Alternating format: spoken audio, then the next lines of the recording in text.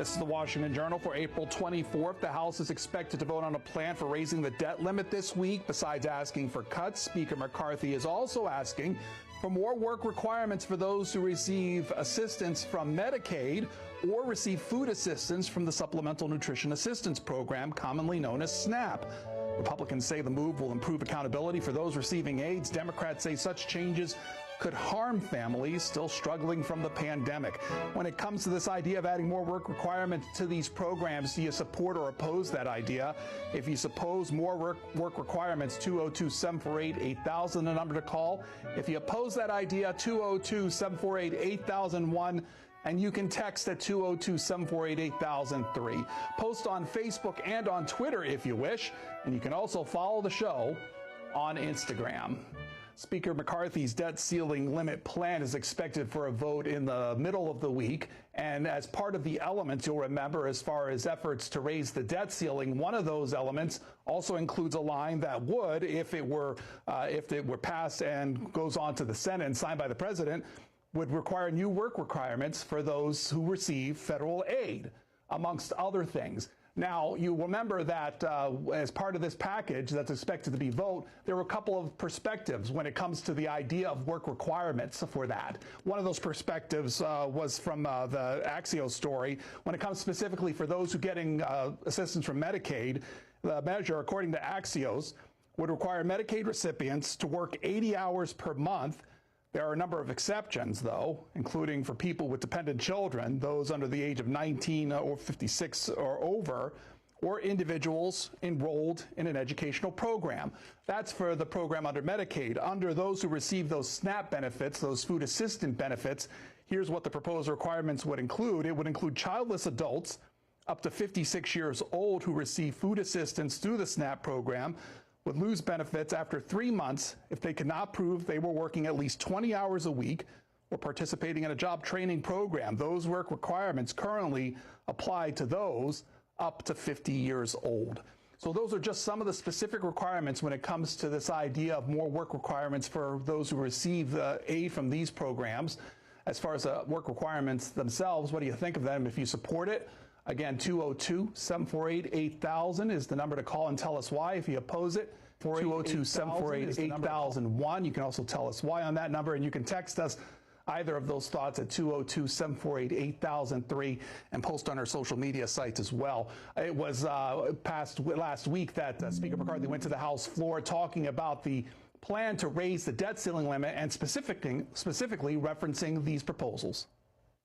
It will also help lift millions of Americans out of poverty.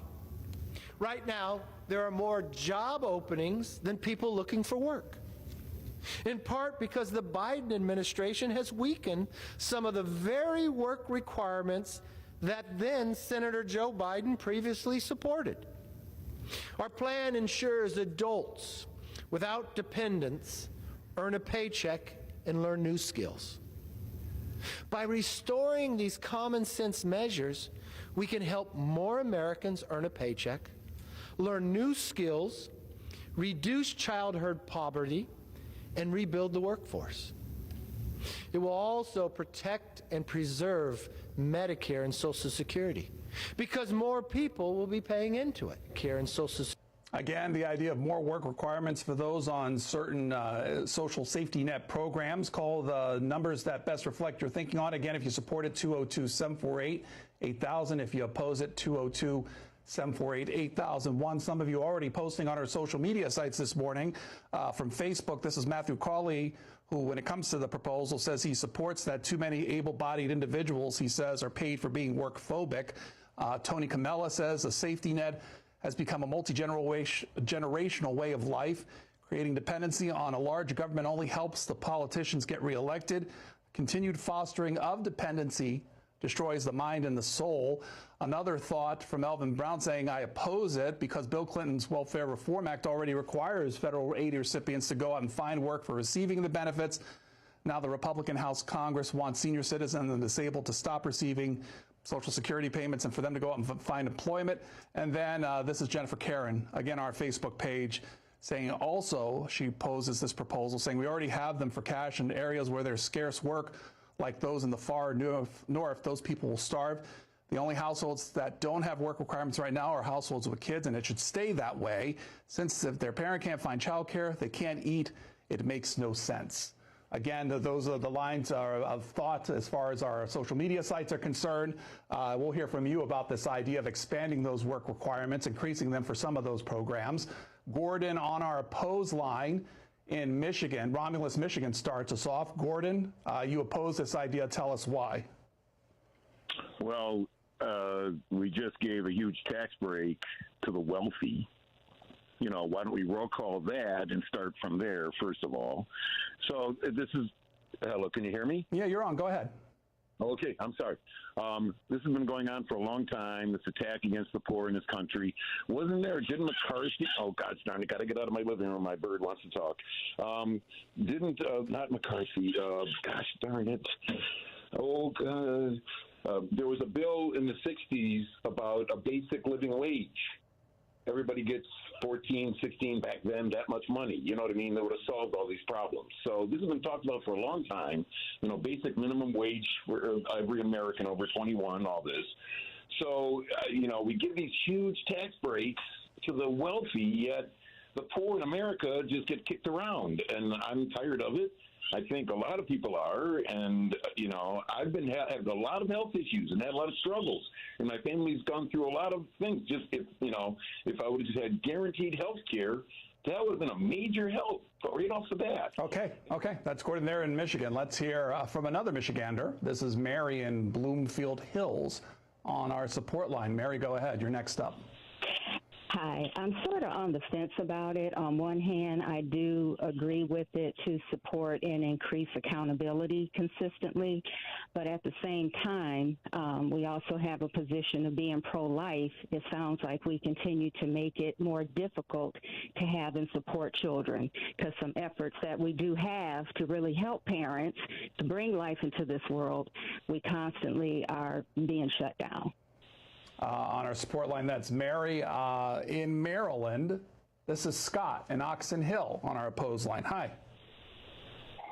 So, welfare benefits, there's a lot of big businesses involved that make money off of the welfare system and like providing training services to people, but a lot of the training that they provide isn't really going to help them get jobs. And then how does that apply then to the idea of these work requirements? Hello? You're on. Go ahead. How does it apply to the idea of these work requirements? Well, a lot of the people that are trying to jump through these hoops to get like payments and SNAP benefits and stuff, like, you know, a lot of employers don't want to hire these people, you know, for various reasons. And Okay, that's Scott there in Maryland. There's an organization known as the Center for Budget and Policy Priorities. They put out a recent note taking a look at this idea of expansion of work. And this is what they write about it, saying, in fact, most working age adults receiving assistance from programs like SNAP and Medicaid are already working for pay or temporarily between jobs. For those who aren't, most are providing unpaid care to children or other family members attending school or out of work because of their own health problems.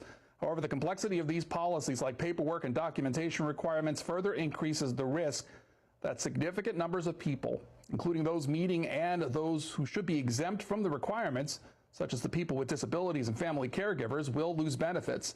Red tape and a lack of assistance in claiming exemptions make it very hard for large numbers of our participants to comply. The result being that these policies can't be fixed by trying to carve out certain populations.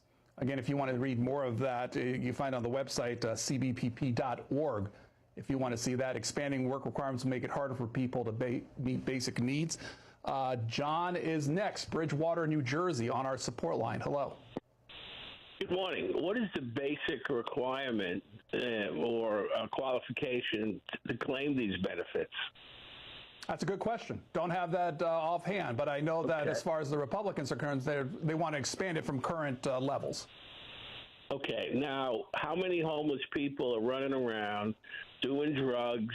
Are they getting these benefits? That's what I suspect. I'm sure anyone in America can apply for the benefits. And I'm sure there's plenty of people who are doing drugs, doing nothing, and getting a check. You know about that at all, sir? Don't have an answer for her there, but we'll go next to Susan. Susan, Seattle, Washington, on our opposed line. Hi. Hi. I just wanted to call and say that being a Democrat and a Republican means different things in different areas. I'm a Democrat in Washington State, but I'd be a Republican in California State. So when you vote, you really just need to vote your conscience. And I oppose this, and the reason why I oppose this is because human nature just takes its toll. If you have something good, you want more. That's just human nature. And so, and then we go overboard. We go over one way, then we say, oh my gosh, what's happening? We go the other way. So I oppose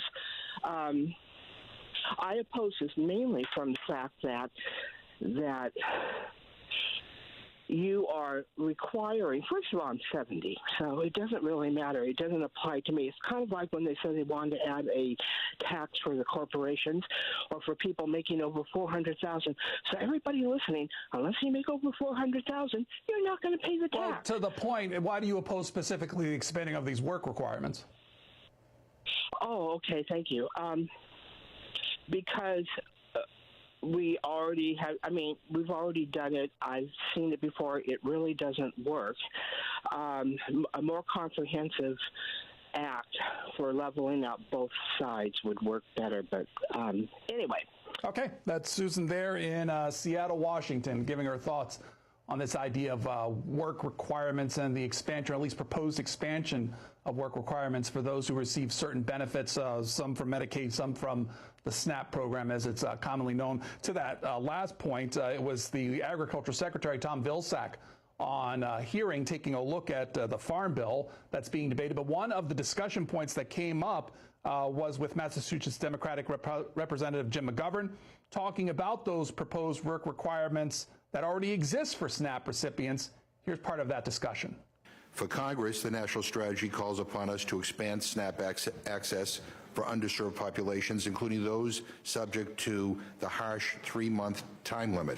Secretary Vilsack, can you please explain to the committee what the research shows about time limits on SNAP eligibility? There was a study done, Congressman, of 9 states, Pennsylvania, Colorado, Oregon. I can't remember some of the other states that were involved in this, but basically took a look at the 3-month, and several things came out of that study. First of all, who we're talking about. When we talk about these adults without dependents, who are these people? Well, they're mostly male, and they're mostly homeless. And they're mostly people with educational achievements that aren't quite as high as you would expect them to be. So that would include, obviously, a lot of the homeless veterans that we talk about a lot.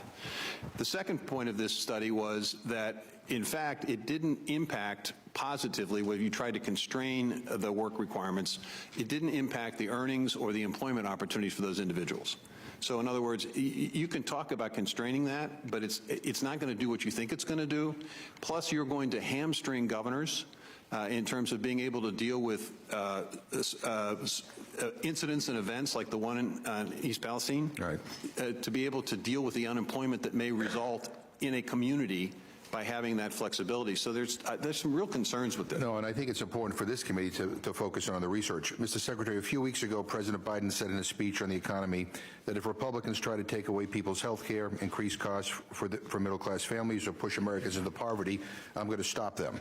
Would you agree that the proposals we've started seeing from some Republicans that would cut SNAP eligibility or benefits, including by expanding SNAP's existing harsh work requirements and time limits, would push Americans into poverty?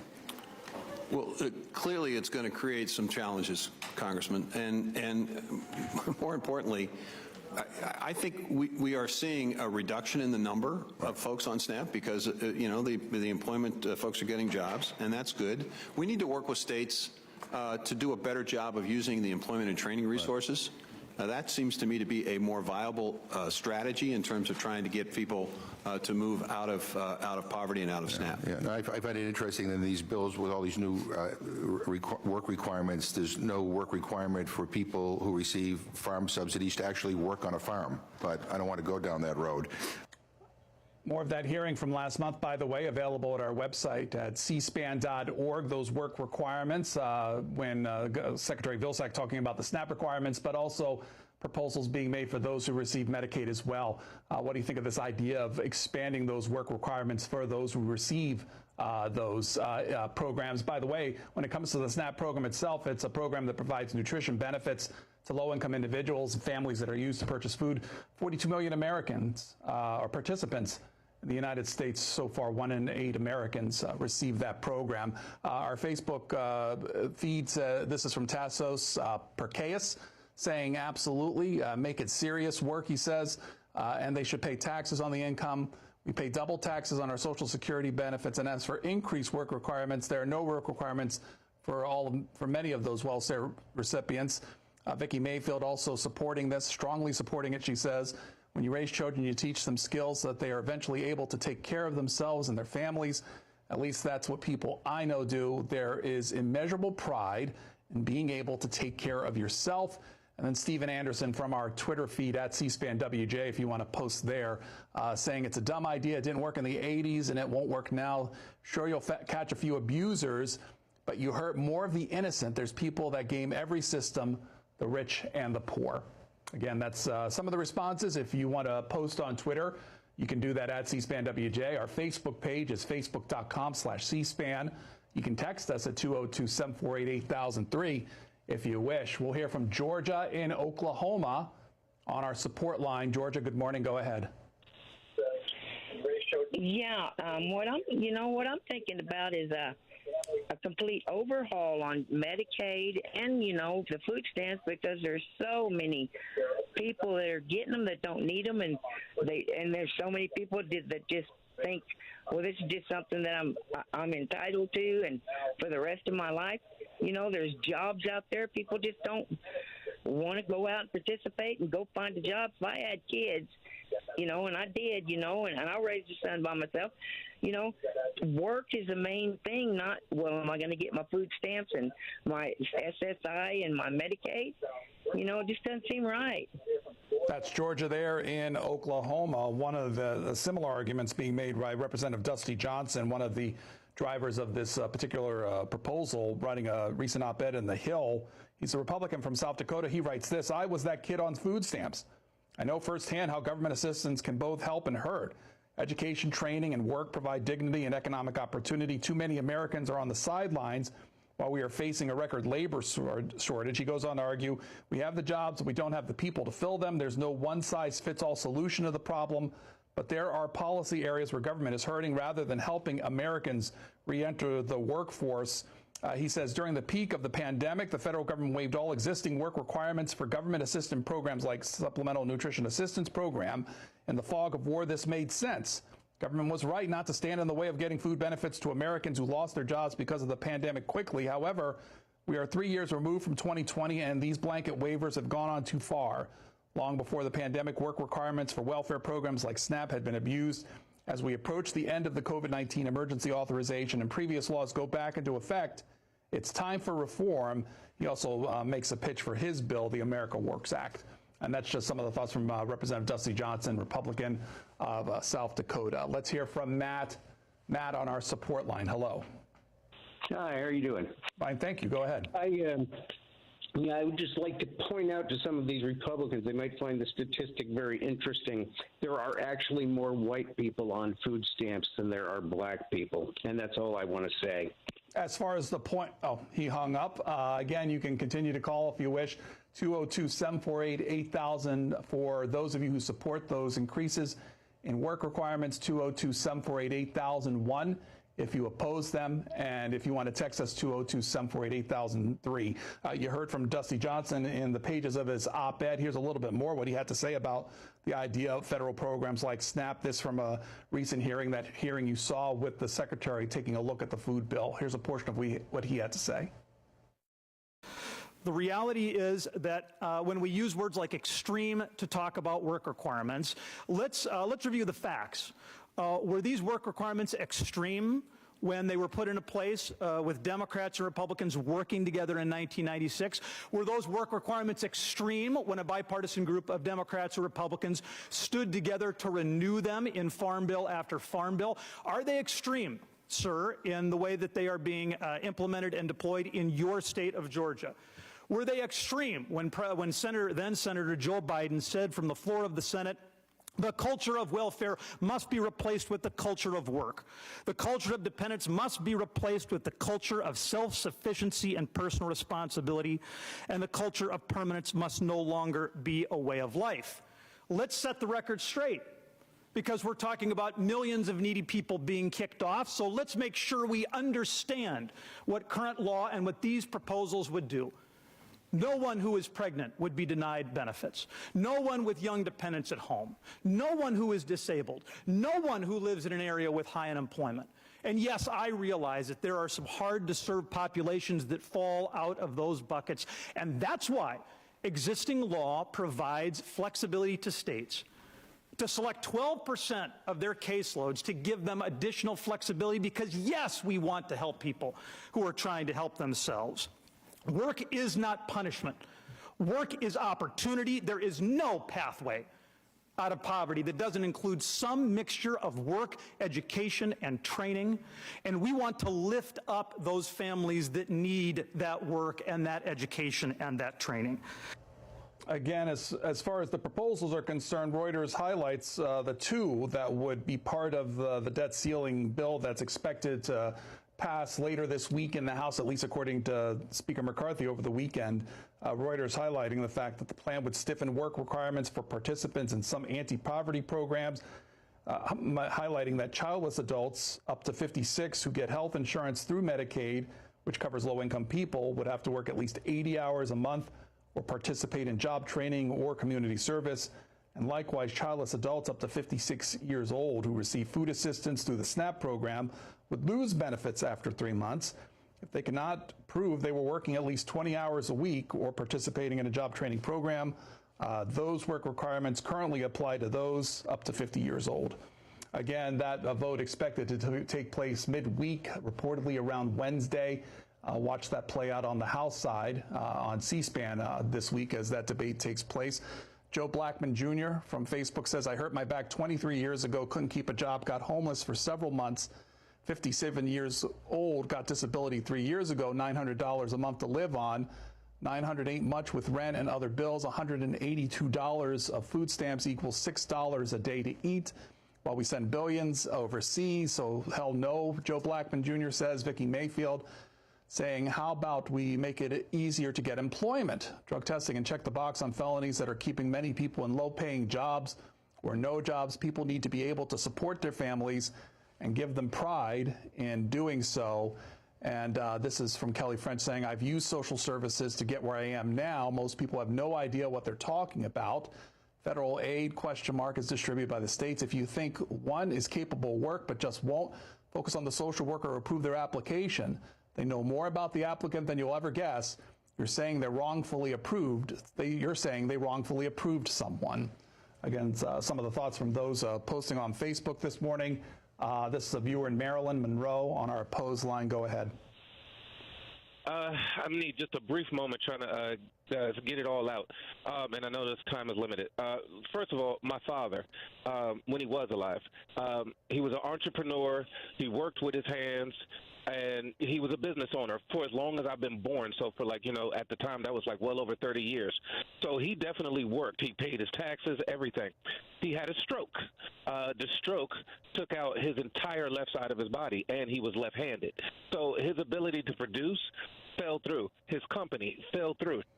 What did he do? He did get food stamps. He was not one of these people who were trying to defraud the system just so that he can get more money, so he can have his basic necessities of food. So, yeah, they're right. If you were to increase these work requirements, it would hurt more people than the select few, which actually goes to my second point. This is really all about waste, fraud, and abuse. We know that entitlement programs are always a hot issue, trying to find ways to decrease the spending. The best way they can do that is by putting more people in the offices to check this stuff, because part two of what I was going to say is I personally was a victim of identity theft, and the District of Columbia, next thing you know, they were trying to hit me up for over $3,000 worth of food stamp benefits, saying that I did not qualify for it. When I went down to their office and we looked at all the documentation, oh my God, the driver's license for the applicant wasn't me. The address for the applicant wasn't the same as who was actually getting it. It was like there were so many errors, the signature, the name. It was like there were so many errors in this file that, yes, they did say, okay, Mr. Washington, it wasn't you. Okay. But that's a viewer in Maryland. This is Denise in New York City on our opposed line. Hi there. Hi. I oppose it because people working, and I know this for a fact because I know some people who are working full-time jobs 5 days a week, 8 hours a day, and they're still, because their wages are so low, they are still eligible for SNAP. For food. And no one working a full-time job should be eligible for food stamps. They should be making a decent salary. They don't even want to pass a $15 hour wage increase. And $15 an hour is only $30,000 a year. So how are you supposed to support your family? You can barely support yourself on that. And there was a person that called early and wanted to know how many people are out there drug addicted and they're receiving benefits. Well, according to the Center for Law and Policy for Social Policy, they say that the people receiving benefits that are on drugs is less than 1%. Okay. Thank you. That's Denise there in New York City. U.S. News taking a look at the issue of those who are enrolled in SNAP. Says this when it comes to the states that receive those most benefits, saying that the state with the highest rate of participation in SNAP was New Mexico, where 24.3% of the state's residents were enrolled as of November of 2022, nearly 5 percentage points higher than any other state. After New Mexico, Louisiana came in, followed by West Virginia, Oklahoma, and Oregon among the states with those highest rates of participation. Meanwhile, states in the Midwest and the Mountain West tend to have lower rates of recipients, with Utah's being the lowest in the country, 4.6%. Part of the disparity is due to differences in eligibility requirements, and in part is the matter that what percentage of eligible residents enroll. Not everyone is eligible to enroll in the SNAP program. Able-bodied people with dependents can only receive 3 months of SNAP benefits over 3 years, and many of those recipients must meet certain work requirements, and some lawmakers hope to make stricter when Congress takes up that issue. Again, we're asking you about this idea of requirements, or at least work requirements, for those on certain or social programs like welfare, like SNAP, or like Medicaid, like SNAP, and with more work requirements are needed. Let's hear from Ray. Ray in Texas on our opposed line. Go ahead. Yes, I oppose the work requirements because there's a lot of big companies such as Walmart that's not paying their workers livable wages, but they're making billions. So we support, big corporations like Walmart. We give them tax breaks, but the poor who are already at the bottom, we don't want to give them any breaks. We have billions of dollars to give to our national defense, but when it comes to the poor, we don't have any money. We have the money for everything else. So, yes, we have the money for the poor, and the Bible tells us those who have the least is who we should support, and we will be blessed as a nation for taking care of the poor. Let's hear from Carolyn in Virginia. Last call on this on our support line. Go ahead. Yes, I think that it should work because these girls, they're getting everything free. Free food, free housing, free rent, and they land up having babies. Yes, they should go out and work to give them some dignity of their life. If they live around and get everything free, that's what the kids grew up and think, that you can get everything free. I feel that if you healthy enough and you should go to work, I don't care, go to work, give them some stability. And you got people in one household getting all these food stamps. You got 3 families living in one house, and everybody's getting food stamps. Everybody getting food stamps. And nobody is looking to see what's going on down here. Everybody's up there. You got these people, these immigrants, they live in 3 families, 4 families in a house. All of them get food stamps because they got different names. How do you know that for sure? Food stamps. What did you say? How do you know that for sure? I live around them. When you live around, you see a whole lot of stuff. You got to live around them to see what's going on. You got 3 or 4 families living in one apartment building, one apartment. Okay, that's last call from Carolyn there from Virginia on this topic. Again, watch out this week as the Washington Times highlights the debate over the debt ceiling.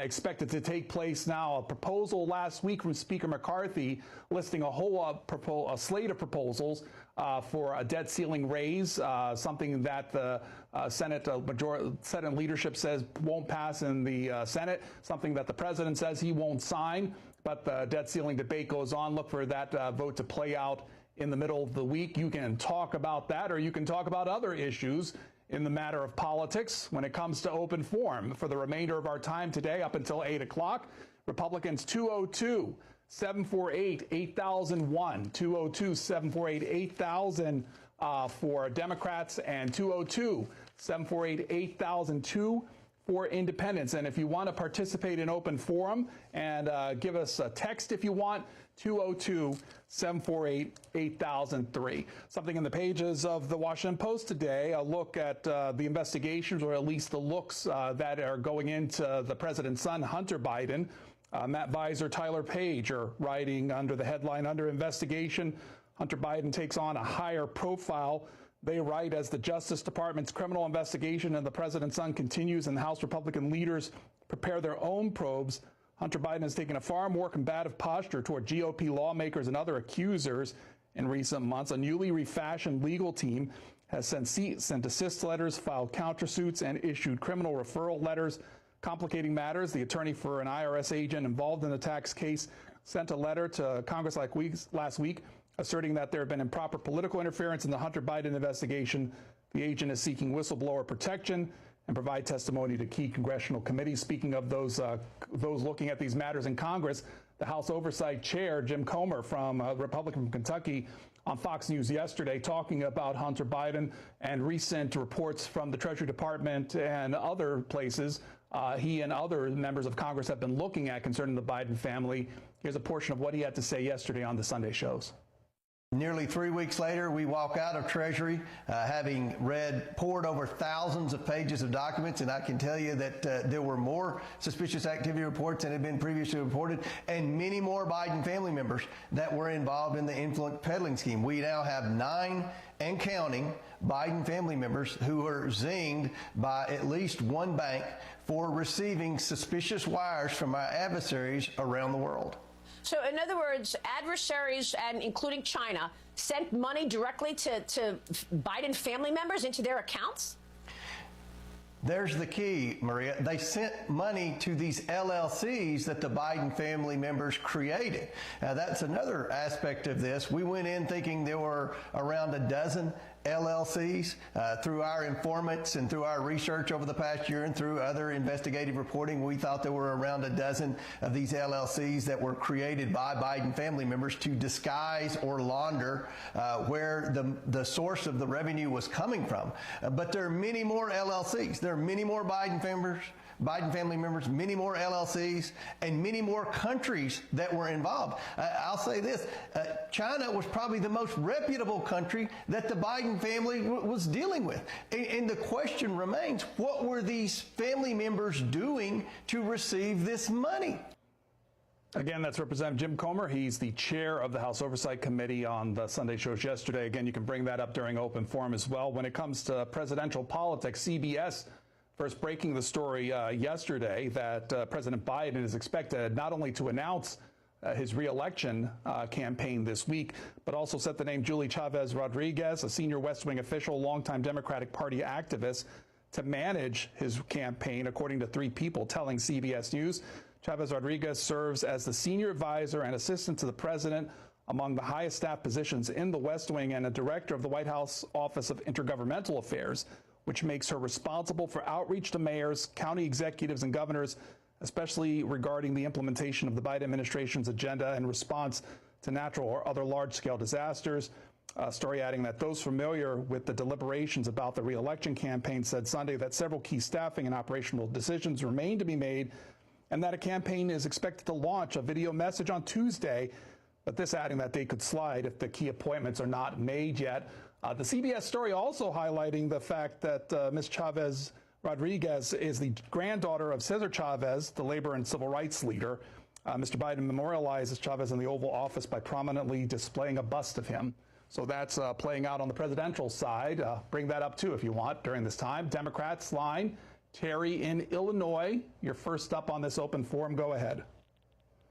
Hey, good morning, Pedro. Pedro, I always had a question I wanted to pose to you. I was curious about what is the purpose of these 501c plans, and is it supposed to help the poor?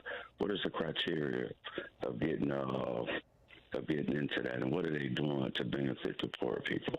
Thank you. That's all I want to know. Thank you. Why is it an important topic in your mind, do you think? Oh, he hung up. Let's go to Margaret. Margaret in Arkansas, Democrats line. Hi. Yeah, something that's increasingly becoming on the news, and I'd love for you to have a segment on it, is the book banning and book censorship that's increasing in our country. And the people that are all pro-gun say the first thing they do is take away your guns. In a dictatorship, no. The first thing they do is start banning books, because when they put a brace on your mind, that's when your freedom goes. Do you notice any of those efforts particularly taking place either in Arkansas overall or where you live there in Fayetteville?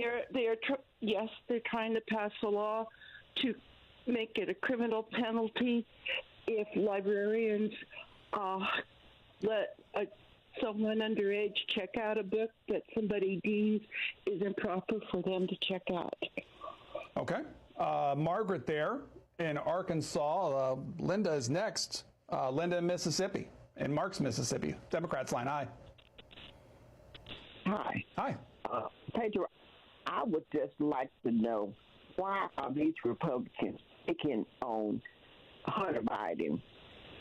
And when they say nothing about Ivanka and Jared, Trump's children that worked in the White House, Ivanka got 6 patents while she was serving in the White House. Hunter Biden is a private citizen. They are just doing that to try to bring Biden down and kissing behind of a known crook, Donald J. Trump. Do you think it's simple to say that he's a private citizen when he's also the son of the president? He is a private citizen. He's not serving in the government in any kind of way. He is a private citizen, just like you or me. What do you make of the fact that the Justice Department is even looking into his activities? And this is a Justice Department. This is a Justice Department under his current father, President Biden. That's their job. If they haven't found anything yet, he's not locked up. He's just like Trump. They're investigating him too, and he's still walking around free. But if it had been me or you, we would be in jail while they investigate. Whatever Hunter Biden did, not everyone, most people have children that have drug addiction, but he's trying to do better for himself. But Ivanka and Jared have made $82 million while working in the White House, and no Republican criticizes them. Okay, you made that point, Linda, so we'll keep it there. Speaking of former President Trump, another investigation and case set to start this week in New York today. This is reported by the New York Times, saying last year when New York lawmakers were considering creating a one-year window for sexual abuse victims to sue their long-ago attackers, Among the bill's ardent supporters was E. Jean Carroll. Ms. Carroll, a magazine columnist and author, in 2019 had accused former President Trump of raping her nearly 25 years before in a Manhattan department store dressing room, publishing the allegation in New York Magazine. She spoke at a news conference at the state capitol in Albany alongside sexual abuse survivors and sent passionate letters to assembly members calling for the law to be passed. She was quoted as saying, "I stayed silent for years, and after I was attacked," wrote Ms. Carroll, "and by staying silent, I lost my chance to hold my attacker accountable." They're saying now the measure passed shortly after midnight on November 24th when it took effect. On Tuesday, that case is scheduled for trial in federal district court in Manhattan, where after years of accusations and angry denials traded in articles, interviews, and social media, a jury will be charged with determining the truth. The proceeding will take place amid a barrage of legal cases aimed at Mr. Trump, who's running to regain the presidency, and arguing that the suits and investigations are meant to drag him down. Patricia is next, Temple, Georgia. I think Donald Trump should have been in jail a long, long time ago, years back. He's a criminal. And the Republicans are not going to do nothing for the poor, honey. That's for your previous caller. They're not going to help the poor. They for the rich. Them Republicans, everybody knows they're for the rich. And y'all have a blessed day. Thank you. Richard on our independent line, and Richard is from Malden, Massachusetts. Good morning. I always hear the rich and the poor, right? Can you hear me? Yeah, you're on. Go ahead. Oh, yeah. And they always say how the rich don't pay their fair share. Well, the high corporations and the wealthy people pay over 49% of the taxes in this country. And if it wasn't for them, we wouldn't have give me programs that these so-called poor people, which I just call bums, don't want to work for. Thank you. That's Richard there in Massachusetts. The Washington Times this morning reporting that Homeland Security Secretary Alejandro Mayorkas has ordered a 90-day sprint review of 6 areas where the U.S. is vulnerable to China, including fentanyl smuggling, Chinese control of the supply chain, and preventing China from exploiting the immigration system to insert operatives into the U.S. Mr. Mayorkas announced the moves in a State of the Homeland address Friday, sounding new alarms about the threat China poses. Quote, "Beijing has the capability and the intent to undermine our interests at home and abroad, and is leveraging every instrument of its national power to do so," he said in prepared remarks. "We must ensure that we are poised to guard against this threat today and into the future." His speech came a day after he delivered Homeland Security's latest quadrennial review to Congress, with a document laying out the direction the department will go in the next 4 years. Dusty from our independent line in South Carolina, you're next up on this open forum. Hello.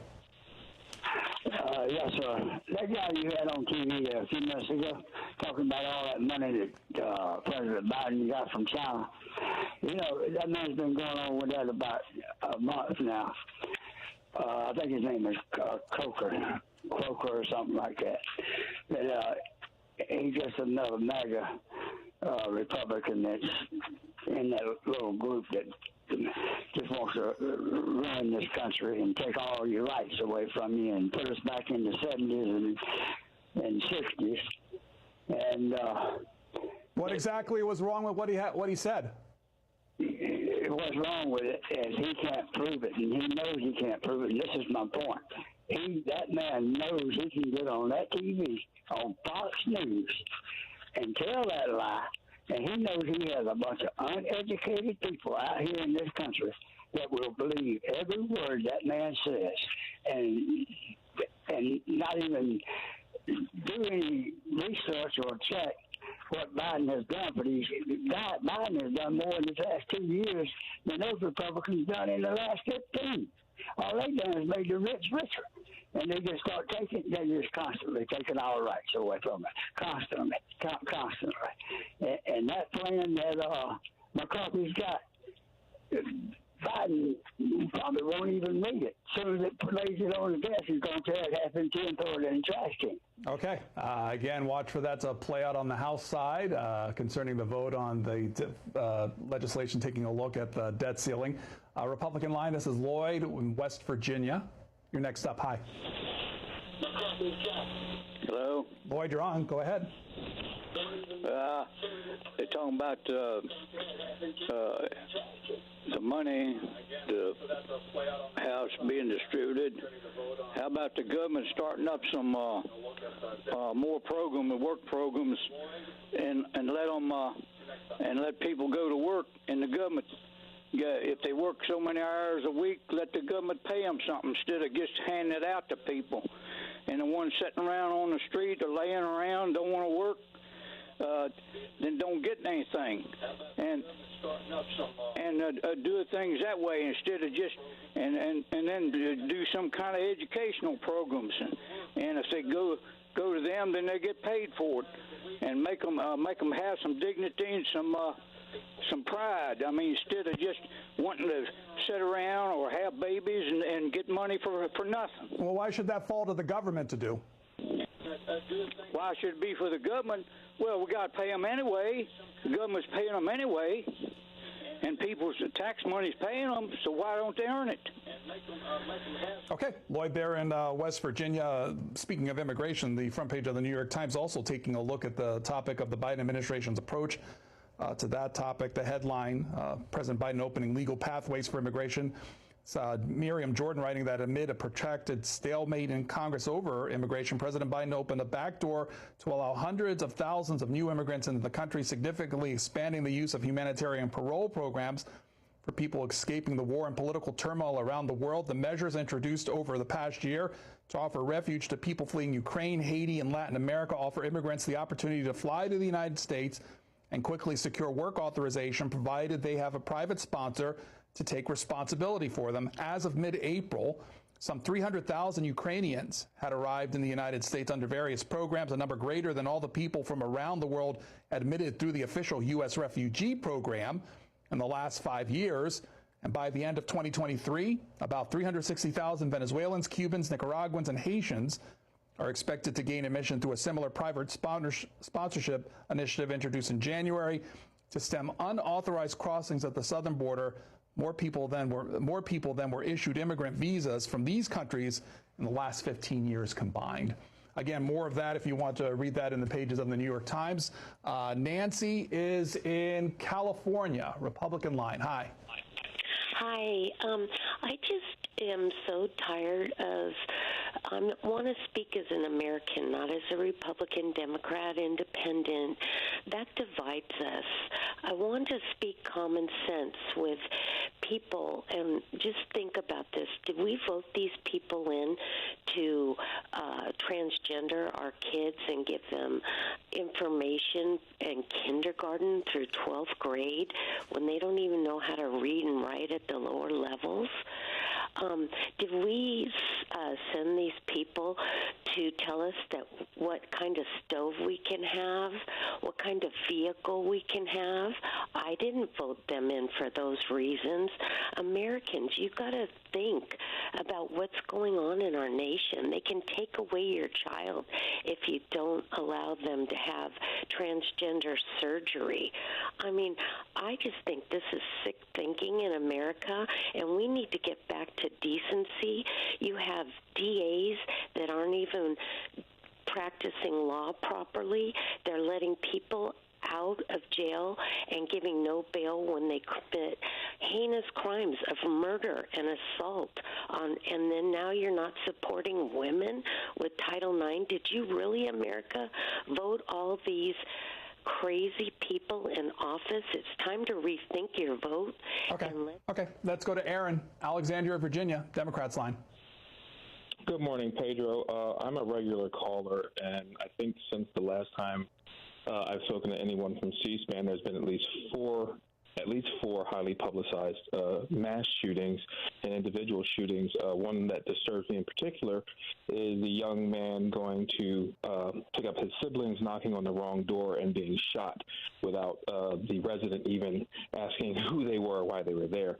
I was hoping perhaps C-SPAN might consider asking their viewers if the state created a well-regulated militia, which then they had to register, would they do so? Being a gun owner, would you register for being in a state-run militia?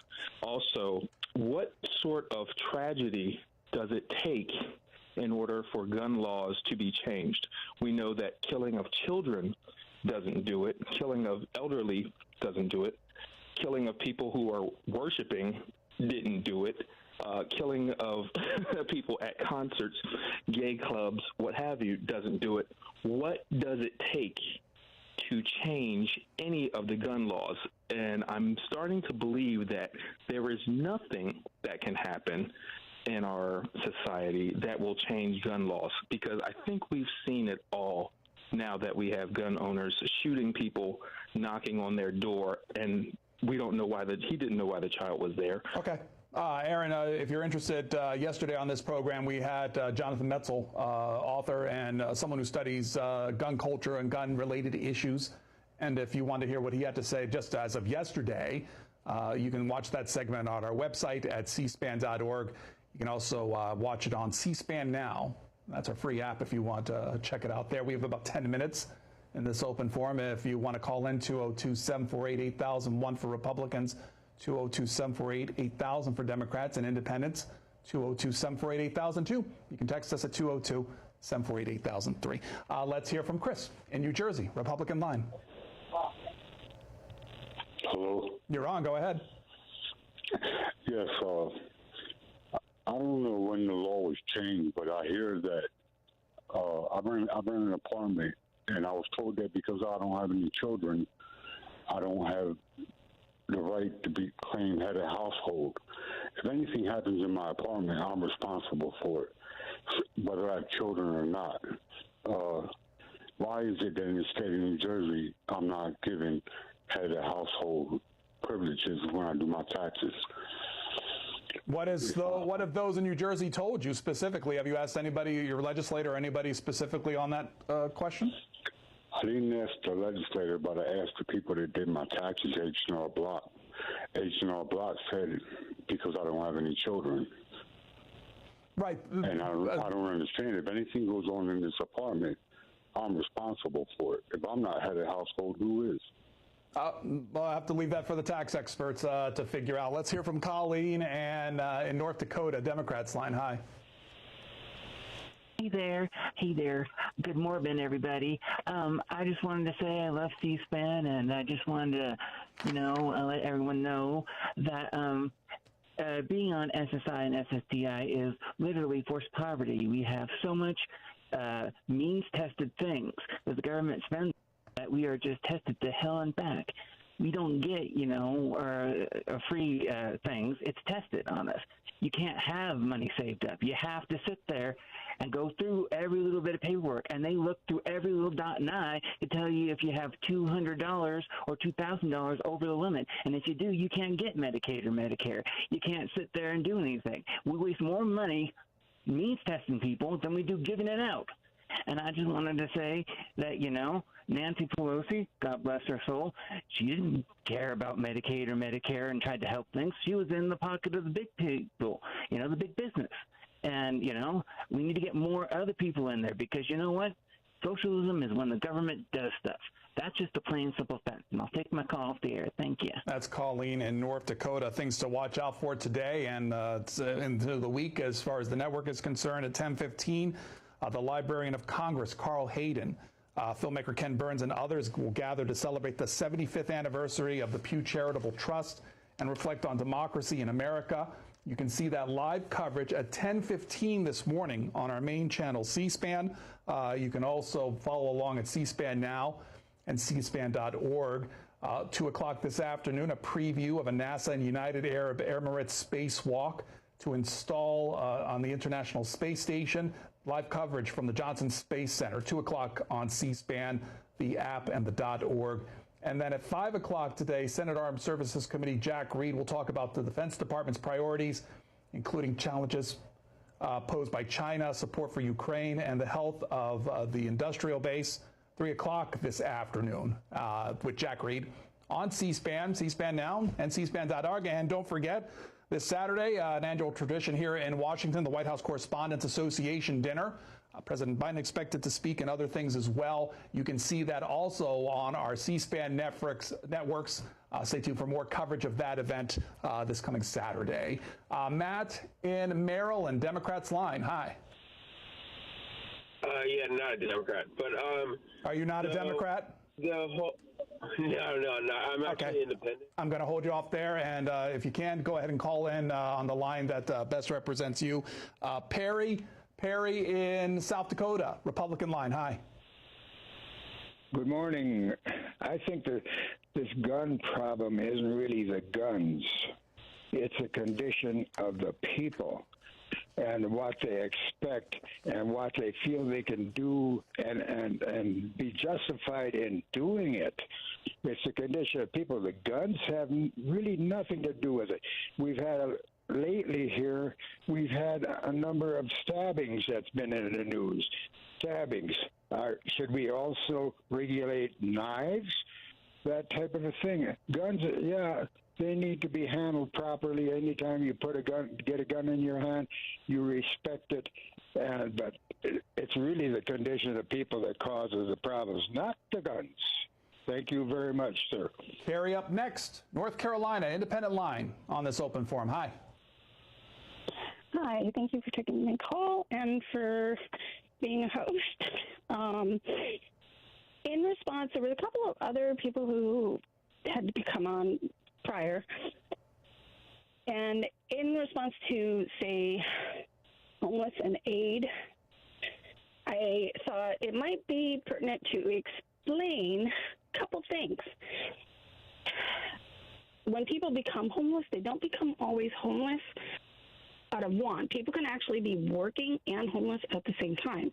Interestingly enough, when it comes to aid, I thought one of the things that wasn't considered in that is if you take a household, and we're looking at going into a forced birth nation, if you have, say, single moms, right, ended up becoming single moms, maybe not by any fault of their own. If anything upends the income of which they have, which ends up costing and saying, hey, guess what? We jack the prices of rents. We jack the prices of a whole bunch of other things. They can't afford it. They get booted and whatnot. And then it says, hey, in another scenario, kind of similar, if you're, say, DV, right, can't afford, don't have access to certain programs, literally because either they're too far away, i.e. city-based, no housing structure in rural community. There are different ways that people can become homeless under that bracket, even with kids, and trying to get out of that structure and back in the workforce. Human resources. Well, several things have to occur. You have to have an actual address, number one, to actually get services. If you are homeless, you don't necessarily have address. If you're applying to work, how do you list address in order to get hired? So there's a whole bracket of different things. Okay. Let's move on to Thomas. Thomas in Rhode Island, Republican lines. Yes, good morning. Good morning. This is Thomas. One of the things that I hear every day on the news, and I hear every day in various sessions of the House of Representatives, is this constant barrage of referring to the Republican Party as MAGA. And you don't hear the Republican Party calling the Democrats Party by derogatory terms. And I think that using the word MAGA, it's like going back to the elementary school when the fifth graders would gang up on the third graders and push them around. This is the United States of America, I believe, and I believe that as Americans, we should look upon each other not as, quote, MAGA Americans, but as Americans, period. Whether we're Republicans, Democrats, or independents. Okay, let's hear from Marcus, an independent in Canada. Good morning. First of all, I would like to say that these housing requirements for people, like for benefits, is a stupid idea. That's just going to create more poverty. It's going to create even more taxation on your already corrupt and broken system. Second of all, you let transphobes and racists cook online, and you won't cut them off, but anybody on a leftist tilt, you just cut them off right at the buzz. Are you done? Yeah, I just want to respond. Okay, let's go to Joe. Joe in Woodbridge, Virginia, Republican line. Hi. Hey, good morning. Just real quick on the gun issue. You know, I believe that the Democrats want to take away guns from every American because they want to control our lives. You know, for example, what happens when every citizen doesn't have a gun or an ability to defend themselves? It just makes regular people more dependent on the government for their safety and protection. So it's, for me, it's just another way for the Democrats to completely control every aspect of our lives. And that's all.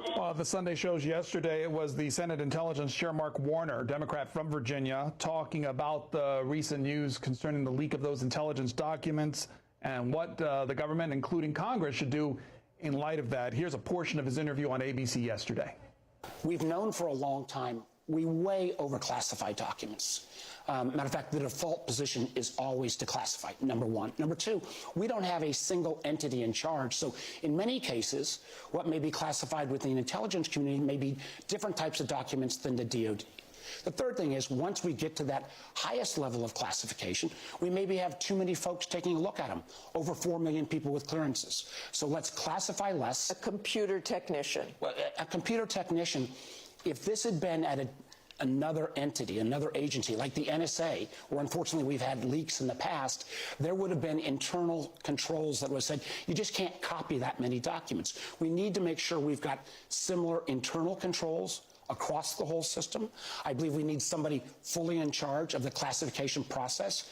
And I believe for those most classified documents, there ought to be a smaller universe. And this individual, which literally was just an IT tech, there's no reason that that person should be able to see the full document. You may have to see the header, but the actual contents, there's ways to make this safer. We've known this has been a problem. We actually have to have, I believe, Congress intervene, and we have to do a better job. And frankly, this individual, I think, clearly, if it's proven to be the case that he was the leaker, he needs to be prosecuted to the full extent of the law. One more call. This will be from Rhonda in California. Independent line. Last call. Go ahead. Hi, Pedro. Thank you. First, I'd like to say I'd like to give kudos to that gentleman who talked about the MAGA definition. But second, Pedro, do you know here in California recently, it was all over the public news stations how people had to reapply for Medi-Cal. And this is what all the news stations says. You can expect, because so many people are now recertifying themselves, thousands here in California, that half of them won't even get put through because there's so many. Also, Pedro, I want to ask you, do they hear us there in Washington? Congressmen, senators, and even the White House? We're screaming about gun control. We're screaming about poverty. We're screaming about homelessness. All these things, Pedro. And I wonder, do they hear us? Do they hear us? They're supposed to be speaking for us. But, Pedro, it seems like they're just going on their own agenda, that they're not hearing us anymore. Rhonda, I don't mean to interrupt, but let me ask you this. Have you tried to reach out to your own legislators, whether they're in your district or whether statewide, as far as these issues that you brought up? I have, sir. I've made calls to two of them. One is our representative here in Sacramento Valley. I've called his office several times.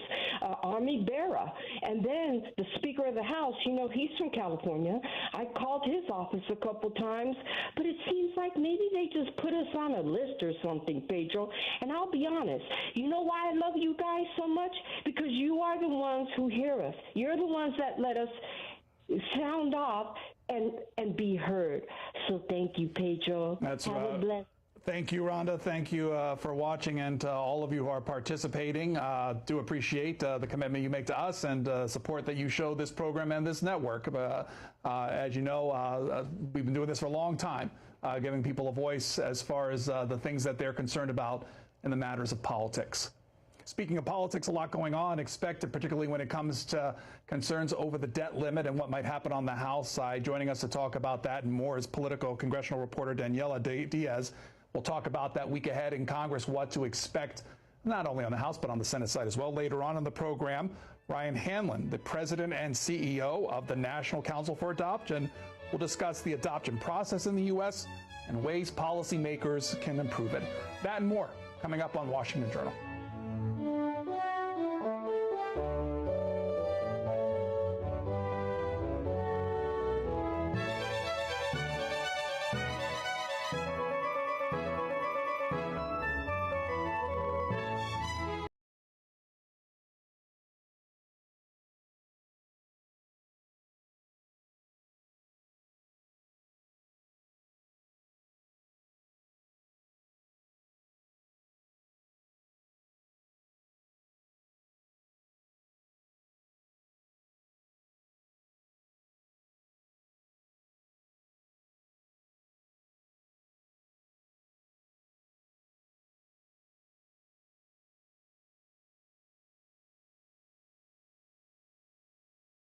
The president might host the parties in Nairobi if he can't go to Sudan because of the security situation?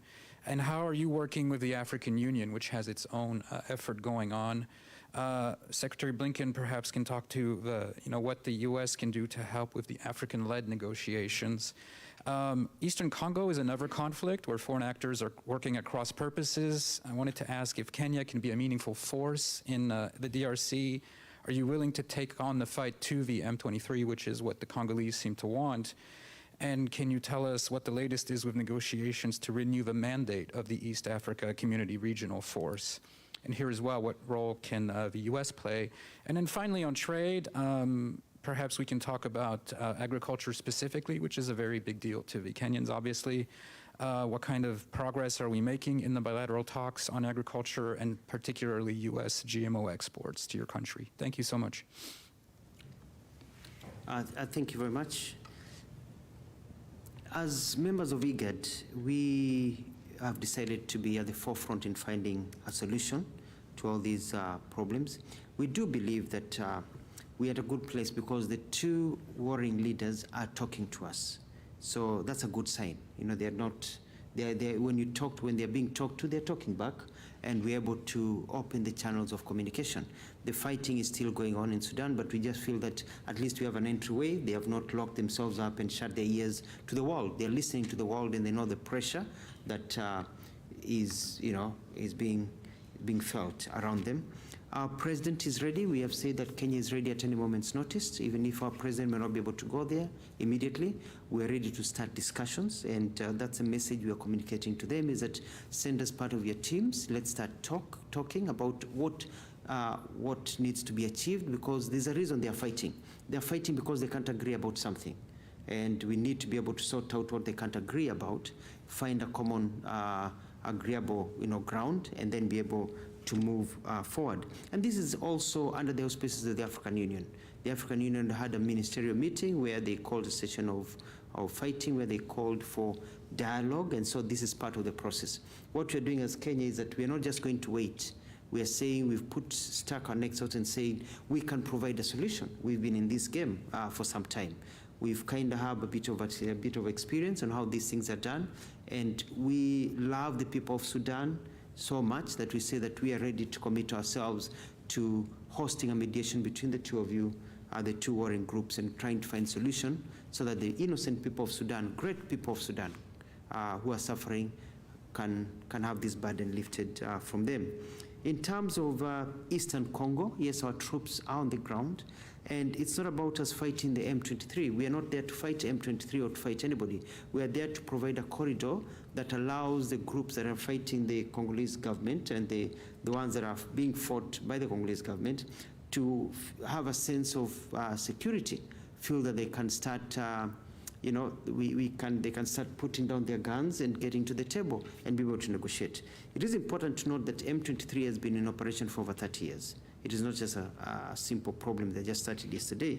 So we are working together, and the Nairobi processes are still going on. Processes are still going on. We have Nairobi 4 coming up, and so we are fully engaged. And there are different meetings being called this coming month to try and sort out the issue. In terms of the regional force and extending, that's in the process, and we're confident that will be. Kenya is not planning to withdraw its troops until we find an amicable solution. And we want to thank our partners, the United States and others, for the promised support that we can be able to work together to ensure that that region is stable. Maybe you can take agriculture first, then I can. Right, thank you, Albert. Let me just add that in terms of our engagement in Sudan, first, we've been deeply engaged directly with the parties. I've spoken to Generals Burhan and Hamedi on multiple occasions. We strongly support African-led efforts to help both mediate this crisis, to end the hostilities, and as I said, get back on track to transition to a civilian-led government. We participated in, I think, an important meeting by video conference that was convened by the chairperson of the African Union, Mr. Faki, just at the end of last week, that included the Secretary General of the United Nations, that included virtually all of the stakeholders in Africa and beyond who have an interest in trying to help Sudan get back on track, and we continue to support those efforts. We all have the same goal. We're all driving to the same place. That is a ceasefire that's genuinely durable, that turns into a full cessation of hostilities between the competing forces, and that resumes the very important negotiations that were underway to create a transition to a civilian-led government. Negotiations that had produced very significant progress, including the agreed framework. So that is everyone's goal, and we'll use both our direct engagement as helpful and as appropriate, but also strongly in support of AU-led efforts to put this back on track. With regard to the United States and Kenyan trade, I think first it's worth pointing out that it's up 20% over the last year. That in and of itself speaks volumes. And when it comes to agriculture, that's exactly one of the things that we focused on today in a variety of ways. And I think that's going to be also the product of the strategic dialogue that we're having today, and that you'll hear more about when we conclude our conversations. One of the things that we talked about, and this has been part of an ongoing conversation, is, of course, Kenya is on the receiving end of an acute food insecurity challenge, like many other countries in Africa and beyond. And we've seen an almost perfect storm that's emerged, the combination of climate change, of COVID, and of conflict, including the Russian aggression against Ukraine, all of which have contributed dramatically to rising food insecurity in Africa and beyond. We have been deeply and intensely engaged in meeting this challenge. If you go back to February of last year, when Russia invaded Ukraine again, we provided since then about $13.5 billion toward building greater food security, including direct assistance to Kenya and to many other countries. The United States has provided about 75% of the United Nations appeal for Kenya when it comes to food security. But for all of the efforts that we and other countries are making in partnership with Kenya and other friends to address the immediate crisis, we're equally focused on helping countries build sustainable, long-term, productive capacity themselves. That is fundamentally the answer to the challenge. And I think there's tremendous opportunity there, including in the work that we're doing with Kenya. One aspect of that is making sure that using remarkable technology that we've developed over recent years, that two things are addressed: the health and strength of soil and the resilience of seeds. we have the capacity to basically map soil anywhere to determine whether it's strong or not and needs help. We also have remarkable technology when it comes to seeds to make sure that they are much more resilient to climate change, to droughts, to extreme conditions. And this is one of the things that we're working on with Kenya, as well as building out the entire production infrastructure that's also vital to making sure that there's genuine food security. So this is very much part of our dialogue. It's part of our ongoing conversation, and I expect you'll see more on that in both today and in the months to come. Thank you very much. Just to add on to issues of agriculture, and this is where, with the impact of climate change, I think it's a lesson to all of us that we can't keep on relying on rain-fed agriculture. So we have a massive program in Kenya of building dams so that we can be able to conduct irrigation, hold irrigation programs, so that now when it rains or it doesn't rain, at least we're there, but we still have to combat climate change. That's why we are planting 15 billion trees over the next few years to try and roll back what is happening. Agriculture in our region will only thrive if our farmers feel that they need to use it for economic reasons. Agriculture is not only for food, because when a farmer grows crops, that farmer sells those crops, eats some and sells the crops, and gets money for school fees, for building, for their car, etc., etc. So to us, we're looking at agriculture as also an economic issue. And that's why we're talking about value addition in the conversation we're talking about, getting our products here. I can say with no fear of contradiction that Kenya has the best tea and coffee in the world. And so we'd like to be able to get more of that in the United States, and even our products, as we add value to our products, which means that with the opening up of the markets, means that our farmers get more money in the pocket. As a motivation, they engage more into growing crops, and then, it becomes a cycle that is able to continue. So it's about sustainability. Final question, Kylie Atwood, CNN. Good morning. Thank you, guys. I'm going to start with Secretary Muta, please. I just wonder if you could be a little bit more explicit for us in terms of how exactly Kenya has seen the Wagner Group's involvement in the ongoing conflict in Sudan. And you said that you believe that a peaceful resolution is in reach in Sudan. Why exactly do you feel that that is in reach? And Secretary Blinken, just questions on Sudan and then also on Russia and Ukraine. First on Sudan, have the convoys that have attempted to leave Sudan, that have American citizens who have joined them, run into any problems, any violence along the routes on the way out, as far as the U.S. knows at this point? And you mentioned potentially resuming a U.S. diplomatic presence at Port Sudan. Could that happen as soon as this week? And then just one question about a report this morning in the Washington Post on Ukrainians planning to attack Moscow earlier this year on the one-year anniversary of the war. Based on that article, which comes from leaked classified U.S. intelligence documents, it says that the country's military intelligence directorate agreed to postpone the strikes at Washington's request. Have Ukrainian officials ever discussed with you such potential plans for an attack on Moscow? And what's your message to any Ukrainian government officials who may be privately advocating for such an approach? Thank you. Thank you. I think the position that Kenya holds is that we don't want interference by any group, may it be the Wagner Group or individual countries that may be involved directly or indirectly. At this particular time, we just like us to be left with Sudan without foreign and other groups interfering with the peace process. We are quite encouraged about peace being found in Sudan very soon.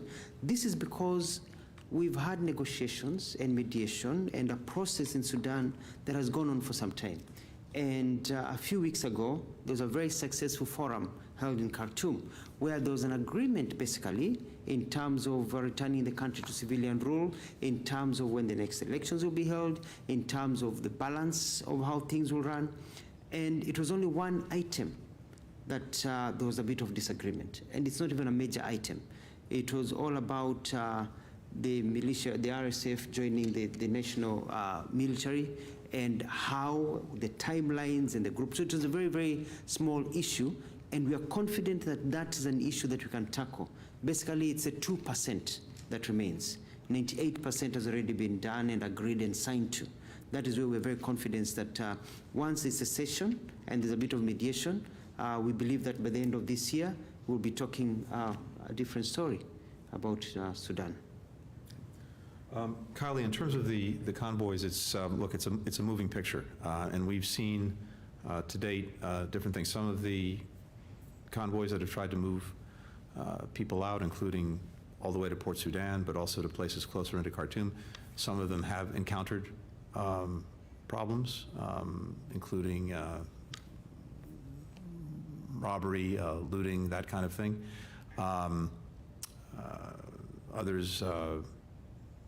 Others not, but it's something that we're tracking very carefully to the extent that we've been able to facilitate Americans being folded in to some of those convoys. We'll continue to do that, but we're also trying to provide the best possible advice we can to anyone asking for our assistance about conditions, about safety, about security, so that they can make their own decisions with the most information possible. But it's something that we're tracking as carefully as we can, and of course we're in very close contact with a number of countries that are engaged in removing their personnel from Sudan to make sure that we know from them what they're experiencing, what they're encountering. All of that factors into the advice that we can provide and the decisions that we make. When it comes to resuming our own diplomatic presence in Sudan, look, that's going to be entirely dependent on the conditions in Sudan. Again, something that we'll look at day in, day out, but I can't put a time frame on it at all. It's really conditions dependent. And finally, the last part of your question, I'm not going to comment on any purported intelligence documents that are being reported on in the press. Thank you, Your Excellencies. Thank you. Thank you. Thanks, everyone. Thanks. Thanks, everybody. When it comes to what Ukraine does to defend itself against the Russian aggression, these are decisions for the Ukrainians to make. Thank you. Everybody. Thank you.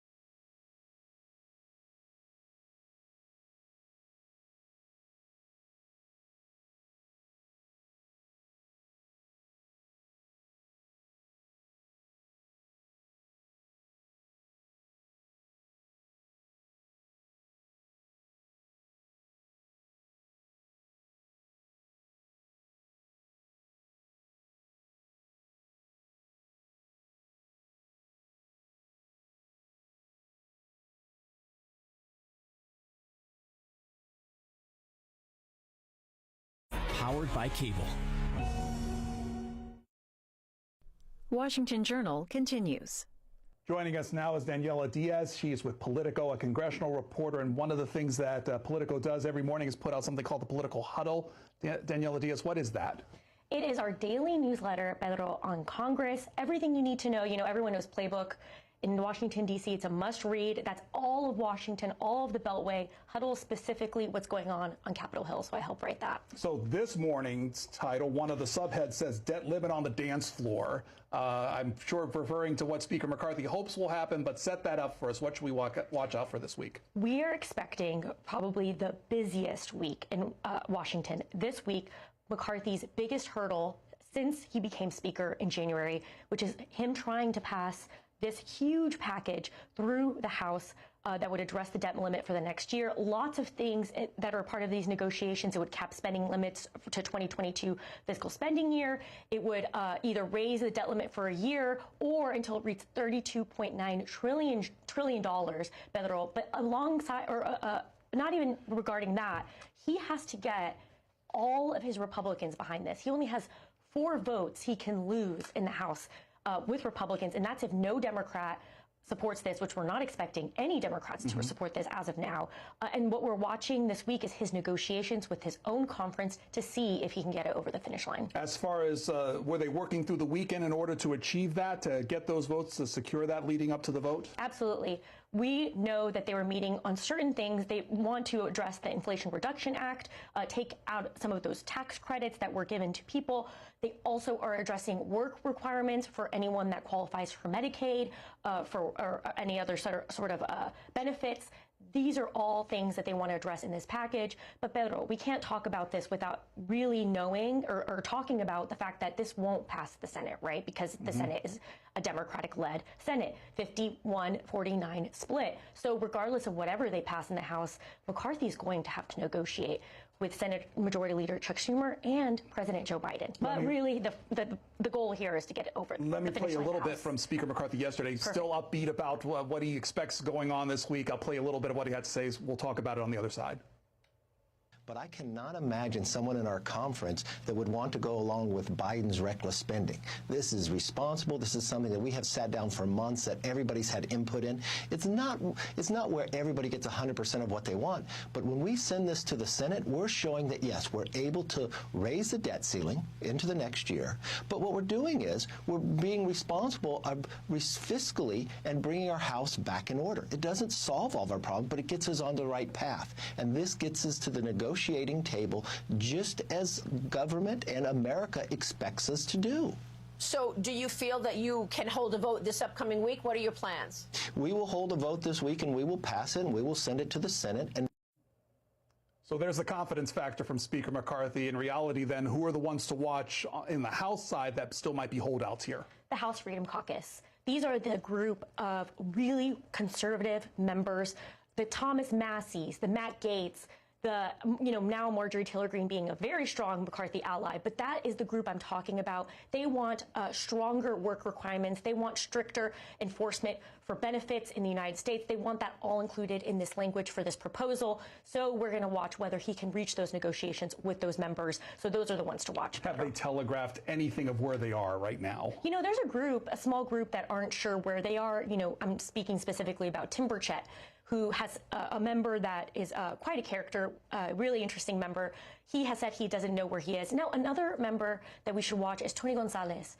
He is holding up a separate set of bills on the border and border security for the debt limit proposal. He said that if this other set of bills to address border security does not go through or does not include legal immigration provisions that he wants included in this legislation that is currently being taken up by the House Judiciary Committee, then he won't vote for the debt proposal. And that is something that we're watching. You know, we spotted him meeting with McCarthy in his office last week. So McCarthy is trying to get these votes. But again, can't emphasize enough, he only has a 4-vote margin here. And that's if no Democrats pass this. And then again, it could pass the House, but they still have to continue negotiating. We'll continue on from there. Daniela Diaz joining us from Politico. And if you want to ask her questions, not only about the debt ceiling, but other matters when it comes to issues of Congress, you can call us 202-748-8001 for Republicans, 202-748-8000 for Democrats and Independents.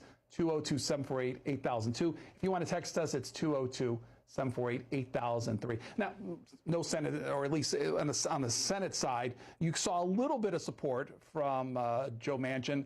But as far as Democrats are concerned on the Senate side, no support for what we're seeing is coming out of the House. And Joe Manchin, as the sole Democrat that is praising McCarthy for this proposal and calling on President Joe Biden to negotiate with him, he's not going to get this over the finish line alone.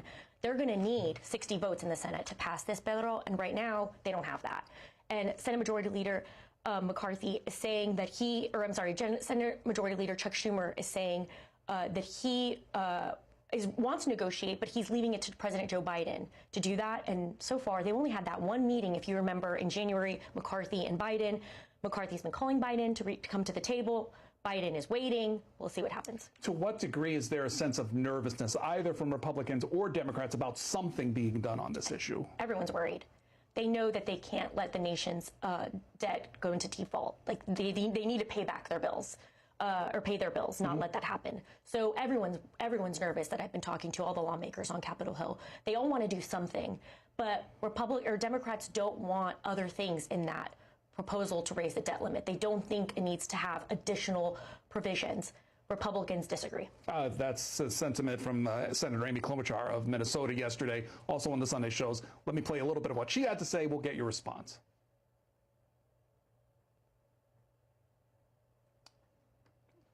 We'll play Amy Klobuchar in a second, but as far as if Democrats are not there, the White House is still hesitant, the House is still hesitant.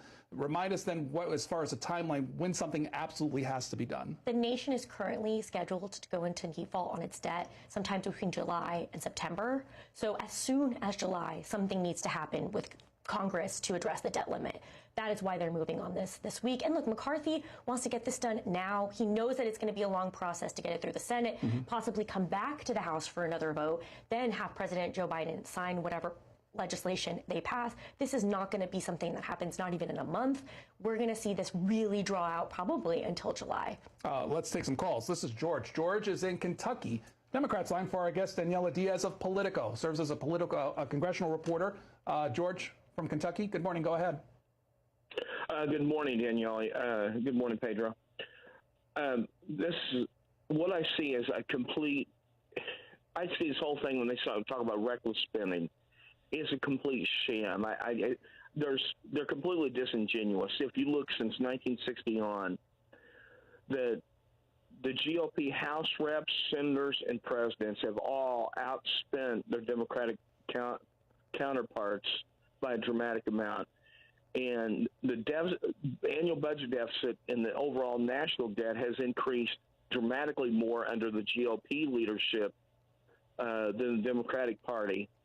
But they started holding any social spending whatsoever, Social Security, Medicare, Medicaid, SNAP benefits, everything hostage to this debt ceiling right in 2012. And I can't help but believe Newt Gingrich's ideology was behind this.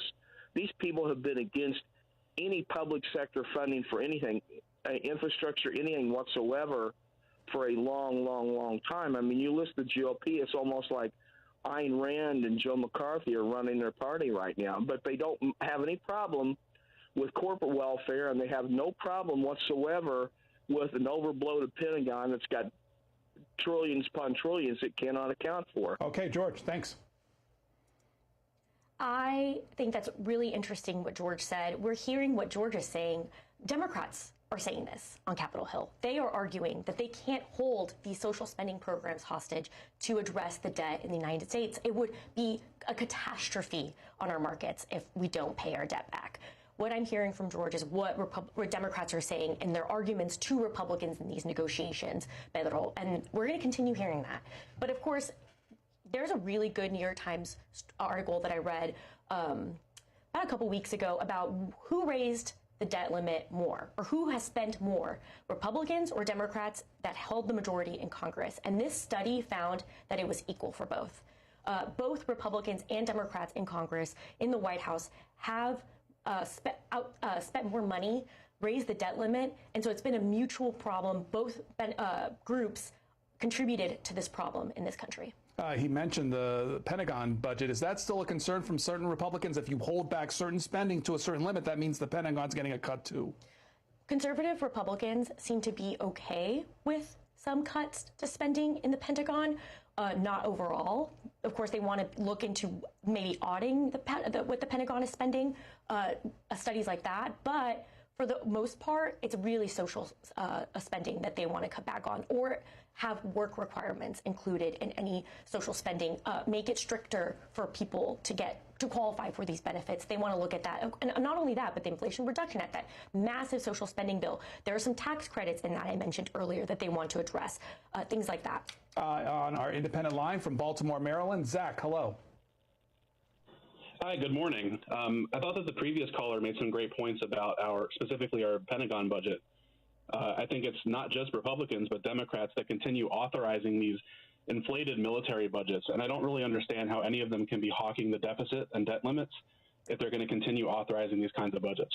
Thank you. You know, we got to get y'all on Capitol Hill talking to these lawmakers directly about these things, because y'all are making great points. It's true. There are Democrats on these really powerful committees, armed services, foreign relations, that are also authorizing the Pentagon budget to be raised. Progressive Democrats, however, should really emphasize, are very much against this. When I talk about progressive Democrats, I'm talking about Bernie Sanders, Elizabeth Warren, Cori Bush, Alexandria Ocasio-Cortez. They are, of course, against that. So it's not all Democrats, but there are Democrats that serve on these committees that are raising these budgets. The bill will go to House Rules this week. Why not appropriations or another avenue? Why rules as far as where the legislation is going? For our watchers at home, basically, what you're saying with rules, they're skipping a step. It's faster. They don't have to mark up this bill in committee. Marking it up means other people get a say in what goes in this legislation.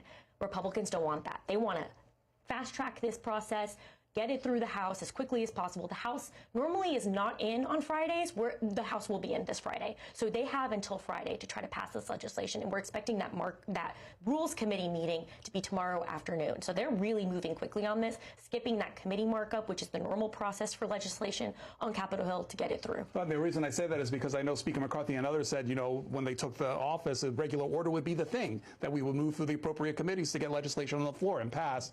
This is skipping a step, as you say. Absolutely, Pedro. I think that what I found covering Congress for the number of years that I have is lawmakers tend to say they want change, and then when they're in these leadership positions, they understand why certain things happen the way they do. This is, of course, a question we brought up to McCarthy, his answer being, you know, we got to move this forward. Let's go to our Republican line. This is where Brock is. Brock in New Jersey for our guest, Daniela Diaz. Hello. Hi. I got tons of questions. I don't have a lot of time. So who in Congress right now looks like they know what they're doing? None of these people on either side know what they're doing. And you're talking about spending money. We make our money on taxing our people.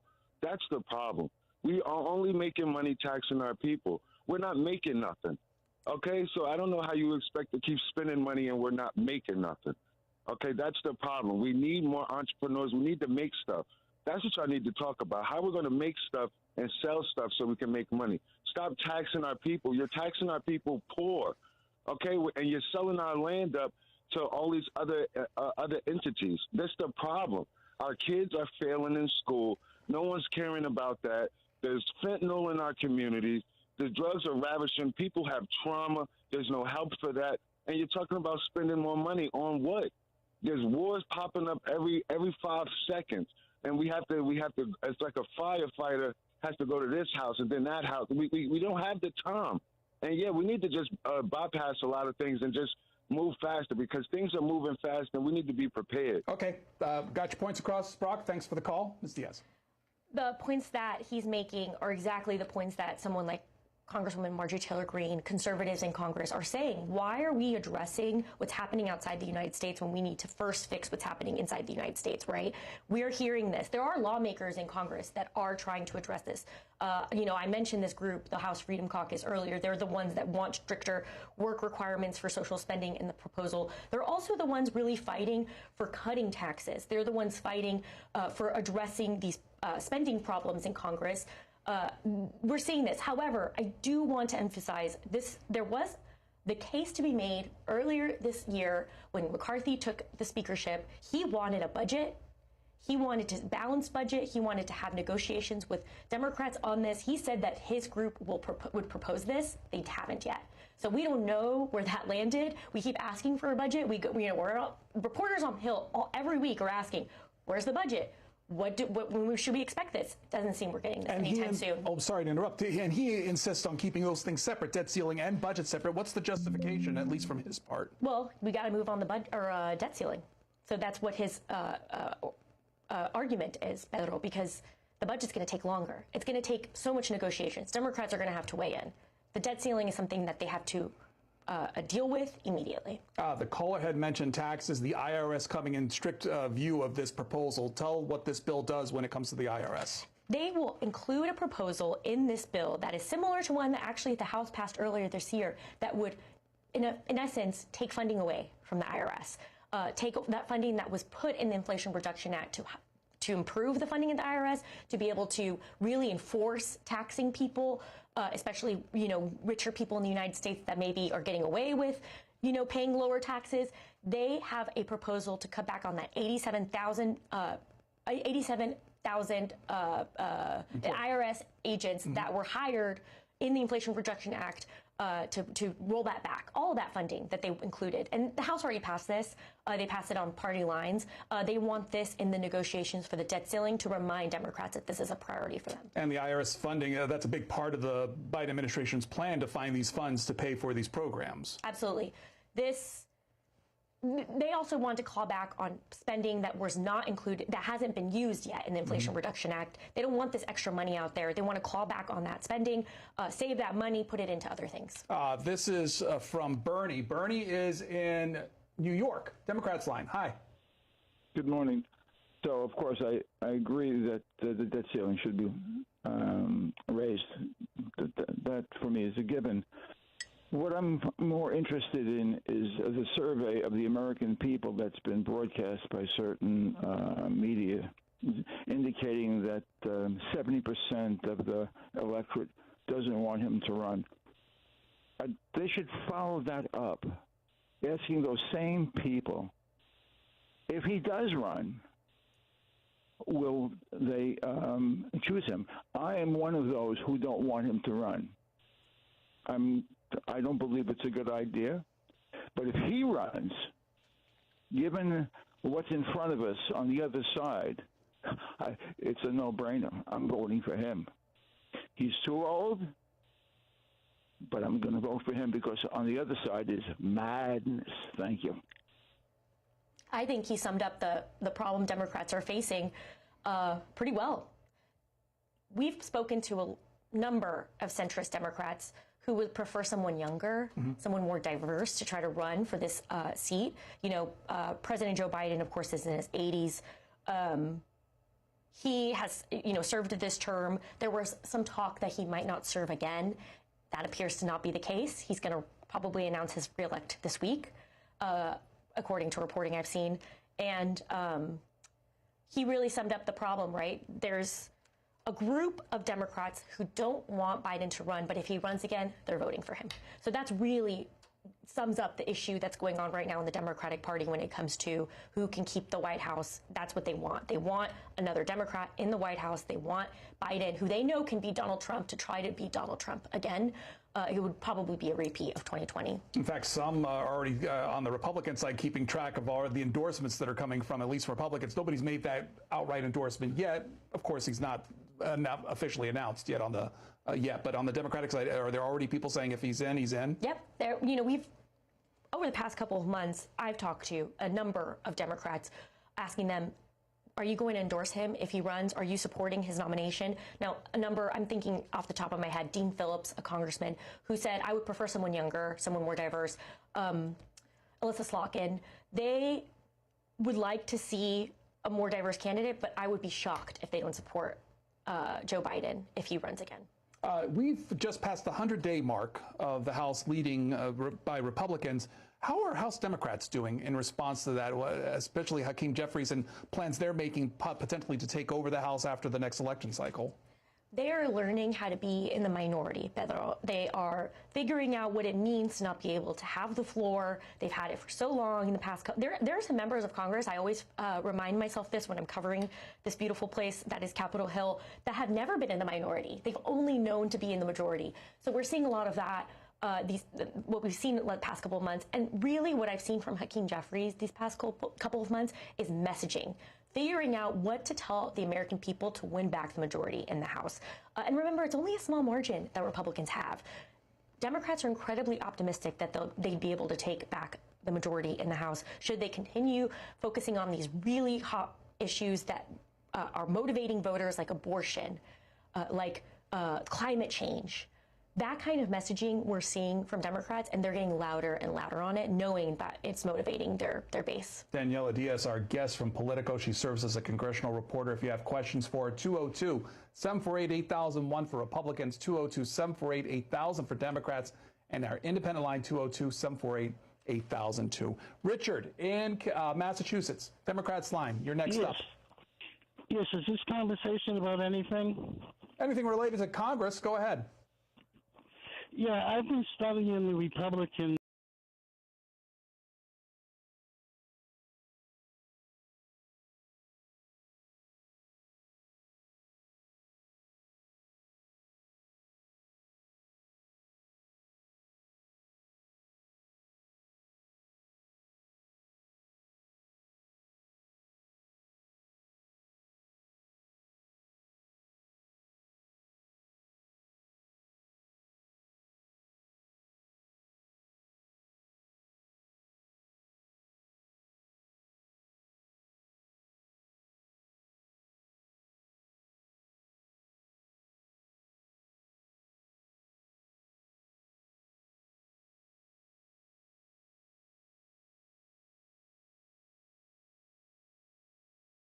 place, so that's not surprising to me. I can't speak for what's happening on Fox News or any other cable networks, but I can say that, that's just how this game plays. Politics is a game, depending on who you ask, and it's all about who has their moment and who gets to speak out against what they believe and interrupt each other. Decorum, of course, is what they'd like to have on the House and Senate floor, but if you remember during the speaker's race, there wasn't a lot of that. Marjorie Taylor Greene ran into this last week, though, as far as during that one hearing, we basically got told that she won't be able to address anywhere. Can you expand on that? Yeah, Marjorie Taylor Greene has faced a lot of issues like that, maybe speaking out on the House floor, speaking out in hearings.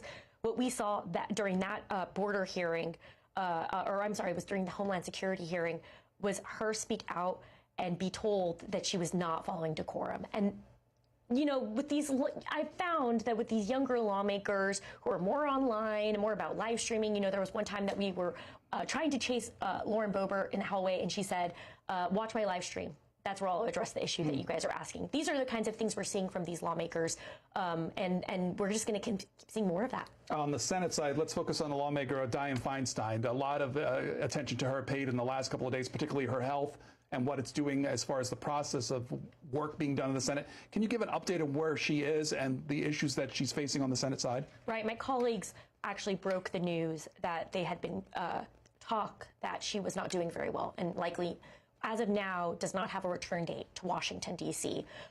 That is huge, considering she sits on one of the most powerful committees in the Senate. Federal. She sits on the Senate Judiciary Committee. They can pass judge nominations, confirmation hearings on party lines, but because it's a 51-49 split in the Senate, they need her vote to get these things over the finish line, and her absence from Washington is being very much felt. And I found it interesting, Chairman of the Judiciary Committee, Dick Durbin, who's also the Senate Majority Whip, was asked yesterday by Meet the Press, Chuck Todd, if he had spoken to her, where she was, how she was doing, and he said he hadn't spoken to her in a while. It's only been Senate Majority Leader Chuck Schumer that's spoken to her recently. So we don't even really know how she's doing right now. From even her colleagues, they haven't heard from her either. She won't resign.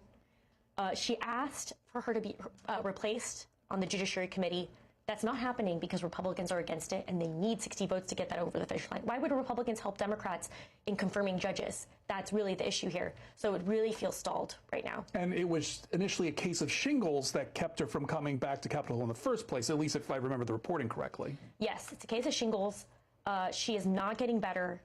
There's also been talk, and I really want to be sensitive to this because, you know, she's an institution. She has a lot of history in the United States. She's been a monumental Democratic senator from California, a very large state that she represents 50 million, over 50 million people. But, you know, there have been some talk about her mental, I'm trying to find the correct term, where she is right now with her mental health or remembering things on the Hill. There's been various articles written about whether she's still suitable to serve in the Senate. She and her team, of course, argue that she can, and she can finish out her term. She's not running for re-election, but she's finishing out her term through 2024, and that is another issue that's coming down here, which, of course, added shingles. She's in her 80s, a lot of factors here. And on another front, we saw Senator John Fetterman, Democrat from Pennsylvania, now back on the Hill after being treated for depression.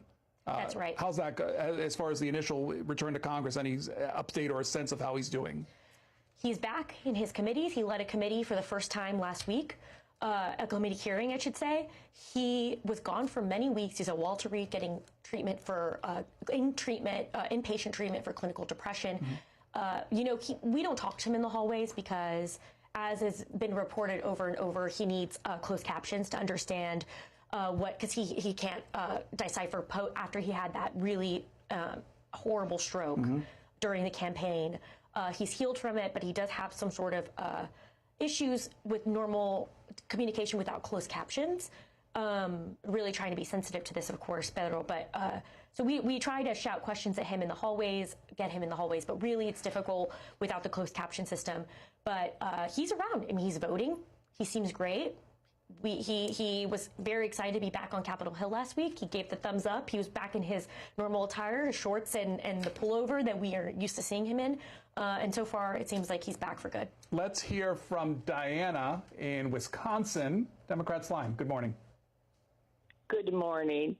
It's more of a comment to the people, the good people of all colors, white, black, brown, yellow, whoever, that Joe Biden's presidency, 3/4 of it has been cleaning up the horrendous mess of Donald Trump and the Republicans around the world, not just in the United States, but around the world. And if McCarthy wouldn't have been castrated and his privates transplanted onto Marjorie Taylor Greene, and some of these other senators, Republican senators, that believed in the big lie, which we now know never happened, all over the country, the electorates, the whatever, this country wouldn't be so in the sewer. Okay. Diana, there, back to Speaker McCarthy for a minute. You talked about how this is a real test for him, particularly what he had to offer in order to get the speakership in the first place. How's that coming forth as far as now the dealings with the various factions? 5 families, I think they've been referred to in the House, and dealing with the various factions there. How's that playing out? He's still, you know, negotiating with these different factions of his party to make sure he can please what all of them want to see. But, you know, the most powerful faction of them all being these conservatives that I keep bringing up again and again, Pedro, these conservatives, those 20 that were holdouts during his speakership that he had to make concessions to be able to get their votes.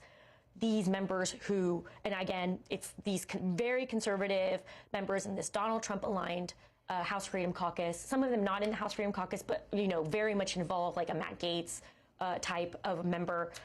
They have a lot of power here in these negotiations. That's why we're seeing that they're getting what they want in this debt limit proposal, because that's 20-ish votes, give or take, that he needs to get this over the finish line. Now, McCarthy, when he thought they were going to take back the majority in November, thought he'd get a 40-point margin in the House with Republicans plus 40.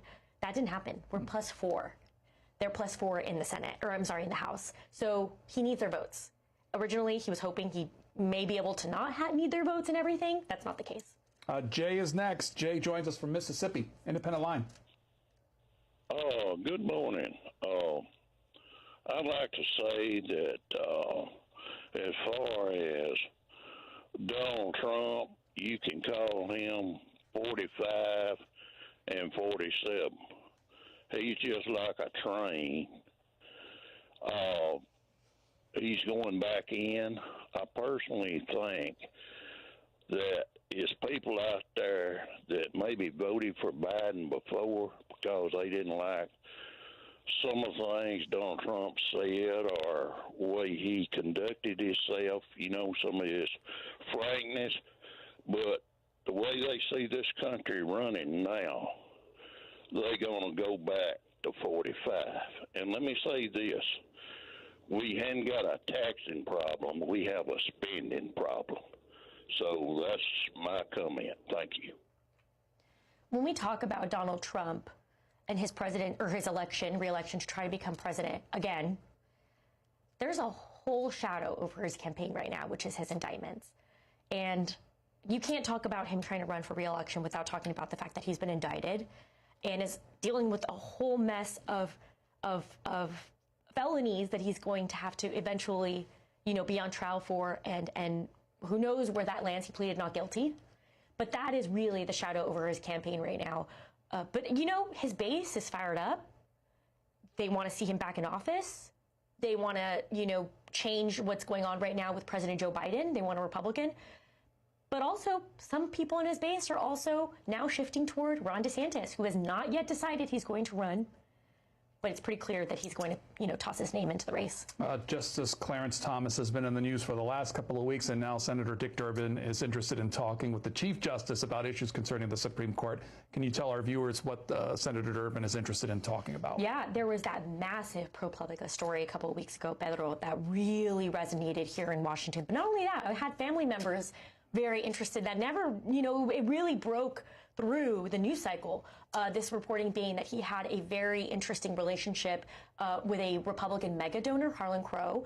He has been friends with this man since he's been in the Supreme Court, not before, and has accepted numerous vacations from him at least once a year, totaling who knows how much in the millions. So it raises questions about his relationship with this Republican mega donor, whether this Republican mega donor has had influence in any decisions the Supreme Court Justice Clarence Thomas is making, whether he has insight into what's happening at the Supreme Court. As a result, it's raising that question again of ethics and rules surrounding Supreme Court justices. What can we regulate? In a way, when Clarence Thomas became friends with Harlan Crow, he realized that he wanted he disclosed that relationship. He said it was fine, never again disclosed any of the gifts. That is what's being called into question. And so, Senator Durbin, it's an invitation right now. They can't subpoena him because of Senator Feinstein and what's going on with the committee, but it's an invitation. Do we know if the Chief Justice has responded yet? He has not. And they're going to hold the hearing even if the Chief Justice Roberts does not appear. Now, that they did not call Clarence Thomas in. They called Roberts because, of course, he's the Chief Justice. He is the one that needs to answer these questions about the ethics surrounding his court. He has not responded. They can't subpoena him. They need actually a supermajority for that. They won't get that with Republicans. But instead, they're going to have a hearing anyway, and even if Roberts, actually Dick Durbin told us that last week. Let's hear from Joanne. Joanne on our Republican line, and Joanne is from Florida. You're up next for our guest. Hi, go ahead. Joanne from Florida, hello. We'll give her one more chance. Okay, let's go to Jim. Jim in Mississippi, Independent Line, good morning.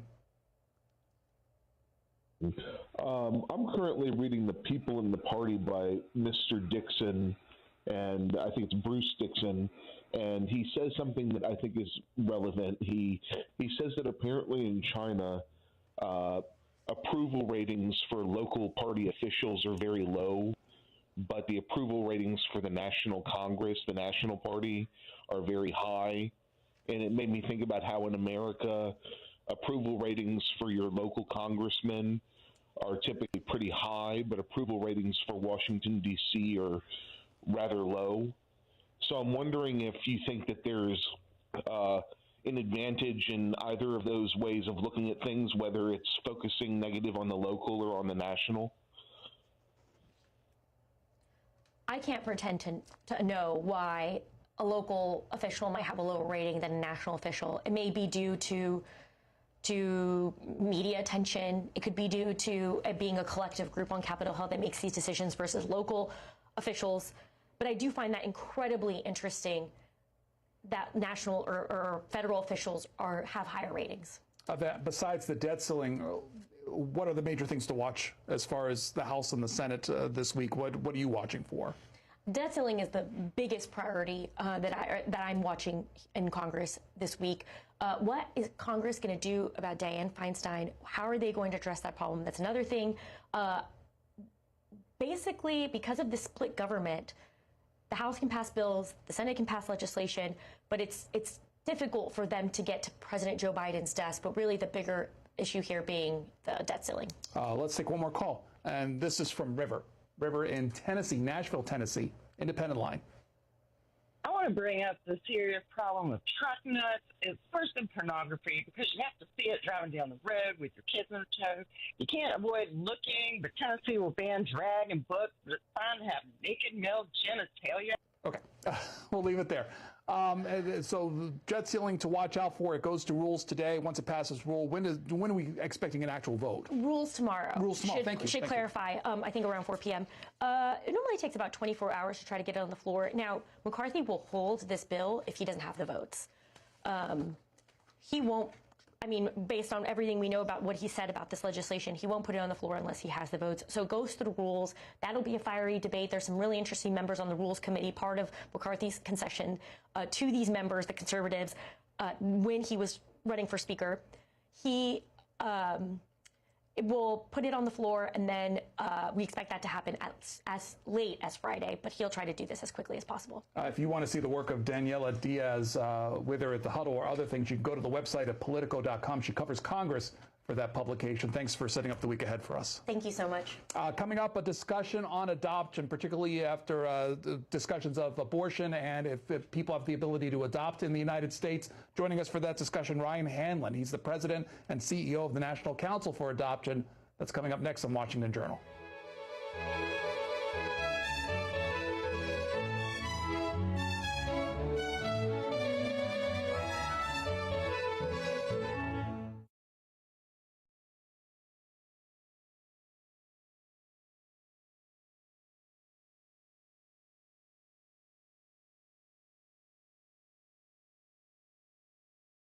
All signs do point to that announcement coming as soon as tomorrow. And it is interesting to look at the schedule tomorrow as sort of an example of how this campaign plays out from the Biden perspective. Where is the president going to be tomorrow? Speaking to a union. We know that union support is sort of the backbone of his candidacy. His first campaign event in 2019 was at a union hall. Where is the vice president, Kamala Harris, going to be tomorrow? She's holding a rally on reproductive rights. This has been, in the view of Biden advisors, what some of her strongest moments have been on this issue of reproductive rights. So she led the campaigning in the midterm elections on the abortion issue, and that's what she's going to be doing tomorrow. The campaign also taking shape, as our team is reporting. Julie Chavez Rodriguez likely to be the campaign manager. She's a senior advisor now in the West Wing. That familiarity with the Biden team and how it works is so important, Andrea, because you know this, when you are an incumbent president seeking re-election, there are decisions made in the campaign, but a lot of them come from the West Wing. And so Rodriguez is somebody who's worked with the Biden team and will be able to do continue that seamless relationship on the outside. And the granddaughter of the great Cesar Chavez, exactly. Really important thing as well. Thank you so much, Mike Memoli, Steve Kornacki, and coming up, global politics. Ron DeSantis on an international tour, trying to bolster his profile. But will it be enough to take on Donald Trump? That's next. We'll be right back after this brief 60-second break.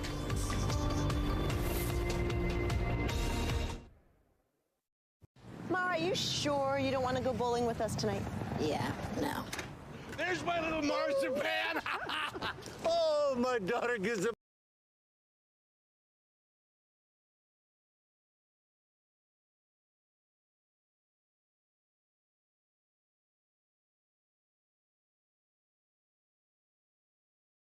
Netflix panics, Cleopatra backlash is fake documentary. Oh my God, what is this? Netflix documentary, Cleopatra, changed its main character to something she wasn't. I wasn't going to talk about it, and then I saw that the actress started to attack people on Twitter. I was actually very impressed. Won't be tolerated in my account. You'll be blocked out hesitation. Don't like casting of the show. Don't engage in it.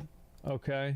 with this tweet because even though it's just a few lines, it was crammed with strategies. So I can only assume that manipulation comes naturally to her. But that's far from the only bit of drama surrounding this show, and wouldn't have been enough for me to cover it on its own. I think with a lot of actors, like whenever they get put in this position, there's a lot of people that think that Cleopatra and Egyptians, like, you know, like ancient Egyptians were black, right? Because like Egypt is like technically in Africa, and like that's just what they think.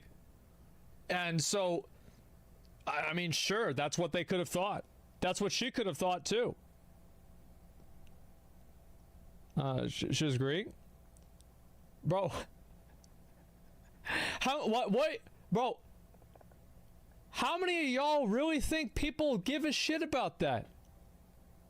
You think they looked into this? You think they have any idea? Oh, she's Greek? Actually, what the fuck? Bro, it's just, if it's in Africa, ancient Africa, they're probably black. That's the way most people's brains work. No fucking shit. Absolutely. It's history. Yeah, people don't know history. Egyptians do? Yeah, she ain't Egyptian. What the hell are you surprised for? Making a documentary, you should at least study the character? No, I think that you should. End of the day, this kind of stuff isn't new. It was happening with Anne Boleyn. She got swapped to somebody that she physically couldn't have been. We had Queen Charlotte. Did that even ever happen? I remember whenever that drama happened, people got really mad about it, and I thought it never came out. It's called acting. I think that people don't want to see a race swap with most characters unless it's something where it like adds a lot to the character, or it's like a really popular actor that's doing the race swap. I think just in general, especially whenever it feels like it's being done for a political reason, just like people see that and they're turned off immediately. Place as well, among many others. Now, England has a great history, so I can fully understand people being jealous that it's not theirs. But the thing was, no one was arguing that these shows were real. No one was actually that deluded, or ignorant, or insidious. Yeah, sure. And I kind of feel that's what Cleopatra is. I haven't quite decided which one of the three it is yet, and so far, I think it depends which one you talk to, because we've got a broad range of fools in this one. Because sure, we've got Adele here who hates her own customers. We've got Jada Pinkett Smith here who apparently wants to create a history, whether one exists or not. And this is just the part of the interview that Netflix wanted to show. When you actually go and find the full interview, where she says that the reason she wanted this to be a documentary rather than a narrative feature is because narratives, well, sometimes you want to take creative license and stretch ideas for a bit, whereas she really wants to stick to the historical facts of each woman involved, which is an absolutely astonishing thing to say, especially when you follow it up with, I wanted to be educated. And prove that you never were. But even those things fall to the weight. I think there's a lot of people that legitimately think that the ancient Egyptians were black. It's like a massive line of thinking. It's huge. Tons of people think that. Like millions of fucking people think this. They weren't. Okay? All right. So what makes you think that they are just going to be, what do you think, if you tell them this, they're just going to change their, oh, I can't, I'm such an idiot, I'm wrong. No, they're not going to think, but they were. I don't know. Like, what I kind of assume is that it was probably a mix. I have, and that's just me shooting from the hip. I don't have any fucking idea. Yeah, I have no clue. You know why? It's because why would I give a shit? I don't live anywhere near Egypt. Who gives a fuck what color they were? The pyramids are still the same color. It is what it is. Yeah, I'm not an expert and I have no idea.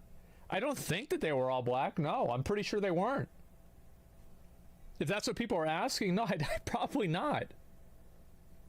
Side. When you hear what people think reality is, and that actually objective reality doesn't exist. It's just your truth. It's what you think it is, and whatever you think it is happened. That's how you get Adele James going, do go and engage with an expert opinion that's different than yours. That's right, she put expert in, so now you definitely can't disagree with it. It doesn't matter if you have the entire weight of history on your side. Don't worry, someone over there's got a... This is the way people are with everything, is that they will just say something like that if they're making a history documentary and it needs to be correct. Well, I think that's true. Absolutely. Egyptians care their people are being appropriated. I mean, I guess, yeah, like it's, if I was an Egyptian, well, let me, I'm thinking like, how would I feel in this situation? If I was from Egypt and some group of Americans are making a documentary about like an important person in my history, and then they change the race because of some sort of, what's the word for it? Like fucking, like, not really political correctness. I don't know what it is. Like, it's just a woke agenda sounds silly. I don't know. For like a cultural reason. I could see Egyptians being mad about that. Yeah, definitely. Yeah, I think that's fair for them to be pissed. Sure. Agree in an opinion. And I have to say, when you see these so-called experts in the trailer, it just gets even worse. It's possible that she was an Egyptian. Possible she came from outer space. I mean, she didn't. But if I use enough weasel words like possibly to get this tiny fraction of, well, you don't know for sure, then I can just spin a false reality into existence based off absolutely no evidence at all. I imagine her to have curly hair like me and a similar skin colour. I imagine that she was a Ferrari F430 that flew through space. Just because you can imagine something doesn't actually mean it's reality, and in fact, your entire perception of the world is entirely irrelevant. This is the problem with... Like, this is kind of my perspective on this kind of stuff, right? Is that Egyptian paintings had correct skin colors, multiple races mixed in. Just Google Egyptian kneeling prince painting. Like, personally, I don't find this stuff to be like a big deal, but at the same time, I think that it's very obvious that whenever they're doing something like this, they're very clearly trying to paint a certain picture. They're trying to tell a certain story. They're trying to do like push a certain narrative or whatever. And I think people just don't want to have that. Like, they just don't want to deal with it. It's that simple. They're trying to rewrite history. Yeah, exactly. So, like, while I don't think that it should be illegal for them to do this or whatever, like, they should be able to do it. But I think it's also fair for people to say it's fucking stupid. And it's not historically accurate, you know? Like, that's it. Telling kids they're the center of the universe. They believe it and think that their perception can change factual history. I imagine her. I mean, honestly, that clip is so bizarre. I don't know whether he's an expert or just a guy they dragged in off the street and started asking him to describe his mum. Well, this is what's happened with a lot of things. There's the same thing that happened with like that Velma show and like a couple of these comics where apparently the people that were making the show just created effectively self-inserts or characters that looked like them to where it's like this is them in the story. So yeah, people see it again and it's like, okay, well, fuck this, especially whenever it's like a real character. Tom Hanks is Barack Obama and we call it even. Yeah, sure. Sounds good. Hair like me and a similar skin color. But all of that seems... Yeah, and I feel like if they did that, Ryan Gosling is MLK, yeah. If they did that, people would have the same reaction. What the fuck are you doing? What is this? Pain compared to the next one. I remember my grandmother saying to me, I don't care what they tell you in school, Cleopatra was black. Look, I always listened to my nan and she said it doesn't matter what reality is. I know best. Don't listen to what anyone tells you with them factual history books. They're all lies. I mean, she might even... How would she even know that? Was it Cleopatra like thousands of years ago?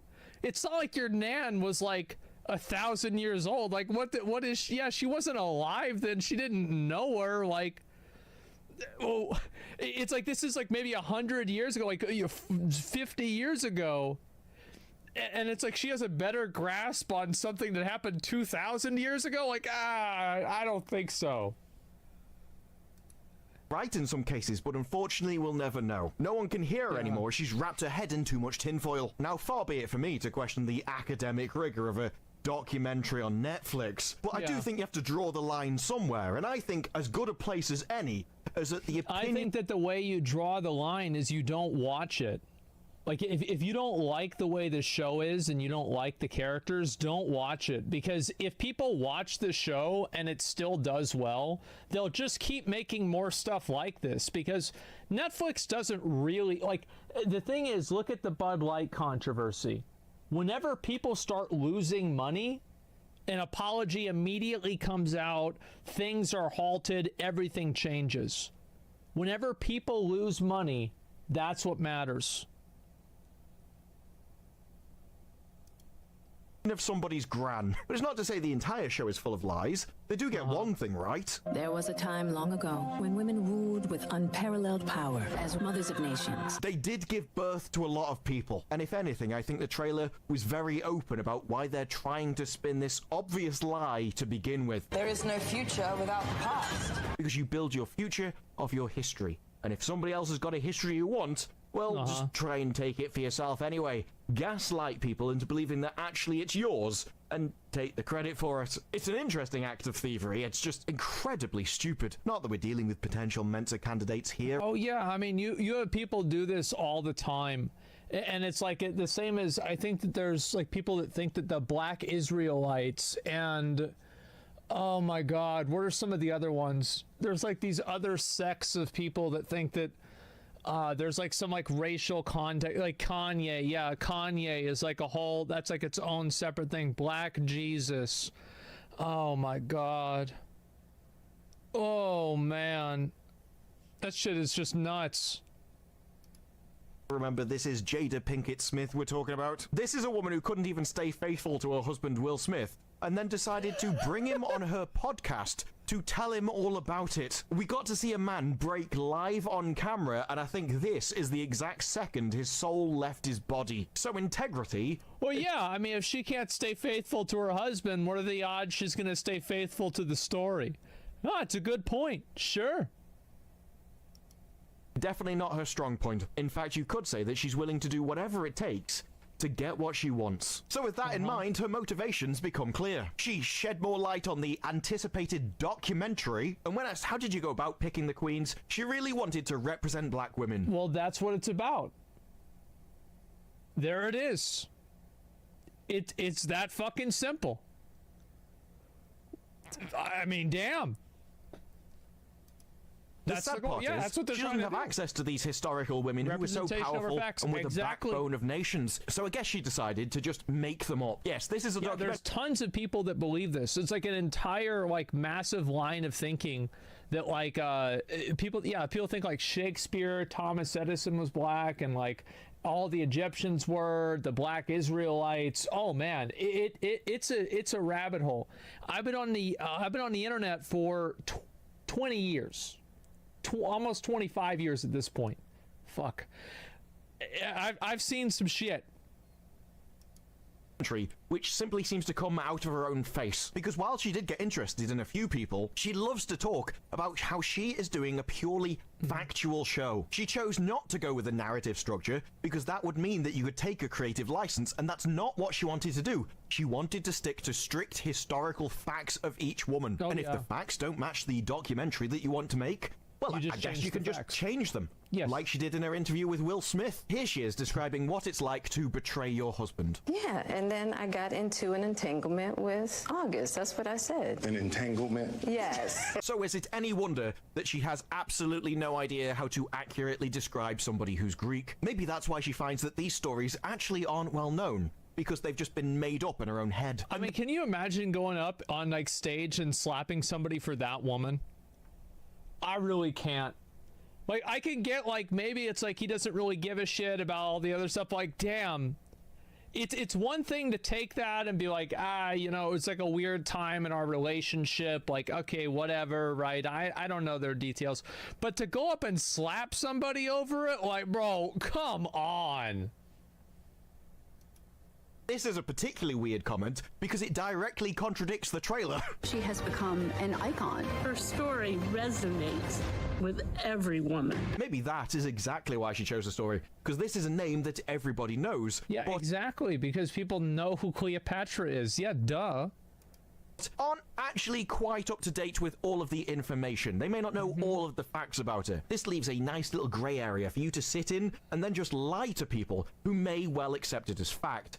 Especially when you pitch your show as a documentary. And so this is somebody who is apparently so important to so many people. Resonates with every woman. It allows you to rewrite history, change it, and then use that as the foundation for your supposed future. There is no future without the past. Maybe that's why she didn't choose any queens of England, because there's a lot of historical literature there, so everybody would have called her on her nonsense. Now the thing is, she probably doesn't know that there are actually statues of Cleopatra, but you know, this isn't a woman who's going to let something as basic as facts stand in the way of... I don't think these people give a shit about whether it's true or not. They just want to tell their story and have it be about them.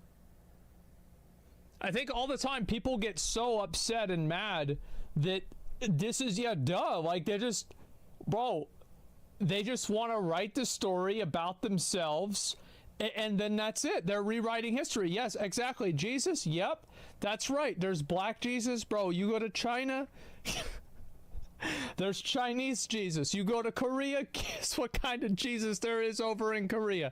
It's fucking Korean Jesus. That's right. You look that shit up. And then you go on down to the south here in Alabama. It's white Jesus with blonde hair. That's right. Swole too? Yeah. That's just how it is. It's what people do, man. A good story. An entanglement? Yes. That might be why it's so supremely important to her that it's a docudrama. Because if you take a topic that you think most people are ignorant in and tell them it's fact, then a lot of them are actually going to believe you, even when you're entirely wrong. Or just pitch your lies with a load of weasel words. It's possible. I imagine her. I remember my grandmother saying... And as you... I love how, like... I find it to be very funny that you can have a story... And it's like, this is a historical accounting of something that had happened. And then one of the people that's making the show, well, my grandma told me. It's like, what the fuck? My grandma said it. It's like, this is part of the selling point of the show. It's so ridiculous. How old is Grandma? Yeah, I wonder what else Grandma thought. Go down, this whole thing just gets worse. Talk about how she was engaged in the casting. Her main thing was authenticity, authentically telling the narrative that she's trying to spin rather than historically. And apparently touched on some very sensitive subjects, which is probably why the Woman King rewrote history in that regard as well. Yeah. It is unfortunate for a lot of nations that the English kept such great records. Although I did find it funny when she said she was really hoping to break some stereotypes. And like, well, that's what it's about. It's all about sending a message. It's about telling a story. Now, is the story true? No, it's not a true story. But it is about telling a story. Definitely do that if you're trying to appropriate Greek culture as your own. No one's going to see that coming in a stereotype. But most surprising of all is when she said she wanted to break the stereotype about what black Africans are. Largely, the stereotype that they would have to be African. Yes, bizarrely, Jada is taking pride in this, despite the fact that I would be incredibly offended. That's what it is. They're trying to appropriate think about it, right? They're trying to appropriate a person that was in a strong position of power, as it's like, oh, this is somebody that's like us, and so now we can feel better about it. Which, in my mind, I don't even like the whole foundation of that. What the fuck does it matter? She's dead. She's been dead for a long time. She don't have anything to do with you. What do you, like, who cares what she did? It doesn't matter. Like, what do you think? I feel better about, like, George Washington? Yeah, it was like, it's kind of good that he did the thing, because, like, now we have America, and I like living here. It's okay. Maybe it's better somewhere else. I don't know, but I think it's fine here. Okay, cool. But, like, I don't take pride in this, as in, like, I have some sort of, like, shared accomplishment. Like, I'm not taking credit for George Washington here. Like, I didn't invent the light bulb. What is this? Like, some people do. It's so stupid. It's like, foundationally, it's so stupid. Because what you're actually doing is implying that African history isn't interesting enough on its own, and so you've got to take somebody else's instead. Personally, if I was from there, I would be incredibly offended and very angry with you. Oh, absolutely, because you've got to keep in mind that the people over in Egypt and Greece and this shit, like in America, like there was the whole slavery thing, and then there's like the Jim Crow shit, the voting stuff, and like even now you have like fucking cops shooting people. It's bad, and there's still racial tension here. But like over there, they don't have that history. So you go and tell somebody over there, they're not going to give a fuck about this. They're not going to care at all. It's just going to piss them off. That's it. Then again, does she really need more people angry with her? Especially when she's already getting sued by the Egyptians for changing their history and claiming it. What? I'm so wrong. They do? Are people confused? Bad take, very wrong. What did I say that was wrong? Greeks had slaves too? Yeah? Sure. Mr. Stodham? Yeah, I didn't say anything wrong at all. Like, the context of slavery probably isn't as and like the racial tension is probably not as big in their culture as it is in American culture. That's what I'm saying. Like, if you go back far enough, every country had slavery. The Greeks had it, the fucking Africans had it, China, I'm sure, had it. Oh, Russia, I don't know about, I have no idea about Russia. That's how they did shit over there, you know? That's it. China still has it? I have no idea. Yeah, Armenia did not have slavery. I don't know if they did or not. But the point that I'm making is that, like, in most places there was slavery until there wasn't. You're not wrong, and China has them now. That's who's mining the lithium. Oh, who knows? Everyone disagreeing never left the Western world. Well, the point is that what I'm trying to get at here is that, like, other parts in the world don't live their entire, like, their culture isn't based around that racial tension that it created hundreds of years ago in the same way it is in the U.S. There's a lot of reasons for that.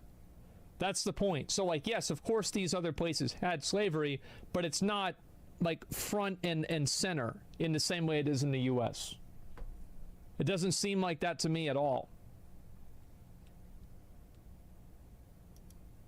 Fact. Saying that most of the Netflix platform doesn't actually conform to Egyptian values and principles, which isn't surprising. This is Netflix platform. Most of the Netflix platform displays do not conform to Islamic societal values and principles, especially Egyptian ones.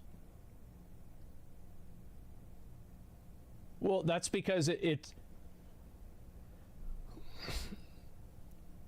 yeah, of course. Yeah, of course. Doesn't actually conform to Egyptian values and principles, which isn't surprising. This is Netflix. Do they have any values and principles? And said that it contradicted Egyptian history and is in fact, by any definition of the words, colonialism. Personally, I can't wait to see what documentary Jada makes next. Maybe she could even star with one and be the first man on the moon. One small step for man, one giant lie for mankind. And if I was an actor in a documentary and therefore wanted it to make money, I wouldn't be telling my customers to sod off. Largely because it seems like they're doing that already. Well, I think that people, like, this is the problem, is that, like, they'll put some actor in a position, and, like, a lot of these actors aren't really used to, like, they're setting this person up to be a target dummy. Because everybody is going to see them and be like, wow, this is the person that looks like the, you know, oh, this is the person that represents the thing that I don't like. It's like the same thing happened with, who was it, Leslie Jones in the Ghostbusters movie? This has happened with tons of people, and Twitch did this whenever they did, like, that Safety and Trust Council. Wait, Safety and Trust Council. That's what I meant to say.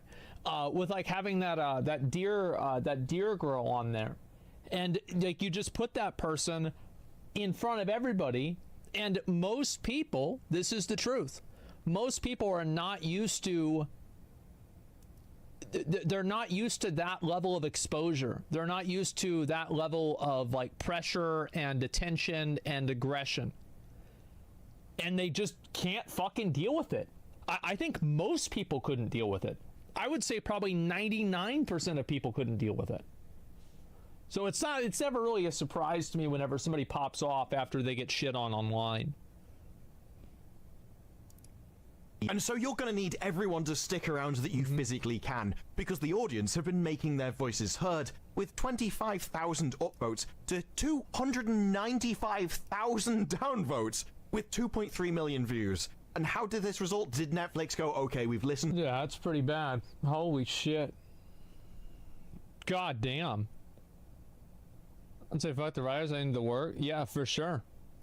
Well, let me see what this is. Agree or disagree? You're wrong. Slavery is insane in the Middle East. Iran had full-on slavery until 1929. Saudi Arabia had slavery until the end of the 19th century. Oh yeah, I honestly, like, number one, I wasn't talking about those places. I was talking about like Greece and like Egypt, but yeah, so the U.S. right? Sure. Yeah, I'm not debating that. Like, I'm not really sure what's the point.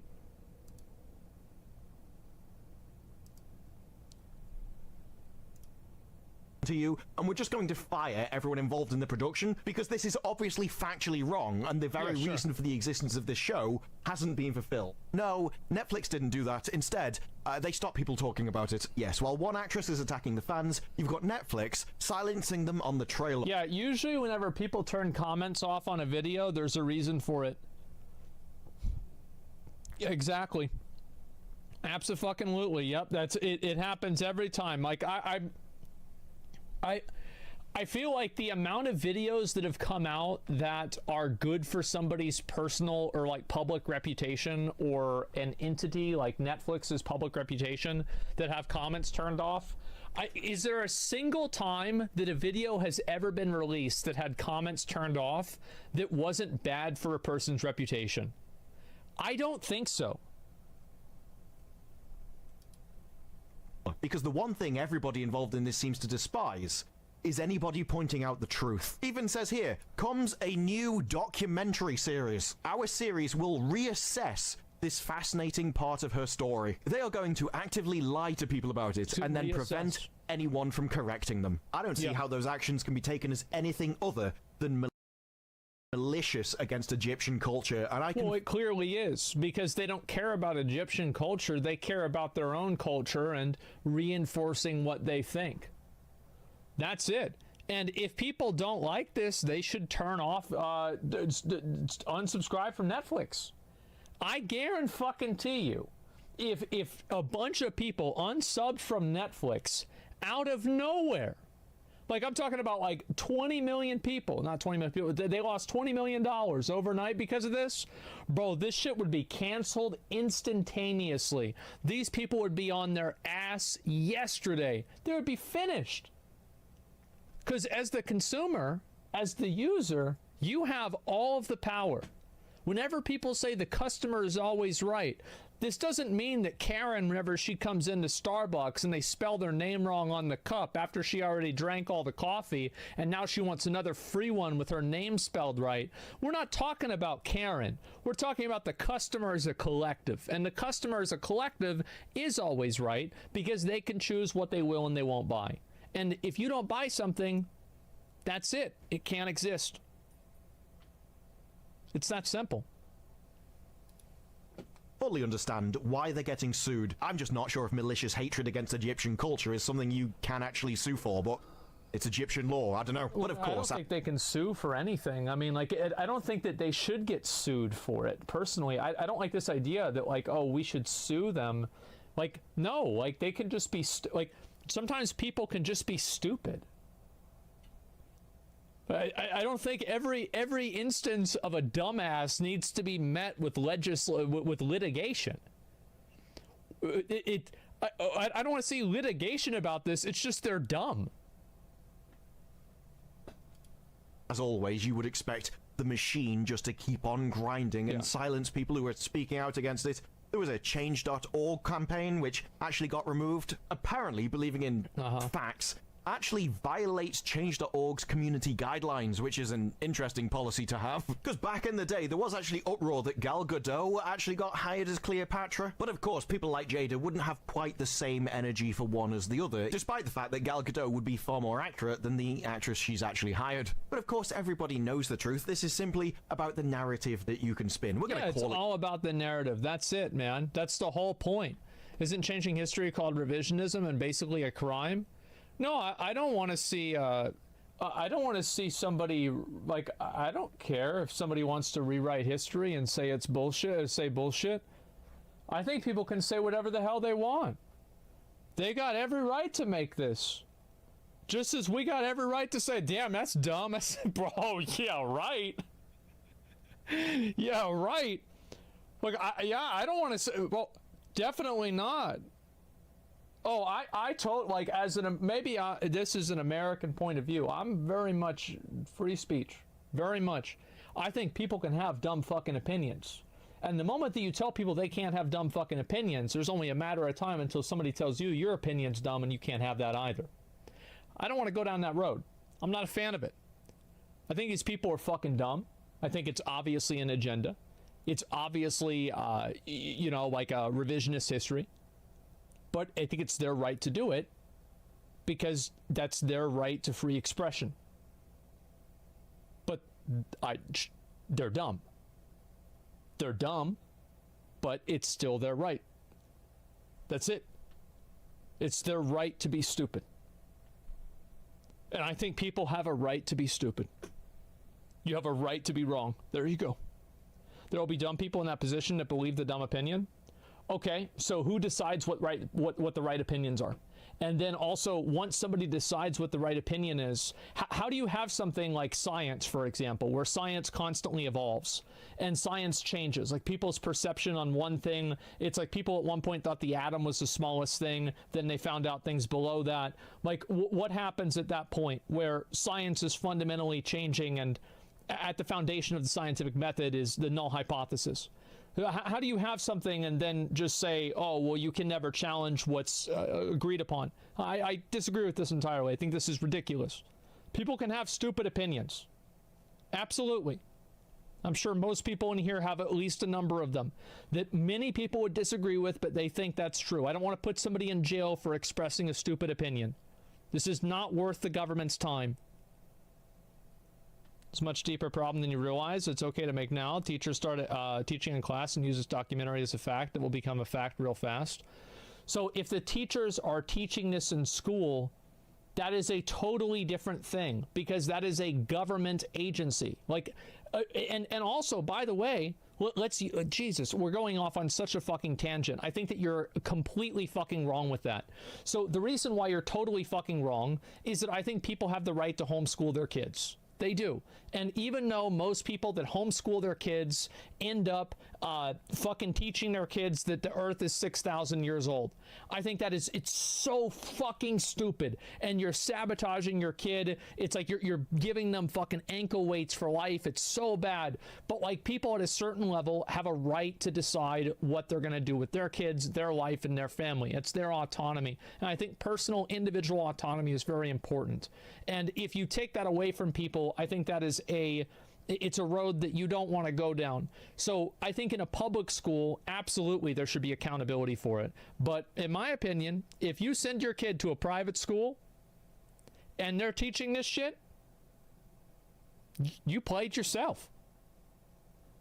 You played yourself, bro. Like, yeah, it's your right to do that. That's an own goal. Yeah.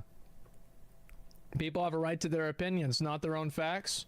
Yeah, but most facts and opinions, there's a very big gray area between facts and opinions. Some people think that there are facts. Some people think there's a lot of people that think their opinions are facts. People say that about me all the time. You've got to keep that in mind.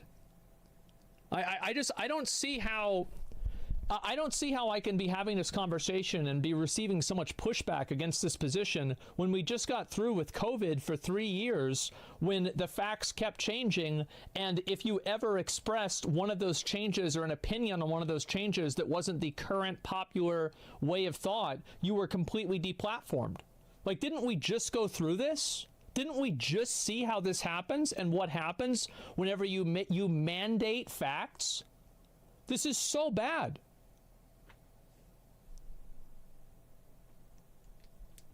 No, it's just a dream. Yeah, exactly, man. If you're right about that, yes. I mean, I don't see how am I getting any pushback on this? This is insane. No. Let's see here. People fail to realize how flexible history can be. Yes, history can be very flexible. Absolutely. You still get shit on for the lab leak, even though it has the most evidence. Yeah, I don't. The thing is, I don't even know where. I don't care where it came. Lab leak. I have no fucking idea. Maybe it came from a lab. I think there's a good chance that could have happened. Sure, there's a good chance. But the truth is that I don't like this idea that there's only one acceptable line of thought, and anybody who deviates from that line of thought has to be silenced and shut down. Because I think that as soon as you start doing that, it's only a matter of time until one of these lines of thought is wrong, or it is proven to be wrong. And this is just what happens because the world evolves, things change. That's it. And so whenever that happens, there are going to be people that try to hold down the old way of things and say, well, you can't challenge the new way of looking at things, like, you know, heliocentric fucking universe or solar system, view of the world. I forgot what it was, but basically like how the sun revolves around the earth, or the earth revolves around the sun. Like I've never seen a single time in history where not allowing people to think a certain thing was a positive. I like, really, when was this ever a positive? Never. Where's he going? My point is that I think that these people should be able to make the Cleopatra, maybe they shouldn't be able to call the documentary because it's false advertising. Maybe. But like, is there proof that Cleopatra wasn't black to like beyond a shadow of a doubt? I don't know. I'm not a fucking expert in this. I genuinely don't know. If the answer is yes, then yeah, they probably shouldn't be able to call it that, because it's literally false advertising. But other than that, just having a different opinion, I don't think this should be against the law. That's my point. So I think that the way that you fight something like this and the way that you push back against something like this is not litigation, it's conversation. It's a free marketplace of ideas. And thank God we have that. There's never been a better time to be able to express yourself than now. Anybody has a voice. It's a very good thing. Fact, but we all know it isn't. Maybe that's why Adele's tweet was framed in such a manipulative way. Because she found a couple of tweets to put him up and use them as a shield, as if anyone that's criticizing me at all are just like these people. And you don't want to be... This is very true. He brings up a very good point here. This is what happens a lot whenever people have like a reasoned pushback against something. What happens is that people that want to push the narrative anyway will take the extremes of that pushback and then put them forward as if that's the norm. Like everybody out there is just like, because I guarantee you there are some people that don't like this and they don't know whether Cleopatra was black or not. They have no idea, but they just don't like it because they don't like black people. And I guarantee you there are some of those people tweeting at her. Absolutely. And so you take a few of them and then you put them forward and it's like, hey, this is the norm. That's just what happens. You're creating a false narrative. But it's not completely false, it's just distorted. Like them, do you? And we've seen this time and time again. The classic example being Obi-Wan Kenobi. It seems that some of the fan base have decided to attack Moses Ingram online. Horrendous, racist DMs. You're no Star Wars fan in my mind. If you have a problem with the people who made the tweets, message them. You wanted to use it as a way of slurring others. Well, I'll say that part is definitely different because, like, wasn't that shit like Star Wars? Like, gives a fuck about Star Wars, right? I mean, I think it's like you have a much more gray argument whenever you're talking about a fantasy, Star Wars isn't real, right? It's fucking fiction. But like whenever you want to tell a story about a specific person in history and you change something, it's like that's much different. seem like anyone who disagrees with the casting are just like the people engaging in this. Exactly. It was to attach the two, to blur the lines, Absolutely. to make it seem that anyone who disagreed with the casting is motivated by the same reason as the people I'm calling out now. When the simple thing is, this isn't about a casting. This is about historical accuracy. This is about fact. You're putting yourself as the factual person that looks like Cleopatra. This isn't a question of the best person for the job. This is a point about actually lying about history and getting it wrong, while telling everyone that you're the actually correct person. That's why we dragged a guy off the street to talk about his mom in the trailer. Curly hair like me and a similar skin color. Because you come at this not as if it's actually history, not as if it was a reality that happened, but as if everything is just cut down to opinion. Well, it's a story they want to tell. I think that's what it really is. It's just simply a story they want to tell. That's it. Yeah, they have the moral high ground. That's it. They think they have the moral high ground, and because they have the moral high ground, that they can just do whatever they want. This is my truth, and my truth is different than yours, and that somehow morphs the world around me. So arrogant, so egotistical, so center of the universe, that you can't even understand that an objective world exists. No, of course I look like Cleopatra, because I have that opinion. And don't worry, I don't care how ignorant or wrong I am, because I'm just... Yeah, I have no idea. Like, I would even say, and this is somebody, by the way, my understanding of Egyptians is like, there's like an Egyptian zone in like New World. I played Pharaoh. It was like an RTS game back in like the 90s. And like I know some of the gods because of you know, like just like mythology stuff. So like I'm really not an expert in this. Okay, that's the point. I kind of assumed that back in ancient Egypt there was probably a bit of a gradient, and I would assume there probably were some black people. Probably not all of them, maybe not even the majority. But I would assume since it was a really big place and there were a lot of people there, there were probably some Europeans, there were Greeks, there were fucking Africans, there were people from the Middle East. Like that's kind of what that's what I guessed. I don't know this, but I'm not sure. I'm not an expert. Please, I am not an expert. But as a completely layman's perspective, that's what I think. However, we're not talking about whether there are any Egyptians that were black. We're talking about a specific Egyptian and what their race was and what they were. Because I think that almost every reasonable person could assume that there were probably some black people in Egypt back in the day. Sure. I would almost bet on it. Gassed and will continue to be, because don't you understand, I got paid. I may be telling my customers to not watch the show. I may be costing Netflix millions by making a tweet telling their customers not to watch the show, but I don't care. I'm gassed and will continue to be. She doesn't care how much money she costs Netflix. That's Netflix's money, not hers. And generally... Exactly, she doesn't give a fuck, yeah. Bro, they're probably already done with that. Yeah, she got the bag. Yeah, she done. Correct response to somebody blatantly wasting your money and scaring off your customer base that you need to make a profit, you'd fire that worker immediately. And yet, yeah, of course. Here we are. Why? Because this isn't a documentary about the truth.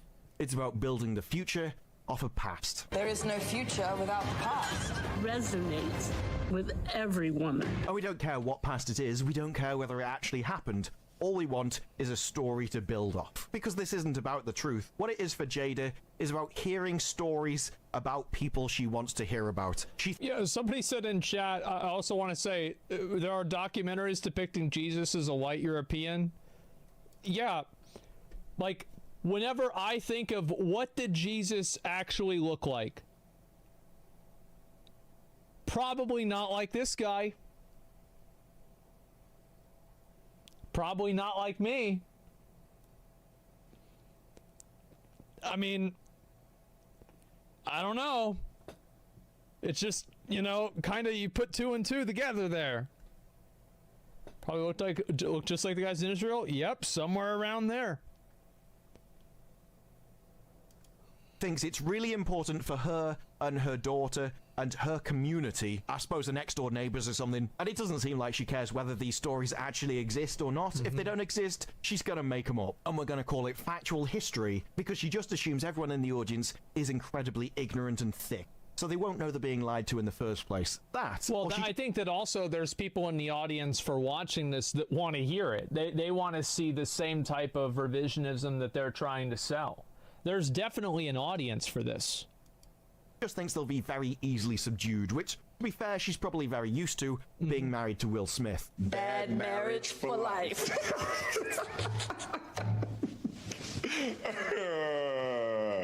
That's terrible. And I guess she thinks for everyone else, a couple of slurs will do. I wonder why, like, dude, what goes through your mind before you put something like that out on the air?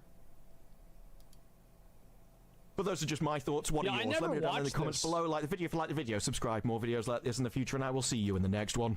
Bye-bye. Okay. Yeah, there we go. Not a surprise.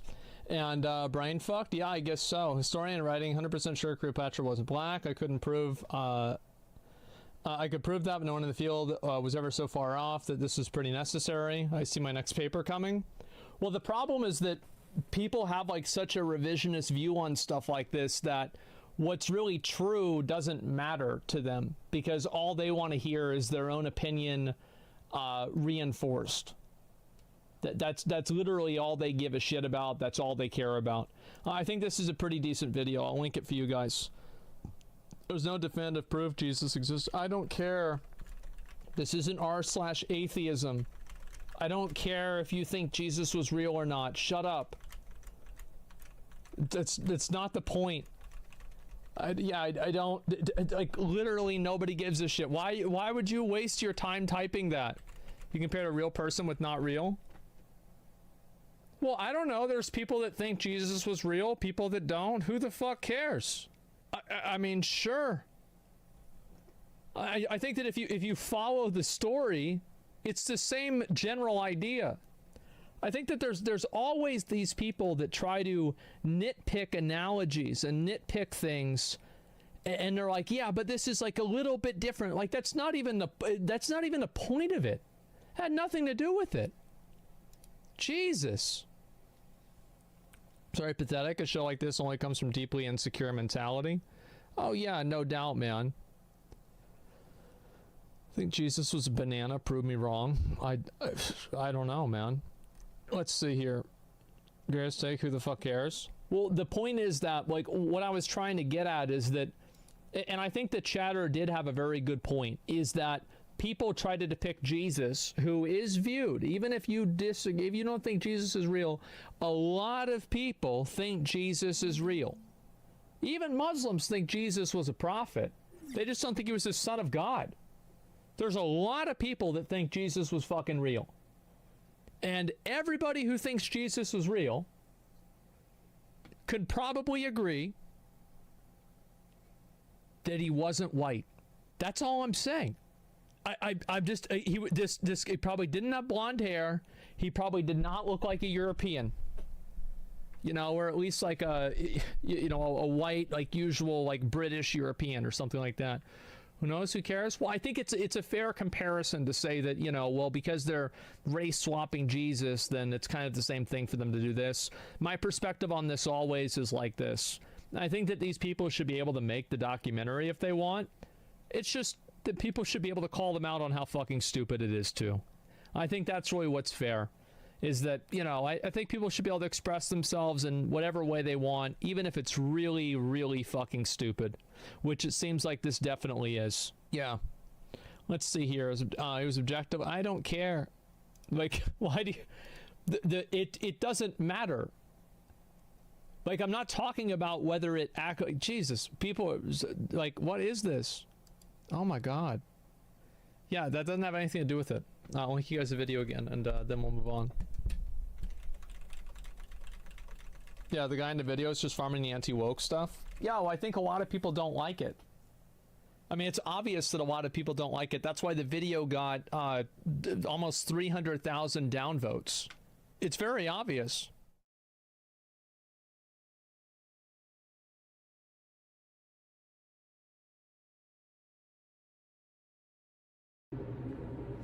All right, guys, we got some big breaking news. News that is so big that I'm currently recording in the kitchen of the studio. Okay, so Axios is reporting that Fox News and Tucker Carlson have parted ways. That is their language, not mine. I would probably feel comfortable using the language that his ass was fired. So they say Fox News on Monday said the network and its star primetime host Tucker Carlson have agreed to part ways after more than a decade. Carlson's last program was Friday, April 21st. Fox News said, meaning Carlson did not get a chance to sign off to his viewers. That's a pretty big piece of context there, because it shows you this was not amicable. This was, they were pissed. They were pissed. This is an abrupt ending to the show. The news comes days after Fox News reached a historic 11th hour settlement with Dominion Voting Systems for over $787 million. Then they go on to say Fox News Tonight will air live at 8 p.m. starting this evening as an interim show helmed by rotating Fox News personalities until a new host is named. The network said it thanked Carlson, quote, for his service to the network as a host and prior to that as a contributor. Okay, so what do we know about this? Well, officially, the answer is not much. We don't know that much. But my speculation is that this has to do not only with the Dominion case, but also with the Smartmatic case. Because, you know, him and Hannity and Laura Ingraham have already cost the company $787 million. Smartmatic is now saying they're not going to settle for anything less than that $787 million and a full retraction and apology. They were able to get away with a semi-apology, admitting to wrongdoing with Dominion. Smartmatic says they're going to draw an even harder line.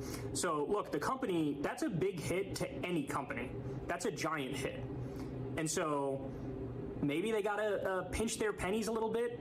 Maybe they felt like, in his case in particular, the evidence was damning that Dominion, but now Smartmatic, could probably prove actual malice in terms of not only were they pushing the rigged election lie, but also with Tucker, we know he didn't believe it.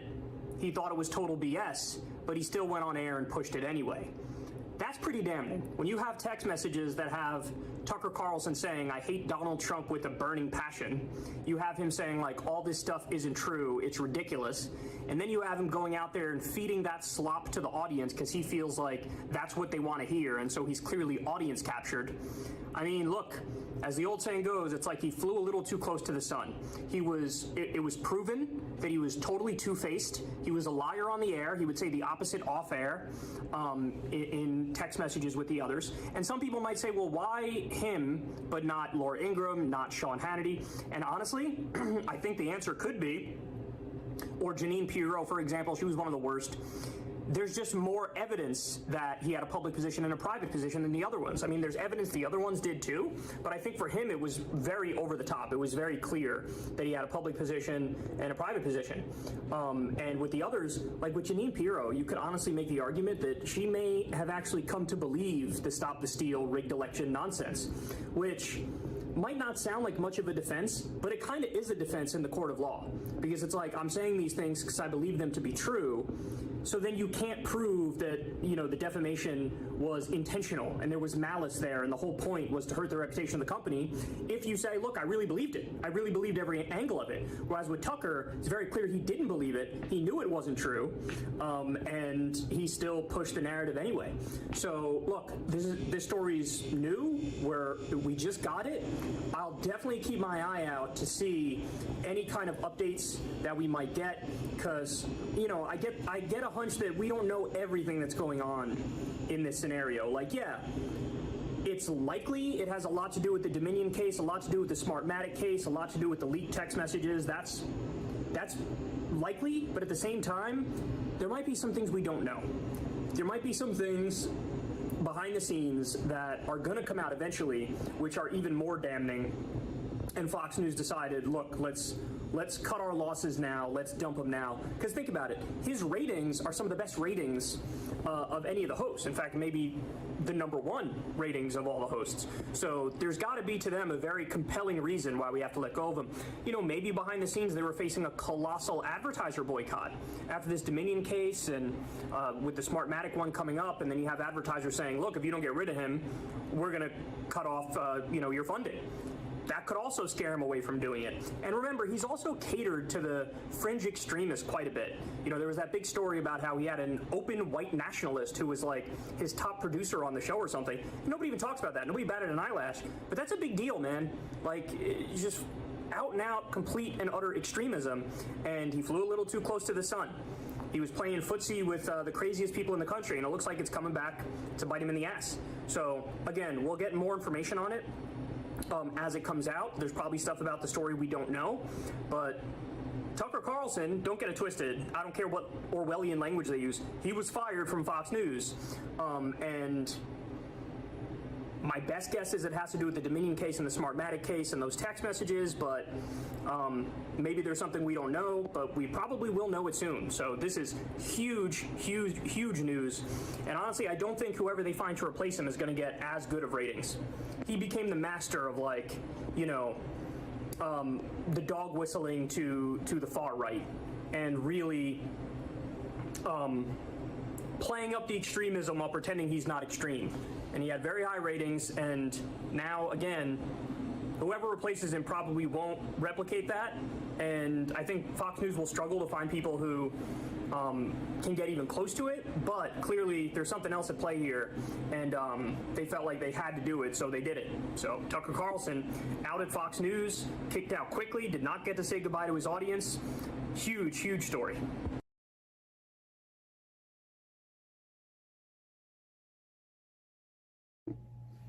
All right, guys, got some more big breaking news. I think we're going to call this Bloody Monday for the media, because that's indeed what it is. So we just discussed Tucker Carlson getting fired by Fox News. They use the words mutually parted ways, but we know that's not true. He didn't even get to say goodbye to his audience and do one last show.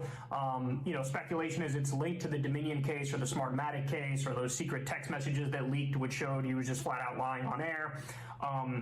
But now we also learned Don Lemon, going gonzo, fired by CNN. So he tweeted the following: I was informed this morning by my agent that I have been terminated by CNN. I am stunned. After 17 years at CNN, I would have thought that someone in management would have had the decency to tell me directly. At no time was I ever given any indication that I would not be able to continue to do the work I have loved at the network. It is clear that there are some larger issues at play. With that said, I want to thank my colleagues and the many teams I have worked with for an incredible run. They are the most talented journalists in the business, and I wish them all the best. So, not only is he out, but he's obviously very upset at the way in which he was kicked out. He views it as a massive slight that his agent told him, as opposed to somebody in management at CNN reaching out to him. Look, like, I can understand that perspective, but also at the same time, I was never one for the formalities around things like this. You know, like, if you're getting fired, does it really matter how it comes about? Like, if you're out the door, there's almost something that I like more about. Let's just make this easy. Send me a text message. Let's wrap this up quickly. Hit me with my last paycheck, and let's keep it moving. I don't know what he wanted the CEO or something to call him. Good sir, you've done a wonderful job for our network with your shitty ratings. So I'm so sorry we had to let you go. I don't know exactly what he wanted in this situation. But look, the fact of the matter is, super highly paid, super low ratings. I mean, look, that really sums it up. There's not much else to say. The guy has been an endless gaffe machine. He has more gaffes than Joe Biden does. I remember when he said maybe a Malaysian plane went missing like a decade ago, and he was like, I wonder if it went into a black hole. This is the kind of guy that we're talking about. He had that gaffe about a month or two ago where he was saying, a woman is past her prime when she's in her 40s or 50s, which is like, everybody was confused by that because it's like, wait, what are you talking about? Are you talking about like their sexual like mating prime? Like, because this has no relevance on like career prime, and it was in the context of Nikki Haley, who by the way is never going to be in a prime at all when it comes to being a politician because she's boring as shit. But there you have it. Don Lemon is going, gone. Tucker Carlson is going, gone. And, as Crystal said to me just before, who's next? Who's on the way out next? Because this certainly is Bloody Monday. I'm Ben Meiselas from the Midas Touch Network, and this is a breaking news alert. Fox and Tucker Carlson have parted ways. You heard that right. Tucker Carlson will no longer be with Fox. This is an official statement that was released from Fox News Media. Let me read the statement. It has the headline, Fox News Media and Tucker Carlson part ways. New York, April 24th, 2023. Fox News Media and Tucker Carlson have agreed to part ways. We thank him for his service to the network as a host and prior to that as a contributor. Mr. Carlson's last program was Friday, April 21st. Fox News Tonight will air live at 8 p.m. Eastern Time starting this evening as an interim show helmed by rotating Fox News personalities until a new host is named. Folks, that is an official press release from Fox News Media looking at the Fox Corp Class A stock price. As of the time of this recording, it is down significantly, down 5% right now. And there was no indication of this, at least from Tucker Carlson on his Friday show, which turned out to be his last show on April 21st. The show ended with Tucker Carlson saying, "We'll be back on Monday." Here, let's play this clip. We just thought, what a great way to end the week. Yeah. Truly, that was a great segment, and I'm just grateful that you came on, and I'm especially grateful for the pie. Thank you for having me. Appreciate it. Employee of the week, we're just make it of the year, Tyler Morrell of Coco's Pizza. That's it for us for the week. We'll be back. By the way, the entire episode of Let Them Eat Bugs, not quite as good as pizza, streaming now on Fox Nation. Use the promo code ORIGINALS for 30 days free. And we'll be back on Monday. In the meantime, have the best weekend with the ones that you love, and we'll see you then. So a number of reactions are coming in. Megyn Kelly, who used to be an anchor on Fox, she says, "Good for Tucker. Trust me, he doesn't need them." That's Megyn Kelly's far-right extremist personality that she's playing and cosplaying right now as a independent right-wing extremist podcaster. Looking at some more comments, this is from Lauren Boebert, who goes, "I stand with Tucker Carlson." I mean, how embarrassing and humiliating can you get? Everybody remember this as I reflect upon this moment. Everybody remember Montana Man, when Montana Man confronted Tucker Carlson? Here, I want to play this clip that we posted back when it happened here on the Midas Touch Network. Play this clip. I don't care, man. Dude, you are the worst human being known to man. I want you to know that what you've done to this city, to the United States, to everything else in this world. I don't care that you're not here. What you have done to people's families, what you have done to everybody else in this society. Don't become someone. So yes, folks, Tucker Carlson is no longer a host on Fox. It is official, confirmed by Fox's own media team in their press release. Of course, this comes on the heels of the $787.5 million settlement that Fox entered with Dominion, and Fox is definitely not out of hot water even with that settlement. On April 11th, there was a a shareholder lawsuit based on Fox spreading disinformation, and the derivative class action specifically mentioned Tucker Carlson and the other Fox hosts who have been spreading this disinformation knowingly, intentionally, willfully. Of course, there's the Smartmatic lawsuit where Smartmatic is suing for over $2 billion on the heels of the Fox settlement with Dominion. Smartmatic said that they wouldn't entertain a settlement anywhere near the range of Dominion's 787.5. They said that established a baseline for a resolution, but they would not take a settlement at that amount.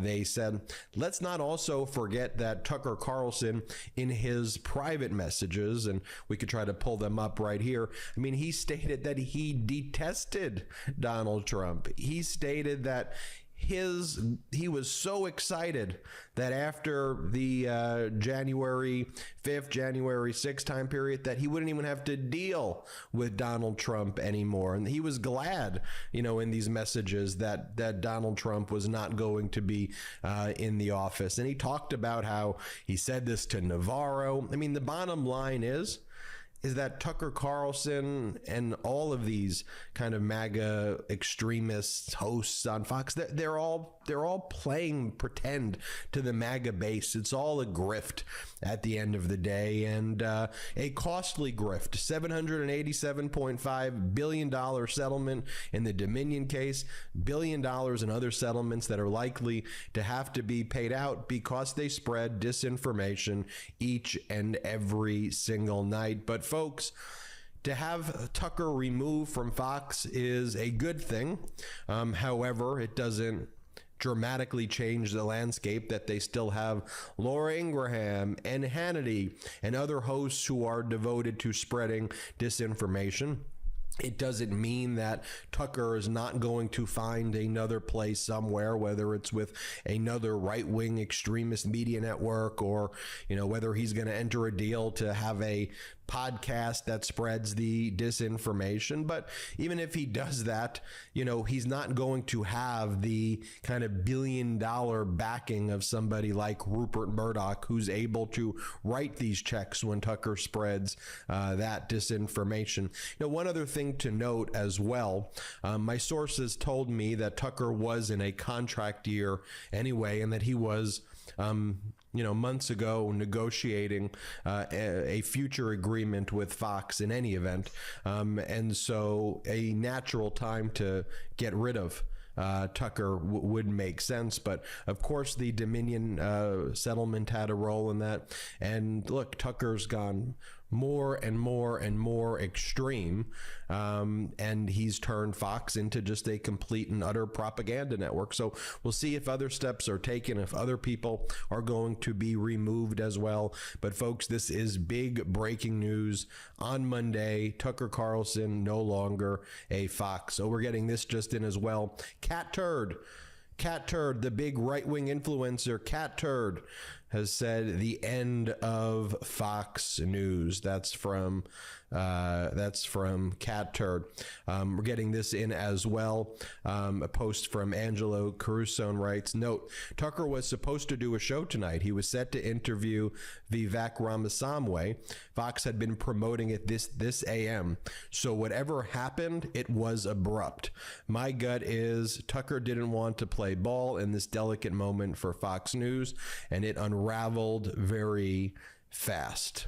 Folks, that is big news, big development there as well. And this is actually coming in from Fox. This is a news from Fox as we are recording on the Fox Morning Show. They are saying that Tucker is gone. Here, play this clip. We have some news from within our Fox family. Fox News Media and Tucker Carlson have mutually agreed to part ways. Tucker's last show was this past Friday. And starting tonight, Fox News Tonight will air live at 8 p.m. Eastern.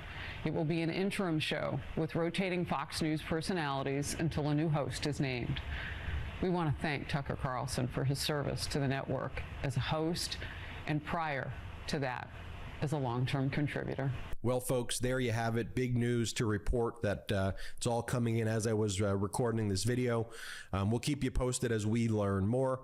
I'm Ben Meiselas from the Midas Touch Network. Hit subscribe. We're on our way to 1.5 million subscribers. It's free to subscribe to this YouTube channel. Help us grow to 1.5 million. Let's get a bigger platform than Fox so we could keep spreading democracy. Hit subscribe now, and wherever you get your audio podcast, search for the Midas Touch Podcast and subscribe for free. Thanks so much. I'm Ben Meiselas. Have a great day. Hey, Midas Mighty. Love this report? Continue the conversation by following us on Instagram @MidasTouch to keep up with the most important news of the day. What are you waiting for? Follow us now.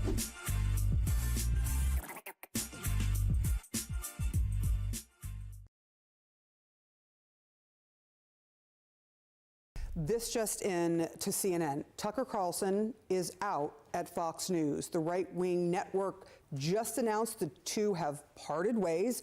CNN senior media reporter Oliver Darcy is here with more on this.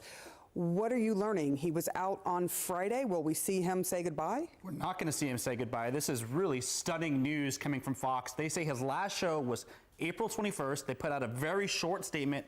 They say they thank him for his service, and that's it. That's all we know right now. But of course, this comes days after. Last week, you remember, Fox News settled this massive defamation lawsuit with Dominion Voting Systems over the election lies that it promoted in the wake of the 2020 election. So they paid out $787 million, the highest known defamation settlement ever publicly known in U.S. media. So this is coming days after that. Unclear, of course, whether this is related. It's kind of hard to imagine that these things happen. Tucker Carlson was sowing doubts about the U.S. election results just up until the last few weeks. So it's possible that there was a relationship there, but really big news. And I should also point out that they've stuck with him really through quite a lot. Like, he has promoted conspiracy theories about the vaccines. He has said things that are just blatantly anti-immigrant. He has, like I said, promoted doubt about the 2020 election. They have stuck with him throughout all of this. So, you know, really shocking news that now he's no longer with the network. Yeah, the big question, as you say, is why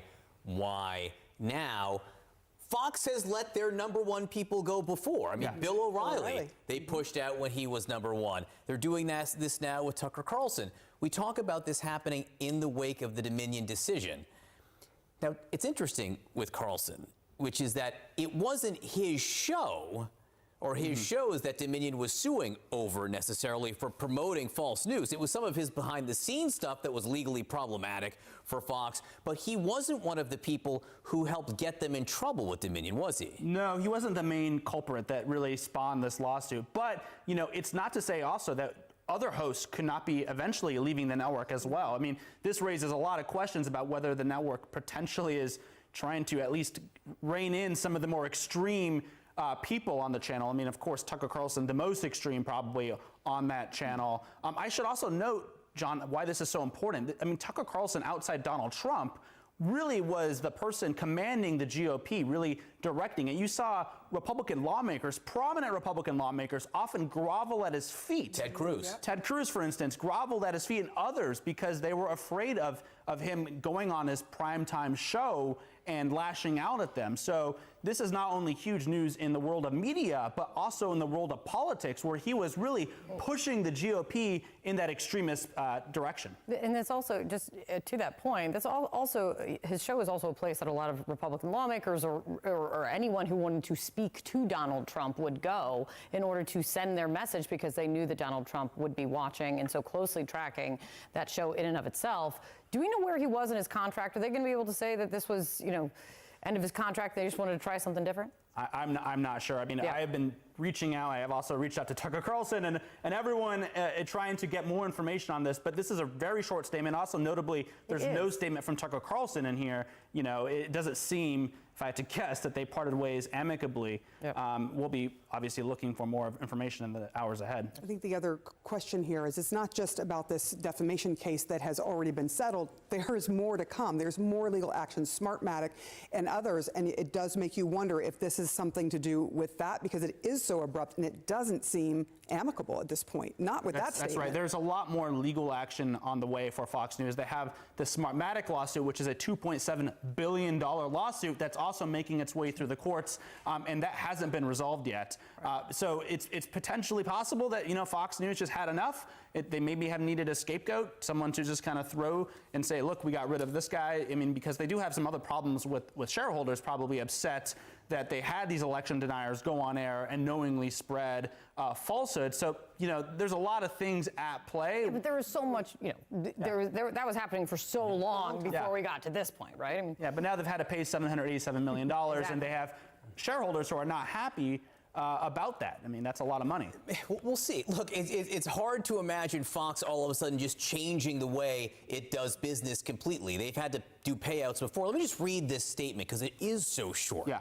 It says, Fox News Media and Tucker Carlson have agreed to part ways. We thank him for his service to the network as a host, and prior to that as a contributor. Mr. Carlson's last program was Friday, April 21st. That's really incredible in its brevity there. As for Tucker Carlson, this may sound outlandish to some, but there are people who suggested that maybe he would become a Republican candidate himself. And that's because of the firm grip he has exerted over the GOP in the last few years. I mean, I should say this, he's the top-rated host, not only on Fox, but really all of cable. I mean, he was commanding a huge audience, and he was very influential over that audience. It was a very loyal audience. They tuned in. If you look at the ratings would spike on Fox News specifically for Tucker Carlson. And so, yeah, he has a huge sway over GOP primary voters. I think that's why those questions were raised, whether he would potentially run for president one day. You know, doesn't seem like that's probably why he's leaving, given the statement and the way this just ended here. We've decided to part ways. It's not a way you send off your top-rated anybody on any show for any reason. Yeah. You don't cast them aside or part ways with them unless something is wrong. I mean, he was on the list for possible witnesses when it came to the Dominion voting trial. He was supposed to be one of the first witnesses that they called to the stand, and of course that got averted when they had that settlement. But we should also point out too, he is so extreme. I mean, the things that he was doing on his program make Sean Hannity look like a moderate. I mean, it started off more as he was a mainstream conservative figure, but he has really been radicalized in recent years, and he's also radicalized his audience. I mean, the things that were promoted on his show used to be what you would see on InfoWars, which is that far-right company hosted and founded by Alex Jones, who was also facing over $1 billion in legal problems. But it was being mainstream to the Fox News audience, which is obviously very dangerous. And so it's potentially possible that Fox thinks it can get away with someone more like Sean Hannity, who promotes a lot of conspiracy theories himself, but is a little bit more mainstream, not as radical as Tucker. They've been letting this go on for years. This is not like new. Yeah. So it's interesting, the timing of all this. We'll have to wait and see what he says. I'm sure there will be something coming out from his side of things. Well, that's actually that's kind of an interesting question, though, because what we do know when it comes to Fox and when they part ways with someone, they're just ask Gretchen Carlson. NDAs. Non-disclosure agreement. And the interesting thing too is he free to jump to another network if that's something he wants to do?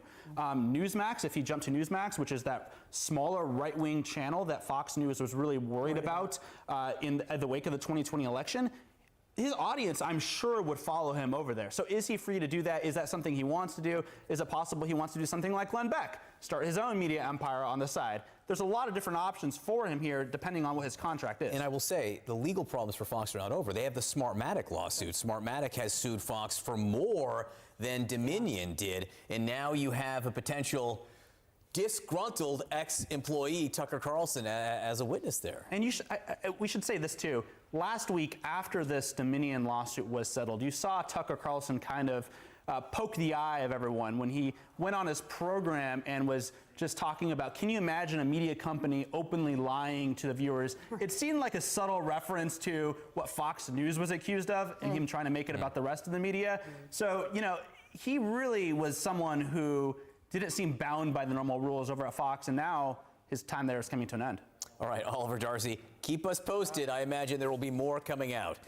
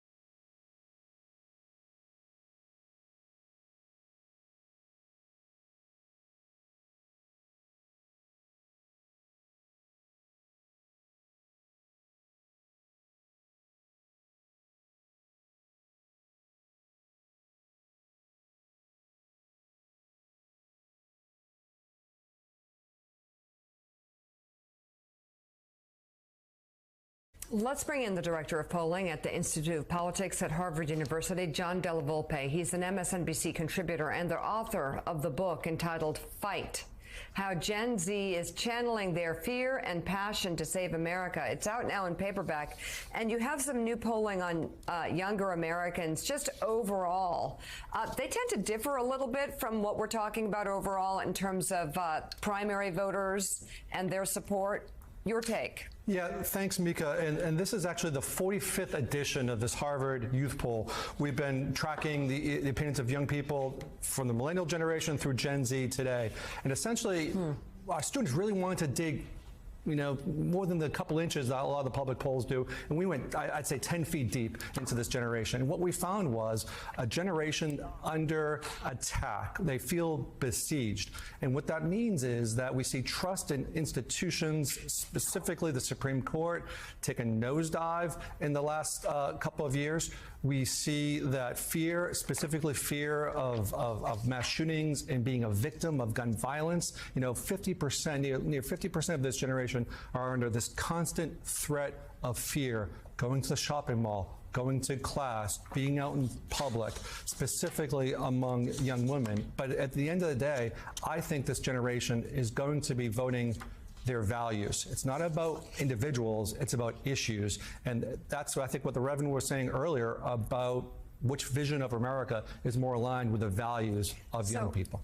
This is fascinating because we're seeing young people show up at polls for races that perhaps in the past they wouldn't have even known were going on. And I want to drill down on some of those results that you got. I mean, look at this. Concerned about being a victim in the near future. Of gun violence, 36%. Of a mass shooting, 35%. Of robbery or theft, 35%. Of sexual assault, 28%. Of a hate crime, 23%. Of police brutality, 17%. And then their opinions about gun laws in the U.S. More strict, 63%. Less strict, 13%, 22% kept the same. What do these numbers say to you? Mika, by the way, these numbers were collected actually before the horrific events of Nashville. Okay, so these are probably more conservative than we might expect. Yeah, this speaks to, like I said, a generation who's carrying these fears every single day.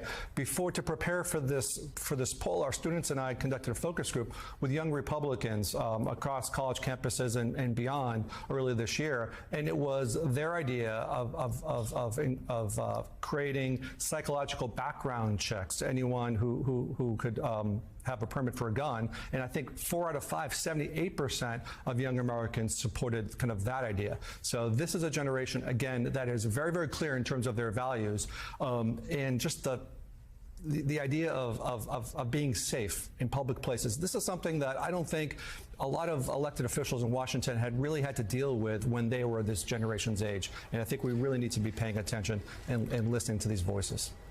So, John, Biden's viewpoints line up with younger voters. Why does he have such a low approval rating? Why is he at 36%? Yeah, I think, Joe, that there's deep concern about the direction that the country is on. And as I said, when 75% question the American dream, 78% of young people in our survey, Joe, indicated that, unlike their parents' generation, that with a couple of bad breaks, someone in their generation could be homeless one day. So there's anxiety around housing, there's anxiety around crime, there's anxiety, of course, around the economy. Those things don't spell well for elected officials, of course. But I think what's important to note, as you noted earlier, this approval rating for the president was just a couple points better in November, when Democrats outperformed most expectations, and it was specifically the youth vote that blunted that red wave. The Democrats won the under 40 vote by, I think, 12 percentage points, and were the difference in a lot of those Senate districts. So there's not the correlation that we used to see in the past between the presidential approval rating at this point and election results. Of course, the same thing was the case just a few weeks ago in Wisconsin. So I want to just point to another poll result that you have that I really think, John, is an entire conversation, but we'll just point to it and I'll have you comment. Felt at least several days in the last 2 weeks nervous, anxious, or on edge, 55%, down, depressed, or hopeless, 47%, little pleasure in doing things, 46%, afraid, 41%, thoughts of self-harm, 24%. John Della Volpe. Thanks, Mika. We've been having this conversation, sadly, now for years, I'd say. You know, this conversation we started well before COVID. Let me kind of wrap some humanity behind these numbers. You know, there's 55 million Americans between the ages of 18 and 29 years old. So when we talk about half a generation being depressed, a quarter of this generation having thoughts of self-harm. By the way, 5 or 6% every single day. We're dealing with millions of young people. And whichever college campus you're on today, whichever high school campus you're on today, guaranteed that there are young people walking those halls thinking about self-harm every single day of that week, and we can never talk about enough. A lot of people thought that would ease after COVID and lockdowns. Perhaps we've seen maybe a 2 or 3 point shift, but not nearly enough to end this conversation. We need to continue to focus on this, specifically young women, but it cuts across every socioeconomic and demographic group in our survey. Let me raise this to you. Is part of this where we see the low poll numbers in this generation with the president and the other across the board, their low poll numbers in terms of where they see the American dream. Is part of this that in their generation, they've not seen the progress and the victory that the generation ahead of them did. Like when I was growing up, we never dreamed we'd see a black president. We got one. We never saw we'd see black CEOs. We did get it. They can't see victories to gun violence and the things that have confronted their generation. Do you think that is part of what tempers their view? I think you're absolutely right. As difficult and as chaotic as it was in the 60s and 70s and 80s, et cetera, members of those generations, baby boomers and Gen Xers like myself, even millennials, saw America come together, put a man on the moon. You know, after the stress of Vietnam, et cetera. This generation, Gen Z, I think is defined by not ever seeing America united or come together. They don't have a memory of 9/11, which also means they don't remember September 12th and 13th in those few days, weeks, and perhaps months where America was united. So they haven't seen that progress, I think, in school shootings, police brutality. January 6th, it doesn't seem to stop.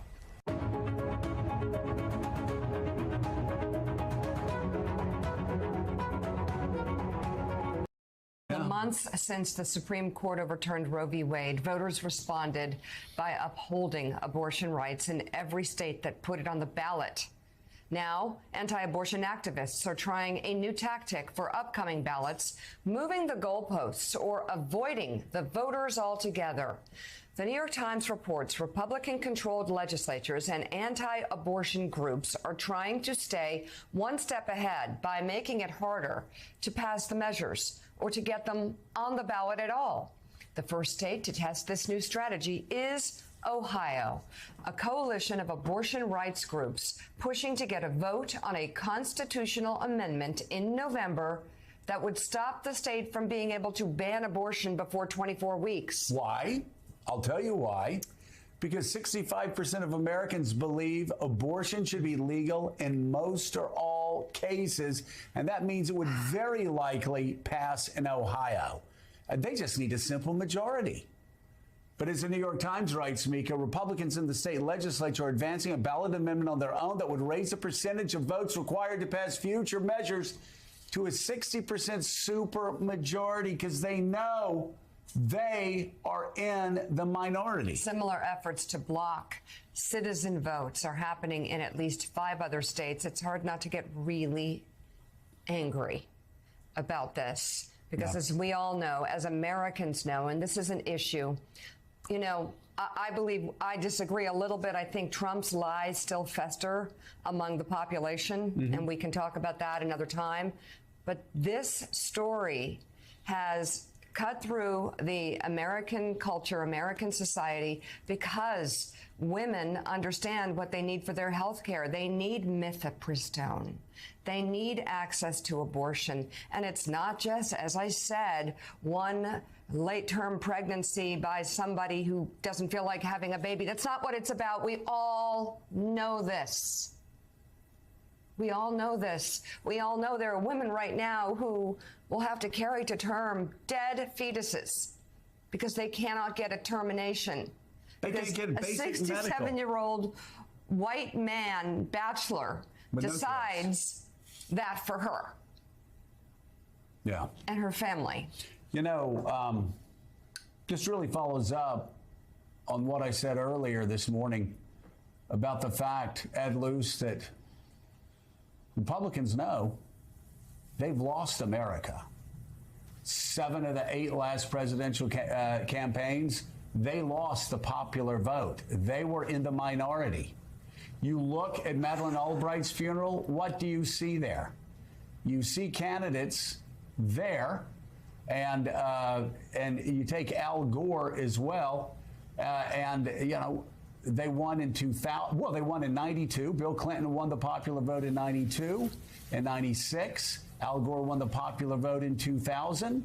Barack Obama won the popular vote in 2008. Barack Obama won the popular vote in 2012. Hillary Clinton won the popular vote in 2016. Joe Biden won the popular vote in 2020.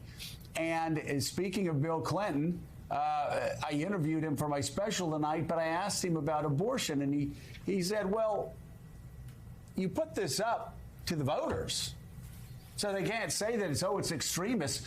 Put it up for the voters. And he talked about in 2000 when George W. Bush easily won Colorado, but they had a pro-choice referendum on the ballot, which easily won in Colorado. You look at the numbers on Roe v. Wade. You look at the numbers on guns, on red flag laws, on universal background checks. You just put those 3 referendum up in 50 states, they would pass in 45 of them comfortably. So Republicans know this. They know they lose in a Democratic election. That's why they're so anti-democratic in so many ways. And now they're trying to stop the one person, one vote reality that this country was supposed to be built on, Ed. And here's a perfect example of it. They know in Ohio, they put this up for a referendum, they lose, just like Kansas. And yet they now are working as hard as they can to subvert the will of people in Ohio. So my theory, sort of grand theory of Republican politics, is that the big funders, the Koch brothers, now the Koch brother, Ken Griffin, Singer, people like that, the really big donors are not in this for culture at all. They're not really interested in those issues. They're in this for deregulation and low taxes. But those things don't win elections. Ultra-libertarian positions don't win elections. They just don't poll well with the average voter. The average voter is kind of center-left on economics. You know, they want Medicare, they want Medicaid, they would like family leave and sick leave and paid vacation and stuff. That polls pretty well. Healthcare, public healthcare polls pretty well. But that's not what the Kochs and the Ken Griffins want. So the way they get the support of blue-collar voters, particularly white blue-collar voters, is to rile them up on the culture wars. And I think that this strategy being taken to its most absurd, extreme conclusion, because ultimately it's a failing strategy, but it hasn't always failed. Look at where the tax rates are. Look at where the estate tax kicks in. It's not failed from the big donor perspective. It's not failed them yet. I think, though, you're right, this is on a hiding to nothing. You cannot go against people's views on abortion like this and expect to win elections. Ed Mara Gay here from the New York Times.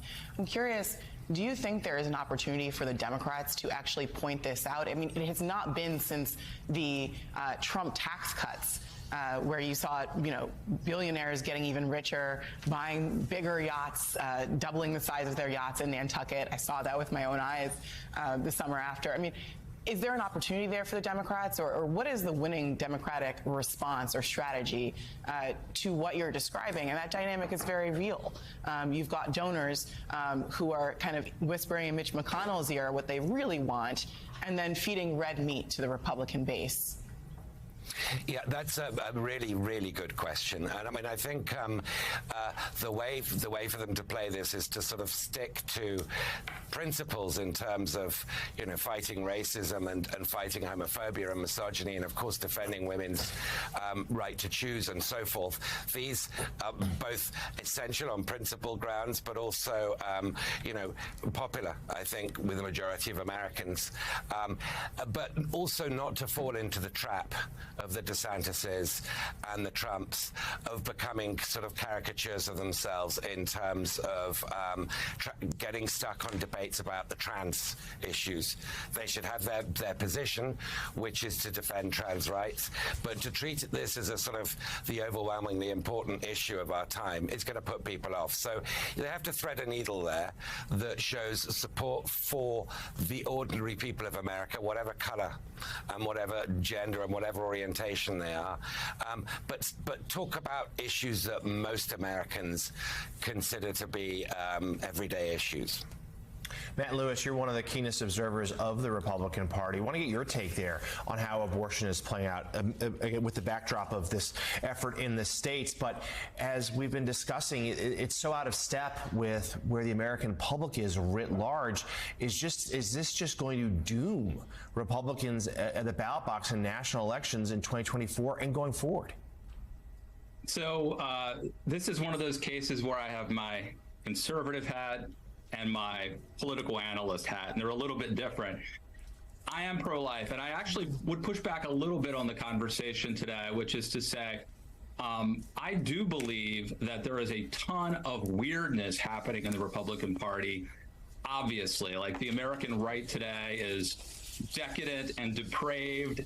I do believe that the pro-life cause, there are a lot of honorable people out there, good, decent people who care deeply about the life of the unborn, and they want to have a culture of life. And I believe that this should be something that transcends just the unborn. It should be part of that, but also compassion for all sorts of people. The immigrant, the widow.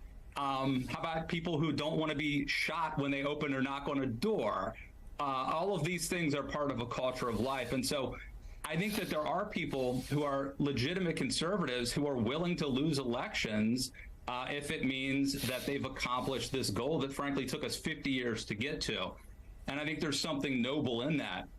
Having said that, from a political standpoint, this is incredibly dangerous right now for the Republican Party for a couple reasons. One, I think there's just a predicted backlash that is going to come.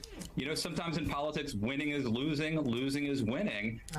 For a long time, I think the pro-life forces had the advantage politically, right? Because we felt like we lost in 1973. We felt like Roe was not a good decision. And I think that gave the pro-life side the energy and the ground troops, quite frankly. And now that has changed. So I think the energy is on the other side. The other problem, I think, is that because the Republican Party and the right has become so deranged and weird, just plain weird, that it's hard to, it's really conflated these messages, right? And so it's hard to be a pro-life conservative in a party with Donald Trump, who has sex with porn stars and pays off porn stars, and with Herschel Walker, who fathered all of these out of wedlock children. And then you have someone like Ron DeSantis, and again, now I'll put my political consultant, political hat on. The 15-week ban that Florida had was most pro-lifers would have applauded that a few years ago. That would have been seen as a big win, a 15-week ban. And I think that that was probably a mainstream position that would have been very politically popular or at least defensible. Moving to 6 weeks, forget what I said about my principles. From a Machiavellian political standpoint, I think that what is going to happen is if Donald Trump is the Republican nominee, the Democrats will destroy him because A, he's Donald Trump, B, he's a threat to liberal democracy. And now, if Ron DeSantis manages to become the nominee, it's going to be all about abortion, and they're going to have a pretty good argument against him.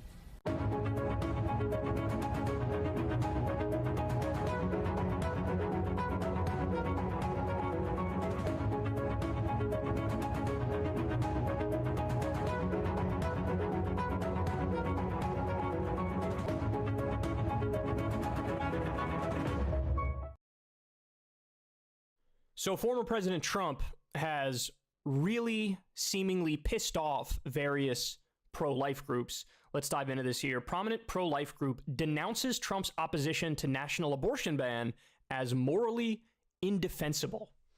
So, I can give you some of this article here, but the gist of it is Donald Trump came out and said abortion should be left up to the states. So in other words, he's taking the position that yes, Roe versus Wade should have been overturned, and red states should do whatever they want when it comes to abortion. They can ban it at conception for all I care. But the blue states, if they want to have different laws, let them have different laws. Now, this was the Republican position forever. This was their position for as long as Roe versus Wade has been in effect. But since Roe versus Wade has been overturned, they've now moved the goalpost to say, did we say states decide, bro? We didn't mean that at all, bro. What we actually meant was we should do a national abortion ban. So Trump's coming out there and saying, no, leave it up to the states. And now he's pissed them all off as a result of it. So Marjorie Dannenfelser, the president of the Susan B. Anthony Pro-Life America Group, one of the most prominent pro-life advocacy organizations in the country, put former President Trump on blast in a statement responding to his opposition to national restrictions on abortion. In a statement delivered to the Washington Post on Thursday, a Trump campaign spokesman explained that, quote, President Donald J. Trump believes that the Supreme Court, led by the 3 justices which he supported, got it right when they ruled this is an issue that should be decided at the state level. Dannenfelser bristled at Trump's interpretation of the Supreme Court ruling in Dobbs v. Jackson Women's Health Organization. That's the case that overturned Roe versus Wade. So here's what they said. Quote, President Trump's assertion that the Supreme Court returned the issue of abortion solely to the states is a completely inaccurate reading of the Dobbs decision and is a morally indefensible position for a self-proclaimed pro-life presidential candidate to hold. Life is a matter of human rights, not states' rights. Saying that the issue should only be decided at the states is an endorsement of abortion up until the moment of birth, even brutal late-term abortions in states like California, Illinois, New York, and New Jersey. Damn. So this is the hardest I've seen any of these groups go after Trump, calling his position morally indefensible, saying, hey man, you're effectively endorsing late-term abortion. We will oppose any presidential candidate who refuses to embrace at a minimum a 15-week national standard to stop painful late-term abortions while allowing states to enact further protections, continued Dannenfelser, holding to the position that this is exclusively up to the states is an abdication of responsibility by anyone elected to federal office. Now, understand something. This pro-life person and these pro-life groups are complete and utter hypocrites, because it was not that long ago that they were taking the exact same position that Trump is taking right now. They're just getting greedy because Roe versus Wade was overturned. There was a huge case that went in their direction. So again, they're moving the goalposts. But the fact of the matter is, it doesn't matter that they're going after Trump. See, this is what people don't understand. Ben Shapiro doesn't understand this. Many people on the right, the right intelligentsia, don't understand this. They're never going to turn on Trump over like positions he takes on issues. Because to them, it's not about the positions. It's about the vibes. Like, I guarantee you, Trump will get more of the pro-life community to vote for him over other Republicans who are better on the issue from their perspective. Like, Mike Pence wants to give them a national abortion ban starting at the moment of conception. But I bet you more pro-lifers will vote for Donald Trump. Why? Because, again, it's more about the vibes. It's more about the vibes. And also, keep it real, this is smart politics from Donald Trump here. His calculation is these pro-life groups have no teeth. Nobody cares what they say. Nobody cares what they believe. They're a tiny, tiny percentage of the population. And I care more about looking more electable in the general election where the population is overwhelmingly pro-choice. I mean, we just covered the poll, new NBC poll, 58% of Americans would describe themselves as pro-choice. When you get into, hey, should Roe versus Wade have been overturned?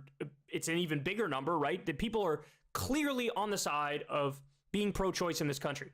So Trump is saying, I need to make sure I'm okay for the general election. So I'm going to say, no, I'm more moderate on the issue of abortion. I'm going to take this position, which is a moderate position now on the issue of abortion. I'm not going full Mike Pence. I'm not banning abortion from the moment of conception. I think that goes too far. There was reporting right after Roe versus Wade got overturned where Trump came out and said, this is going to hurt Republicans. This is going to hurt. Now, he supported Roe versus Wade being overturned. He gave it to justices that in turn did that. But he also realizes the politics of it, where he's like, okay, this is going to hurt us. This is actually going to hurt us quite a bit.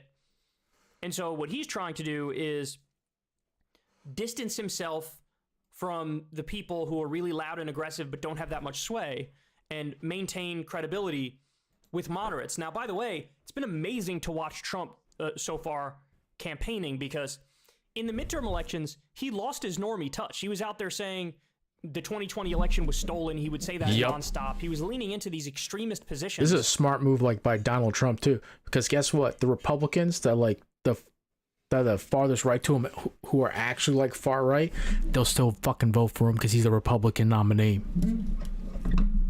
They would still vote for the guy. So let's not pretend like they're not going to vote for the guy, because they will vote for the guy. 100% vote for the guy. And by the way, they paid the price for that in the midterms.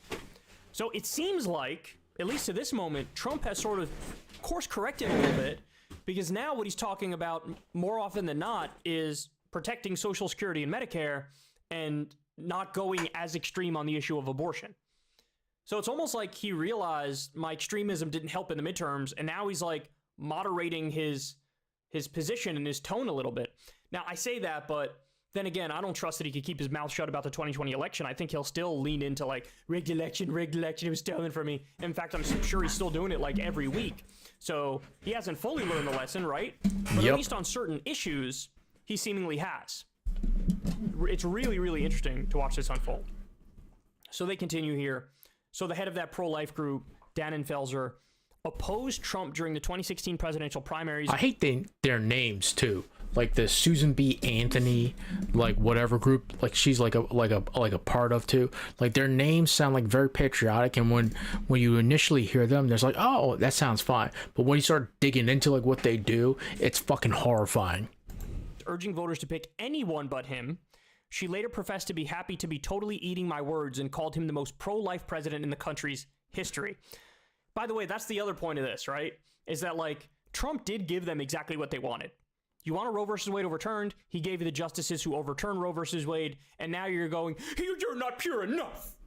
Because suddenly you've shifted your position, and your position is now national abortion ban. Trump's stated opposition to national legislation restricting abortion comes after the most formidable challenger to his third bid for the Republican nomination, Florida Governor Ron DeSantis, signed a bill banning abortion in the Sunshine State after 6 weeks earlier this month. Trump's campaign did not respond to a question from the Post about whether it supported the state-level restriction signed by DeSantis. So again, this is DeSantis trying to get the support of these pro-life people. Yep. That's what that is. But I don't think it's going to work. And also, DeSantis just hurt his chances in a general election by doing that. So DeSantis is pandering to the extremes, desperately trying to get his poll numbers to go up. Donald Trump is telling the extremes to piss off. And I think Trump calculated properly on this one, because when you look at the position, when you look at the poll numbers for this policy that they're espousing, I've seen polls as low as like 9% or 7% of the country that supports a national abortion ban. And so for Trump to tell these guys to kick rocks, I think he's right. And smart move by his part. I think he accurately views the situation that these people are not going to hurt him electorally. They're kind of irrelevant. And he's standing on firmer ground by telling them to piss off. Because remember, it's not like Donald Trump has the right position on abortion. It's not like he's in favor of the right to choose. He just wants to leave it up to the states. But in this insane political environment, that has now become a more moderate position compared to other Republican politicians. So, and again, I still bet you at the end of the day, Trump will get more of the votes of these pro-life people than any of the other candidates, because everything I've seen to this point backs that up, right? He had a scandal with the pro-life people not too long ago, and what happened? His number still went up because he was indicted and everybody circled the wagon. So, look, I think he's on solid ground here, and also he just gave a speech after this scandal. He just gave a speech, and in the speech he was still doing his standard, standard talking points of any pro-life Republican. We're going to protect life. That's what we're going to do. We're going to protect the beautiful unborn babies. And all they need is that little bit of rhetoric. And then, he didn't have much of a market. So it's kind of funny watching a group with such little political sway, fundamentally, trying to go after the juggernaut and the behemoth on the right, whose numbers only continue to go up. It's kind of crazy when you watch it unfold like this. So many of the standard rules of political gravity don't apply when it comes to Trump and when it comes to modern politics. Hey y'all, do me a favor and like and subscribe. It helps out big time in the algorithm. Click the bell as well for notifications. I don't know, when videos Paris drop. Johnson's going to be And there. watch that video on screen right now. You know you want to. What's going on here?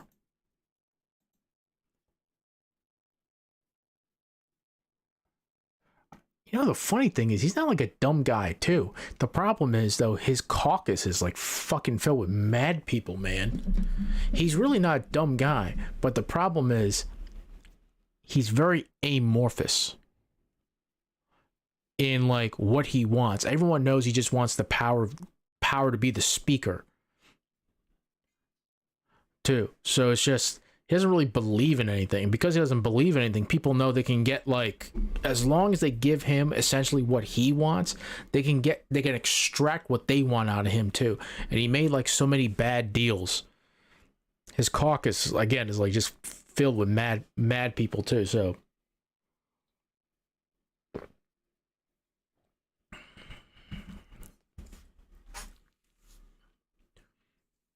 it is what it is.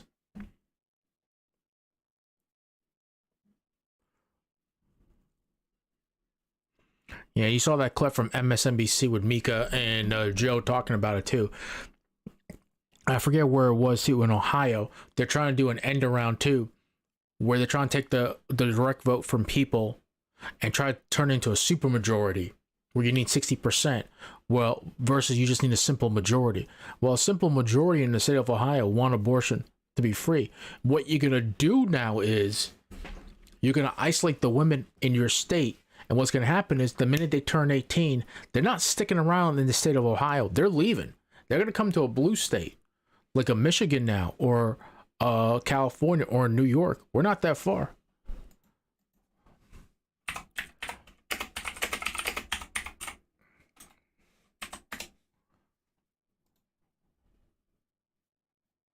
Imagine for a second, Ohio, Michigan's right there, Pennsylvania, Wisconsin, state over is New York. They got the women there have options, especially with Michigan over there. In Pennsylvania, they're going to keep it because the state legislature, I think, is still controlled by Republicans, but the governor is a Democrat. And to be honest with you, the Republicans in Pennsylvania, there's some crazies in there too, but there's enough of like the sane ones where they're not going to pass like an insane abortion ban in the state of Pennsylvania. Then you got them. Then we got New York now far along. They'll just like relocate, man. And there's opportunities in these states too. There's opportunities in Michigan. And they're right about this too. I wish they had like a listen feature here, but dude, they're passing like these extreme bans. It's going to hurt them in the long run.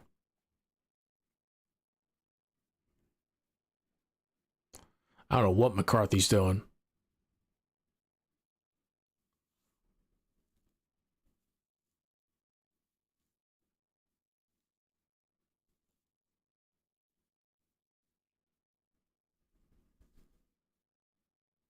admitting that we lied to you for saying the wrong things about the 2020 election. Now, why is that? Well, the truth is Donald Trump lost. We saw that. How long do you think Tucker goes on OAN or Newsmax? Newsmax is trending right now.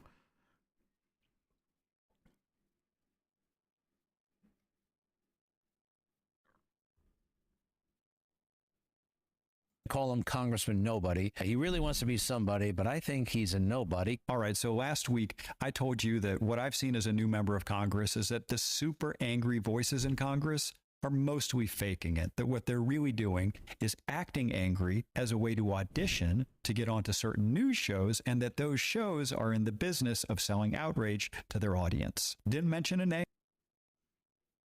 That's also very true, too.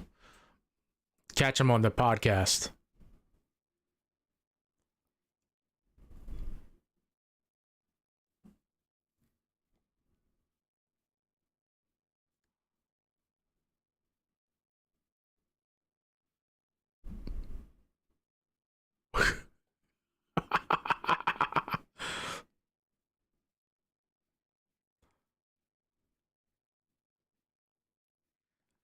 Oh, that's true too. God.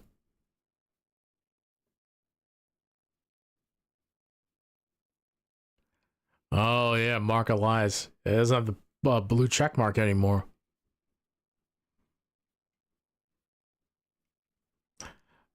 Give this a like.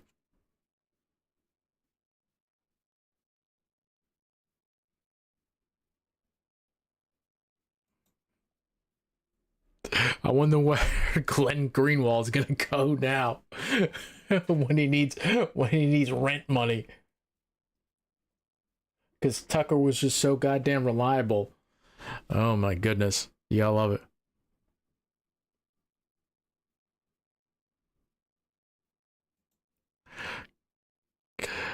Oh, it's so mean. Guy's a piece of shit, man.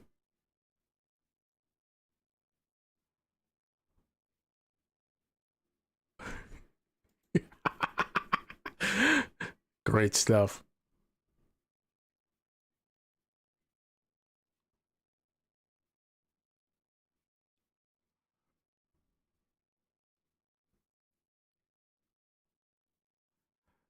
Dude.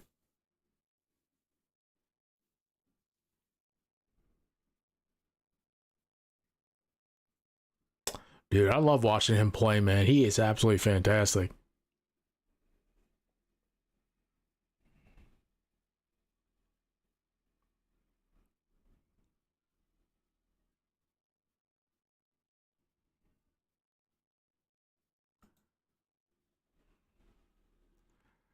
Oh, you gotta love it.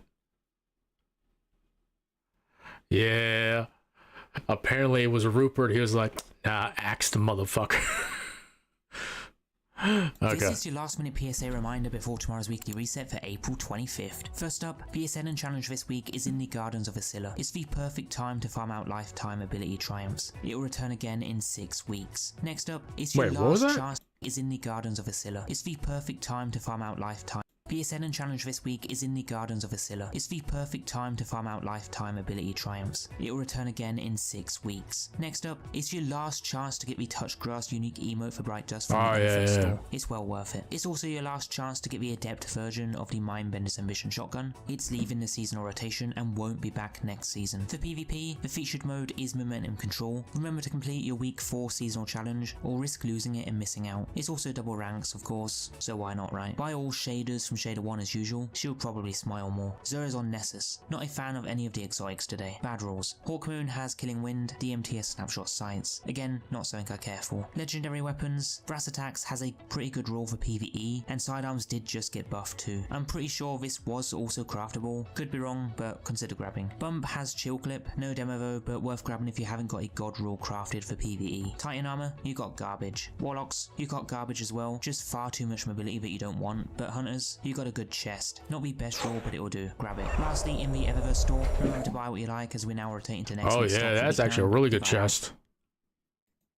Earlier this year, we made a video titled, I'm Concerned. And in that video, we covered all the major issues that have been plaguing Destiny 2 on the back end. Now, we expressed our concern with the state of the game in terms of stability, and essentially we just covered why we were worried heading into Lightfall. Now, It's showing its age. our main question that we posed in that video is how long is it possible to keep patching holes in the ship that is essentially Destiny 2? Like, it's kind of comical. As soon as Bungie patches one hole, 2 more pop up somewhere else. And this led us to the conclusion that Destiny 3 at some point may become a necessity. Now, we got a lot of mixed opinions on this video. We had some folks agreeing with us, and then also a lot of folks saying we don't need a Destiny 3. Now, some of you guys dropped some amazing comments on that video. We even had someone named Dave Hogue who stated, as a software engineer on an infra team, I can confidently say that no matter what company you work for, infra is always forced to take shortcuts because executives don't see cleaning up tech debt and building resiliency of the platform as high impact. It sucks, and I feel bad for the infra teams at Bungie who are probably way overworked and understaffed. From AK Games, I think it's time for Destiny 3 on a brand new engine. They keep slapping band-aids on every time this thing springs a leak, and eventually it's just going to explode. From B Nugget, at this point, they need to just release Destiny 3 with a fresh set of code. From Joseph Snyder, looking forward to playing Destiny for the next couple of years. I just hope viewers don't take this video out of context. Being wary about game stability is one thing, but those acting like a new Destiny release is necessary to save the franchise need to check themselves. Another full-blown Destiny game isn't coming anytime soon. From Sydney Jemison, I think the biggest issue in this, which is what my team talks about every day, is technical debt and a lot of it. Basically, every release of an engine update fixes so many core issues, but with that, breaks the solutions you have in place for those fixes, causing a cascading effect. Given that most games are made in one version of an engine and stay there over time, this will cause the issue you're seeing here. I think the fix is a 3 to 4 month downtime to upgrade the engines so it could always receive upgrades when necessary, and also Q&A testing every single aspect of the game to make sure nothing is broken. Again, they could enlist the help of the community to Q&A tests, otherwise what's going to happen is only going to get worse. And finally, from Starkey, if I ever see a Destiny 3, I will break my TV. Needless to say, guys, wanting a Destiny 3 isn't as black and white as wanting a sequel. And to be quite honest with you, considering the vanilla releases for both Destiny 1 and Destiny 2, many people dread the thought of a Destiny 3. Everything from starting their characters over from scratch to just how those releases went to begin with. Hell, Destiny 2 almost died with how bad its vanilla release was. But I just wanted to list off some of those comments as it gave me insight from the few folks that are in this industry already, or at least related fields. But today's video is not to hammer down on those exact same issues from that original video. If you want to check that one out, feel free. Instead, though, I want us to dig into some other issues that have popped up since the release of Lightfall, and some other pressing issues hurting the game that I believe to be just as important. Now, since then, we've had the launch of Lightfall, which has seen so many fantastic quality of life improvements to the game itself. Look no further than in-game loadouts. Now, don't get me wrong, I love these changes, and I don't want to undermine the hard work that went into them, but at the same time, we still haven't received any updates to these core issues on the back end of Destiny 2. On top of that, when we made our original video, I stated very ominously that things were going to get worse, but I didn't know exactly how much worse. Guys, just take it from this past week. The amount of recent problems that are popping up is insane, and these are things that are hitting me on a day-to-day basis. Here recently, I encountered this bug right here, and I know a lot of people said, Cross, this bug has been around for years, but it was my first time encountering it, and it scared the hell out of me. Essentially, when changing characters, sometimes you'll actually be brought to this new character creation screen, and if you accidentally select one of these characters and follow through on it, this will result in you deleting one of your characters. Now, obviously, you can get out of this by closing the game down, but the point is, if you're a new player and you encounter this bug, you might have actually selected this and followed through on the character creation, thus deleting your character. That right there is a terrible bug. But even other bugs that have been popping up, everything from leaving comp games and not losing rank or getting timed out, or the fact that we've been getting kicked offline with extended maintenance hours, error codes being increased, weapons not doing the appropriate amount of damage, and some of these items taking weeks to address, and then we have like the legendary farm glitch, which gets patched in like 3 hours. But that's not the only thing concerning to me. It's also the small things, the little things, such as patch notes being completely left out of update 7.0.5. And these are big patch changes. This wasn't something that I would think would be added last minute. And I almost feel like there's a miscommunication going on within the team itself. And to be quite honest with you, it wasn't until I saw the follow-up tweets from the Destiny 2 team Twitter that I even knew these other patch notes existed. I know at this point I'm probably beating a dead horse. You guys have been experiencing the same laggy servers, the same amount of error codes, the multiple bugs. We've seen an uptick in cheaters. Cronus and Zim users are running wild. Thank God we got confirmation from Bungie that they're going to start banning people. But it does blow my mind with all these things being so pressing. Legendary shards, that's priority number 1 for Bungie.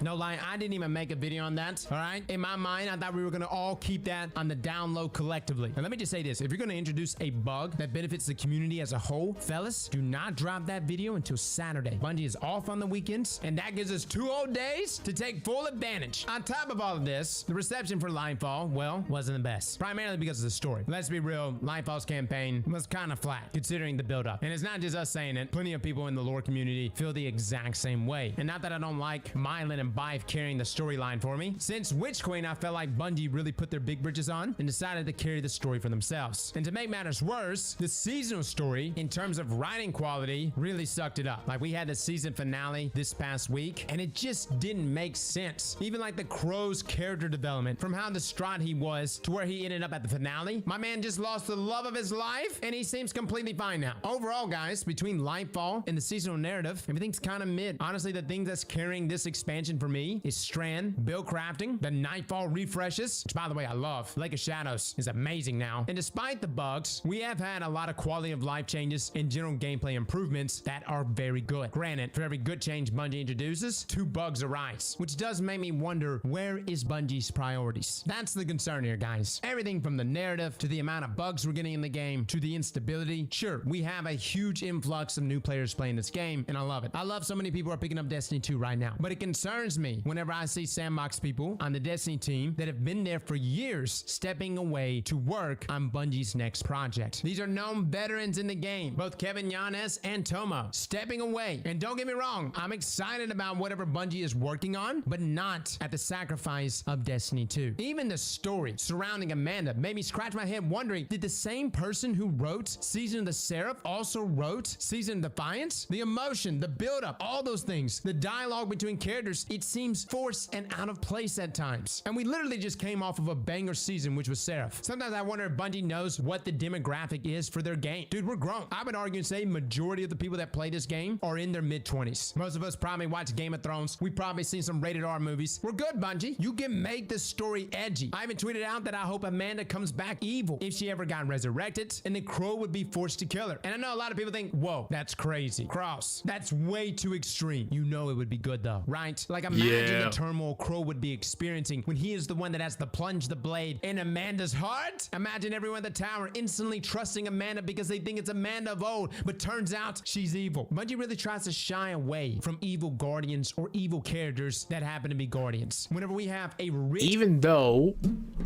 I think Mylan and Biff have all talked about, like, the first Guardians, some of them were like, they were like warlords. They basically like took over, like, after the fall and the Dark Age came, the first Dark Age came, like, the first Guardians were fucking evil. Like, they were just like warlords, like Genghis Khan types, and conquered and pillaged. Lore of bad guardians, everything from warlords to Dredgen Yor. I know we're in the light and darkness. That's what I thought, like, after the final shape, right? Like, my idea behind the final shape is, all right, you know, the Witness dies, that saga ends, and essentially you're in peace times for the first 2 seasons. But getting to peace times is one thing, maintaining the peace is another thing too. And what happens is, maybe as like the last like fuck you to us and to the Traveler, the Witness and the Darkness decide to raise these former like warlords, imbue them with the last remnants of the darkness, and these guys rise up and they're like, well, hold on now, there's the last city over there, there's all these new aliens everywhere too. Earth seems to be basically rebuilt at this point. I think we want a piece of this too. And then you have to fight off these new evil warlords, and humanity has to decide, are we going to split up or are we going to join together and create like a new golden age?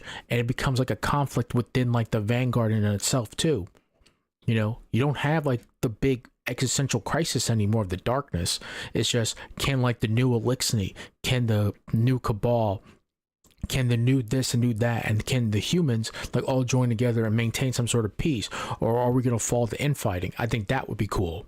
Saga. But at some point, Bungie, you're gonna have to start making a story for the demographic that is playing your game, which is a bunch of grown-ass adults. Paul Tass even tweeted out my tweet stating that Destiny has always struggled with a lack of human villains in the story. Forsaken was the big one and was received very well, even if Aldrin's motives were like 4 layers of manipulation. Lichme was the other recent one, I guess, but like all light bearers are good now. People always talk about a new alien race eventually showing up, but I think rogue humans, Exos, and awoken guardians as actual enemy combatants could be a lot of fun instead. But to the original point, Amanda being resurrected as evil with a rewritten personality would certainly be more interesting than coming back as some wholesome titan. The idea that you give a bunch of people essentially immortality and unlimited power and they'd all be very nice superheroes doesn't really seem plausible to me. And he's right, it's not plausible. Hence why the show The Boys has been so successful. By the way, if you have not seen that show, it's a fantastic show. Now, I don't know if this has anything to do at all with the narrative so far, but we are starting to see layoffs at Bungie. This appears to be impacting the narrative department specifically. Now, we only have one confirmation from a team member, but they do say in their tweet that they were impacted by a team reduction at Bungie. Now, this is not great news. It's a terrible thing when anyone loses their job, but this happening just a year after being acquired by Sony for $3.6 billion does make me scratch my head. At the same time, if they're wanting to go a different direction, then finding the right people for the job, I get it. But the more and more I keep looking at things, guys, the more I feel like Destiny needs to become top priority for Bungie. Look, I know Sony dropped a lot of money for Bungie, and I'm sure Bungie made a lot of promises for upcoming games, whether it's Matter, that other game they're supposed to be making with NetEase, and perhaps a Destiny 3. What I would like from Bungie is to know why exactly we are running into so many bugs. Is it because the game is actually getting too big? Is it because we have old gen consoles that have not been left behind? Or is it in fact the Tiger engine, which is Bungie's beloved engine for like 3 decades now, is reaching a breaking point? I wish we can have answers to these questions. Now, this is definitely not something that Bungie's gonna just walk out next week and be like, yo, here's what's happening. Here's how we're shaping up the narrative going forward. These are our plans for Destiny 2 after the Light and Darkness saga wraps up. And oh, here's all the other games we're working on. Yeah, I'm sure that's not gonna happen. However, we have a date coming up, and it should be in August, around the same time that Bungie announced Lightfall. And I know everybody's really thinking of short term right now, Season the Deep, and I know that's pretty much right around the corner. And don't get me wrong, I'm looking forward to that season and seeing if Bungie can pick things up narratively. However, when Final Shape is announced, whether that's August or September, guys, I don't know about you, but I want to know what the hell is going on at Bungie. What are these teams moving to that's so important that they have to get pulled off of Destiny 2? And what is the plan after the Final Shape? Because if the game keeps breaking at this rate, dude, I don't know how Final Shape is gonna go. Like, really. But I feel like Bungie has an opportunity here to really be open to why it is we're running into so many problems. So again, in our last video, we were told we were being over dramatic by saying that the game is gonna continue to keep breaking more and more. And here we are. Destiny 3 is literally trending on Twitter. But let me just say, I really don't want a Destiny 3. If Bungie can make this happen on Destiny 2, I would prefer to keep everything on Destiny 2. And I feel like a lot of you would like that as well. Because if we had a Destiny 3, it's a good chance Destiny 3 would literally just be content delivered to us yet again from Destiny 1 and Destiny 2. And there's been too many great changes inside of Destiny 2 to just ditch it now. What Destiny 3 should be, for me, is essentially a engine overhaul. Take everything from Destiny 2, everything from our characters to our vaults, and literally just move it onto a new engine. And maybe then we can get everything that we want on our wish list. By the way, I made a video on my Destiny 3 wish list. Feel free to check that out. But at this point, that's literally all I want from a Destiny 3 is an engine overhaul. To take everything we have from Destiny 2 and move it. I wonder what the mechanics behind that would be, though.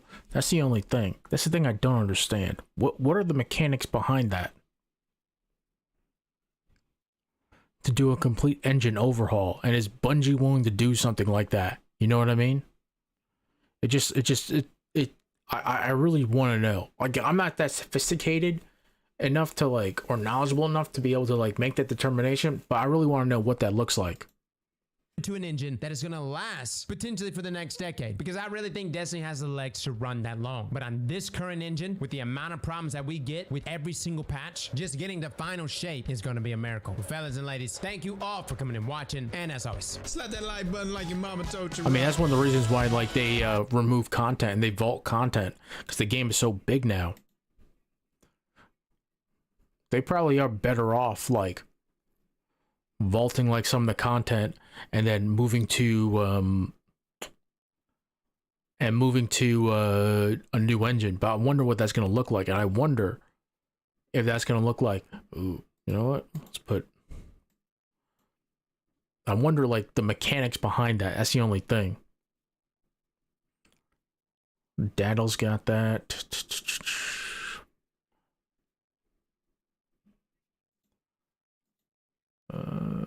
Let's do that.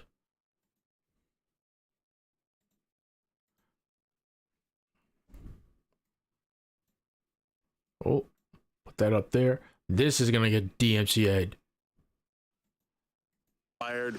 I'd say at MSNBC, somebody better watch themselves. But actually, the head of NBC News was fired just a couple of days ago. So apparently it comes in threes. Don Lemon and Tucker Carlson, very, very different situations. It looks like Tucker Carlson was trying to get fired. Don Lemon was definitely trying not to get fired. They both got fired anyway. And there's a giant difference between them. I'm going to explain that in 1 second. But remember, guys, we do a live show every day at 6 o'clock Eastern, 6 to 8 for the Young Turks.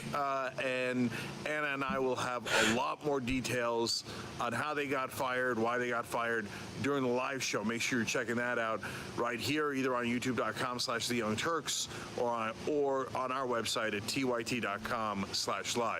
Okay, so Don Lemon is getting scapegoated. That doesn't mean that Don Lemon's a great guy or a wonderful news anchor. It doesn't speak to any of his views, et cetera, et cetera. And I've had my some issues with Don Lemon before, but he's really a symptom. He's not a driver of anything. And what's happening to him is basically, if you watch Succession, they're burying him on purpose. They leak the crap out of stuff to make him look bad. They need a scapegoat. Why do they need a scapegoat? Because their centrist BS turn, where they just do vanilla programming from the 1990s, isn't working at all. Their ratings are tanking everywhere. But this is when executives need to be able to point to someone and go, it's definitely not us. It's one of the anchors. It's unacceptable. It's definitely Don Lemon's fault. And they make it seem like it's all Don Lemon. Absurd. Absurd. That doesn't mean that Don Lemon was some amazing anchor.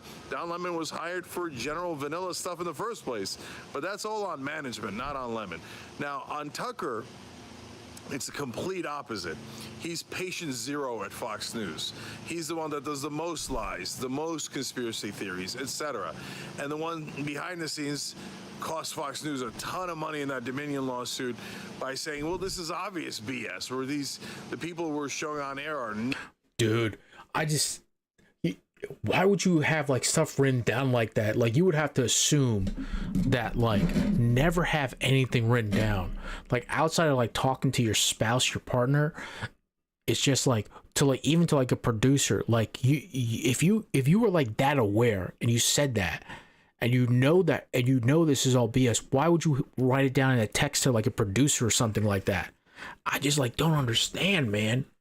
It's just, you have to be... I think you have to be a little paranoid when you're in today's media landscape. Like, something's gonna get leaked out. You know, you just don't know. You don't know who's listening in. Like, especially in these new organizations. Like, you have to know. Like, he understands. Like, he knows. Like, it's all bullshit. You know, and something I'll never forget is him and his wife asked Hunter Biden to help like their son or their daughter, I forget which one, to get into Georgetown. I remember that. It was like a New York Times story, I think. This was like a while ago. It was printed like a while ago, and it's kind of no one covered it. But that happened. And it's just, he knows the deal.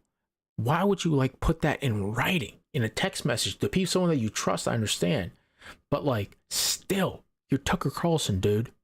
All right, I gotta run to use the bathroom. I'll be right back.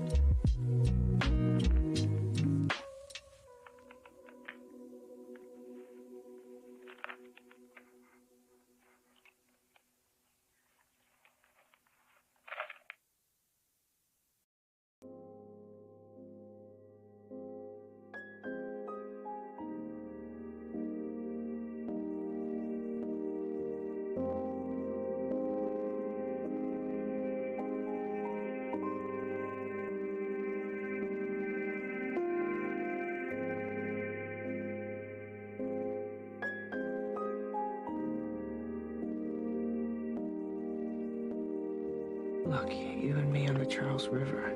I could die right now, Clem. I'm just happy I've never felt that before.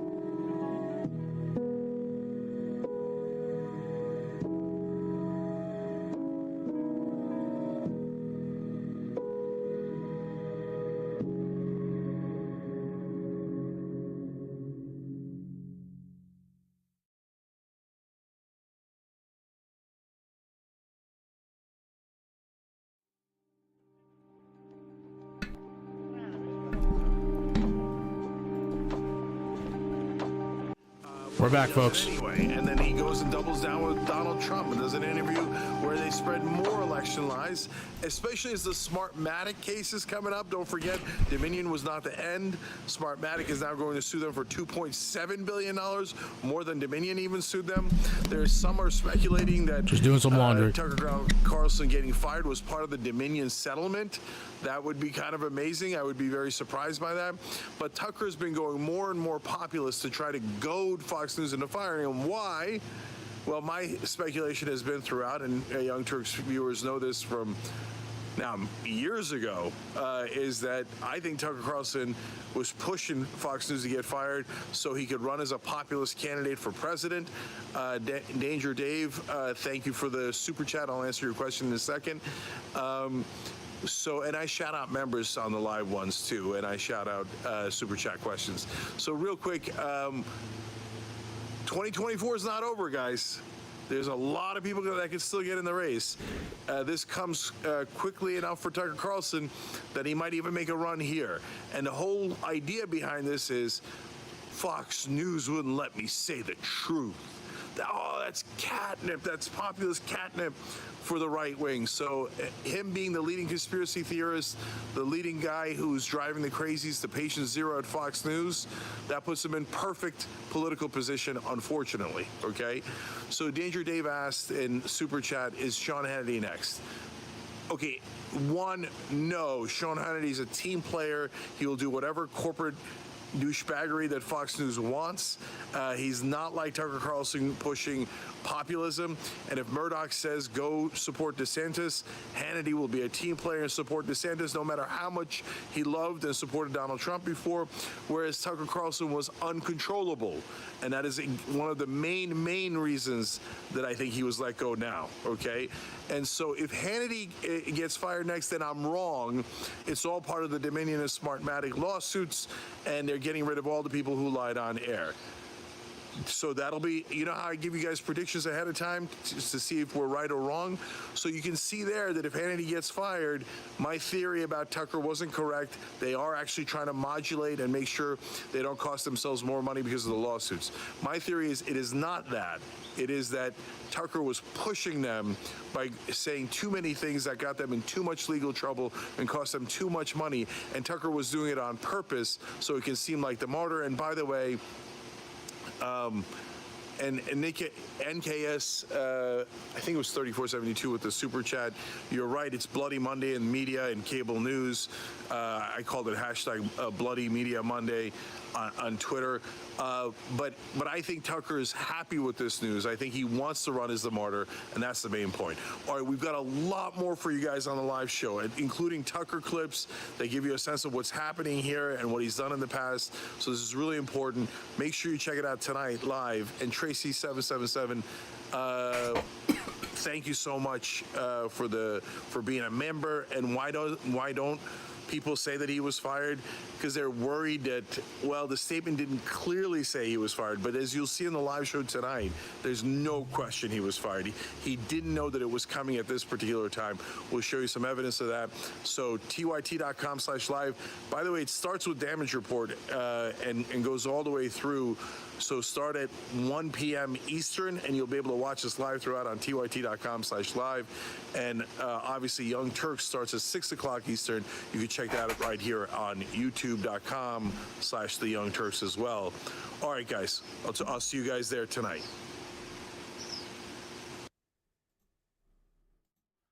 Uncut check. That's literally me, like when I'm on TikTok. Like, yeah, okay, let's see. Yeah, there we go. Takes me a minute.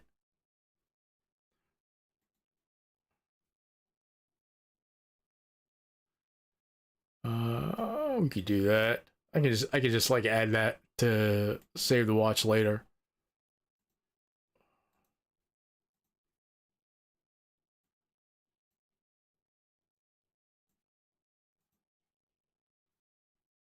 Oh, Elon Musk, y'all. Elon, what are you doing? What are you doing?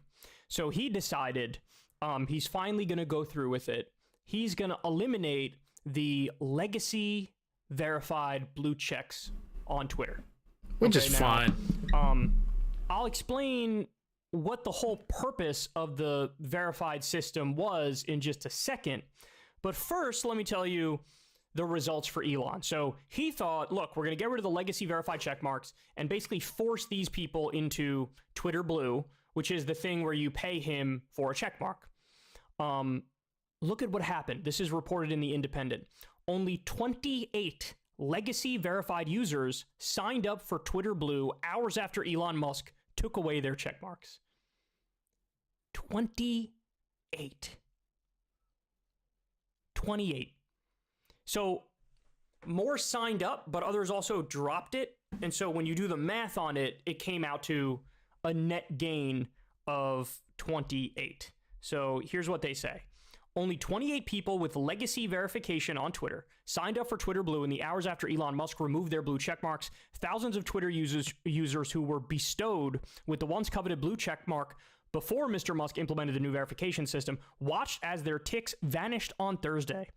But it seems many did not mind the loss, as there was no rush to join Twitter Blue. According to Travis Brown, a Berlin-based software developer of the 407k legacy verified Twitter accounts, only 19,497 signed up for Twitter Blue. That number increased by 28 from the 19,469 that Mr. Brown identified as both legacy verified and Twitter Blue subscribed accounts in early April. So there was also some internal texts from somebody who worked at the company that were floating around Twitter, where they were saying, like, management and Elon Musk are losing their mind. They're flipping out because of basically how big of a disaster this has been. Mr. Brown said he was able to find the number of legacy verified Twitter accounts through Twitter's API, which is available via paid subscription. Twitter Blue costs $8 per month and gives subscribers a verified checkmark next to their name. Mr. Musk implemented the new verification system seemingly as an incentive to get people to sign up for the feature. Mr. Musk also said that he decided to get rid of every legacy verified account to level the playing field. In March, Mr. Musk tweeted, quote, "It's more about treating everyone equally. There shouldn't be a different standard for celebrities, in my opinion." Okay, let me explain why this drives me nuts. Elon casually contradicts himself all the time and doesn't realize it. You cannot say, hey, my whole point with Twitter is to treat everybody equally, when you just created a system that explicitly does not do that. In fact, it does the opposite. That's when true. You say, hey, pay me $8 and you get all of these benefits. I mean, in the benefits, they list that, like, your tweets get priority if you pay him $8. Okay, that is you, Elon Musk, setting up a more rigid two-tier system than even the previous management did. That's way more of a two-tiered system than what it was under old management. Yep. So you can't say this is about treating everyone equally when the way you've set up Twitter is explicitly to not treat everyone equally. It's to give preference to the people who pay you $8 a month. So look, create whatever dumb system you want, but then don't spit in our eye and tell us it's raining. This is very clearly not an equal system. Now, there were a bunch of high-profile celebrities who came out and they were like, I'm not paying for this shit. LeBron James. Why would I do that? Why would I do that? And they made, they either tweeted about it or said something, and it sort of blew up into a news story. And after that happened, Elon Musk was like, you know what? Let me just personally pay for a few celebrities to get their Twitter Blue. Which is hilarious, so by the way. LeBron James and Stephen King, just to give an example. And by the way, many of these people, it's not just them, he's paying for others too. Many of these people have come out and said, I don't even want this thing that you're paying for me to have. I don't even want it. I don't even want it. Now, look, here's the problem, right? Like, what was the whole point of the Twitter verification system? I know people view it as like, oh, it's a status thing. Oh, you're well known, you're a celebrity, or you're famous, or you're a politician, or whatever. Like, that's what people think of it. And to an extent, that is true. But the real reason for it was there was a lawsuit waged by a famous person against Twitter. Why? Because the person was being impersonated, and in the process of that person being impersonated, they felt like, look, I'm being slandered here. Like, this is defamation. They're making me say things that I would never say, and I'm embarrassed that they're saying. And so Twitter, you need to make clear this is not me, because the majority of people who stumble across this are going to think it's me saying the things, and I'm mortified at the things the person is saying. And there was a lawsuit, and the person who sued Twitter won. Well, either the person won or they cut a deal behind closed doors, one or the other. So Twitter decided, this is where verification comes from. Twitter decided, look, if you're big enough where somebody can impersonate you and it could, do damage to your reputation or whatever, that's what the blue check is for. That's what the blue check is for. So really, it's like a protection against future lawsuits. That's what it is. Like, there is a very, very practical, pragmatic, straightforward reason to have this thing that helps protect Twitter's own ass. And Elon was like, meh, let's just throw that out. And now let's flip the status symbol. So what happens now? All of the biggest Elon Musk simps are the ones who pay the $8 and get that blue verified check. And all the people who used to have the blue checks are like, I'm not paying $8. And so now it's just like a site that's given priority to all Elon fans. And that's really the end of it. And of course, what you're seeing is a colossal exodus now. There's been a number of news organizations. I mean, look, one of the whole reasons I'm on Twitter is to get news for the show. I follow all these news accounts and all these reporters who I trust and like. And if you start seeing an exodus, I think PBS, NPR, there's a bunch of them that were already like, I'm gone here, man. Another number of other celebrities too are like, I'm gone here. And at a certain point, it's like, this isn't worth it. Like, why would anybody even stay on Twitter at that point? This is such a clusterfuck. It really is.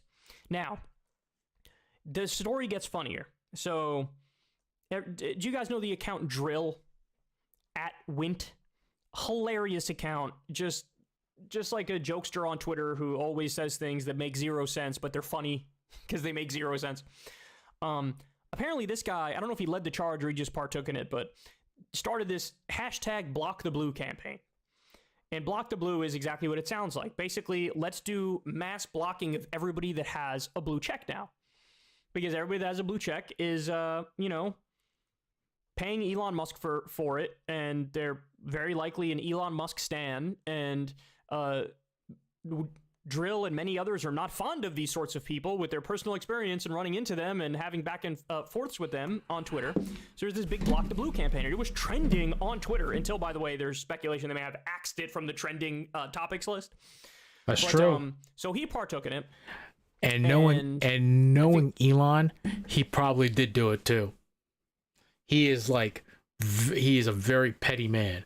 He lives a very public life, but he hates that aspect of being a public figure where people openly criticize you over like every little detail, and it can get annoying. I can understand that too. Your compensation is you're one of the world's richest people. I mean, just you won the game called life. He has won it multiple times over.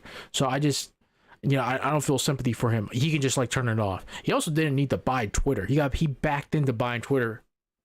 He was forced by a court to buy Twitter. I honestly believe he was trying to get out of it, but then he got forced by the court to buy Twitter. So deal with it, Elon. Matt Binder wrote about it, and what happened in reaction to that is Elon Musk decided, I'm going to give everybody who's a big account who's promoting this Block the Blue thing, I'm just going to give them a blue check mark. Elon, you're so embarrassing, man. Oh, that's the most embarrassing thing I've ever heard. So Elon Musk is somewhere in an office at Twitter headquarters, incessantly reading what Matt Binder writes up. Yep. Matt, pat yourself on the back, man. Pat yourself on the back. Props to you for getting under his skin that much. So, and now it wasn't just them either. Hassan Piker didn't pay for Twitter Blue, and he ended up with a verified checkmark. Basically, people who are like critics of Elon Musk who have a big name, yes, they got their checkmark back because yes, they did. Like, I don't want the checkmark, and so Elon's just giving it to them, and then there's no way for them to opt out of it. Which, by the way, what does that say about your product? If you're forcing it on people and they're like, I still don't want this thing. I still don't want it. So what you're witnessing now is the complete and utter implosion of Twitter. I mean, it seriously is embarrassing. I've never seen anybody run a business in a more haphazard, impulsive, and childish way than how Elon Musk is running Twitter. I mean, the number of contradictions. I'm going to do this, and then you do the other thing. How many times have we been through this? How many times has he said, oh, I'll create a board that can oversee whatever decisions we make, and I won't do it, one of them, shooting from the hip anymore. It's all bullshit, by the way. Like a day after saying, I'm going to run everything through a board, he'll just make it. I mean, it's comical. It's comical what's happening here. And the whole time, he's acting like, some fucking Reddit troll or 4chan troll tweeting lay epic memes at thinking like, he's nailing it. Man, it's just super embarrassing. Now, by the way, so this number was within a couple hours of the change. I've seen other numbers that range from like a couple thousand people signed up to as much as like 12,000 people signing up. But I have to say, even if it's the high number, right? Even if it is 12,000, that's abysmally low. And if you're saying it's 12,000, you're probably including all the people who Elon forced a blue check on. He forced a blue check on them. So, by the way, we'll see what happens with my own account. But of course, I lost my blue check, of course.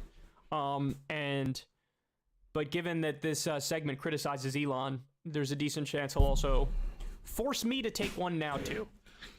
But it'll be interesting to watch this unfold, because my guess is you're already seeing mass impersonation from trolls, right? I saw the New York State government account lost their verified check, and then they came out and said, just so you know, this is the official New York State government account. And then somebody replied with a different account that looks like an official New York State government account, and they're like, wrong, this is the official New York State government account. You're going to see this stuff all over the place now.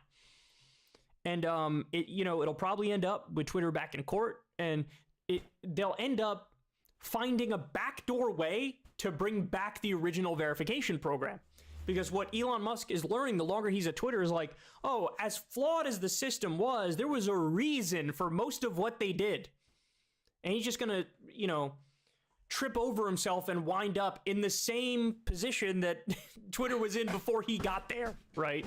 But that's if it doesn't go bankrupt, because he's loaded to the gills with debt, and clearly he has no plan to get out of it, and clearly advertisers are running away, and, the platform is not what it used to be. It seems like... Bro, I have seen more adverts on Twitter, advertising on Twitter than ever before. It's almost like every couple of tweets, I want to say 5 to 7 tweets, all of a sudden there's an ad for a product. I'm like, what is this product? Why is this being marketed to me? It's like being forced. It's been forced on me. It's so strange. Twitter was a party, and now it's like they just had last call, and everybody's drunk as fuck and stumbling out the door, and the place is about to get raided by the cops or something. That's what Twitter feels like at the moment. Hey y'all, do me a favor and like and subscribe. It helps out big time in the algorithm. Click the bell as well for notifications when videos drop, and watch that video on screen right now. You know you want to. On my about section, it says favorite streamer, it says Miskiv, and then it says, probably NMP. I actually also like Miskiv. Is that crazy too that I also like Miskiv? I mean, I liked him, but after the crazy slick thing, I'll with him, because I know that hey, that nigga rides for his homies, you know what I mean? Me personally, he does. He definitely does. He rides unironically, too hard for his homies. I know for a fact Jonathan wouldn't do that, and I know guarantee Destiny wouldn't do that. So Miz, I don't know if that nigga had your sex tape or whatever. I'm not a fucking retard. No, I wouldn't do it as well, but I could respect somebody that would do that type of shit. For a 400 viewer Andy, you're willing to sacrifice 30k subs? Eventually he did. No, but he was forced. He literally pushed it as much as he could. No, he just didn't calculate the situation. He didn't have the IQ. You think that retarded? Do you think streamers are generally as stupid as they portray themselves? Yeah, no, it was kind of dumb. Although, to be fair, he kind of got unlucky that Train and everybody caught on, and it just kind of came out later. And he also got fucked because he would have got away with it too if it wasn't for Crazy Slick being an actual fucking retard. For as much as all the Mizkids and everybody want to rewrite they all want to rewrite history and rewrite the drum or whatever. Crazy Slick was DMing people and saying like, "Yo, don't invite Adriana to this. Like, I don't want Adriana to be here." Yes, that's true. He would have just like sucked up to her because she kind of owned him after that, right? He should have realized that like this chick has like my number. Like, I'm fucked if she ever goes public. He should have been incredibly chill towards her after everything that happened, but he wasn't. He was a huge baby about it, and I think that's what ultimately came back and bit him in the ass. No, I 100% agree. If you do some stupid shit, the fucking plan of action is to be like, actually suck up to them, be a nice guy instead of trying to but actually, fuck all that. You think the lawsuit is actually gonna go anywhere? Absolutely not. I have no fucking idea why she's doing that. She's like nuking any bit of credibility shit. I don't know who talked to her, who got in her ear, or who was saying shit like that. It's such a stupid fucking idea. Unless the only possible thing I can think of, is if there's some kind of legal strategy where somebody talked to her and they were like, listen, Mizkif has equity in OTK. We've got reason to believe that OTK is worth this much. And it might be the fact that you could go to Mizkif and say, listen, if you guys pay us out like $50,000, then we'll fuck off and we can settle this real quietly, and then we'll sign an agreement so she never ever talks about you again. Wouldn't you like that? Wouldn't you like Adrian to never talk about you again? Pay us $50,000, we'll settle, we'll tie an NDA to the settlement, and we'll go away, rather than tying you up in court for a year where you've got to fight with your organization over some shit. Maybe legally like that could work just to get them to settle, but oof. True. Yeah, I think it's gonna lead to a settlement, to be honest with you. It's so fucking. You don't think he's gonna settle? No shot. Well, the only thing that sucks is that, like, do you want to be like in a protracted legal battle about whether or not you're like covering up women getting sexually assaulted and then like mind fucking them over it? It's kind of like the worst thing, you know? Yeah, but isn't there a lawsuit that, you know, like she was being blackballed and blah blah blah? It's not necessarily like a lawsuit that, hey, I was fucking molested or some shit, right? Isn't it? Because it's about defamation. She's saying that yeah, she got defamed. Yeah, I think she would have done better if it was about something sexual. Yeah, exactly. Like if she wanted to sue, I don't know if she could like actually prove that in a court of law. Because listen, outside guys, like it's not confession. hashtag me too, but the nigga touched her she chest. literally Hold on, said, Zerka, hold on. The nigga touched her chest twice. The nigga touched her chest twice, and she's acting like she got the nigga to like come inside of her. I don't think that's the issue though. That's not what Crazy Slick fucked up on. It was blackballing her from events. That was which was retarded, but she can't, like, people could plead the case that she's a terrible drunk to be around. There's a billion texts out there that fucking portray her as the most degenerate alcoholic of all time, of her fucking doing the exact same shit that damn near the exact same shit that Crazy Slick did to her, but onto Seer. Yeah, but she's not blackballing anybody over it. Like that's a weak comparison. That's a Mizkif comparison. We're like, oh, she didn't say that. No. What I'm trying to say is. I think he's trying to say is like they could easily come. I think what Q's trying to say is they can like attack her credibility with that too. But I don't know if like that would be allowed or it would be brought up in like in a civil case like this. If you can attack her credibility, maybe for like her truth or veracity, like when she gets a little like she gets a like liquor in her fucking, you know, the true Adriana comes out. But I don't think so. I don't know if you can actually like, bring that up. Maybe under Texas civil rules of civil procedure you can in a civil case, but I'm thinking you can't. Hey, you're a terrible person to hang around, and we don't want to hang around with you anymore. Yeah, but it wasn't. Like, I understand what you're saying. That could be the case, but it wasn't. Well, no, it can't be because I've seen the DMs. Sorry. Like, I'm not trying to say that like this is what was known, but like just privately, I've talked to people that are involved in that scene that are very close to a lot of people there that have said like, yeah, Slick did not want her at parties. Slick didn't want her around. If she was there, he was weird. Like that's so like if there was like a big discovery thing and like DMs started to leak, that's what it would show. It wouldn't show that people are like, oh, we don't want Adria here because she groped Seer one time because she was drunk. I don't think anybody's saying that. It's gonna be because Crazy Slick feels uncomfortable with her. I think that was the issue. No, Steve. We agree that the reason that she was blackballed is because of the Crazy Slick situation. Like the people that have fucking went through this shit, and we've all fucking seen the DMs and we've all seen the fucking people talking about this. You probably have seen more than the average person, but that's obviously why she was fucking blackballed. But I'm saying that it could also easily be argued that because of her fucking manners and her character and the way that she fucking operates, because it's not fucking unfamiliar to people that are sure, but for it to be argued, wouldn't there have to be some kind of proof of that?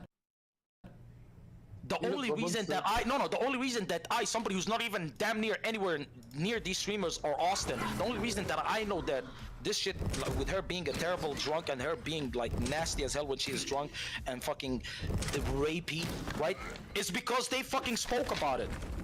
That's the Well, yeah, but the only reason that came up was Mizkid's trying to bring it up in retaliation to the accusations that she was making, right? I don't think anybody cared about it beforehand, or if they did, I didn't hear anything about it.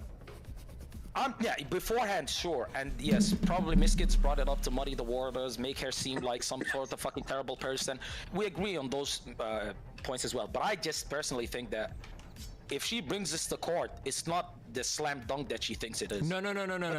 If it goes to court, I don't think she wins, but OTK doesn't win either, because why would you want your organization to be fighting over whether or not you railroaded some girl's like sexual assault story, right? It's such a bad look. Like even the Mizkif stuff already, even though theoretically that internal investigation cleared him, that was still a really bad look, right? Like look at how fragile we are. Look at the Blizzard shit with women and the Riot shit with women. Like gaming orgs are not doing too hot on their track record with women. Like do you really want to fight over another type of thing like this?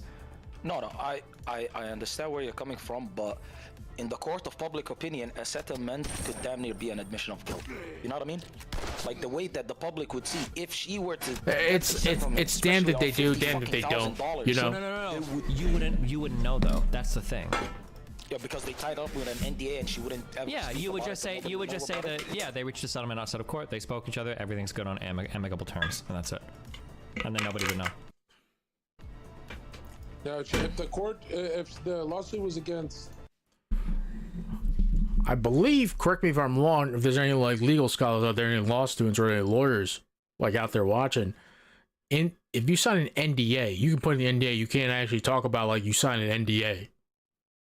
Tell me if I'm correct or not about that. Crazy Slick, she could get payments for therapy and all the damage. Yeah, but isn't Crazy Slick the guy who has to pay? It's for defamation. It's like, you're never gonna win this. Yeah, but I guess that's he's trying to argue that it's better to just fucking throw some money her way and move on. Oh, yeah. Instead of having to fight this. It might be from their perspective. Yeah. But honestly, the worst PR they could ever fucking get is Rich Campbell. So if you already have that on your fucking slate, you know what I mean? Yeah, but they already have that. Well. They do have him, right? And now they're gonna have another girl that wants to go to court over, right? Like how fucking shit is that, right? Yeah, I know. I think the Rich Campbell situation's not going anywhere either. It's like there's no court case as far as I know. If you're know. looking at it the way that you do, maybe like just fucking paying her a settlement and getting her to shut the fuck up is good. But at the same time, if that's the case, then I do think that there's a lot more skeletons in the OTK closet than we've seen. So this just opens up more people to think, because you think an Adriana fucking Lee would shut the fuck up? I mean, she might on stream, right? She might not say it on stream, but I guarantee you, in some fucking quote-unquote private VC that's fucking populated by 100 different streamers, she'd probably say, yeah, I got paid X amount. 1 billion. Yeah, but then if she did that, she could have to forfeit everything, right? She'd have to pay it all back. Like she would get in really big trouble for that. I don't know. I guess what I'm trying to argue is they could do as you said, to just save face and not look as terrible as they already do, or not add on to their shit. But then if they were to do that, I feel like the shit that they have behind closed doors, because this is an assumption on my end, you guys may know more than me, but I do believe that OTK, for as short of a fucking amount of time they've existed, there's a lot of shit that I feel like they have going on that they don't want out in public. And if those people find out that Adriana Lee got 50K, like that, dude. What do you mean stuff like that? No, stop, Circus being a fucking pussy bitch. You can say whatever you want on my stream. I don't care. You're good. Do you agree that there's more skeletons in the OTK closet? There could be. They're really big streamers. They've talked to a lot of people. Personally, I don't think so. I've heard some of these stories. Like there have been a couple of streamers, friends with people that have wanted to like bring stories forth. But like in my opinion, a lot of them are kind of weak. I think one of those girls actually tried to come forward that had gone up to a room. Actually, I shouldn't say anything. I'm so sorry. I don't know if that was public or not. All right, bye. Remember to hit that like and subscribe, and don't forget the notification bell so that my videos show up. It's like it's all about fucking whatchamacallit. It's all around Austin. There's this whole culture in Austin. It's just like in Hollywood, man. Hollywood, you got that culture, and Austin, you got that culture now with the streamers. Will come Yeah. That's a beautiful way to start a Just Pearly Things segment, because we must pray to our Lord and Savior, Jesus Christ. Peace be with you and also with you.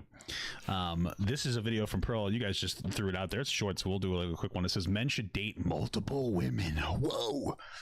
Now, to be honest with you, dude, she's going hard into the paint. Face value, without, if I didn't know Pearl, I would say this is good advice. I think that everybody should date multiple people at a time. I don't think, or at the very least, I don't think it's bad.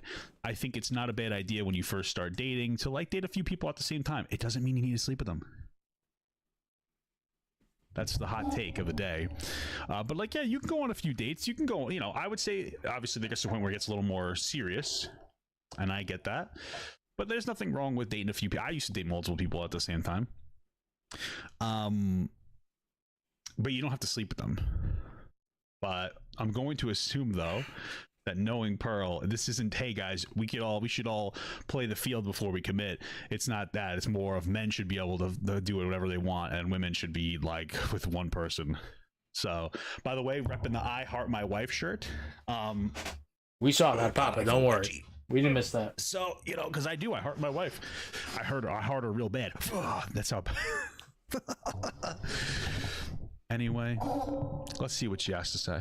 All right, what up, guys? Welcome to the Just Pearly Things YouTube channel. What up, guys? Today, I'm going to be talking about why men should sleep around. All right, that's not the same thing. Nobody should sleep around. If you got to get your wild oats out, do your thing. All right, get it out. All right, but like it doesn't mean you should. Everybody's different. Some people with very low testosterone, they don't like sleeping around. No, I'm just kidding.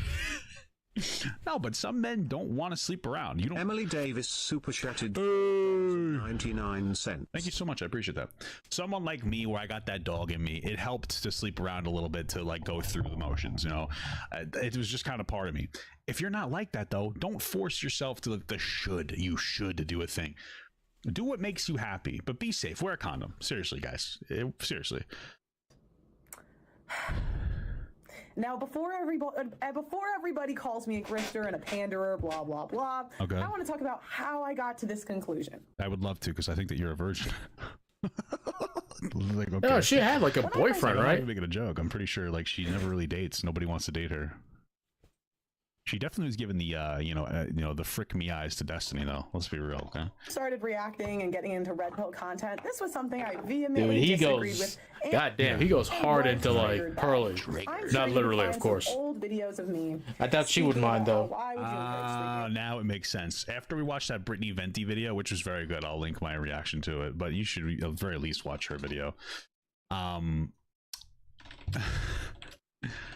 Watching that Brittany Venti video on Pearl, it was revealing to a lot of stuff, and one of those things was that Pearl used to make a lot of like she was in the manosphere. She would engage with the content, but she would disagree with everything. And I feel like this is kind of just trying to get ahead of, like, not get ahead of it, but like, guys,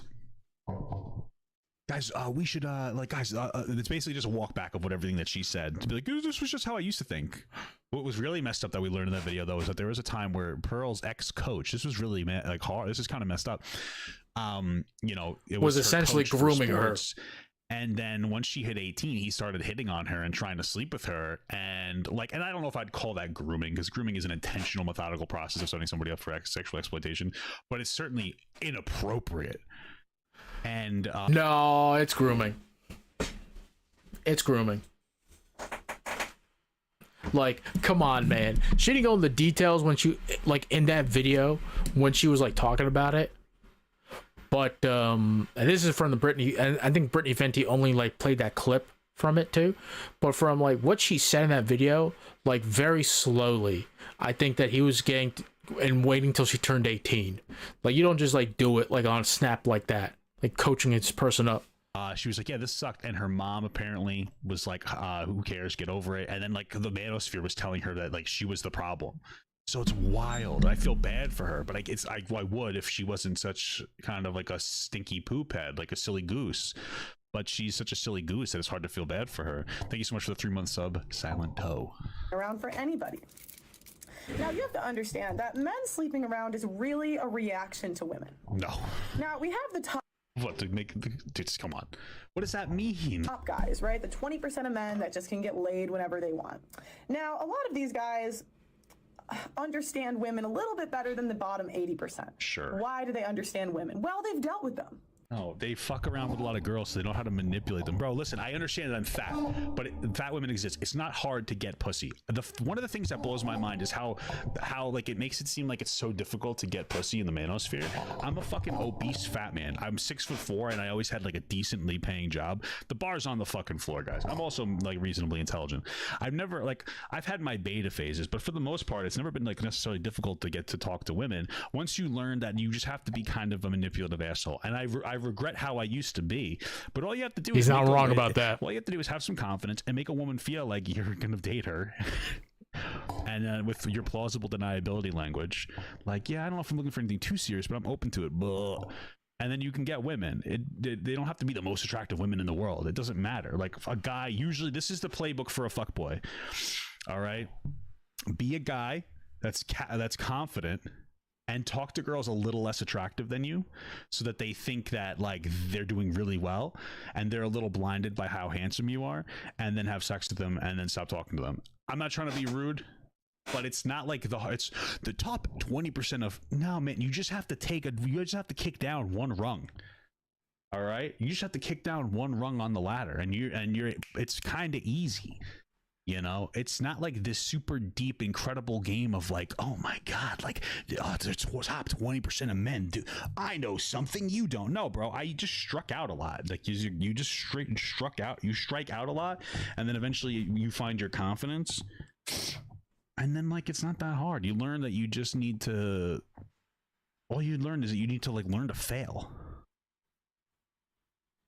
Like. You need to learn to fail, and you need to learn to, I don't know why I'm like leading in, the mic's picking it up. You need to learn to fail, and you need to learn to like get back on the proverbial bike once you fall off or when you fail. That's it. That's all you need to, that's all you really need to do. Oh, wait.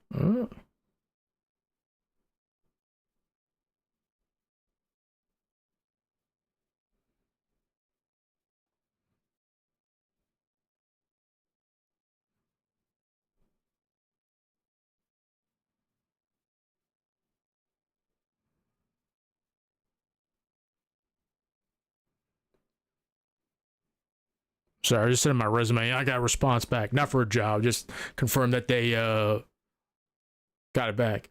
Yo, Xavier, what's up, man? Appreciate you joining. Yeah, bro. Post the link. My link should be up. If you can't post the link, just tell me. I'll go to Botrix right now and change the link protection. But link protection should be off for Botrix. But yeah, feel free to add the link in chat. I'll go ahead and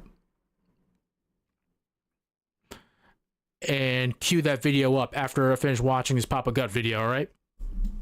It's because of me, you swipe left on guys who are still figuring it out. Yeah, bro, all you need to, dude, It didn't let you send it? All right, I'll do it. Let me go to Botrix right now just to show you. 7 News Spotlight. Okay. Here, I'll go ahead, play the video. All right, I'll go ahead and go to YouTube right now and Google the title, and I'll let this video play out. But I got it. I'm looking at it now. I'm gonna open it up in a second. In a second screen. All right. I'll look into that Botrix thing too, because link protection should be off. Skip to 3520. Okay, I'll go ahead and play the video after this Papa Gut video then. All you do is have some confidence and throw good looking for the content, my guy. Like, you just fuck girls a little less attractive than you, and they're like on it. You know what I mean? Like, it's not like that difficult. And just the reality is there's a lot of guys that need to build confidence, but then there's also a lot of guys who are just not shitty, so they're not going to do the fuckboy game. And you're Sir, and you said skip to 3520. Okay. Sorry, yeah, I just pulled the video up. I'm just skipping over to 3520. Good man. Because it's not nice, the things that we would, you know, I know, like, it's just mean. I regret being such a piece of shit. Oh. Yeah, you missed 100% of the shots you don't take. Dude, like, I would, like, 1 out of every 20 women that I would hit right there for you would actually fuck me. In Shadowkeep, like, you just have to learn to, like, okay, move on. It's not like that big of a deal. You know, it's not. Let me this check on magical Botrix thing. then. It's not even- no, it's not like this magical thing, and you don't get to know. You don't really learn women by fucking around with a bunch of women. Like you learn, you kind of do, but like I don't know, dude. This whole thing is just so weird. Listen, Xavier, I don't know if you got the goods or if you know anybody over at Kick Upper Management like Train, but tell those guys, I believe they're working on it. Just tell them to like implement stream elements with Kick. It would make my life and everyone else's life so much easier with the Stream Elements bot. They did it with Restream. I'm restreaming right now on YouTube and Kick at the same time. Please do it with Stream Elements. I don't know if Stream Elements has a deal with like exclusively with YouTube and Kick or YouTube and Twitch, but if they can get that implemented with the Stream Elements, it makes my life and everyone else's life. Because if you're streaming, you probably have created scenes with Stream Elements. The way that they look at it is as if their relationships and sex is so difficult to get. It's not. A lot of the bottom 80% of men really haven't. He is like what? Fucking them and leaving them? He's not wrong about that. To be real, he's not wrong about that. The only thing is, for men in particular, there's a lot of like trial and error. That's the issue.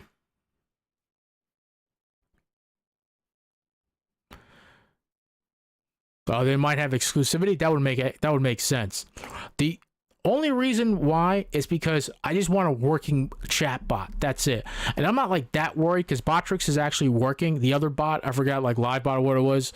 Like I know that's like a Kick's official bot, but those guys were running it. They kind of put it to a side because they couldn't work on the bot and work on Kick. And I'd rather them work on Kick right now.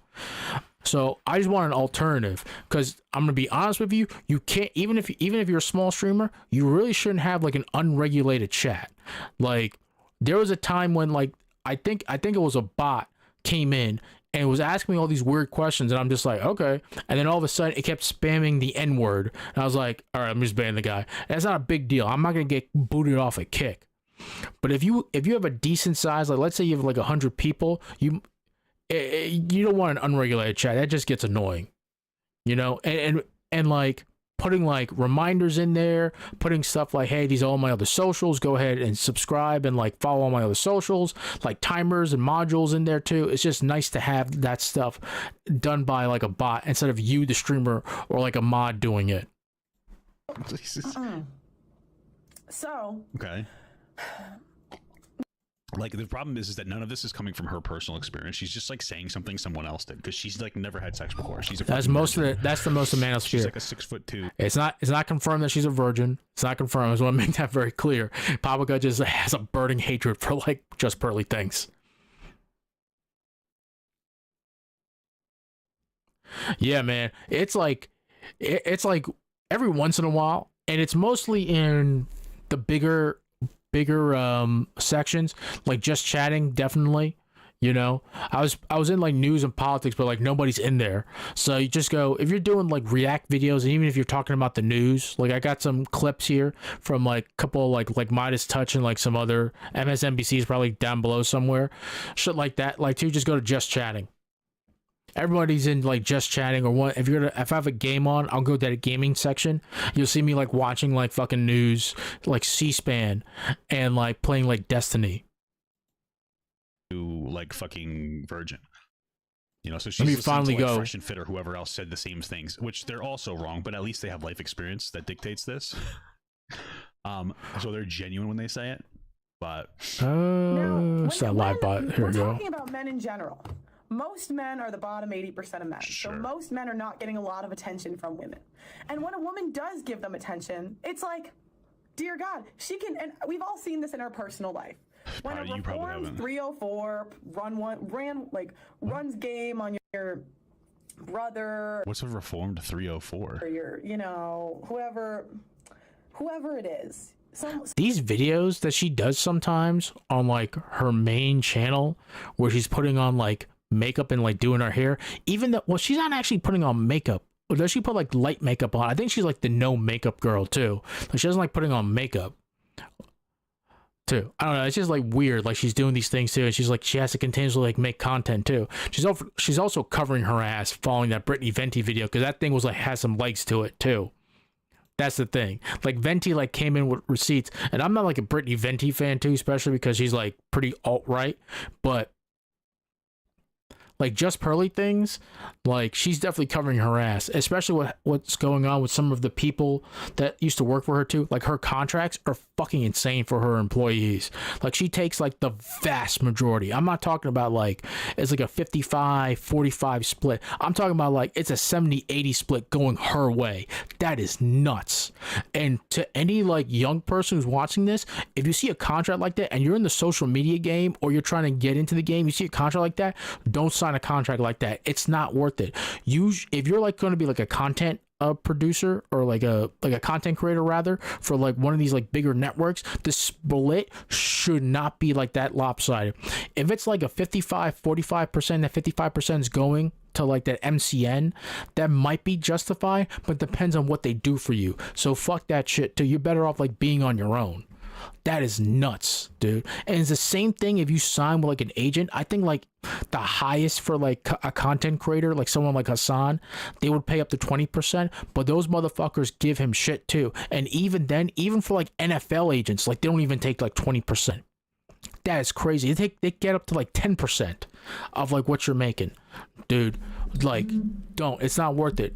It's just not worth it. Just like do a quick Google search and this information comes up. That's why like I want the information's out there. You just have to literally Google and find it. Nah, I don't think I would like go on her show for like the money like Destiny has, Xavier. I don't know, like she's not really like that good looking. There's like that Brittany. I can pull up. I'm on Kick because Brittany Venti's like banned on like Twitch, I think. So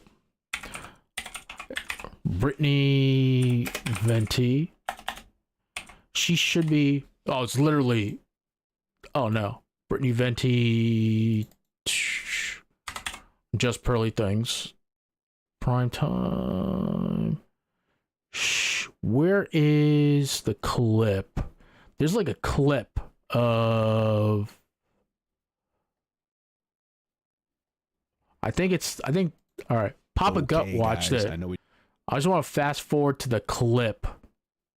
There's like a clip of like Just Pearly Things with like makeup, but it's like not ChatGPT. It's like some AI did it, and it's like her like dolled up, and she actually looks like pretty good. But like if anyone's watched like the Brittany Venti video, like she was critiquing when Just Pearly Things and so like one of her producers on the show, she was meeting up with like this style guru, one of those motherfuckers, and he was picking out things that even I knew. And you can look at me, I'm wearing like I picked the wrong fucking shirt when I bought this on Amazon. Like these dresses and like that was absolutely not flattering to her, like whatsoever. Even I could tell that. And it was just like completely like off. And I'm just like, God damn, woman, like you clearly have like no style and you came from money. And Just Pearly came from money. Some nice guy. So I'm not a Brittany Venti fan by any stretch of the imagination, but she was making some salient points here too. And when someone from the alt-right is making salient points, you know you're like, you're off base.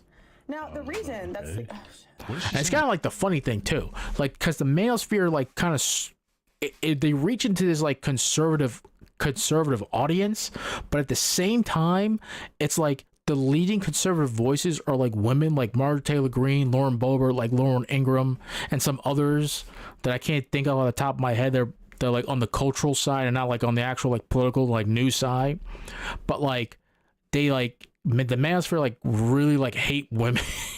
Like they kind of feed into like incel culture too, so it's like it's like a snake eating its own tail, like an Ouroboros. So it's just like so funny to me. Yeah, I mean, in that Venti video, she like showed clips of just Pearly things saying like the complete opposite, but she wasn't making any traction like on those vids. So like I think she knows, but she's gone like the other side because she knows that like there's a market for someone like her to be like the female Andrew Tate. Because I remember, I don't know who penned that term for her, but that's what really got her big. So when she got penned as the female Andrew Tate, she went hard into the paint, into the manosphere, and that's like a big thing. That's like a big thing for her. So like she's really going like hard into the paint with that stuff. So, and I don't blame her too. Like if I was like her and I'm making like all this money, and she's clearly, by the way, she lives and films in London. London's is a very expensive city to work and live in. So, and she has her own studio there too. And it's like, it's her actual studio. So she's making the bag. So that's, it is like what it is at this point. And So I don't blame her. She's making that money. Please stop me. Oh, fuck. Now, the reason that it's good for men is because the more, and I'm not saying they should be absolutely. Oh, Xavier, I opposed, but appreciate the follow. more Thank you. experience they have with women, the more they can decipher a good woman from a bad woman. That's, you can say the same. By the way, I didn't see my those alerts like go off. And this is like I think I have to refresh those like alerts. Dude, what the hell, man? Do I have to have like bot tricks like up? I'm sorry about that, Xavier. I just checked like my dashboard and I saw that you followed. Thank you. Inflated egos, because what happens is guys that are more attractive than them hit on. Here.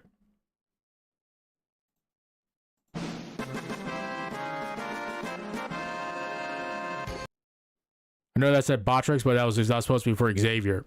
Them and try to. I think I have to refresh the alerts. They are, but eventually, as they fuck with the guys that are more attractive than them, they realize that they're just there to use them, and they eventually they. One last thing on the alerts. I'm pause Andying like so hard on this Papa Gut video, but like if someone knows like a backdoor way to connect like Stream Elements into Kick, like DM me, and literally like you can walk me through it. If there's like a backdoor way to do it, like I'll do it too, because like I hate that. Like I actually like spend time to create like alerts for Kick, and like it's not, and those alerts aren't going off, which is like alerts, stuff like that seems silly, but it's integral for like the live streaming experience. All right, back to Papa Gut. Come back down from to earth with their standards. So men and women fundamentally, without getting complicated, should date. You don't need to fuck around with everybody. Should date to learn about other people, learn about what you want, learn about other people and yourself, and the different boundaries that you'll be willing to put up, right? So like some people will like kind of allow some of their boundaries to get pulled down by somebody else, and then they learn through experience of like, oh, I probably shouldn't have let that, like, oh, here's a good boundary. For instance, a woman might be like, I'm not gonna have sex with a guy on the first date, and then like some really attractive guy is like, oh, I want to fuck you, and they fuck on the first date, and then he leaves her afterwards because he was just looking for pussy and he pretended that he wanted to care about her. Then she learns through that experience, oh, I probably want to keep that boundary up there, right? Very simple. And the more men have more options and sleep around or whatever, because remember the average girl. Okay, so apparently I'm pause Andying again. Sorry. Apparently there's a problem with follower alerts with bot tricks, but they provided like 2 ways to kind of get around it.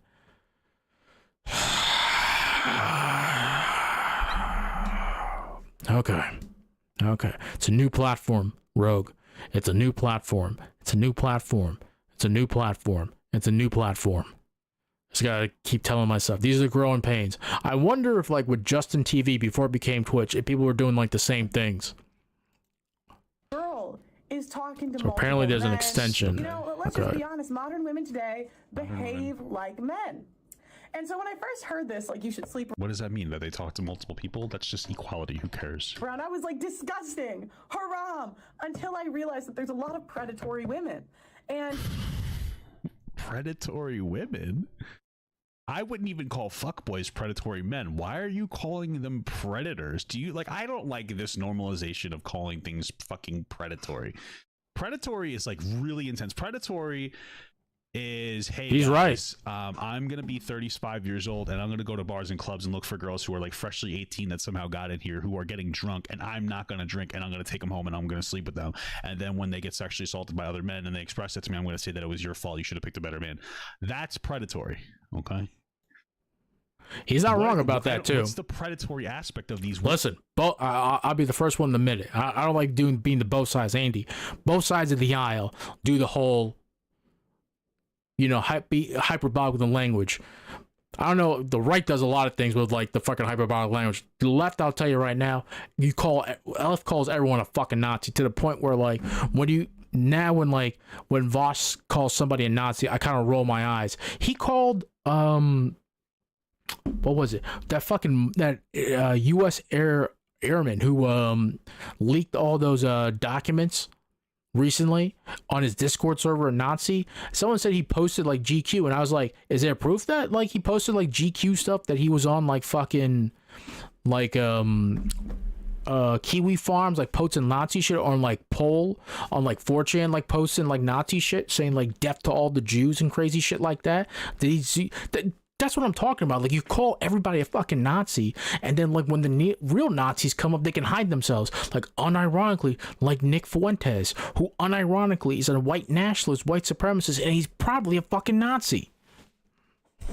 When motherfuckers like that show up, like fucking people roll their eyes. Oh, it's the crazy lefty calling another guy a Nazi. No, this motherfucker actually is a Nazi. Jesus Christ, I hate that shit too. Everybody's a fucking Nazi. Women, like not even like again, being a fuckboy isn't even predatory. So what are you talking about? What is predatory? Like, you're just using buzzwords to make men feel like victims, so that they'll like you again. You're a goober. You're a silly goober. Look, even though her own comments are calling her out. The only As a man myself, this will not make you feel better about yourself. It'll make you feel like shit. Okay. great way that men can pick the right girl and not be fooled by a predatory woman who What is a predatory woman? knows how to come on, guys. And let's stop acting like there's just these warning signs that men can always tell. Some girls are really good at putting on a front. Like, Sure, so are guys. let's just be honest. The average guy What's the needs predatory to deal part? with multiple women so he can decipher a good woman from a bad woman. The average person should deal with multiple people. You don't have to have sex with them, but just so that they can learn a little bit. What are you talking about? And really see who's actually interested in him. Hey, Xavier, if you're still there too, hold on, let me just do this. I'm like pause ending like hardcore right now. Go ahead and just post the link. Again to that video. I forgot link protection. Oh no, link protection was off. So now it's, I know what fucking, no, never mind, man. Sorry. At least I'll pause Talk Andying. to a dude that's just like obsessed with one girl and you're just like, there's more women out there. It's okay. Sure, okay. Now, This might be on. Okay, you didn't really explain anything. You just said words. men should sleep around. Okay. And it's also Here's the reason why they shouldn't. Sexually transmitted diseases. People in general with lower sexual body counts tend to be happier in their relationships in a long-term capacity. I got the statistic right here. I have it on hand. This is men. The percentage of married adults who report one lifetime partner by sex on birth chart, and then you see how Yep. this wasn't the right one. This is the right page, but this isn't the right chart. Right here we go. The relationship That's real between sexual talk right history and there. marital satisfaction. The more partners, the lower the satisfaction rate is reported, right? And you see that men are the yellow line, and they're actually higher satisfactory with lower partners. My point is that nobody should be. You shouldn't actively, intentionally try to have sex. You know, doesn't mean that you shouldn't have any sex. I'm just saying that, like, statistically, the more bodies means like less happiness in a relationship. So, like, I say get some of it out. Because everybody's a little different, but to say men should, it's crazy. What was her last relationship? I don't even know. Oh, it was years ago. how do they deal with women in the modern world? Okay. I think that guy's actually on that guy that she dated. He was like some dude from some influencer from Chicago, I think, when she was still living there. I think I could be confusing him with like somebody else, but I think I sometimes see him on Heel Mike stream every once in a while when he has like all the OnlyFans girls there, which is fucking hilarious. Every once in a while, and I'm not just there, you motherfuckers, because there's OnlyFans girls there too. Heel Mike is unironically, he's actually like pretty entertaining, to be honest with you too. And because Zerka's there too, and I just want to see if Zerka's gonna do some dumb shit on stream. This was a hard pill for me to swallow. Okay. Because I would hear them talk about it, and I would be like, what? Well, I didn't do that wild stuff. Well, it doesn't matter if you did an individual woman. We're not talking about you. Okay. We're talking about women as a group. They're more promiscuous than ever. They're speaking to more men than ever. Yeah, they are. Who cares? That's not a bad thing. Which just they're more free to not be shamed for slut shamed, so they fuck around a little more. Who cares? As a whole. True. Okay. So if a man wants to find a good one, again, he has to deal with the multiple. Ooh, okay. And in order to impress them, he has to be more of a smooth talker than ever, because otherwise she's going to go with the guy that's more of a smooth talker. Yeah, it's called having confidence. Okay. He's got to be more accomplished than ever, because again, we have social media, so now we have access to all the men, right? I guess. I mean, it depends on the woman, right? So, like, if a woman's looking for I guess they should be accomplished. That's a good thing for them to be more accomplished, but doesn't have to be crazy. Yeah, get like a good job. For the most part, you just have to be a little better than your own dating pool, I suppose. But okay. Otherwise, he's not going to be able to compete. Okay. Can you blame him? For what? Can you blame him? I can't blame him for that. This is just a response to us. Now, I don't understand. Everyone will just say I'm grifting and pandering and blah blah blah. But because I used to think like you guys. But the more I listened, I was like, oh, well, no wonder. Okay, well, no wonder they're dealing with us like this. Anyways, okay. Dude, there's some deep-seated like fucking hatred there too. I can feel it. I just learned how to curl my hair, so I'm not very good at it yet. But anyways, that's why it's good for men to sleep around. I don't like it. Listen, real talk though, from like the women I've dated, just the women in my family too. She needs to add like volume to her hair. That would help out like so much. Like I listen, I'm not like fucking Leonardo DiCaprio over here too, or George Clooney, but like I know some things too, and I'm gonna tell you right now, she needs to add volume to her hair. She needs to go to like a professional hairdresser and like get that shit done. Just go to a professional hairdresser and like tell him to like do something with your hair. Like it's too flat and against your face. You need volume in your hair. Men do it too. Like I know, like at one point in time I did, and I didn't do that stuff too. But like from the guys who I know that are professionals and like actually have hair, they like kind of floof off their hair a little bit too. They don't have like a coif or anything like that, but they add volume to their hair. Okay. I'm not a pro. It's not good to sleep around, but again, guys, it's good to experience different people, I suppose. That's still what it is. I understand where they're coming from. Let me know in the comments. I know. Dude, I feel like I'm shitting on Pearl like way too. I feel bad sometimes when I talk shit about her, but like it's deserved. When we were young, like when you think about it, women are really in control of relationships nowadays. Because in the modern world, sex tends to come before relationship. Now, I know all the comments will say, but I didn't do that. Okay, but we're talking about women as a whole, society as a whole. Sure. So women are choosing to get married in their late 20s. So now it's harder to impress them. Or 30s in the UK. And, you know, they've been through more, they've done more. And yeah, men sleeping around. I mean, men like to sleep around. I mean, that's, come on. But a lot of it is just a response to the way we act. So men like to sleep around, but also it's women's fault. Men like to sleep. This is like the weird problem I'm having here. Like, men do like to sleep around. Men are more sexually promiscuous. I think that's a fact, right? There are some women who are more promiscuous. There are some men who are less promiscuous, but men like to sleep around. But it's not because of women in this sense that, like, because women are having more experience, men are sleeping around. It's like it's just a weird. It's like she's just looking for excuses to blame women for something that like isn't a problem necessarily. Dudes are horny, and she's like, yeah, that's women's fault because they've been doing more promiscuous stuff. No, it's women's fault because they have tits. I mean, like, but it's not really women's fault. We're just dogs. But it's like a weird way of blaming women. It's just like just trying to get your... Let me okay, Papa. Okay. Yeah, we're not... All right, gentlemen, we're not dogs, okay? Let's not debase ourselves in the simple animals that we use as pets. We're not dogs. We just think with the quote-unquote reptilian part of our brain more often than not, or with our second brain, which is located down below, to our detriment more often than not. Okay, we're not dogs. Let's show some respect to us guys. I gotta blame women for something, quote. Sorry, guys. You can call me a pander, a grifter, whatever, all you want. This is just the way I... You are a pander and a grifter. But let me know in the comments. Maybe I'm mistaken. I got it all wrong. Let me know. Like the video. Bye. Like at the end, that was so awkward too. Like, this is gonna sound really fucked up. You can clip this and ship this. That's fine. I'll stand by what I'm about to say. Sometimes I feel when she does videos like this, she ends up crying herself to sleep. And I know how that sounds, but like knowing with everything that I know now, following that Brittany Venti video and the stuff that I looked at like off stream, like she's clearly grifting. Like she's very much grifting. But man, when that bag comes in, your morals go out the window. Let me tell you what, man. I've seen it more often than not. Like, you got no morals when the bag comes in.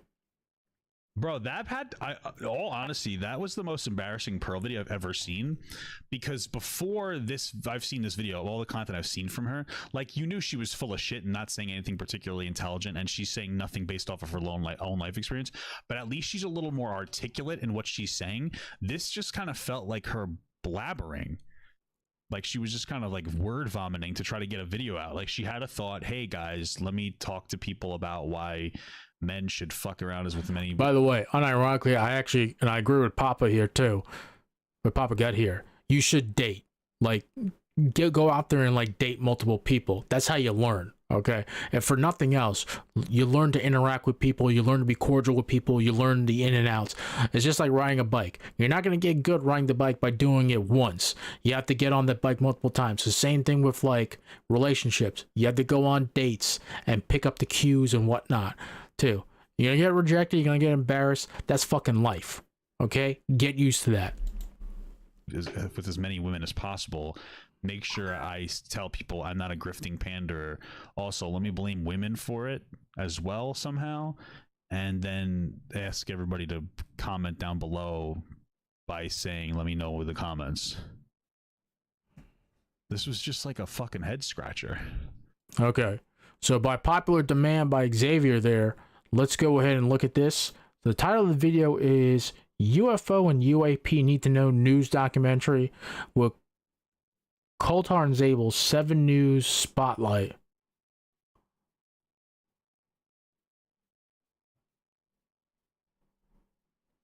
Okay, I think Xavier said that he's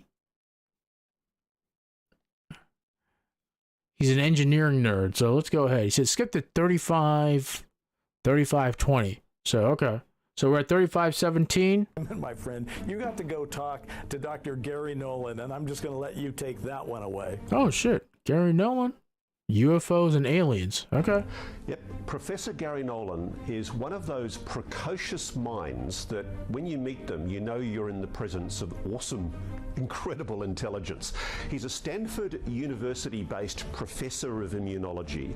At the moment, he's a nominee for the Nobel Prize. He's one of the most reputable immunologists on the planet, extremely well regarded.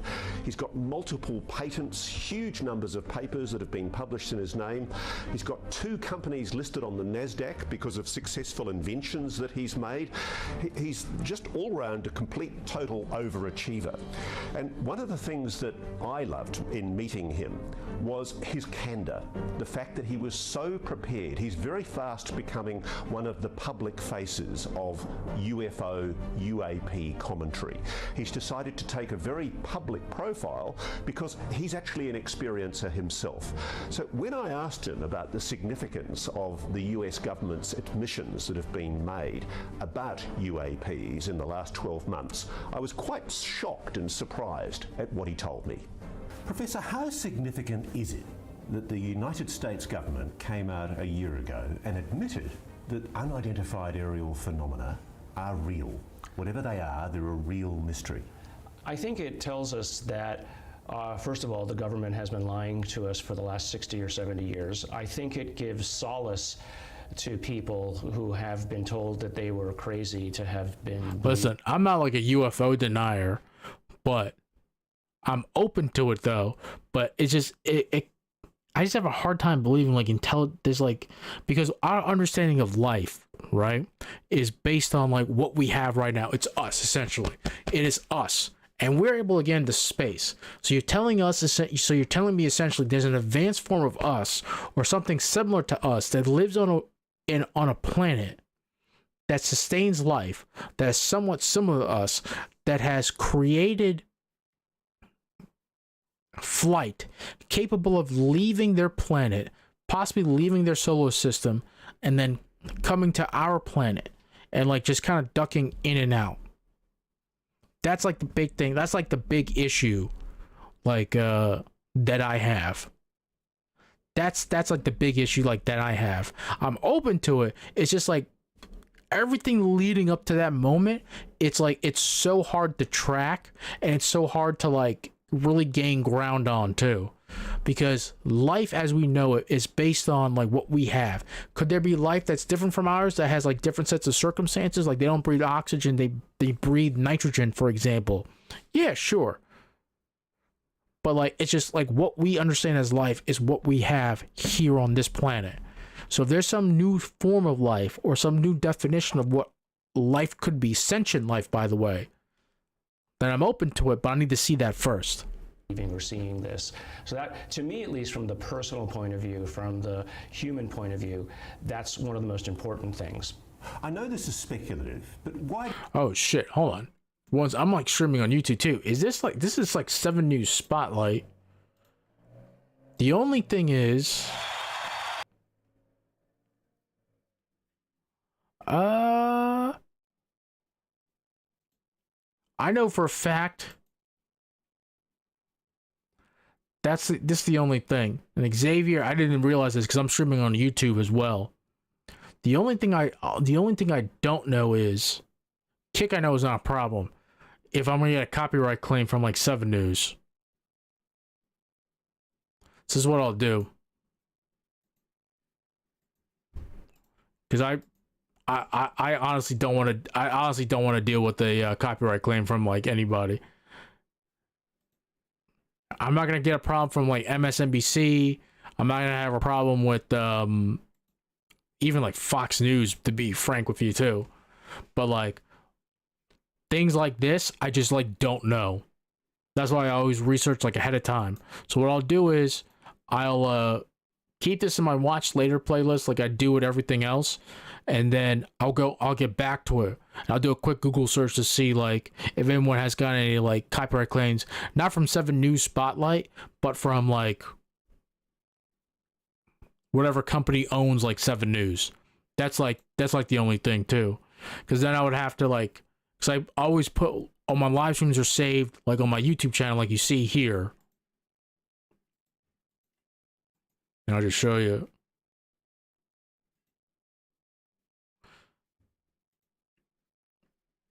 Like I'm live right now, like on my YouTube channel, like right here.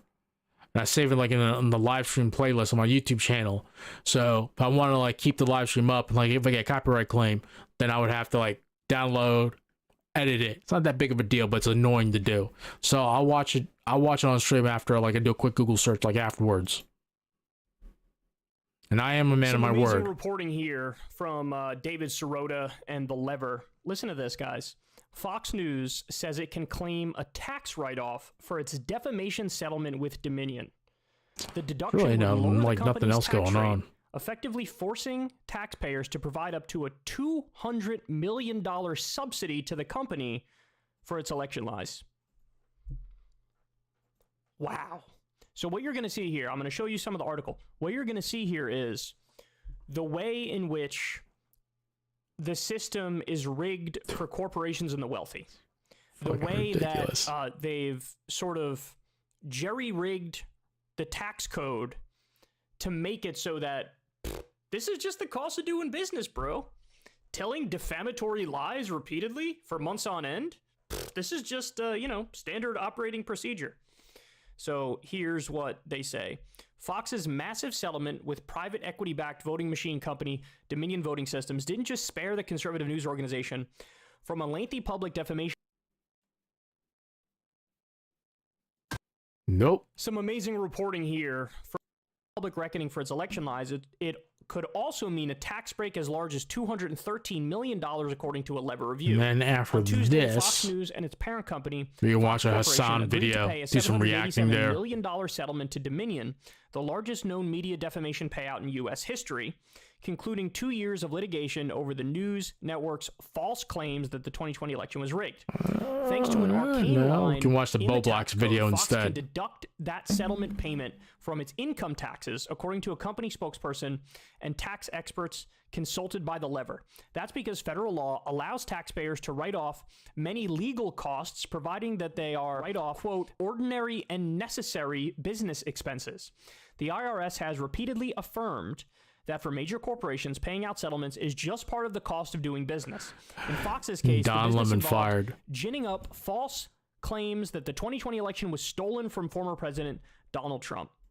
So they have a quote here. Quote, if your business model is to tell lies so that you'll get viewers and have lots of advertising revenues, then, odious though this business model may be, the tax system's job is to tax you on the profits that you actually make from it.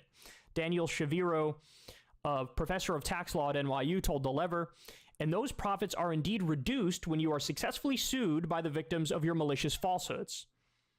Brian Nick, Fox Corporation's chief communications officer, told The Lever that, quote, I can confirm tax deductibility, but not the amount. Wow. So, I mean, to me, this is astonishing, and this is incredibly damning, right? Think about your average worker and how much they pay in taxes and how many deductions they get. They get very few deductions when it comes to their taxes. But when you talk about major corporations, they have an army of experts and attorneys and accountants, and they have a way of basically reducing it as much as possible. And here you have a situation where they were caught telling defamatory lies. They had to settle because they knew if it went to trial, they didn't have a good case. And now it looks like they can charge taxpayers for their own misdeeds. Which, by the way, the logical conclusion of this story is you need a page 1 rewrite of the entire tax code because, guys, the whole thing is a scam. The whole thing is a joke. Think about, I remember when it was... There was like something else too, like this, or is this like based off their subscriptions too? Because aren't they taking a bigger cut from their subscriptions as well?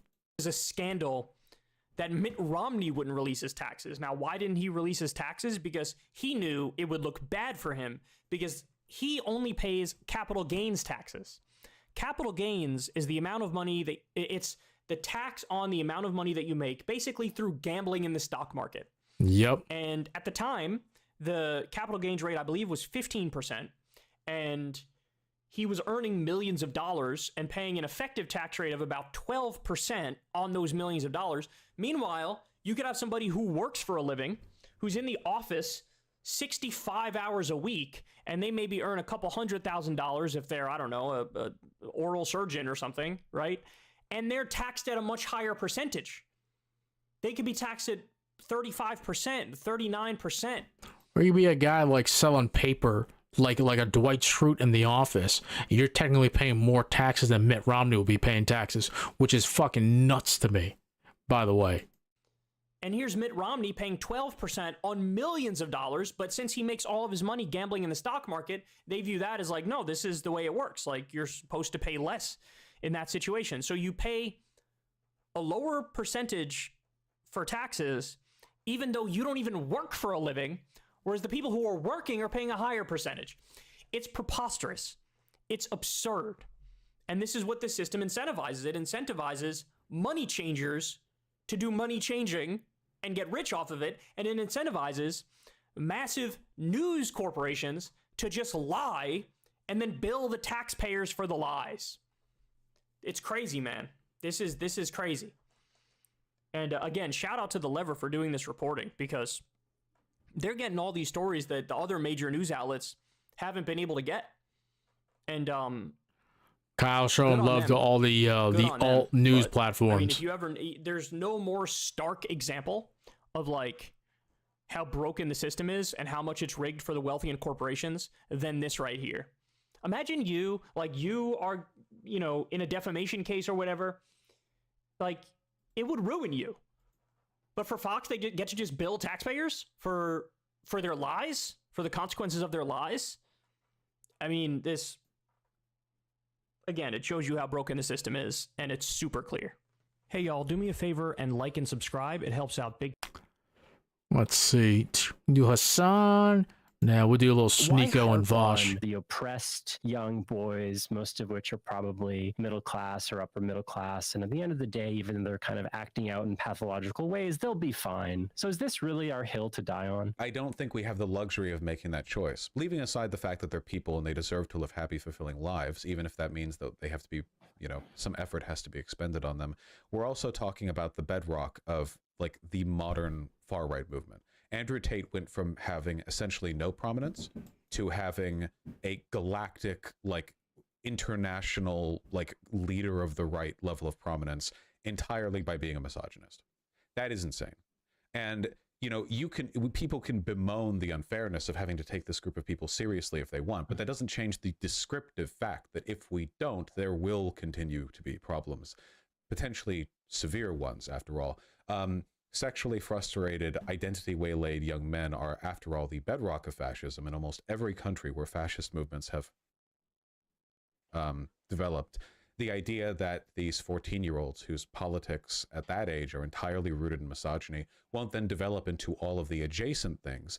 After all, Andrew Tate, I mean, anti-feminism, critique of Western progressivism from the perspective of being a fake Muslim, you know, all of this stuff. It eventually blossoms. Which is wild to me too, because I remember like Islamophobia, like following like 9/11. It's just like all the conservatives like fucking hated Muslims, and now like apparently like, oh, you know, Islam's pretty based, you know, fucking, I forget what was like Marjorie Taylor Greene or Lauren Boebert was like, I think the Taliban have a right over there in Afghanistan. I was like, what the fuck are you talking about? Bro, it's so weird. It's really a circle, man. It is crazy. What's that cartoon that Destiny showed on stream one time? It's like the conservatives and like another group. I think it was like the Tankies or something like that. They eventually like, or it's the conservatives and like some like the fucking like jihadists. It's like this conservatives and like some other group, like they normally wouldn't agree, but then they started like kind of like commenting for the stuff that like they wish they had, and they was like, oh shit, like we actually kind of agree. That's pretty, oh wow, it's fucking hilarious, dude. It's just so funny. The broader anti-progressivism, and then from there we must defend the West against the feminazis, etc., etc. And well, that's what happens. We see this happen. It's not even subtle. So we don't have the luxury of ignoring this problem, for one. But for two, also, from a purely humanitarian perspective, a person being white or upper middle class or kind of annoying online doesn't mean they're any less deserving of living a happy life, especially if the way in which they could live a happy life would be to make them less annoying online. They're potentially valuable allies. They're people who deserve to have a good life. And I do feel for a lot of them. Not all of them are Andrew Tate Sims. A lot of these people are just really sad and have no hope that their life will turn out the way that, say, their parents did. They look at their father, and they see their father presumably married and had kids, and they live in a house, a lot of them, especially if they are middle or upper middle class. Yeah. And they realize that due to changing economic circumstances and social circumstances, they may never have the privilege of getting to live the life that is supposed to be the template, archetypal American dream. And people can go in a lot of different directions after that one. But if their primary concern is sexual frustration, a lack of self-confidence, it's likely they're going to go into the manosphere route. And I just think they deserve better than that. The right has been carving a path for them. They've been carving a slip and slide that they have been, you know, greasing the It's wheels. not wrong. This is a well-manufactured. I know a lot of you guys don't like and this guy, but he's not people wrong. are the products of their circumstances. You know, you can bemoan the triviality of a 14-year-old's concerns all you want, but if that's the road that was built for them. No kidding. Yeah. As a veritable self-hating leftist who can't get up on time, I think this is all a good advice I should heed. I wanted to go back to kind of like the left responsibility and maybe make like a bit of a finer point on that.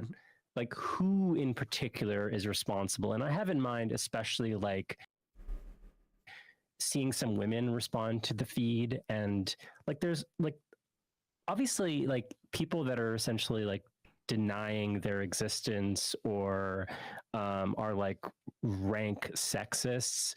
We shouldn't really expect women to be the one showing that sort of humanity and carefully sociologizing their history. Like, are we asking men to take this kind of responsibility to talk to other men? Are we asking women as well, or everyone? How do we go about not sort of like putting an unrealistic expectation or a kind of pushing someone into a very odious circumstances as well? I think people should do it if they feel they can do a good job, and overwhelmingly men will be the ones who can do a better job. Not because their arguments are better, but because the kinds of people that we're talking to will feel talked down to if a woman is the one giving them advice. Yeah. I know for a fact that when I was 14, 15, and if a woman,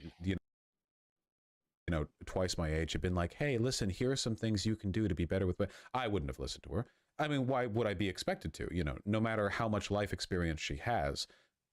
Well, I suppose she could have been in my shoes at some point, but she probably hasn't been.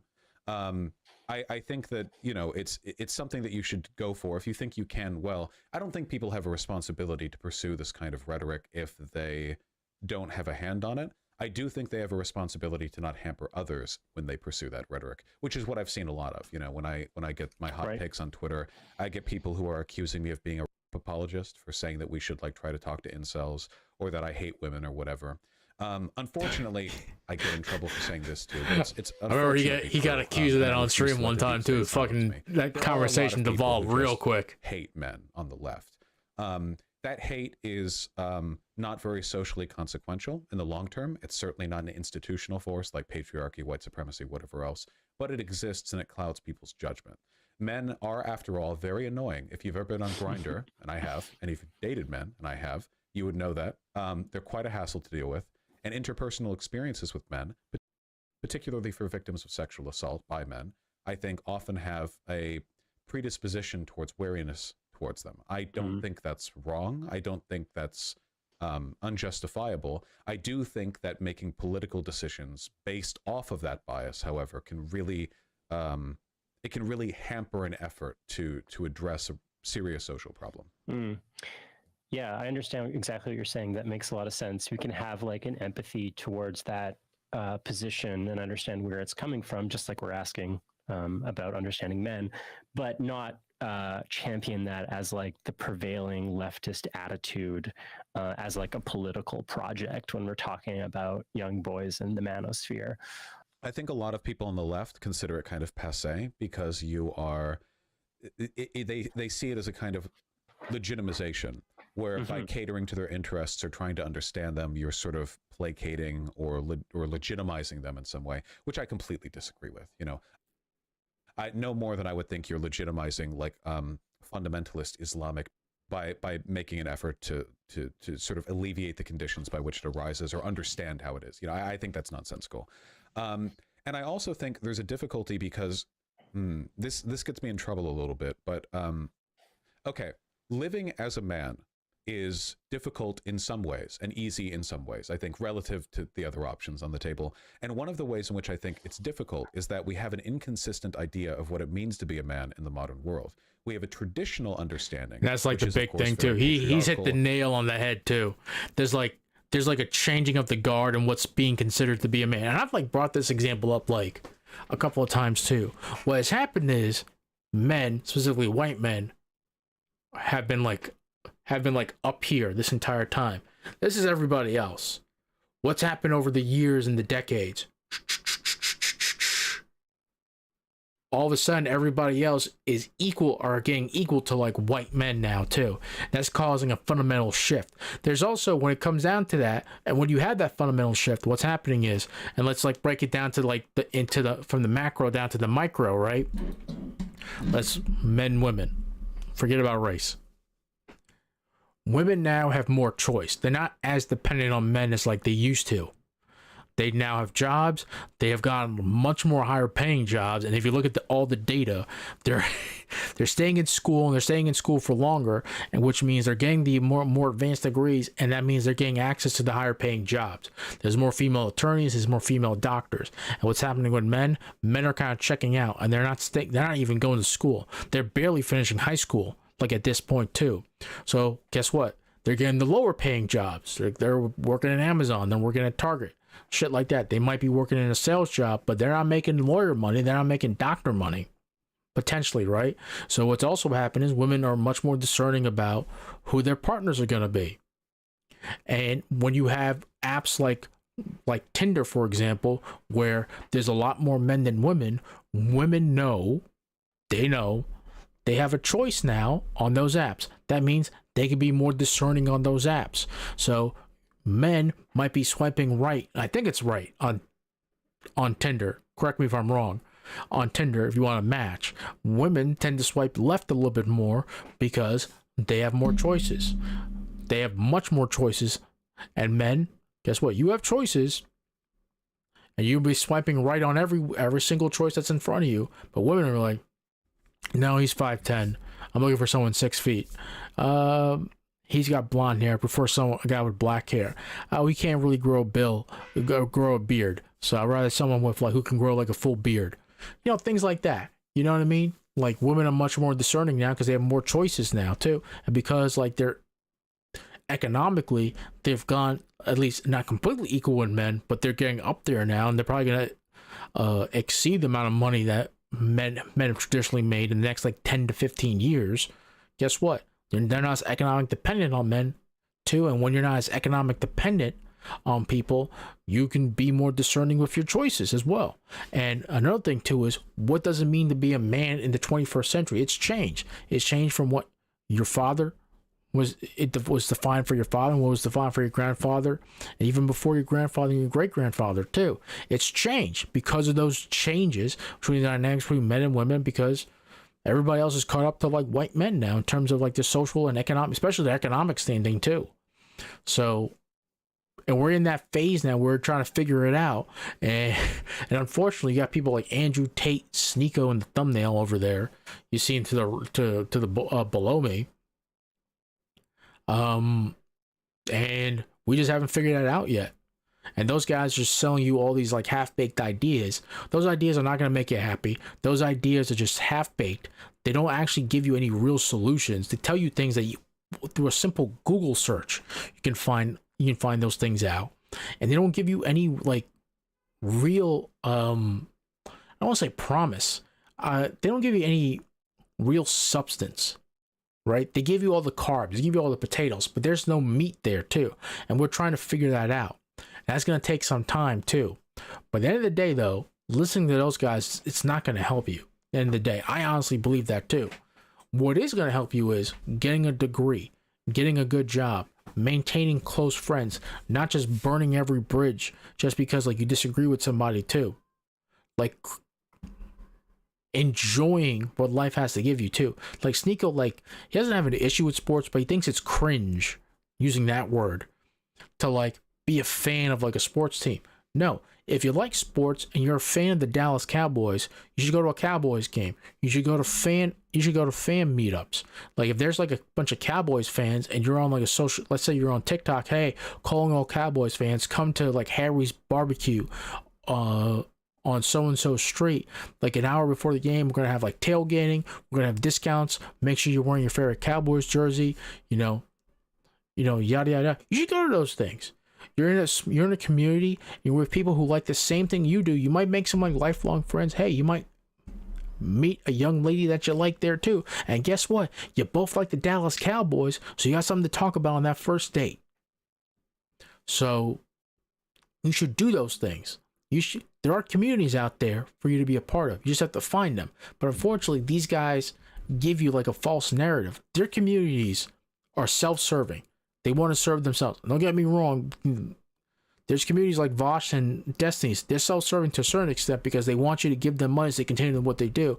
But they actually give you something of substance. They give you a community where you can be a part of something that's going to benefit you in the long run. Hopefully this community too be something where you can join in, have some fun, meet some cool people, play some video games, watch me react to stuff, and we can have a conversation about it too. Also, like and subscribe. But yeah, I mean, they're self-serving and then they're self-serving. It's the best way I can put it.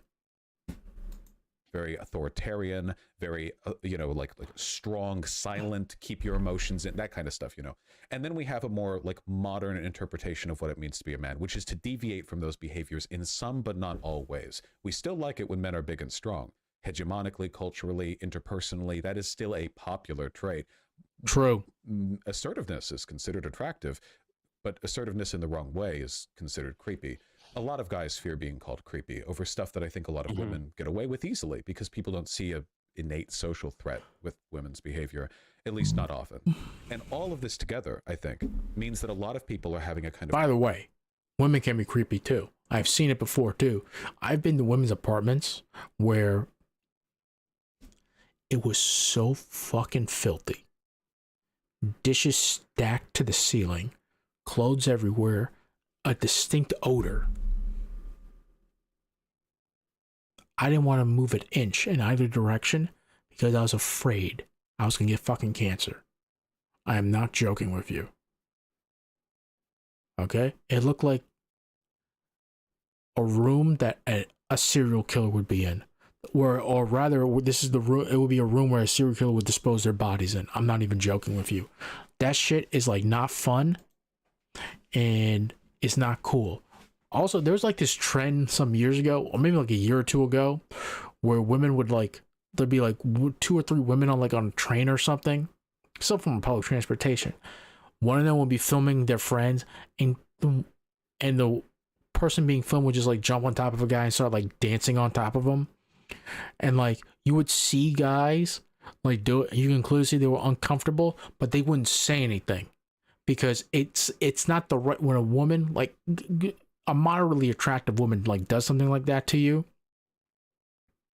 You can't be like, hey, get off me, I feel uncomfortable, because it's some guys will feel weird and may come off as like weird too, but in reality that's fucking creepy. Like if you're just sitting on a train and you're like waiting to get off this side because you got off work, you're tired, you just want to go back to your apartment or whatever, and some random person like a woman who is even like moderately attractive starts dancing on you, you can be like, whoa, what's going on here? Because you don't know what the fuck's about to happen. You don't know if she's got a weapon on her. You don't know if like she's gonna like clip this and like show on the internet, and then you're gonna get in trouble. You don't know what's gonna happen to you, and it's just like it's uncomfortable too. Some random fucking weirdos like dancing on top of you. They could be attractive all they want. It's just like you're not at like there's a time and place for that. It's called the strip club. Okay, you want to go to that, you go to that, and you pay for that. But like on a train, it's weird. It is weird. Some guys might think when you say, "Oh, that's not weird," it is weird. And you'll be weirded out too. And you won't just be weirded out if you're in a relationship or if you're married. You just it's weird.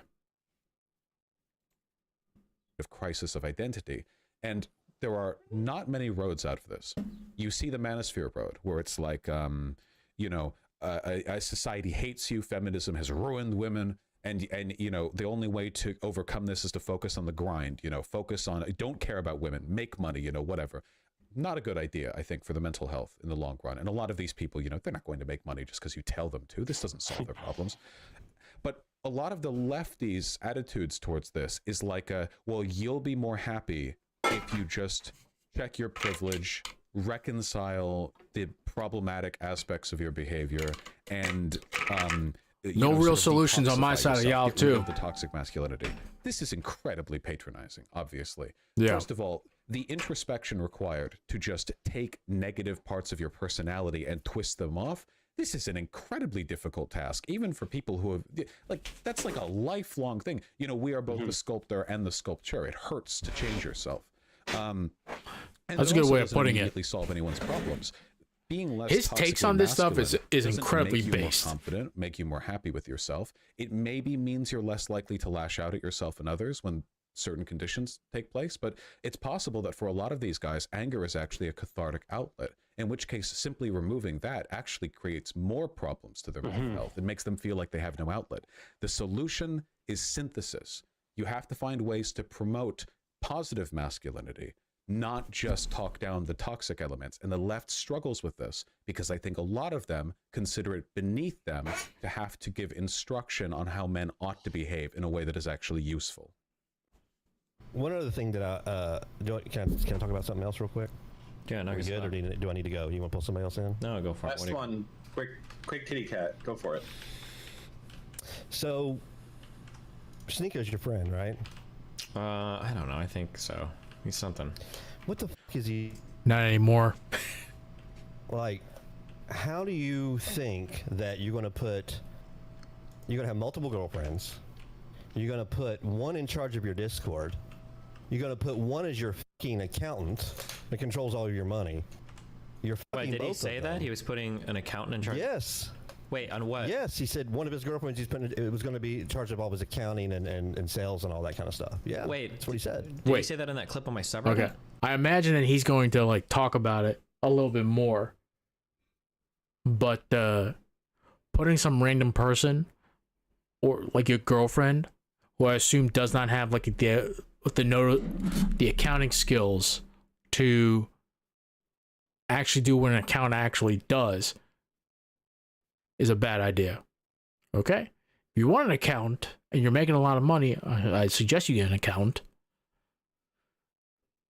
Get an actual fucking accountant. Don't get like some random person you met on Discord who said they can do your accounting for you for dirt cheap. Okay? There's some things that you should be willing to pay money for. Someone who can professionally do your roof. Roofing is not a joke. You don't play around with your roof. Plumbing. We all need the plumbing. Okay? And your money. If there's anything, get an account, get someone who does your taxes. You don't have to pay more to the government. Okay? Don't skimp on professionals for your plumbing, for your accounting, for your money, rather, for your plumbing, for your money, and for your roof. That's my advice for anybody who's going to be making any real money anytime soon. Don't skip out on those professionals, okay? Get the best. Yeah, you can watch it again. Yeah, that's what he said. Oh, Jesus. I mean, I don't know how you think that's a good fucking idea. That's going to be disastrous. Well, no, it's not a good fucking idea. It's fucking retarded. None of that shit will ever fucking work out. That whole red pill bullshit, and that's something I'm going to start talking about myself, is, we'll call it purple pill or yellow pill or whatever the fucking pill you want to call it. Mm-hmm. You're not, in the real world, you're not going to be able to fucking drop out of high school or even graduate high school and drop ship your way to being a millionaire. All that fucking shit they preach about all that is bullshit. You have to want to be successful in life. You have to get up every fucking morning like you're starving, right? And you got to work your fucking ass off to be successful. Okay. See shortcuts. I mean, you have to. He's not it's an wrong everyday too. thing. Listen, not everybody is built to do what like Destiny does or Sneeko does. Sneeko is like an exception. Destiny's the exception. They're not the rule. The rest of us guys, I work a full-time job. You know, I'm doing this for fun, which I hopefully can make some real money off of. And when I can, I'll leave my full-time job. But generally speaking, these guys are the exception. There's plenty of people I know that get in front of a mic and they just breathe into a mic for like 3-4 hours and they call it a day on stream. You have to like entertain people. And some people just aren't built for that. And it takes time. Can you leverage the things that you need to leverage to be successful in social media? For example, I'm streaming on both YouTube and Kick. I have a Twitch account too. I used to stream on Twitch exclusively, but then I was watching a couple of Chud Logic videos, some Destiny videos, some Devin Nash stuff, and they're like, bro, if you can dual stream. I'm dual streaming now. And I really would like to actually stream on both, on Twitch, Kick, and on YouTube. But the problem is though, most of the people I'm watching right now, they're banned off of Twitch. And Twitch has that stupid rule that you can get in trouble and get your account banned if you stream someone who's been banned off of Twitch. So Destiny get unbanned off of Twitch sometimes so I can watch your videos on Twitch. Another thing too is I leverage other social media, whether it's like Instagram, not so much now with Instagram because I cannot compete with all like the women on Instagram, but on Twitter and especially on TikTok. I'm actually making some moves on TikTok now, and once I can start streaming on TikTok, please follow my TikTok. Please follow my TikTok. Please follow my TikTok. The links are in my description. Also, ! socials to get all my socials on Kick. So you can stream on TikTok, stream to multiple sources, produce YouTube content. I'm trying to produce more YouTube shorts, and I'm producing more like TikTok videos too.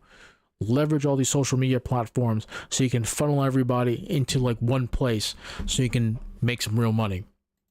You got to be the lion. It's gonna take some time, though. Right? You're either gonna go out and hunt for your food, or you're gonna get fucking ate. And the shit that they preach about not going to college is the best investment. It's retarded to tell young men not to go to college or a trade, right? Learn how to plumb, learn how to be an electrician, learn how to be, work on HVAC systems, right? I started especially a HVAC. company. If school's not for you, get like a certification like to do HVAC, man. I'm telling you, the trade stuff, like the rich will pay you a ton of money, especially if you work for like a big company, and you can start your own company after that too if you got the business sense for it. But definitely work HVAC. HVAC is big business around the country. I promise you, it is big business.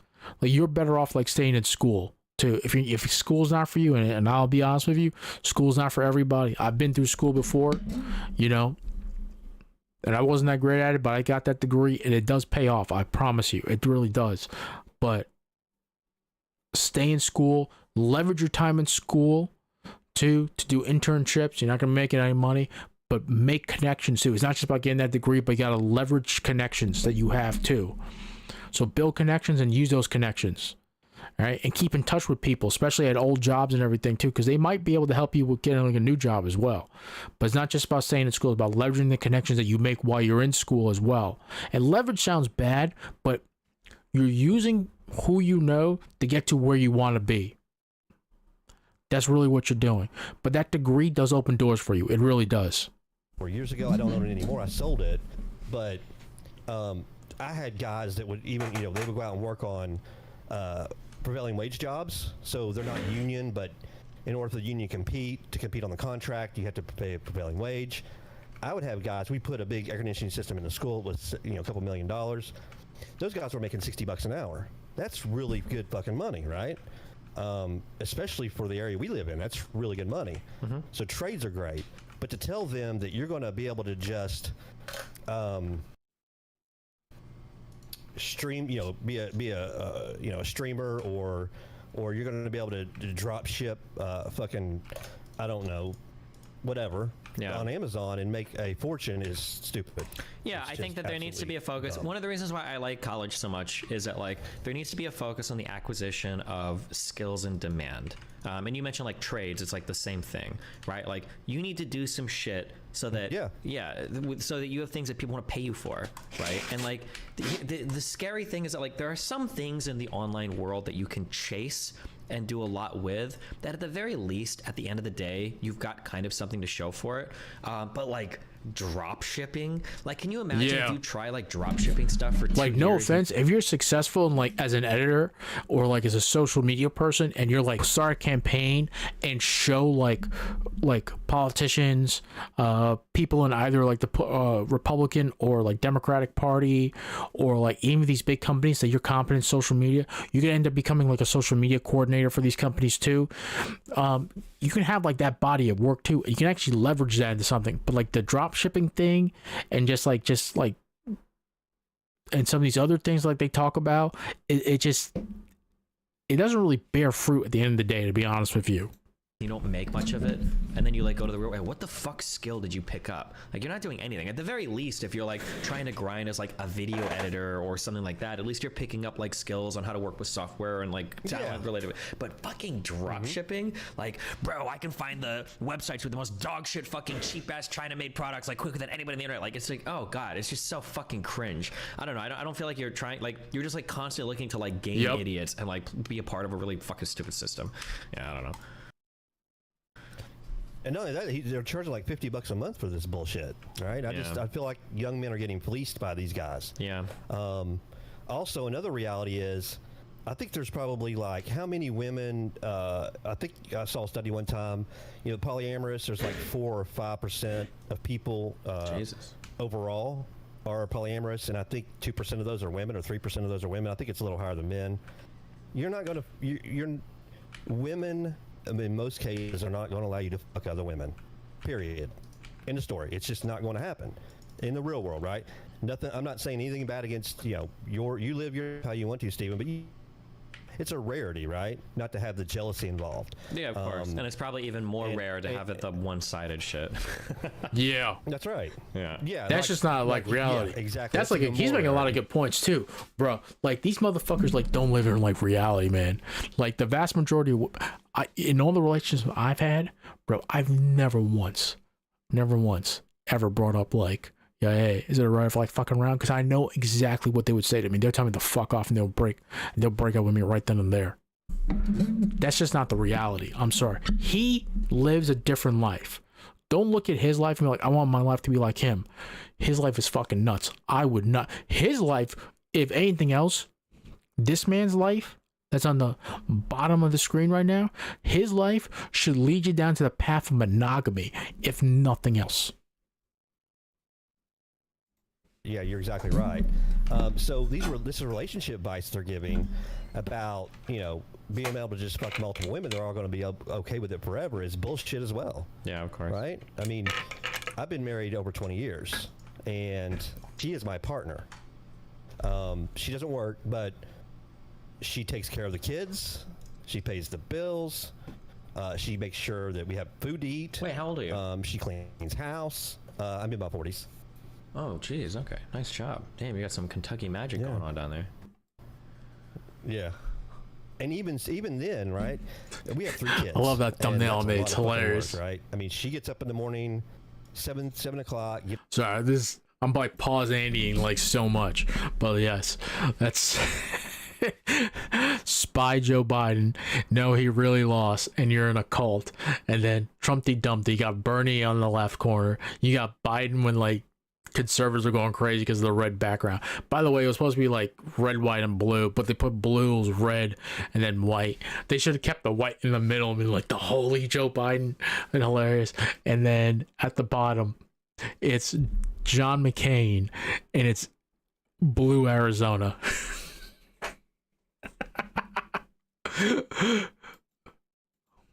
Gets those kids off to school, and she gets done at 9:30, 10 o'clock when they're in bed. Like I go to fucking, I work. I get off at 6 or 7 o'clock, and I'm done, right, for the most part, unless I have, the yard work to do or something, which is not work. That's me time. Get on my lawnmower and ride around on it. Headphones in, listen to music. That's not work. Even so much that I'll do the laundry. I do the laundry. I'm doing laundry. I do it all. Wash it, fold it, put it up, to help her out because. Yeah, I've got, in my job, I have like 250 people that work for me. I have a big responsibility when it comes to that. But going back to the whole chores thing, and back to just Pearly things, chores will absolutely kill your marriage.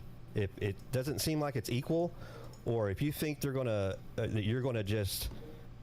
go to work, and you're going to go to work, and then you're going to come home and sit on your ass, and while she does everything else, that's not going to work either. I mean, you end up divorced. You end up in divorce court. This is a good idea. The rest of today, viewer call-ins require a camera. That is an excellent idea of what we're going to do today. For every other call-in that comes in together, no cam, no time on cam. Wow, good contribution, Dave. Yeah. Thanks. Oh, you're welcome. Yeah, I just want to show you, what you were talking to. So I thought I would turn it on. No, it's a good idea. But you did. Yeah. To do some things around that, some YouTube videos and things like that. I'll probably fail spectacularly, but I've failed in shit before. That's another thing. Success is just a lot of calculated leaps of faith. Successful calculated leaps of faith. Sure. You're going to fail. I've started businesses and failed. They failed. So on and so forth. But anyway, I've talked enough. I'll let somebody else get in here. But the whole red pill bullshit pisses me off. They're destroying young men's minds with that fucking bullshit, and I think it just needs to be started to be combated a little bit with reality and what it really takes to be successful, and what it really takes to have a successful marriage or a successful relationship. Not even a marriage, just a successful relationship. It can't be one-sided. It'll never work in the long run. You'll end up in a bed in a diaper, lonely. Sure. Yeah, I mean, there's Dan. They don't actually give any relationship advice at all, so, yeah. No, they don't. It's just fuck as many girls as you can. Well, I mean, that's, it's bullshit. Yeah. All right, bye. Remember to hit that like and subscribe, and don't forget the notification bell so that my videos. We're gonna stop right here with this. We'll move on to the Bo Blacks video. Then we got this short video on like Keffels and a possible lawsuit. But then we'll go here with Forsen. Streamer TV, and first up in the news we have Forsen. Today we got an update on Forsen regarding his ban last week. Over on Twitter, Forsen shared in the following tweet: "Forgot to tweet, I'm banned because of the dubious ASMR YouTube video for 1 week. Unlucky." Now Forsen didn't specify which video caused the ban, but many believe it was due to an explicit AI video featuring popular VTuber. What are your guys' thoughts on this? Oh I just want to yeah. ask you guys, are you happy with the highlight channel and the video format? And I would love to hear you guys' thoughts if there's anything that you want me to change or the style of the video that will make the videos better and the streamers that I cover. Let me know in the comments, and guys, could you double check if you subscribe to my channel? Let's try and get this higher, as my data shows that 40% of you that return are not subscribed. So I hope you enjoyed the video, and I'll catch you guys in the next one. Daily dose of hot tubs.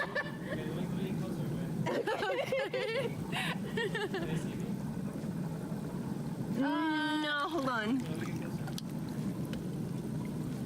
They can see you now.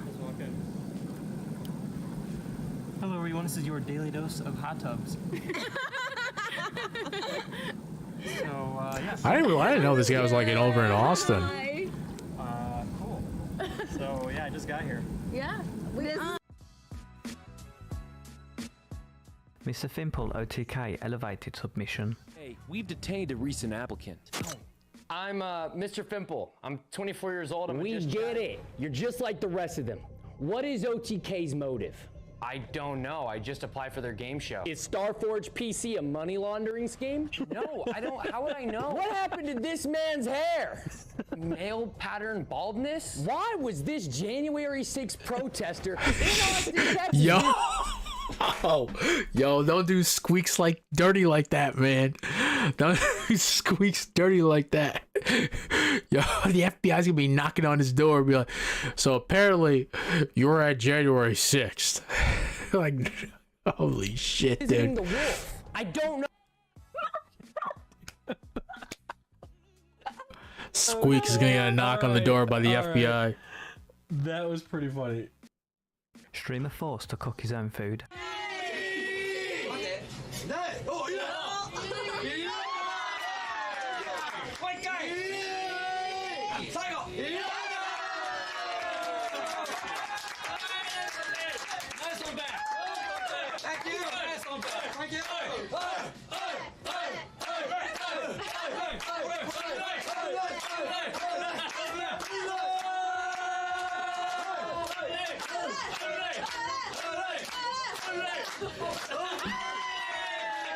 Joey hops in the random stranger's car.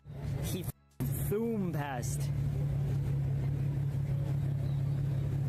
I saw you yesterday in Shibuya. Holy shit. Nice.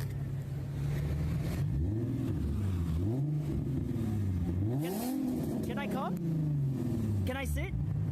Really? Sugoi! 大丈夫です? Oh my god! Let's go! 私はジョイです。はい、アメリカの配信。はい。 How Michael and Lily got together. Have someone in the room. I think you just listen. And I just listen, and then I would play like Path of Exile for like 26 hours. You can't you have to still pay attention to it. Oh, I will. Yeah, no, of course. You just gotta listen. Yeah, no, wow. You must have really liked them before. What? No, he would just listen to me, and I'm like, he's really nice. Wow, your standards are really. Hey. I needed him to just, be nice to me. Oh God. Listen to me. Oh God. I'm not gonna go on. I'm joking. Yes. That was a joke. You're right. I'm gonna ask Michael for sure. Anyway.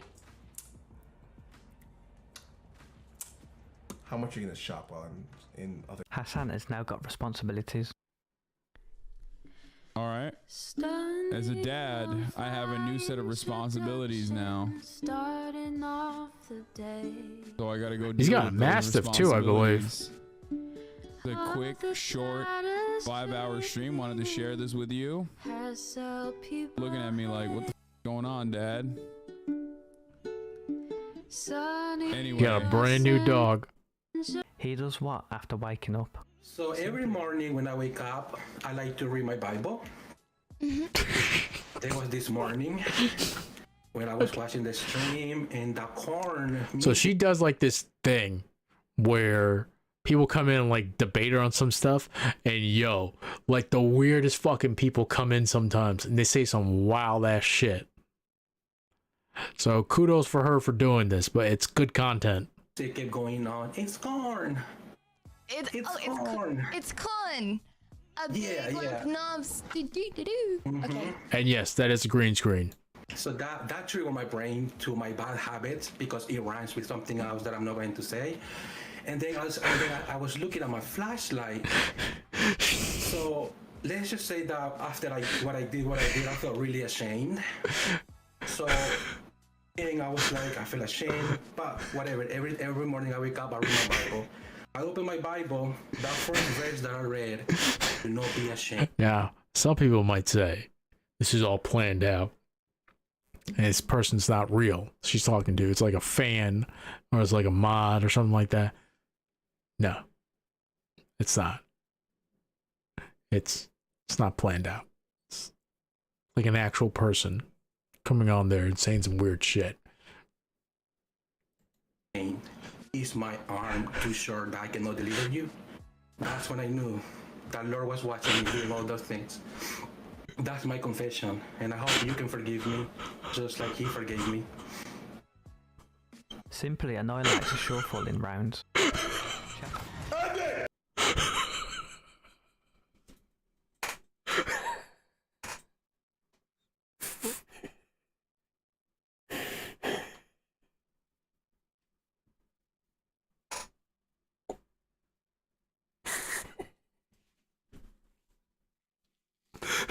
Day in the life of the average female Twitch streamer.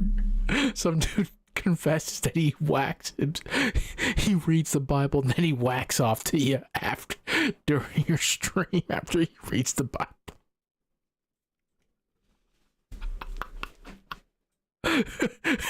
Tells you this. Guys, he knows he's it was the accent too. It was the accent that sold it. It was the accent that put it over the top.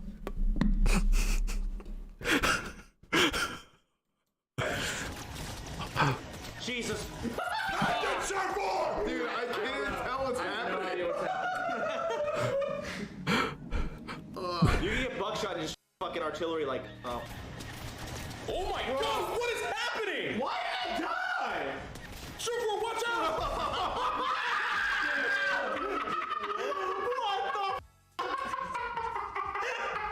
Oh my god. Chatter crashes Ares party. Serious? Please react to Lily and Tekken 8? What are you talking about? Fuck you. God, I hate your guts.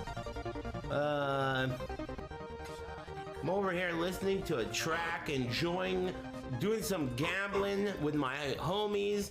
My homies happen to be a bunch of really pretty girls who are also naked, and this ugly ass dude walks in and is like, hey, quit having fun and react to what I want you to react to. Look at this guy. Hey, beat it. Can't you see I'm hanging out with a bunch of chicks doing a dance party and playing PoE? Streamer shows off what knee pads are for. So this is the secret, boys and girls, in the dungeon. When you have the slaves on their knees for a long time, you put it down like this, and then you can't see it on camera, but now they can go.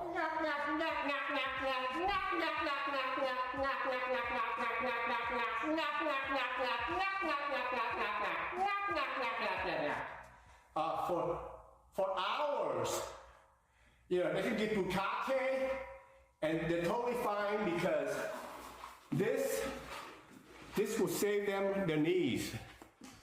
Guy shows off the hand power.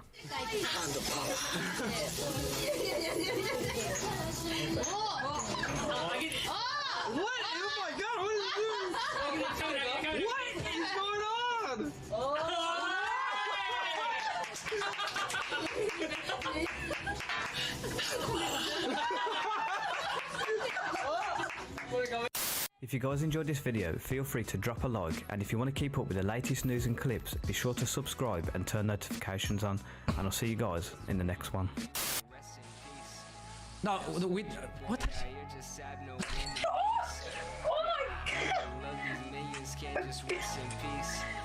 Why would you do that? Rest in peace! Good stuff by Streamer TV. This is how I get all my Twitch news right here. Everything I know is going on here.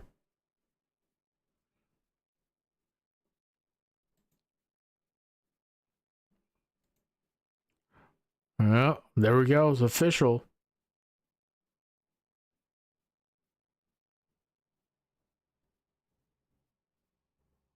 So they swap picks. There you go.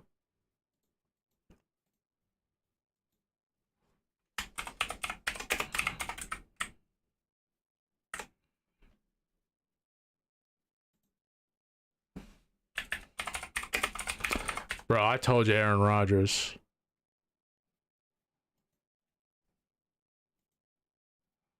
Let's go.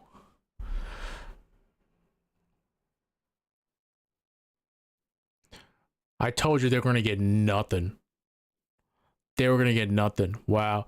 So they get the 13th pick. So we go back 2 picks, okay? A 2023 second round pick, a 6th round pick, okay? A conditional 20.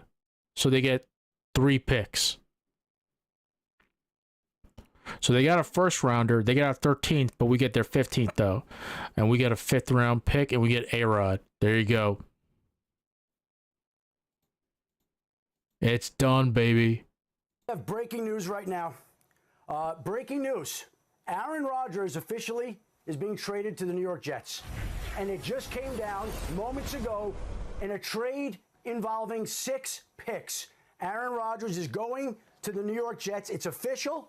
It is happening, finally, after all this time. We've been waiting for this trade to happen, and now it is. And here are the details of the trade that just came down.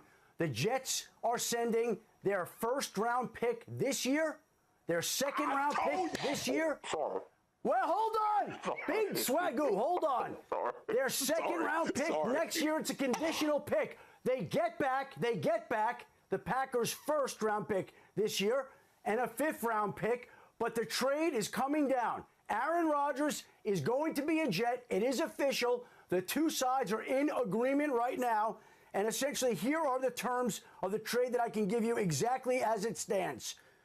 The Jets, and again, this is in real time, so it's coming in. Aaron Rodgers, pick number 15 in the 1st round. A 2023 5th round pick, number 170. The Packers get pick number 13. A 2023 2nd round pick, number 42. The Jets' 1st round pick, 1st pick in the 2nd round. A 6th round pick, number 207. A conditional 2024. We had like 2 second round picks too. A 1 if Rodgers plays 65% of the plays this year. And so the trade that we've been waiting for finally has been agreed to. Aaron Rodgers is being sent to the Jets, and the Jets have a quarterback, and the Packers have extra draft capital and extra draft ammunition. Adam, fascinating as you hear the haul on both sides and how this ended up going down. I think that conditional pick is what really sticks out to me based on Rodgers' play. But I just want to follow up with this. How did they finally get to this point? It feels like the 1st round picks had to have been involved here, certainly, especially for the Packers side of things. Well, Laura, listen, it's draft week, and both sides need to get this done. The Packers need the draft capital to surround Jordan Love with those picks. And the Jets want their quarterback. He wants to be a part of the offseason program. And so it was only a matter of time before they got this deal done. They've been talking here in recent days, trying to get this worked out. And now, officially, it is So they agreed just to. essentially And just there you swap see first-round the picks. terms of the trade that just went. So this is going to be interesting, though. Who are they targeting at number 13 then? Unless they're going to use this to move up in the first round.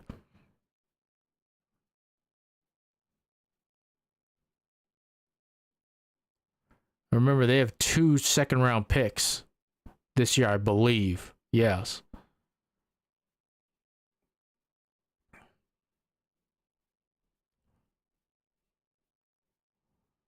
Dude, we got a quarterback. I cannot fucking believe it. Went Holy down, a shit. historic trade. The second time the Jets have gotten a trade done like this with the Packers. You remember the last time they traded for Brett Favre. That was a conditional fourth-round pick. A conditional fourth-round pick. This time, the trade is done, and obviously you see the extensive terms there that we discussed, but it's a historic deal. Dude, this is fucking nuts. Tucker Carlson gets fired, Don Lemon gets fired, and then Aaron Rodgers officially makes it to the Jets. He's at least here for 2 years. It's about damn time. It's about damn time. Yep.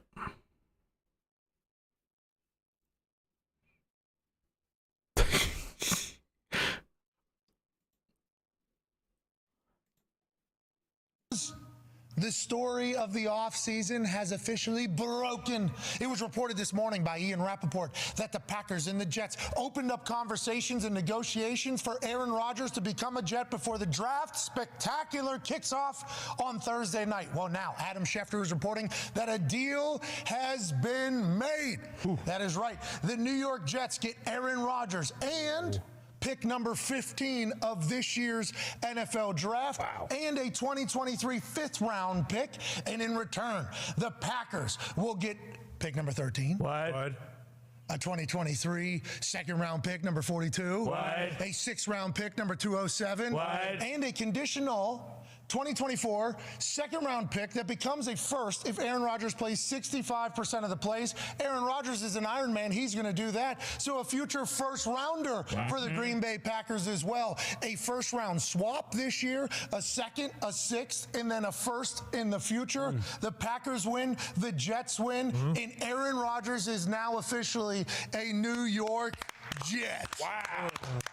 This has been a long process, obviously, for you, Ty Schmidt, as a Green Bay Packer owner. What are your thoughts as it is, you know, the Aaron Rodgers era comes to a full close with the Green Bay Packers? Yeah, I mean, bittersweet for sure, but I think you mentioned, I think both teams win. I really do. I mean, like, you know, I didn't think that they were going to get the 13th pick, and technically, I mean, moving up 2 spots, like, that's okay. But Rodgers, you know, he wanted out. The Packers didn't really want him anymore. So, like, this was happening no matter what. To get that conditional first-round pick potentially next year, as long as he doesn't, you know, break his collarbone or something like that, which I don't think that's going to happen. Well, it's Jay wished it upon him. No, I did not wish it upon him because I want the first-round pick as well. True. So it's not like, you know, like he will play. I want to see him play well. But, yeah, I mean, leading up to this, kind of everything that we've known, like, I was not expecting the Packers to get this in return, so I'm pretty fucking pumped. And we'll find out later who gave in to what was the sticking point. There's a lot of transactions happening here, including a conditional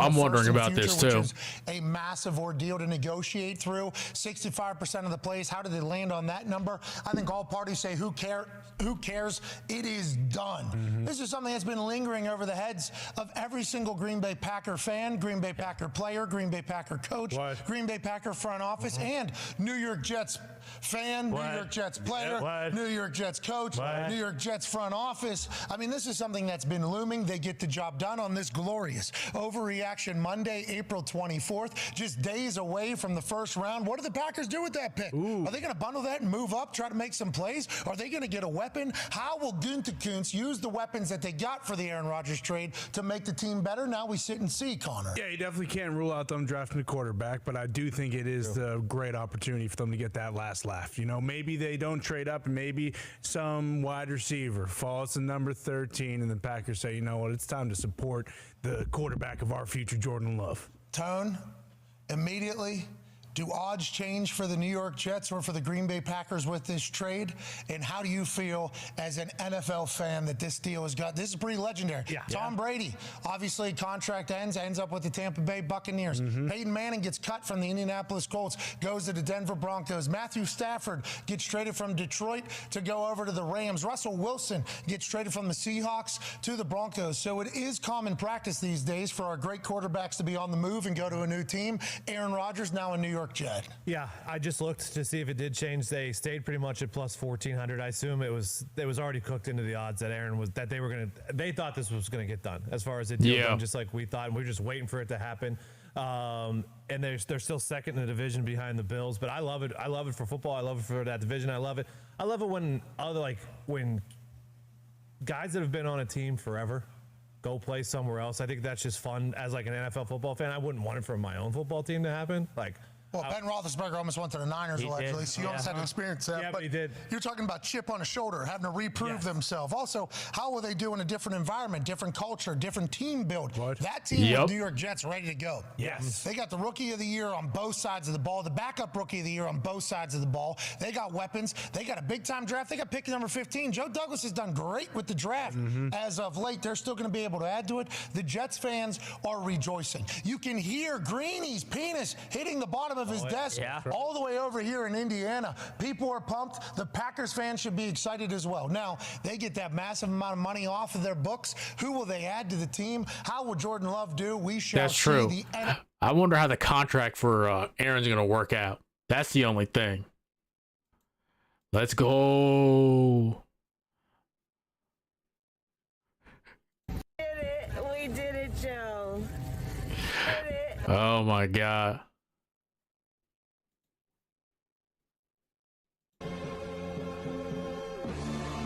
Just retweeting all the guys. Thank you, God. Victory! Watch that get me a DMCA claim on fucking YouTube. I cannot believe it, dude.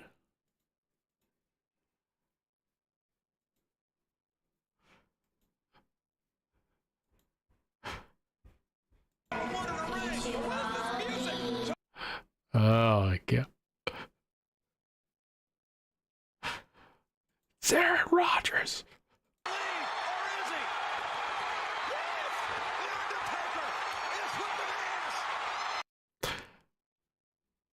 Oh my God. It's fucking nuts.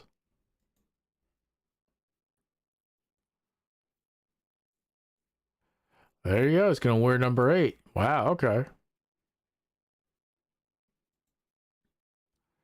Oh, dude. He's blessing in disguise. Rodgers, okay, he's a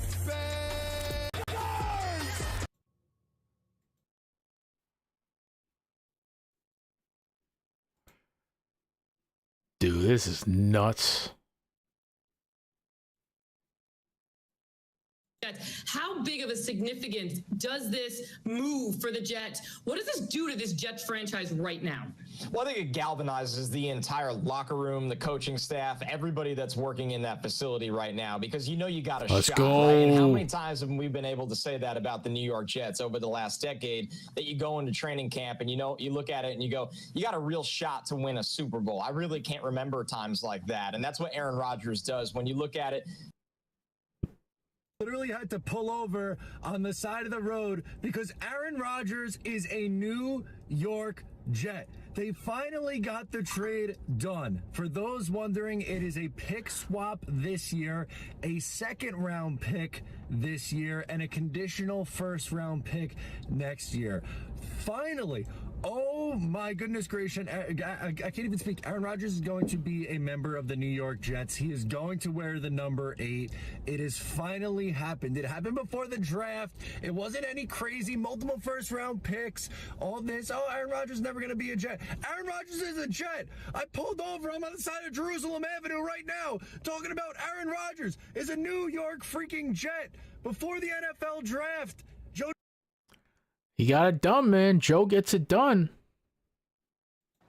Oh, Laura, we have breaking news right Breaking news. Aaron Rodgers officially is being traded to the New York Jets. And it just came down moments ago in a trade involving 6 picks. Aaron Rodgers is... I wonder if he was waiting for like the okay from like the Packers or the Jets. He was like, Joe was just like, it's a go. It's a go, Adam. It's a go. Yeah.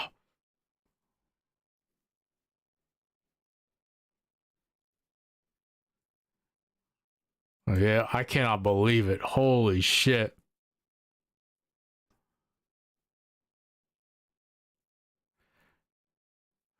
That's actually kind of funny. It is actually like very funny. Just liking everything in this thread.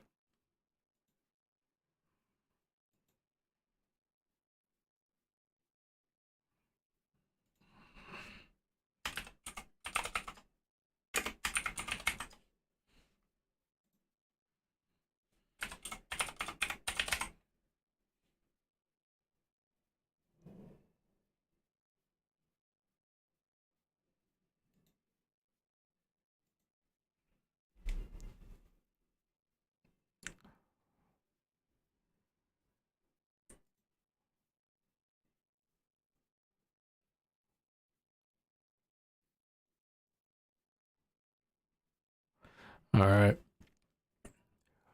This wouldn't have happened if like whatever contract situation he has going is going to be in the Jets' favor too. So he's already worked out that deal. So he'll get paid out. He's like, get the fuck out of here, dude.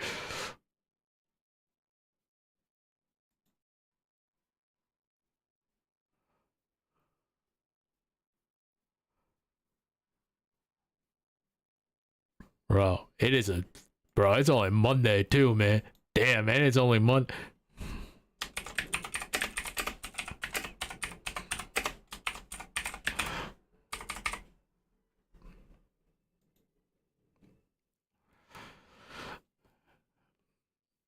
And damn, it's only Monday too. Yo, something was brewing over the weekend. Yo, he's right about this. Yo, bookmark this tweet.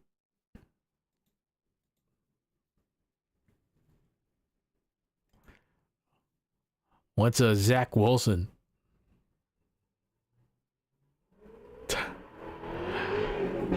Oh my goodness.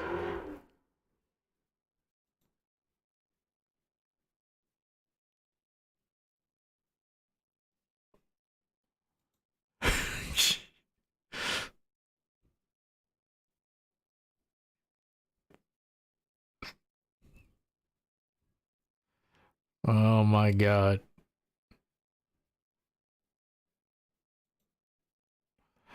Damn.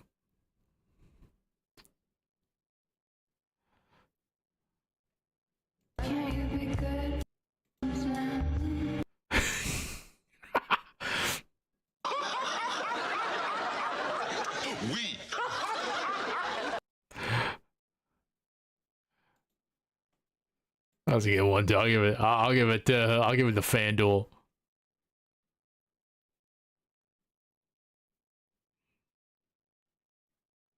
Nobody. Why him? Why not me? He's good. You're not. I'm better than him. You're worse. Much worse.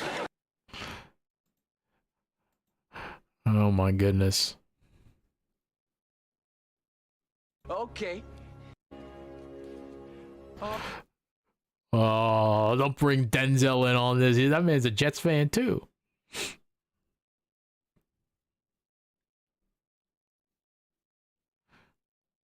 That's true.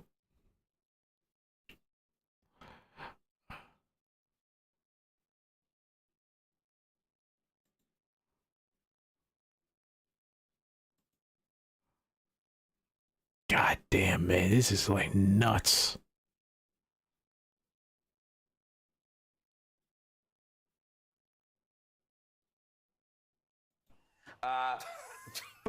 Anyway,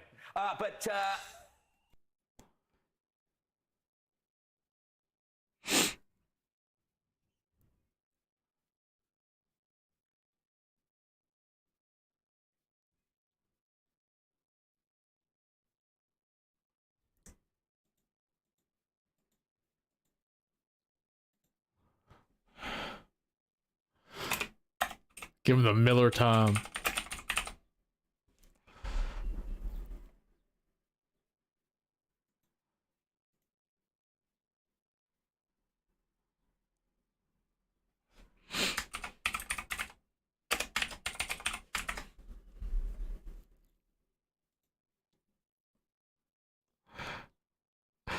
I'll give him Richardson, and his ceiling and floor for Thursday night, do you think is what? Come on, Rich had to. Where's I don't think Rich would put it on his on the Rich Eisman show.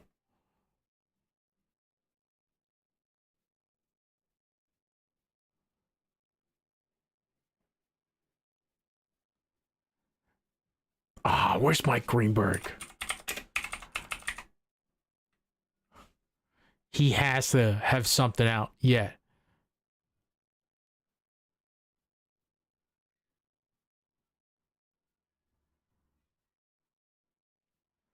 Okay. So Mike, so these guys they're gonna respond to it. Give that a like. That is a good photo. These guys are, these two especially, man. They getting up there. Kansas City, but the focus is not here for the draft. Instead, it is in New York and Green Bay, where finally, the Jets and Packers have agreed to their mega trade, their long-awaited trade. Sources tell me and colleague Tom Pelissero that the New York Jets have agreed to terms rounder next year, franchise quarterback, and they now get him, Aaron Rodgers.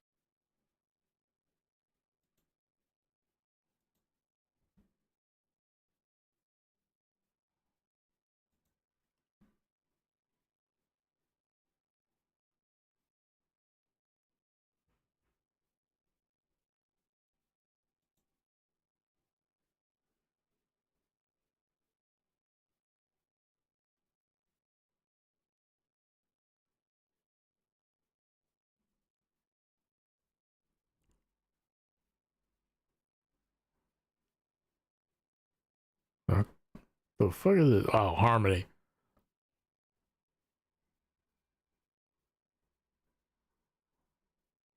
This is still like wild to me when Lewis here like put it all out of here. This is like all crazy, man. All on a Monday.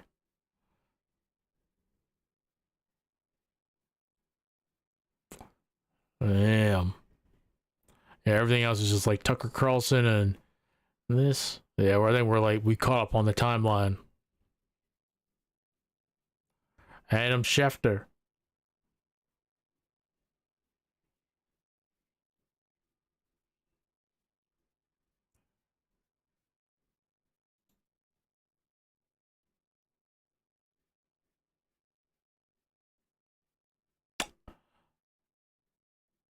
She's up there, but I don't think she's my first celebrity crush. I would have to really think about it.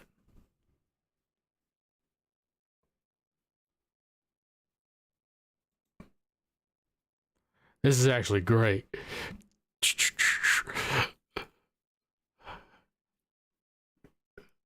Ah.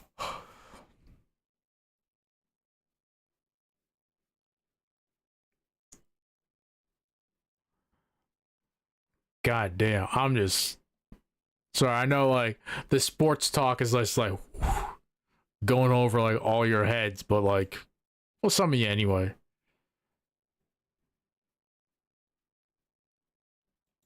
Even like CNN's like covering it.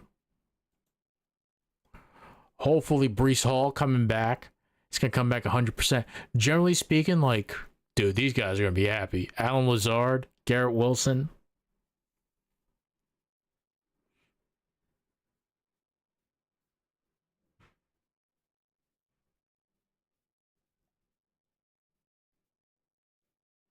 We did it, Joe.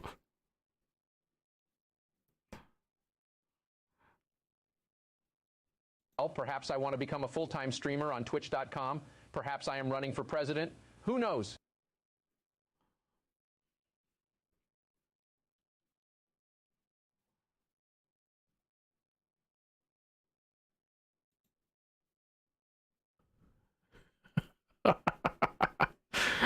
Zach there.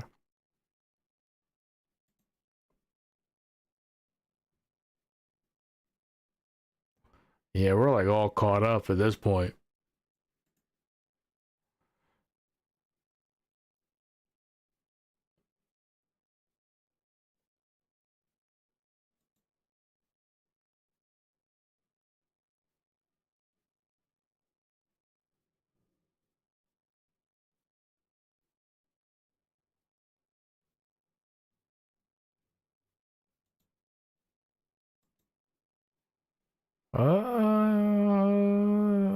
No, I don't know if Rumble can afford them.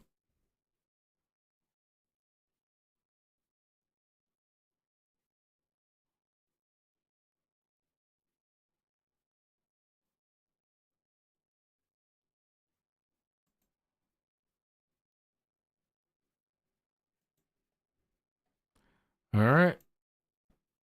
Not much more to really talk about. Oh, we got the Phil DeFranco video subscriptions. I don't want to kind of chime in on what they're doing live.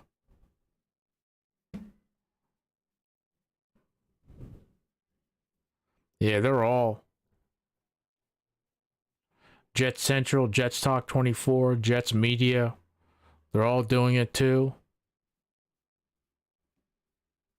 I don't know what the Packers are doing with Jordan Love because I don't know what you have with Jordan Love. That's the only thing.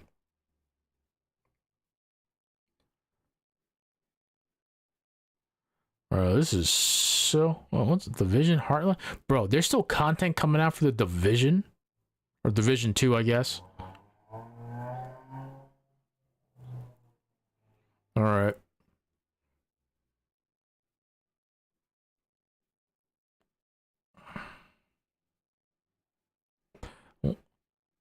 We'll see what happens. I am excited.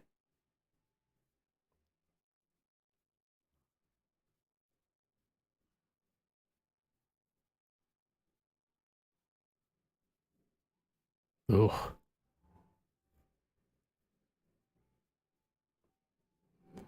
Meatball bobblehead.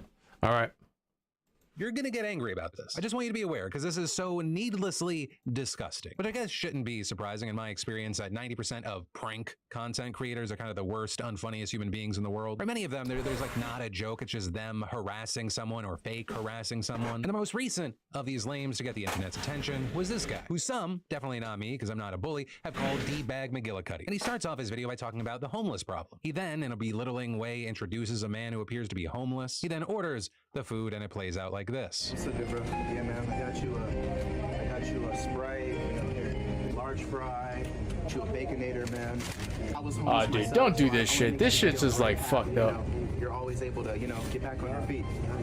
Is he really gonna eat the food in front of him like that? Come on. Karma's real. Celebrities like Lamar Jackson even chiming in and blasting this guy. Some also saying that this looks staged or this guy's kind of going for the gold in the outrage Olympics. So there you have people saying even if it is staged, it just highlights that this guy still sucks. He's a horrible human being. But really all I can say with this guy is yes, one, he is easily our douchebag of the day. But two, none of this is surprising. I think he's kind of just the latest example of the nothing matters, harass people in public as long as I get some attention creator. Or the kind of person that doesn't care about what kind of attention they're getting as long as they're getting some attention. So here it is. Yeah. Congratulations on this being the most you'll ever matter, which is pretty fucking sad. You are a rim to be dunked on and a dumpster fire that set an example of what not to be. And then Tucker Carlson and Don Lemon are out. Tucker Carlson, you had Fox News releasing a statement saying the two of them had agreed to part ways and saying we thank him for his service to the network as a host and prior to that as a contributor. But the timing of things, very key here. One, at least public facing, Tucker Carlson did not make it appear like anything like this was about to happen. With him on his last show on April 21st saying,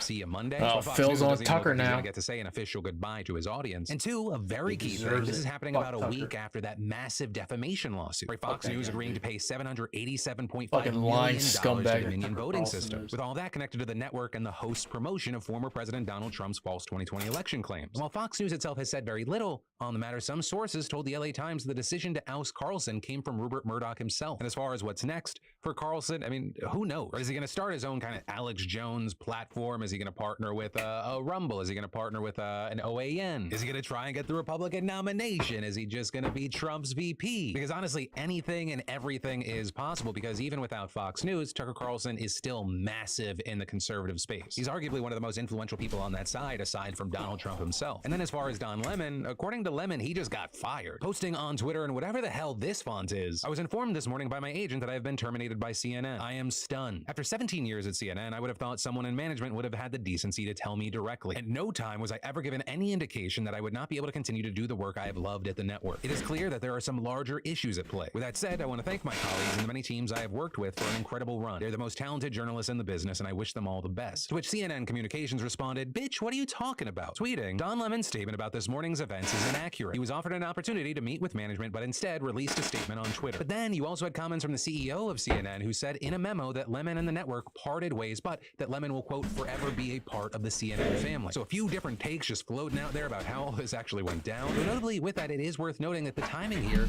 is important, especially as Lemon had been embroiled in some sexism controversies, first receiving flack for comments that he made about Nikki Haley, and then Variety later reporting on an alleged pattern of Lemon mistreating female staffers. So that's where we are on both of these right now. It's one of the biggest cable news. Which tells me there's like more to like the Lemon, CNN letting Lemon go. It couldn't just be like, oh, he has like low ratings and like we need a scapegoat because we're going more centrist and a little bit more right wing with our coverage of things, right? So we can pull over like more like Fox. You know what would be fucking funny? If like CNN, oh, I don't even want to speak into existence, but if CNN fucking hires like Tucker Carlson.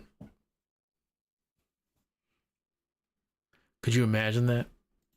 News shakeups we've seen in a while. But the one thing we do know for sure, because of everyone that's involved in this, we're going to know a lot more probably very soon. And then we're now seeing even more fallout from the situation with Bud Light and trans influencer Dylan Mulvaney, which if you didn't see, all started when Dylan posted a video of her channel drinking a Bud Light and specifically promoting a March Madness campaign the company was doing involving a $15,000 giveaway, and Bud Light giving Dylan a customized can with a drawing of her face on it. And oh my god, the amount of anti-trans backlash we saw was massive, but it was also unhinged. Like, you would have thought that Bud Light was forcing people to have sex reassignment surgery the way that people were reacting to this. They just sponsored her for a video. But boom, almost instantly you had Kid Rock shooting up cans of Bud Light. You had people steamrolling bottles, restaurants pulling the beer. There was also just a larger boycott of the brand in general. But also there were even reportedly threats made to multiple Anheuser-Busch facilities. And again, all of this happened not because like this was a national campaign or something, or they were actually printing Dylan's face on the cans for the general consumption. As a spokesperson explained in a statement, Bud Light partners with hundreds of influencers to connect with a variety of demographics, and Dylan was just one of them. And in some of those small partnerships, they included special gifts like the can they gave Dylan, and even officially stating this is not something the general public could purchase. But that conservative rage was real, the boycott seemingly scaring Bud Light, and they issued a statement saying, "We never intended to be part of a discussion that divides people." And the CEO saying his time serving for the country taught him about accountability, freedom, hard work, and respect, and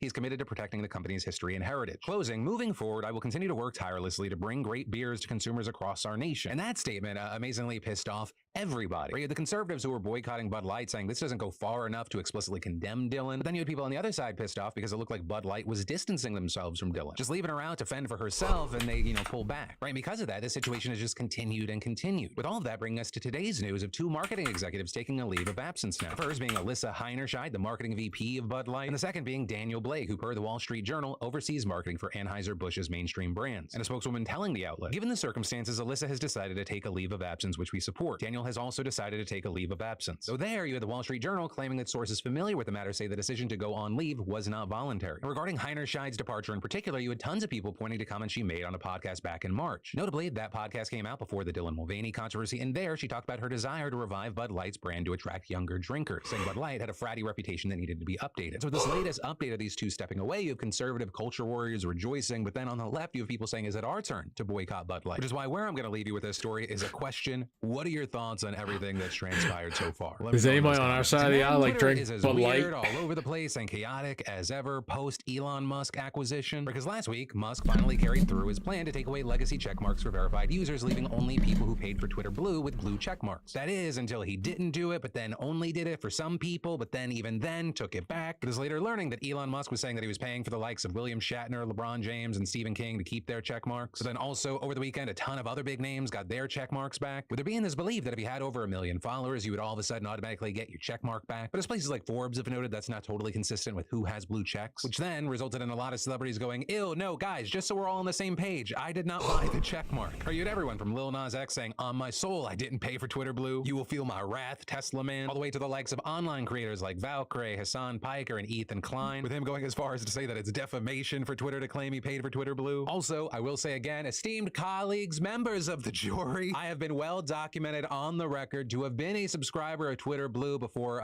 meme stealing Space Karen bought the company, before he made the blue check mark a symbol that you're a part of his fan club. And he tricks so many of his fanboys into this mindset of like, if you're not willing to give Elon Musk $8, you don't care about free speech. But the main thing I'll say is what a weird marketing strategy. Let's make everyone more aware that you can buy a blue check mark by giving them to celebrities, and the celebrities going, ew, how did I get this on my shoe? And then Musk getting combative with those people. I mean, it's entertaining for me, but it just doesn't seem like a winning strategy. And then, listen, life isn't simple, but, you know, I'm trying to do everything in my power to make it as simple and easy as I can wherever I can, even when it comes to things like my shoes. And I'm telling you, thanks to the fantastic sponsor and partner of today's show,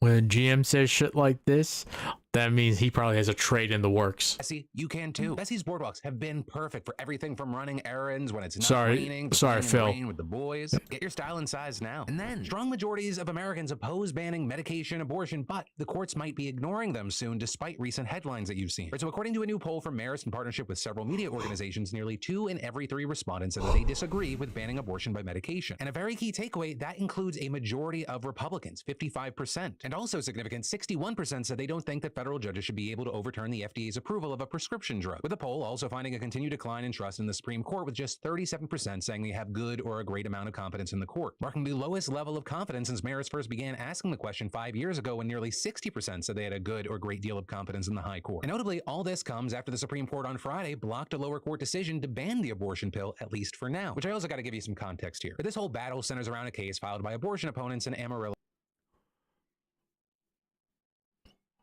Okay. The hot take is, the reasonable take is, this is actually probably like this is actually like a really fair trade for like a quarterback that's way better. I'm going to be honest with you, Brett Favre, Aaron Rodgers is way better than Brett Favre.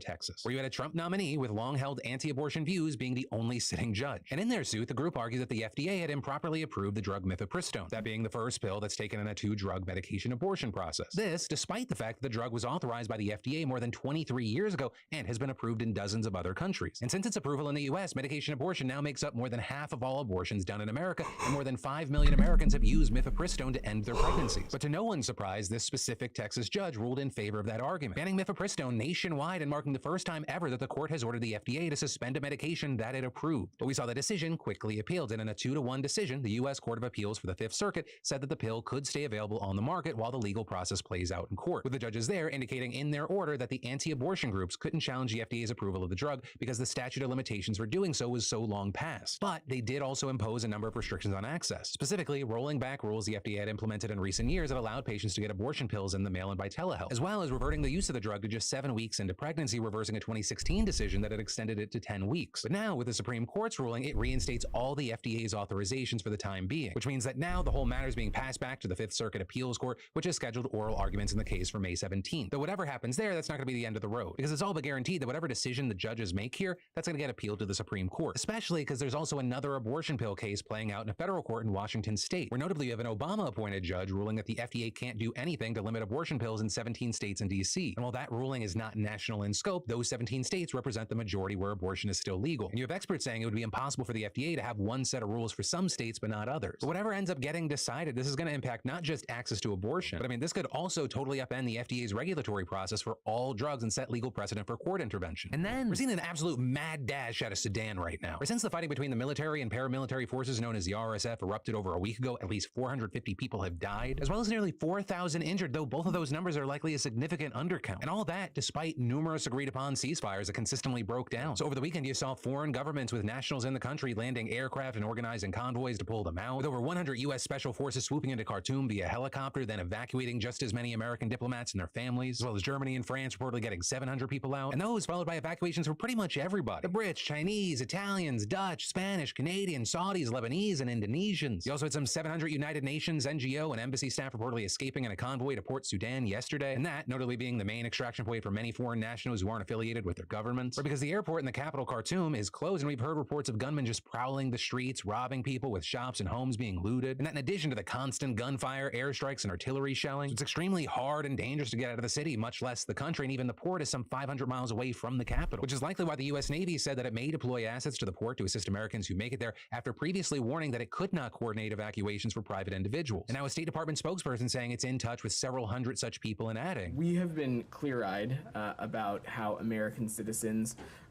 should not travel to Sudan for months now." Though Biden has promised the U.S. would help the 16,000 Americans thought to be stuck in Sudan to whatever extent possible, which could entail using intelligence, surveillance, and reconnaissance capabilities to advise safe routes out of the country. But also, while foreign nationals enjoy access to that kind of support, millions of Sudanese locals are just stuck there, many of them hiding indoors for the past 10 days, rationing food, water, electricity, and medical supplies since most hospitals in Khartoum have shut down, as well as there's been a near-total collapse of internet and cell service, which is why we've seen many of them now looking at Westerners hopping on planes and boats with outrage, with one resident who fled after a mortar crash into her house tweeting, "To the Western negotiators, you put us in this mess, and now you're swooping in to take your kinfolk, the ones that matter, and leaving us behind to these two murdering psychopaths." But also, some have managed to leave, with thousands packing whatever they can into trucks and hightailing it across the border. And then, in addition to all of that, the spillover of refugees now threatens to overwhelm Sudan's already impoverished and unstable neighbors, like Ethiopia, which is still recovering from 2 years of civil war in its Tigray region, or South Sudan, where civil strife has ravaged the country ever since it split off in 2011. And that conflict back then notably sending a torrent of refugees and asylum seekers into Sudan, making up most of the estimated 1.1 million people living there today, many of whom are now running back down south where they came from, pinballing between these two countries that are just ripping themselves apart. And then there's Chad, which is a country that just had a coup 2 years ago and may have another one if Russia gets its way, or because you had that leaked U.S. intel describing an effort by the Russian mercenary Wagner Group back in February trying to recruit rebels and topple Chad's government. And this is an estimated 10 to 20,000 people fleeing Sudan's Darfur region have arrived in Chad, adding to the 400,000 Sudanese refugees already there. But then also, speaking of Wagner, sources now tell CNN that the group has supplied Sudan's RSF paramilitary with surface-to-air missiles. And satellite images also showing increased activity at Wagner bases in neighboring Libya, where a Russian-backed warlord controls swaths of land. Though in response, you had Wagner's leader denying supporting the RSF, though also there on Friday he offered to act as a mediator in the conflict. But also, Wagner had close ties with Sudan's military for years before its recent internal split, splitting it for gold mining concessions and arms deals. And as recently as February, Russia's foreign minister reportedly discussed plans with Sudanese leaders to complete a naval base at Port Sudan on the Red Sea by the end of this year, which is also just one of the reasons why Sudan is such a strategically crucial outpost. Also sharing the Nile waters with Egypt, which has been struggling to keep Ethiopia from building a mega dam on the river. Plus, South Sudan uses a pipeline that runs through the north to export oil to China. So that's why with all of this chaos, there's fear that as international forces maneuver to protect their strategic interests, we could see this conflict turn into a big proxy war. And then a Christian cult known as the Good News International Church in Kenya has reached its logical endpoint. They reportedly believe that if they starved themselves to death, they would go to heaven, they would meet Jesus. And now police have uncovered at least 73 bodies from mass graves in a forest, though that number has also been going up all day and may continue to rise, with the Kenyan Red Cross saying 112 people have been reported missing to a tracing and counseling desk it's set up at a local hospital. And all of this coming just over a week after the cult's leader, Paul Mackenzie, was arrested on a tip suggesting his followers had died. To which I will say, it's always when these people that take religion and they do extra horrific things with it that I hope that there is an afterlife, because there's really no suffering on this earth that can negate what this man has done here. And then you've got a scandal enveloping the highest ranks of the UK's Conservative Party right now, with the latest casualty being Deputy Prime Minister Dominic Raab, who stepped down Friday. Yes, I'm just letting Philip DeFranco talk because he's good at this. Honestly, he does a good job in like relaying like the top stories of like the day. He does a good job, and his team putting this all together is actually does like a really good job. I've nothing to say. I just want you guys to listen too, because honestly, like people like find him credible. That's the thing too, which I think for him is a good thing. And that after an independent investigation found that he bullied civil servants and abused his staff during stints as Justice, Foreign, and Brexit Secretary. Though he denied any such claims, but still saying that he resigned because he was duty-bound to do so. So now he's being replaced as Deputy PM by Oliver Dowden and Justice Secretary by Alex Chalk. Meanwhile, Prime Minister Rishi Sunak's busy with his own controversy. Last week, the parliamentary watchdog unveiled a probe into whether he properly disclosed his wife's interest in a company that, key thing, stands to benefit from a massive boost to free childcare in his budget. And this after Sunak fired the Tory party chairman back in January for failing to come clean about a multi-million-dollar tax dispute. And before that, cabinet member Gavin Williamson quit back in November over his own bullying allegations. And all this hitting the Conservatives especially hard since Sunak entered office on the promise that he would restore the party's order and integrity. And that is where I'm going to end today's show. As always, thank you for watching, liking, being subscribed for more of these daily dives into the news, and I'll see you tomorrow. Do they have a breakdown of like any segments? I think Bradley will probably break it down in a little bit. Jet Central. Let's see here. Gave that a like. Damn, I'm running out of like things to talk about. Things to react to. So the drama YouTuber John Swan recently posted this clip of Cutie Cinderella that went viral on Twitter with the caption, "Nah, Twitch streamers aren't real. There's no way," laughing my ass off. You don't have health insurance? No. Why? Are you on your parents? Yes. Oh, congratulations. What are you going to do? I'm get my own. How? With my money. How? What do you mean? How? Who do you call? To get health insurance? Yeah. Someone who provides health insurance? What is this question? What do you mean? Are you saying because you don't know how? I don't know how! Why don't you ask Let's parents? Or your dad? I come from a very Republican family. That if the you go to the doctor I can't believe you don't have health insurance. I did not know this. Wait, she's been like paying out of pocket this entire time. She lives in California. You have like California. Oh my God. California.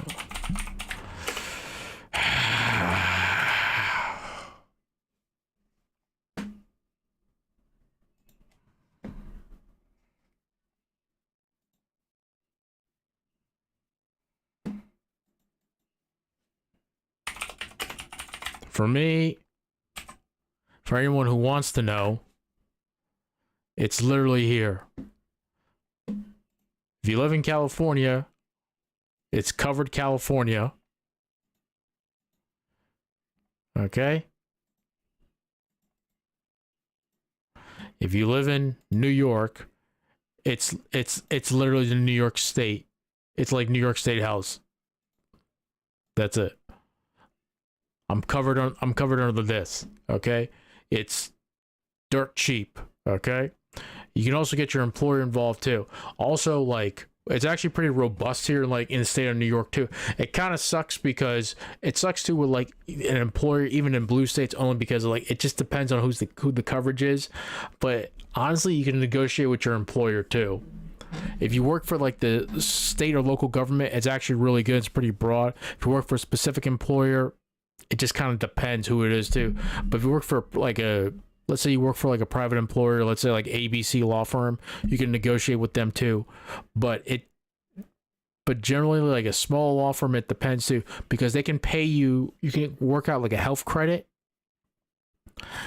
No, I'm just talking about New York. You can work out a health credit where you can say, pay me like a health credit to go toward a health plan so I can maintain like the same doctor like I have now, who I know it accepts like this type of insurance, and then you can do it that way too. But it depends on like the company too. If it's like a larger company, it's probably like a no-go. But if it's like a smaller to mid-sized company, then you can probably do that too. But you have to ask them that too. Just ask them that, and they can probably like work out too. Especially if they're gonna hire you. If they're gonna hire you, they want you to be there. So we'll see. Just see what happens. I heart Sydney Sweeney.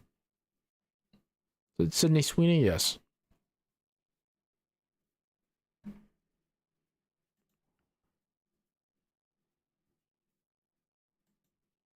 Like a lecture that I didn't expect. I did not. You go so often. I know, but I'm limited because I get really stressed because I don't have any resources and I get really confused. It's the same reason that I went to culinary school instead of normal college. No one prepped me. My family abandoned me. I didn't know. All of a sudden, everyone in junior year of high school is like, I got accepted into Harvard. I got accepted into MIT. And I'm like, wait, we were supposed to submit stuff? I had no clue. No one told me. Everyone forgot about me. John Ford responds by saying, I see a lot of people making fun of this person, but you really don't know how this person grew up. Just because you don't know something doesn't mean you deserve to get made fun of. Okay. Maybe because like I grew up in a background where like I understand where she's coming from, okay? But like I also grew up with the fact too of like people around me where I didn't grow up where the internet was like as prevalent as it was. Google was around, but it's not the powerhouse that it is now. You know what I mean? Like now it's just like I had to like call people, I had to like ask people. I was basically told, like, if you want to know something, you need to ask. So I just started asking like everybody. You know, I went to the library, I said, hey, I need this, I need that, and like people were like, you have to ask. So now it's like literally only place you have to go to now is here, and you're good to go.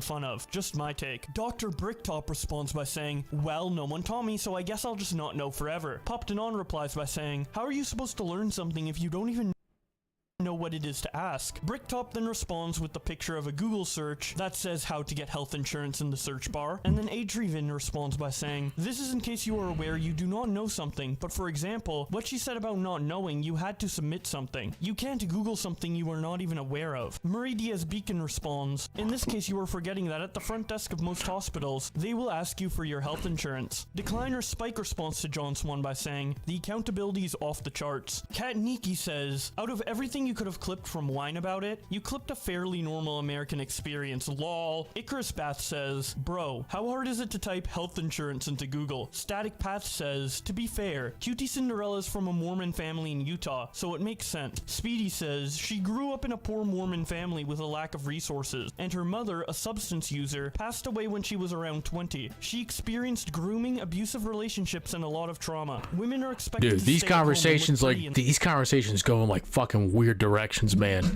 Holy shit. It's okay. I'm getting triggered. It's not Bo Black's fault. He's just reading comments from people, but it's just like I'm getting like fucking triggered right now. All these things are true. I understand, like in that moment back then, you may not have known these things or even known to look or what to ask for. But now though, you're a successful streamer. Your partner is a successful streamer. You have money. I understand that you can easily just pay it out too. You can get covered. And you're in a blue state. Like, and there are resources available to you now that you did not have before. Right? It's just, I don't know, man. I just hate like how sometimes these conversations like go, and it's literally giving me a headache. I mean, I've been streaming for about like 6-7 hours, almost 8 hours now, and like I'm getting a headache now after all this time. In that religion. Pasta Chilnino says, bruh, I'm first generation in America, and even I know how to apply to college, cause I asked. All you gotta do is ask, laughing my ass off. Rin Yikes quote tweets John and says, talks about how they were neglected as a child in a way that's financially harmed them for many years. Laughing my ass off, stupid bitch. Flygon HG says, kinda weird to use this as a gotcha when the US healthcare system is objectively difficult to navigate and intentionally opaque. Getting my own healthcare was easily the worst part of becoming self-employed. Briz Chan says, I relate to her so hard. Maple quote tweets John and says, jump scare, showing a picture of the Minecraft YouTuber Dream in a detective outfit. And if you want to know what this is a reference to, I have an entire video talking about it that I will link in a card in the top right hand corner. Lucifer quote tweets John and says, I've never seen someone want to get sued for defamation more than John Swan. Is it a kink? You got a thing for humiliation? Cause last time I checked, you got exposed for lying, got ran off of multiple platforms, and are now crawling your way out of the sewer of irrelevancy. She then shows pictures of multiple John Swan exposed videos on YouTube by Lanza, Jalen, Wacky TV, and The Franchise. She also shows this article from Stephen Asarch with the headline, a drama YouTuber left social media after admitting involvement in impersonating a Minecraft star and sending offensive DMs to a fan. She captions this by saying, like, I just know this can't be you trying to puff up your chest again.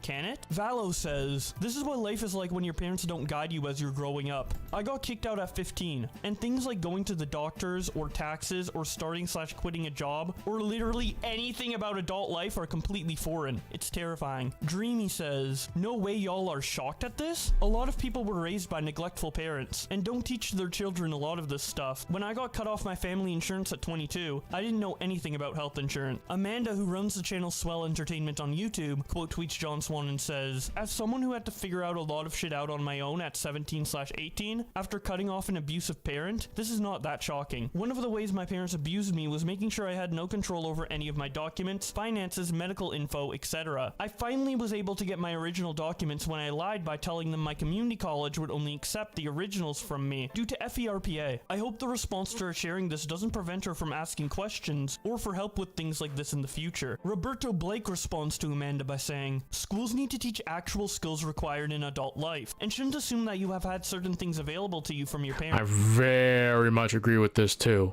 Like financial literacy, especially. Financial literacy,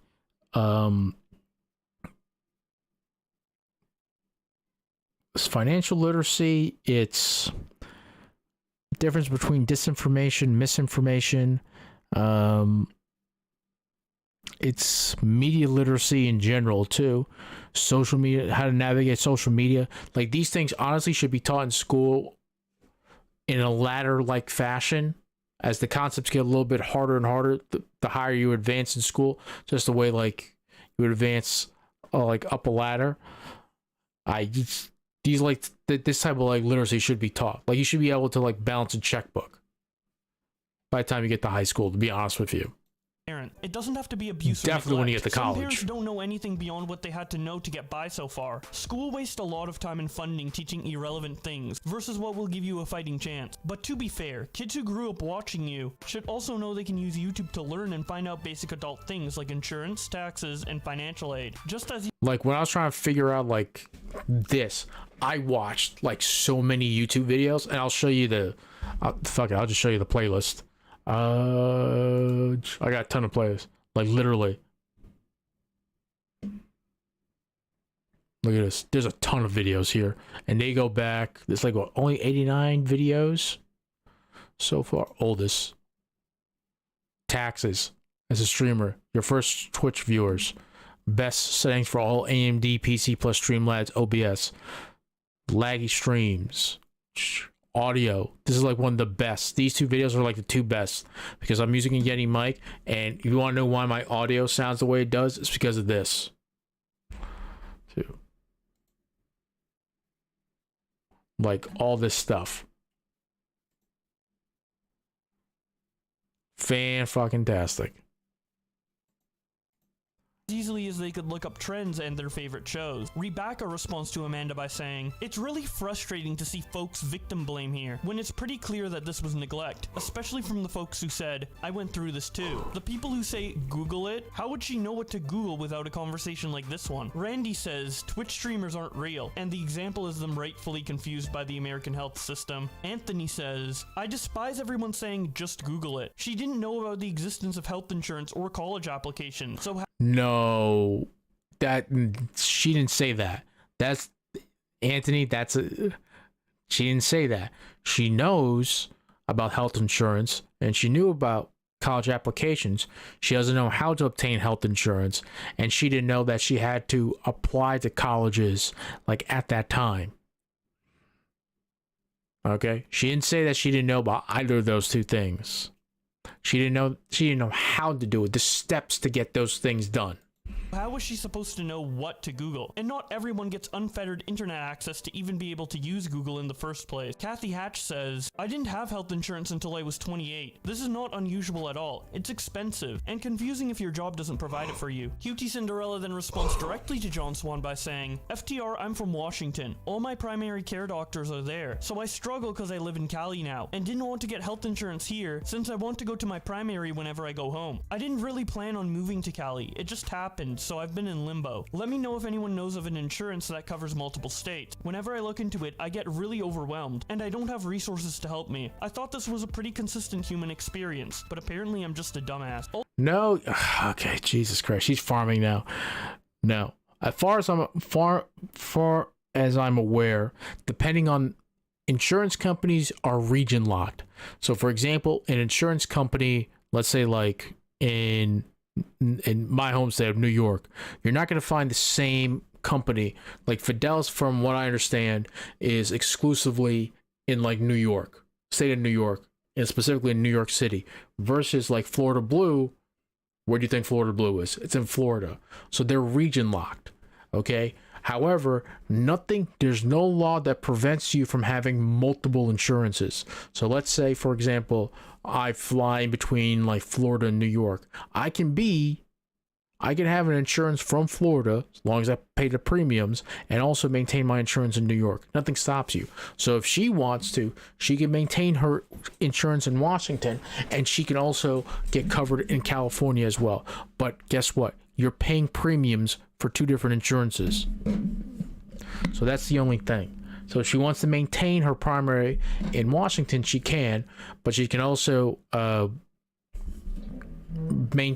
get insurance here under Covered California in California, which I believe follows, it's the same thing that New York did. It follows the expansion of Medicaid under the ACA or Obamacare, following the passage of that law too. So take advantage of that, folks. If you live in California, New York, and any state that has expanded Medicaid under the ACA, I would look into how your state's done and what process it is too.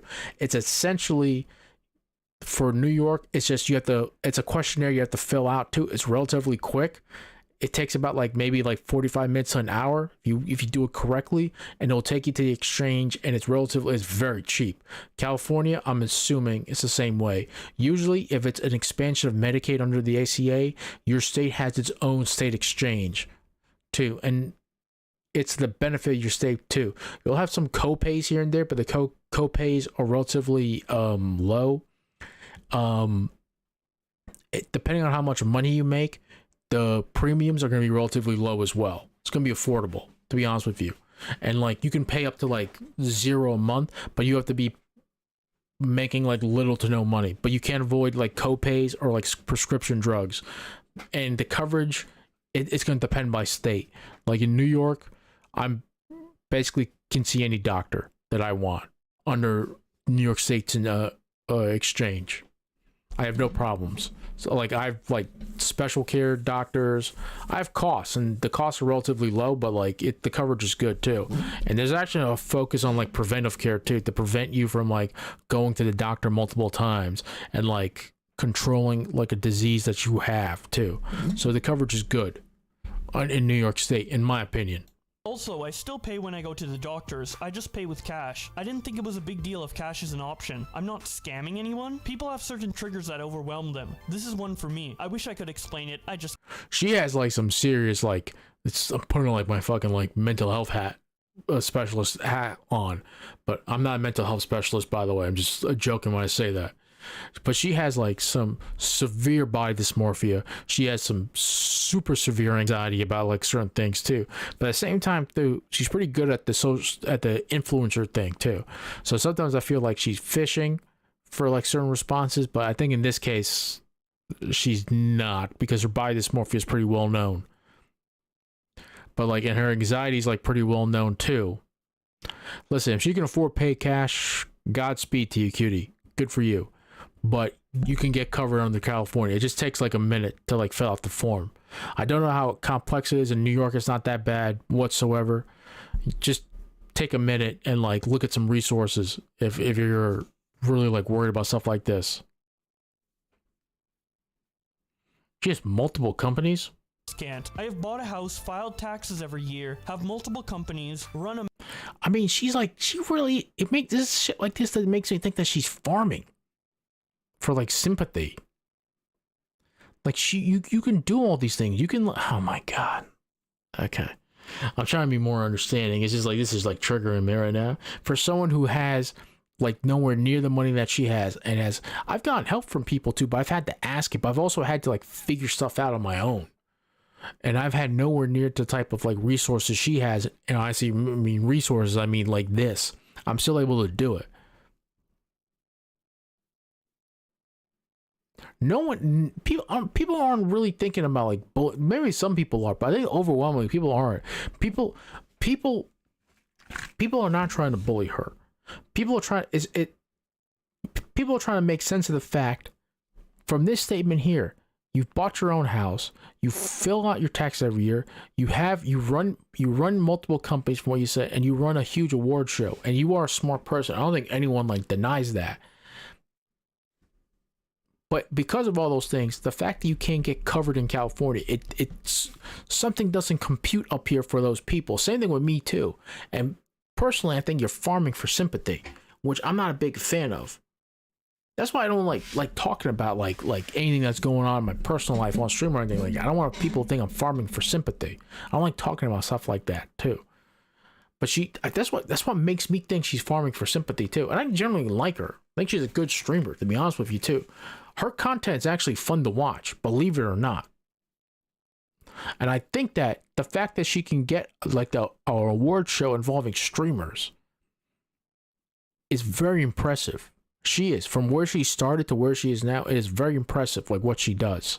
A massive award show. I'm very smart. I just have triggers. I genuinely wish I didn't. Everyone in this thread bandwagoning to bully. I hope it makes you feel better about yourselves. Michael responds by saying, how does one's political party affiliation have anything to do with setting up your children for success? Makes absolutely zero sense. QT responds, it has nothing to do with it. There was a sentence that was cut out that gave it context. Dabwell D so says, wait, why'd you cut out the fucking set? Oh my god, okay. I gotta stop. Bro, I'm getting like fucking triggered right now. Jesus Christ. I'm gonna. Boblax, this is a good video. Boblax, this is a good video. It's just like she's triggering me right now, and I hate saying the word trigger too, but like I don't want to say something out of pocket. Bro, I have a PhD and work in theoretical physics. Stuff like pension, insurance, taxes overwhelm the fuck out of me too. Nobody's saying that. Nobody's saying that, Fuji's. I get that. It can be overwhelming, but you have to like confront it. You have to confront that stuff. Like you can't just like push it to the side. If you have the money, you can just pay cash. It's easy, right? Like if I was making that type of money and the doctor's like, all right, that's $1,000. Okay, here's $1,000. You know, and that wouldn't put me in a bad spot. I would do that myself. Like, fuck that shit. I would pay that out of pocket, no problem.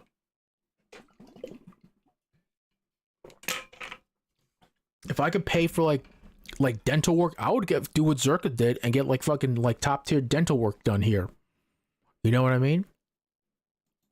It's got nothing to do with being stupid. Bikino says, QT, no offense, but responding to these people is only giving them the attention they want. There's no benefit to replying. Katie says, health insurance in the US is purposefully made to be overwhelming, convoluted, which is and true hard to navigate, especially outside of employer-provided plans. I worked with health plans for years and helped several successful, smart, self-employed friends who dreaded this. You are not. Listen, that's not wrong, but it depends on what state you're in. In like blue states that have expanded, I'm going to say this over and over, in blue states that have expanded Medicaid under the ACA, they had their own exchanges. Some, depending on the exchange and how they make the exchange look, it just depends. Usually in red states, you have to go through the actual like whatever, like the healthcare gov like thing, whatever the website is too, which is like the federal exchange, which is like not that great to use. It's not that complicated, but it takes you a minute to like figure out everything too. And the plans on there aren't that great. Not alone. Plain Rock responds by saying ego, and then quote tweets her and says, why hate Twitch streamers in one tweet? He then shows a screenshot of a tweet Nicholas Diorio made and says, same person, lol. In this tweet, Nick quote tweeted QT, listing off rules for restreaming her Streamer Awards event, and captions it by saying, I think it's funny how Twitch streamers set rules for reaction streamers when it comes to freebooting their own content, laughing my fucking ass off. Augie RFC quote tweets QT Cinderella and says, society is doomed. And then John Swan tweets out, insane how angry people get when all you do is post a clip of them talking. Like, you said that, lol. And that's about it for John Swan trying to make a comeback. We'll see what. For those of you who don't know who John Swan is,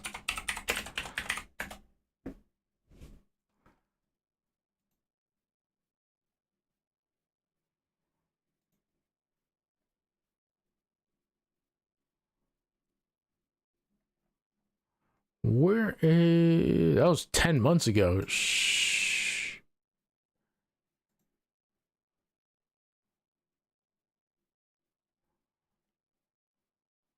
Yep, there you go.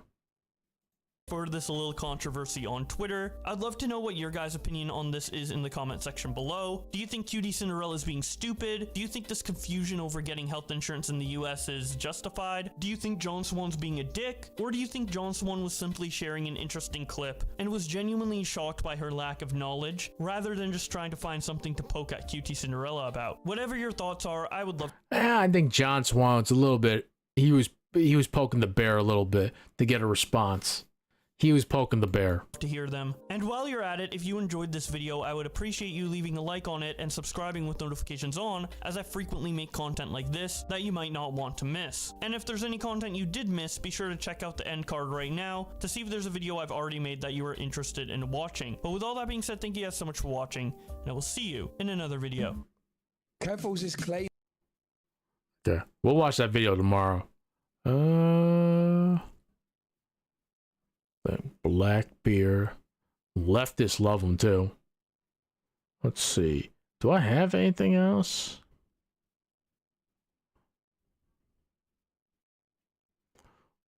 Does the stare and drive? What? No one's really excited about this too. Biden would honestly win. Republicans would vote for him. Independents, I'm not too sure. Depends how crazy it is during like a general. How crazy he acts like during like a general.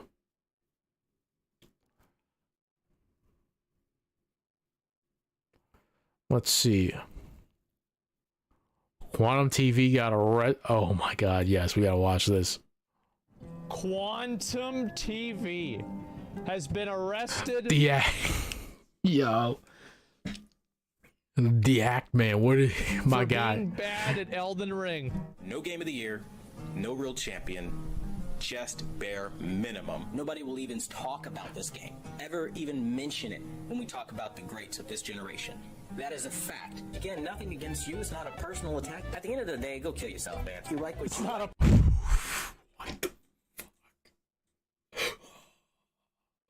Yo, what? Personal It is attack. child, and that's the video. Okay, that was terrible. All right. We're gonna start with the good stuff. Quantum found Actman's mom's phone number and texted her that we don't want anybody to get hurt over all of this drama. That's right.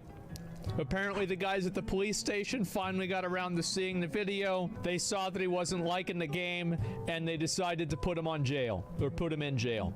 Unfortunately, this did not happen though.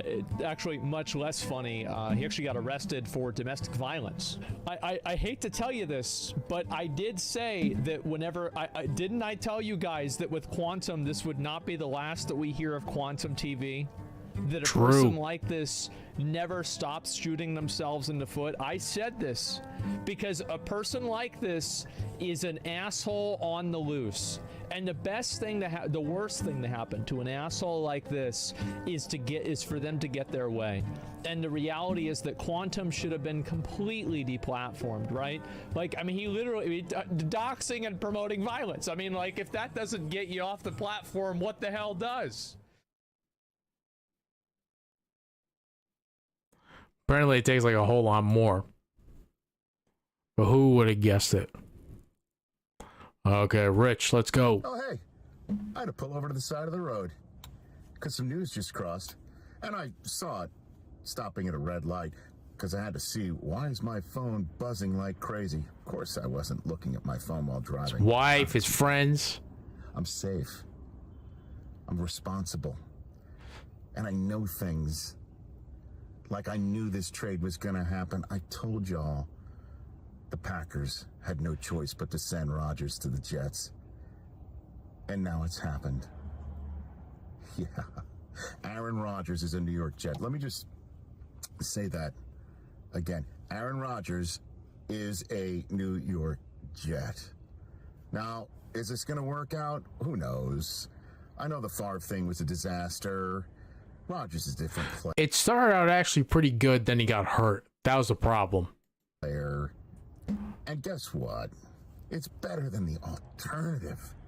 In a big way. Let's see how this one works out. Put the Jets on a totally different plane of national interest. And yeah, I just used the word jet and plane in the same sentence. Not my first rodeo. Plus, I'm pretty giddy. Two things. First of all, I do like telling folks that something's gonna happen, then it happens. I do like being right, but one thing I like more than being right is that Aaron Rodgers is a New York Jet. And I know everybody thinks that, you know, the trapdoor may open again. That's different. Different times. The Jets have some talent, and they've got Aaron Rodgers as a Jet. I'll discuss more about this on Tuesday's edition of the Rich Eisen Show, which will lead with this subject matter. And the rest of the show will be lit, as the kids say. But in the meantime, I got to get back on the road. Oh, look at that. It's clear, and the lights are green. Catch the Rich Eisen Show every single day on the Roku channel, 12 to 3 Eastern, for free. My man, my fellow Jets fan, Rich Eisen. Yeah, they patched this too, which is pretty sad. Oh, we get the Legal Eagle video to watch. We got the Kyle Kalinske video. Quasar. That's actually good. If you don't know who Lars Mikkelsen is, he was the voice of Thrawn on Rebels. Wow, this is an old video. Oh, 7 days ago. This is when Voss had long hair. The Diablo 4 team. Okay, let's see here.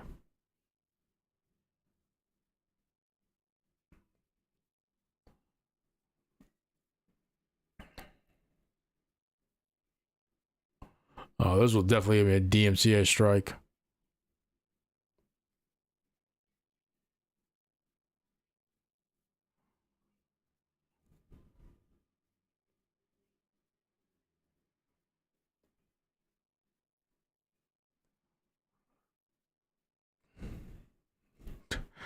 Bro, this makes me click on it every single fucking time too.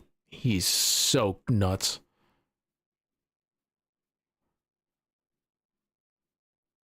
I would love to watch these, but it's gonna get DMCA strike on by Fox or whatever, like the media company is on YouTube.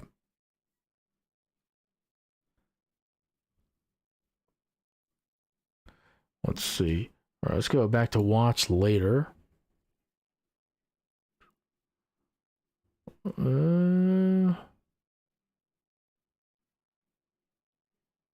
Yeah, we'll go ahead and watch this. And that was very difficult. Honestly, sometimes I felt like I wasn't going to make it through the change. Have you ever felt that way, like through a transformation where you're like, I've really got to do this, or I'm not going to make it? No, I never have a defeatist mindset when it comes to that. I always know that I'm going to come out as a better person.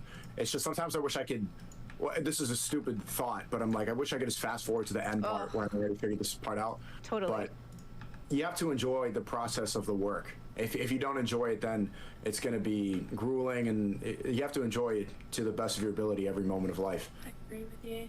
Yeah? If you don't enjoy what you do, then it's going to feel like a chore every day. And if you love what you do and you do it for free, then you never work a day in your life. So I hate advice like this because it doesn't apply to like 99% of people. Have you ever seen the there's like 4 circles explaining I don't even know what they're called, and I'm not going to be able, but it's like it explains like the trifecta if you can do it. One is like something you love, another thing is like something you're good at, and then another thing is like something that's like spiritual fulfillment, and another thing is like something that like serves your community. And it's like, if you can find something here, it's like the golden fucking best thing in the world. But the reality is that most people have to like compromise. Like you do something that you're good at, that like has value, and then you use that to invest in like things that you love, that are good for your community. People are saying it's called Ikagi. I don't know what the fuck, that might be it. Ikigai? Gimbop? Oh, this shit. What you love, what the world needs, what you get paid for, and what you're good at. Like this is, I've seen this before too. Combine like a couple of these things, and then you work on the other things. Like I think the goal it's the goal for most people in life. Red pillars try to sell you this idea that you should live the ultimate life, but truly the goal should be find a job that you don't fucking hate, you get paid like good money at, and then use that to fund your vacations, your hobbies, the things that you really love that bring you joy in life. I think that should be like most people's goals. But do you have any input on that? Yeah, I heard you kind of talk to Sneeko about this. It's like, oh, not everyone can be a YouTuber, but I don't think those are like the only types of professions that fit into the Akagi. Like, I think being a doctor and a lawyer, like, isn't that also utilizing the Akagi model? Like, I would say most professions could fall into. Obviously, like, if, what if you're like saying, a garbage man or slang, probably not, because you're not going to love doing that. But you kind of fit the other categories. But I would say like the average profession it's very doable to hit all those boxes, right? It can be, but they never talk about those ones, right? Like if they were saying things like, if you really want to like serve and do all this, blah, blah, blah, like you should try really hard to become like a lawyer or doctor. That's not what they're saying. They're saying you should grind, hustle, set, and find the right crypto to invest in so that you can like sail yachts and do that, right? Yeah. Like what you're saying is true. There are those like really difficult to obtain jobs that have, that are laborious, education intensive, et cetera, but these guys are never pushing for stuff like that. It's always drop shipping. YouTube, And YouTubing, Yeah. I don't know why I keep uploading videos, but here I am. Like, and you know what? I just hit my first 6 figures, so I was pretty proud of myself. It finally happened. Congratulations. Thank you. But no, God, oh please, Sneeko, please, I'm poor as hell. No, in a year. No, I just finally reached my first 6 figures, and that's a big deal for me because I was a person who like struggled with like being financially set, thinking about business, being business minded, and I feel like I'm just starting that. And you're so young, you've already succeeded way past. Like, do you ever feel intimidated by your own, like where you are so young? No, actually, I never feel that way whatsoever. I just compare myself to people that are more successful. Like I listened to Central C a lot recently. I think he's in London too. He's around the same age as me. He just dropped an album called 23, which is just documenting his life at 23. Just listened to the lyric before I went out to dinner, and he was talking about how like he can't die now because he hasn't made 100 million yet. And I hear that, I'm like, man, I gotta step my game up. Like, I could have been more productive today. Why am I not making 100 million? Like sometimes I overslept this morning, and it's like, why am I wasting any time laying in bed? I hate that all of these red pillars, they do this thing, and I push Fresh and Fit on this. I think I pushed Sneeko on this when I was on the show. I always say that like your guys' marketing is always such fucking ass because they always claim that like the society we live in leaves you spiritually like destitute, and all you guys talk about are like Bugattis and cars. And every time I'm on their shows, I always say that's not all we talk about. Like that's just the reward that follows. Like that's not all we talk about. But anytime you listen to them talk, when like I'm not pressing them or they're not being pressed on it, it's always like this shit. Like, oh, I gotta live to make 100 million. I gotta live to make 100 million. Like, and it's like, come on, like there's got to be more to life than that. I don't know. It's irritating because it's like it's so consumerist driven. You know, like. Yeah, doesn't that overlap with like the Matrix values that they always? Yeah, it literally is the Matrix, right? You're trying to do the things that are going to make the corporations the happiest, so you can get money and spend it, and like tell other people to be consumers and do the same. You know, like Hassan doing it is bad enough, but Sneeko too. Like, come on. Yeah, it surprises me to hear Sneeko say this because he's the guy who always says like views don't matter. Don't like let a number on your screen like dictate. That's your actually values and true. Stuff like that. It seems to be like. I don't know if he would anymore. I'm not sure. It used to be counter to like what he. Well, here's the thing though. Like, you know, it could be on one hand he honestly believes it now, or it could be on the other hand he got a taste of like that money. He got a taste of that bag, and he's like, the bag sure looks good, man. Ooh, I'm going to these nice dinners. I'm getting flown out to Japan, to Saudi Arabia. You know, I mean, like the finest fish. I'm drinking the finest wines. I gotta keep the grift up because that bag needs to keep coming. Let a number on a screen dictate your life. Yeah, but that's different though, because he probably thought that you were trying to just use him for content, and he didn't want to film, so he just says that instead. Yeah, he just said it. Yeah, I think so. Yeah. Except he was down to do it for 5 to 7K. True. But yeah. Because if you were the better version, okay, if you were actually Mia Khalifa, he would have done it.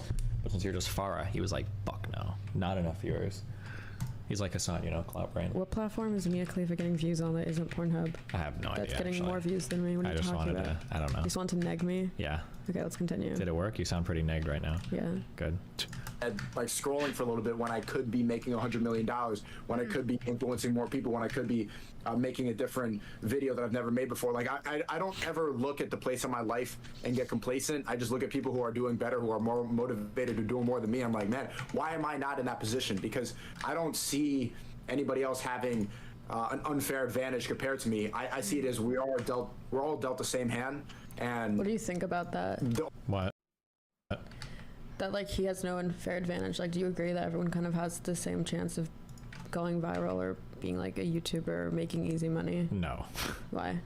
Because that we argued over this. Like, he's been making YouTube videos since he was like fucking what, 14, 13. So Yeah. clearly his chances are going to be way higher. And the fact that you even have that opportunity means that you already were blessed with so many things that you didn't do anything to deserve, right? Like, there were portions of my background from 13 and onward where my family was like pretty poor, but prior to that, like, we had a family home computer. And back in my day, we have it was like one computer in the family room because there weren't a ton of them. But like, so like the fact that I had that and the ability to practice and play on that, if I didn't have that growing up, I probably wouldn't have been a streamer. Or the fact that my parents could buy me a PlayStation, man, I played games, and gaming is how I got into it. And I didn't do anything to earn that. I was just a kid that happened to be born in the right place at the right time. Like, lots of people have different types of advantages. It's important to recognize that, but then it's also important to not let that destroy you, right? Where you're saying that like, oh, well, because I'm a black person, because I'm a woman, because I'm poor, I can't ever do anything. But it's good to be aware of them, I think. Yeah. The only reason that I'm not at the same point as somebody else is just lack of self-discipline and a lack of a strong work ethic. I don't. Yesterday we were having this discussion, and I noticed a lot of people in my generation, they use things like racism to hold them back. Like, oh, I'm black, so I can't have this, or I'm an immigrant, so I can't be here. And this is like misogyny and all this stuff. And that type of mindset, that defeatist mindset, which is essentially what it is, that will hold you back more than any other circumstance in life. So I think that if you detach your mind from anything that's going to hold you back that you have no control of, even if racism does exist, your belief that is holding you back is stronger than the racism that's actually out there.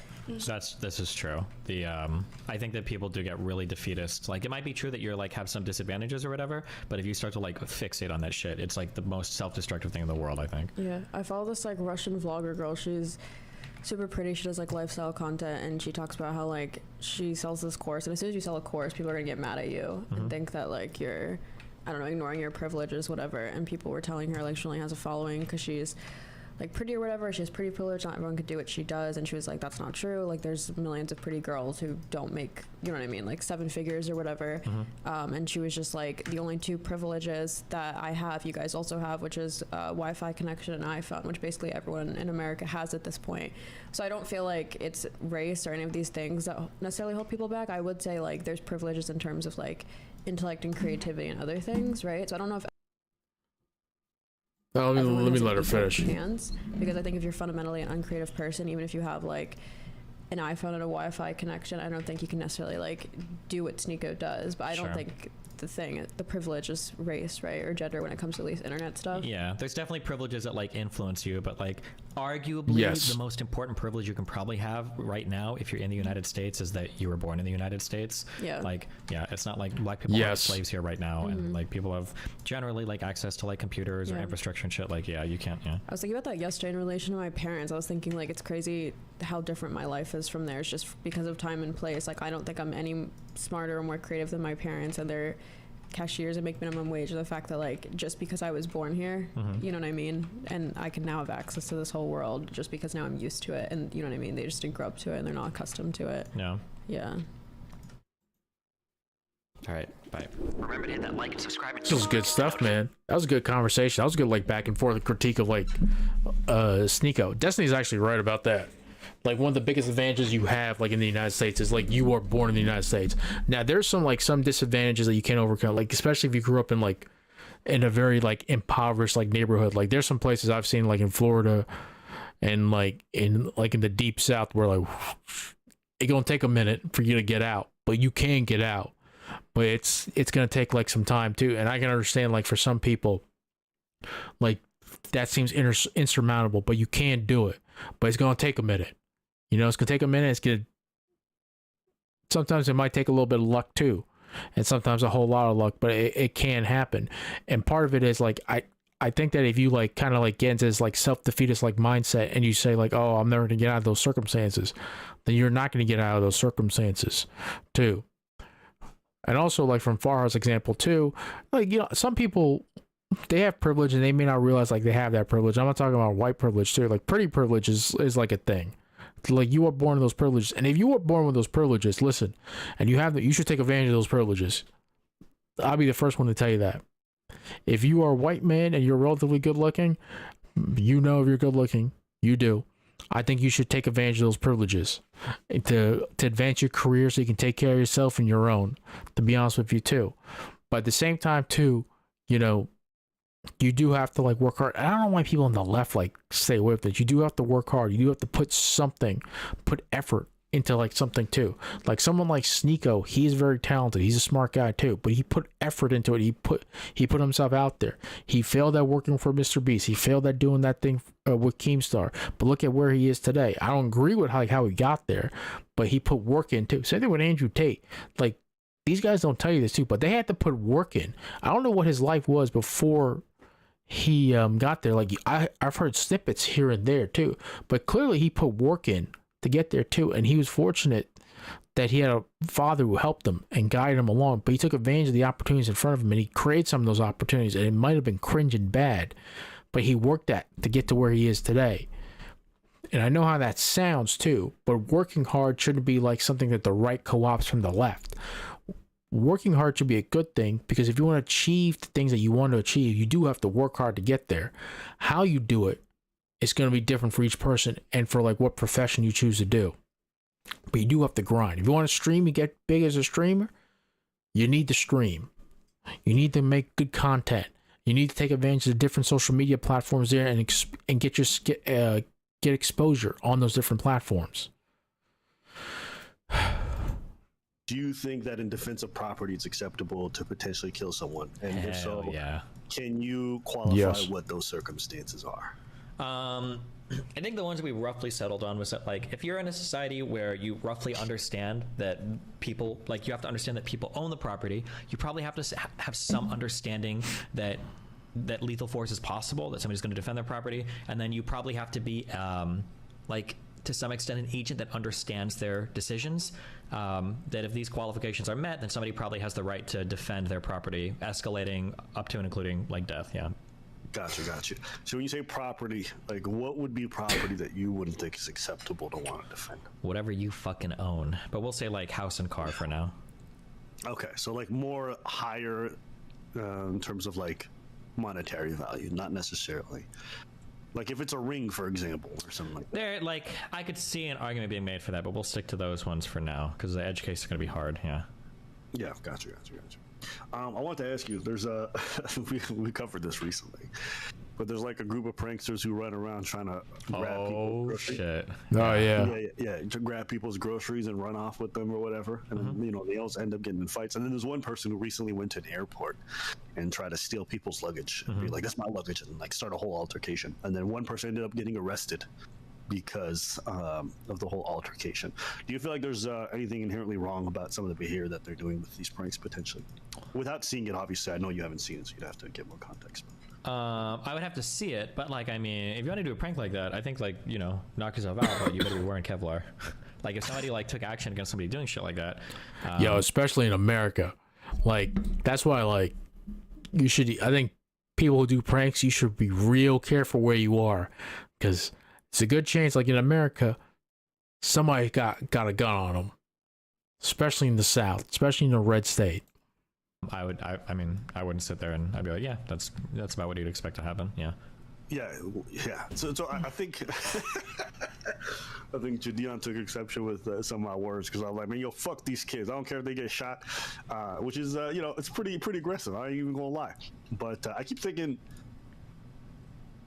to myself, like, you're grabbing people's stuff, especially like the luggage one is wild, because airports spending you're a lot of time like super high stress. You're already worried about, like, airport is probably the worst place to fuck with somebody ever. Like, you're better off doing it in the fucking ER. Okay, the airport is the worst place to catch somebody and fuck with somebody. Yeah. Bro, I be getting anxiety every time, like, I gotta go pick up my luggage from like the ramp thing, and it's taking forever. Thinking about somebody taking my shit and trying to run off with it, I would lose my mind. So I just see these kinds of pranks, and like, I don't know, I basically just said, listen, I think some of these guys gotta die so that people stop doing this kind of dumb shit. Jesus Christ. I'm dead ass. I don't even think that. I don't know if it's that extreme. No, I gotta disagree with that too. Not that, like, I think somebody has to die. I think people are gonna double down on that shit too. Because when someone does die, there's gonna be all this coverage on it. It's like, oh, I can get famous off of that too. And some motherfucker's just gonna wear a fucking vest underneath some costume or something like that. You know what I mean? fragrant and like crazy stuff. There's one guy who recently got arrested on like terroristic threats because they were fucking with this grocery store guy. Jesus. And they were taking his hat and like taunting him and shit. And then the police ended up charging them. I don't know. I'm just seeing a trend of like YouTube pranksters who are obviously doing stuff that's clearly illegal. And there's a part of me that's like, I don't know if the rhetoric I'm engaging in is good, but I feel like it's amazing. I mean, people get like really mad because they always look at like, people always look at the, they'll look at the extreme side of the self-defense. I can be like, oh, so people are gonna be killing each other over like trying to break into somebody's car or walking in their yard or some shit, right? Like people will say stuff like that. And it's like, okay, that is the extreme side of my argument, sure. But then the extreme side of your argument is everybody's just running around stealing shit for fun and like funny because they know that there's not gonna be any serious repercussions. Like, I'd rather the one where people are getting executed for trespassing somebody's yard than the world where everybody's just infinitely stealing from everybody else because they know there's no real repercussion for it. Whoa, you say trespassing in someone's yard, like executed?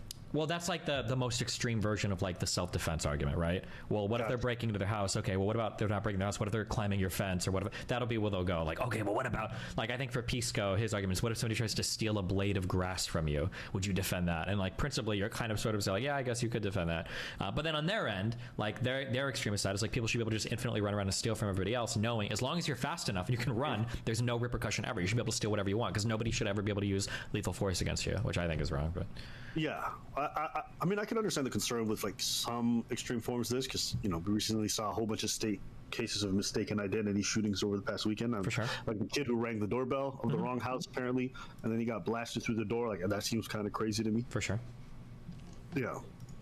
All right. What about there's someone beside you? How does she feel about killing people? You're into that stuff? I'm so sorry. Summarize what he said. I was trying to understand this game.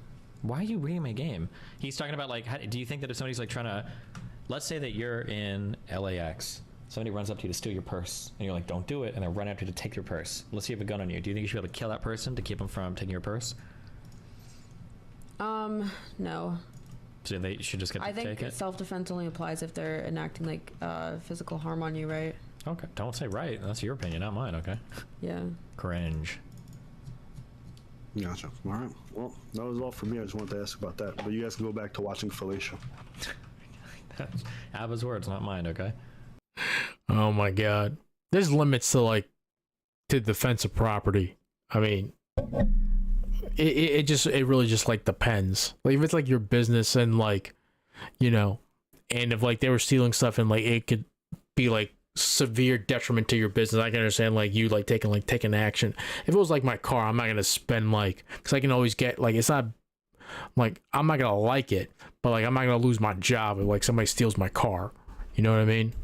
Like I'm in that like privileged like position. What's going on, everybody? I hope everyone's having a fantastic evening, a fantastic afternoon, a fantastic pre-noon, no matter where you are in the world. Because today's a beautiful day. Today's a wonderful day. Today is a very special. That's right, ladies and gentlemen, it's Sunday. And on Sundays, we have a lot of fun. But more importantly, folks, it's Sunday Pup Day. I'm not even gonna do anything. I'm just gonna straight up go right into it. I'm gonna straight up go into it because you don't want to see me. You don't want to see me. You want to see this puppy. Let's just do it. Let's do the puppy reveal. Let's get it out of the way. Ladies and gentlemen, it brings me incredible amounts of pleasure to show you the newest Midwestern American of food. The Piker family. Hold on, I gotta close this door real quick. You can't even see anything yet. Hold on. Bam! There it is. Is he gonna have a puppy cam? She's whimpering a little bit right now because I put her in this crate for the first time. Like, not crate. She's never been here before. She's never been in this part of the house before, but there she is. Now, of course, I'm not going to just, I'm going to give you a closer look in one moment, and tell you all the adventures I had to go through to get her. There she is. My currently unnamed pupper, who we will be naming today on stream. So ridiculous. Look at this. What is this like music in the background? That's right. She's a big gal. She's a really big girl. She's only 7.5 weeks old, or we're unclear on whether or not if she's 7 weeks or 8 weeks old. That part was not communicated to me all that well, but she's massive already. So you're probably wondering how I got here. That's the real question, right? Everyone's probably thinking, this happened. Ladies and gentlemen, boys, girls, MBs, we don't know what this puppy's breed is. She is a Mastiff breed, possibly a Tibetan Mastiff breed mixed with some other stuff. But she's massive. I keep misgendering her, unfortunately, because I'm not used to having a... I mean, Fiona is a female, Murat's dog. I'm not really that used to having it. Oh, taking a liking to the microphone already. Let her speak. She don't speak unless she doesn't really speak too much. She's not very loud unless it's last night and she refuses to sleep in the crate. Oh my lord. She doesn't only speak when spoken to. She just doesn't speak at all unless she's you know, upset that you put her in a crate, which is normal. For puppies this age, you have to crate train. Uh-oh, she's trying to get up here. Where are you going? Hello. Hold on. Look at this. Look at this little pupper. Okay, don't move. Okay, so today's stream is gonna be a interesting one. Probably not a super long one because I'll be honest, this is all I've been doing. All I've been doing is just like spending time with her and not really doing anything else, being a dog dad this entire time. Yesterday, is she soft? Yes, she's incredibly soft. Her fur is super soft. So here's what happened. Okay, let's get into it. Let's explain the situation at hand. How do we get here, right? This is a question that people have. Well, I'll tell you. So I went to the adoption agencies. I went to all of the 501c3s, and there were a lot of puppers that were great there. Okay. But the way that I got Fish, who was also a rescue, was completely coincidental and completely random, right?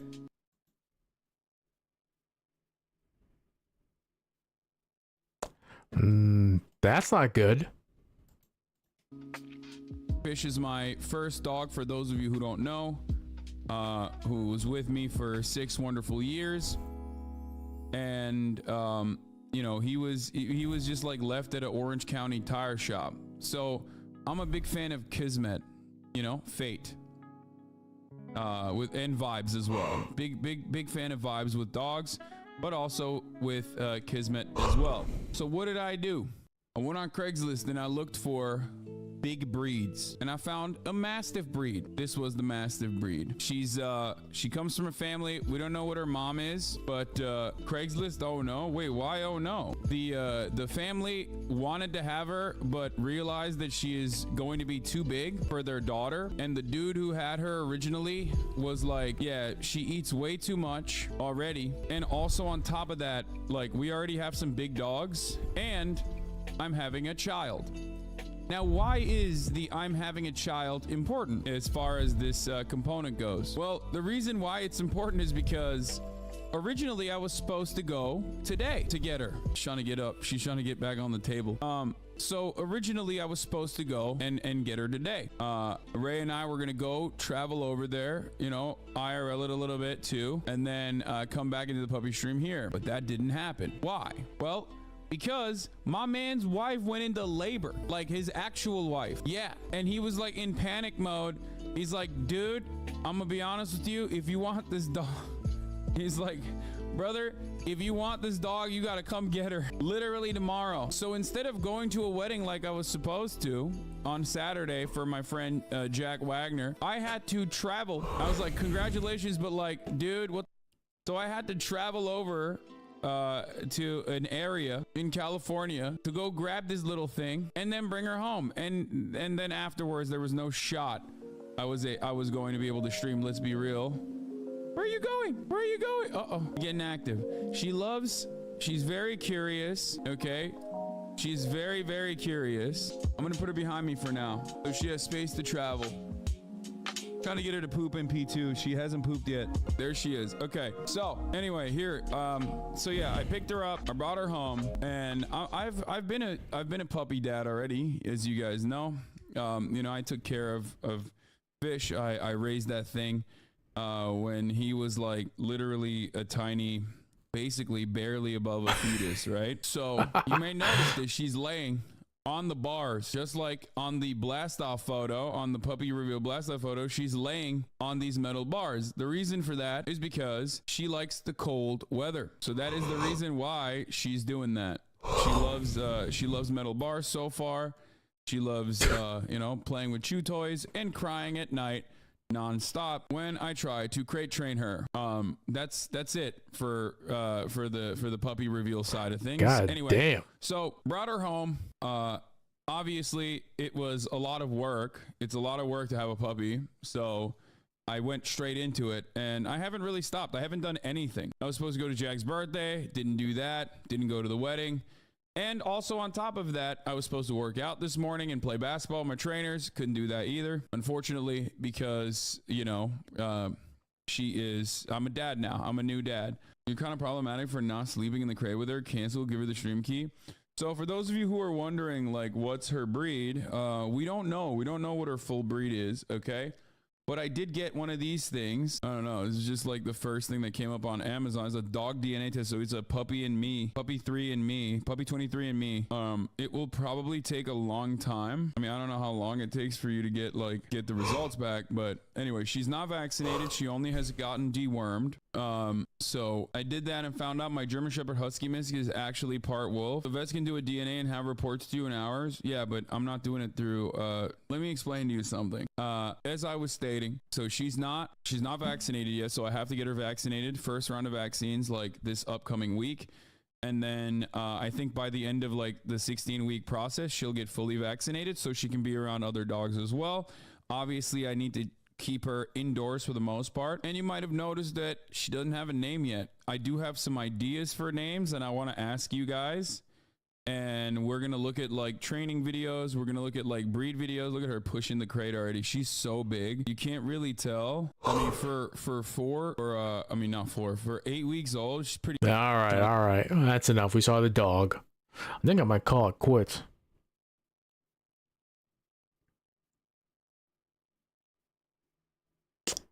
Yeah, there's really like nothing much I want to watch. Like at this moment, we watched like a ton of stuff.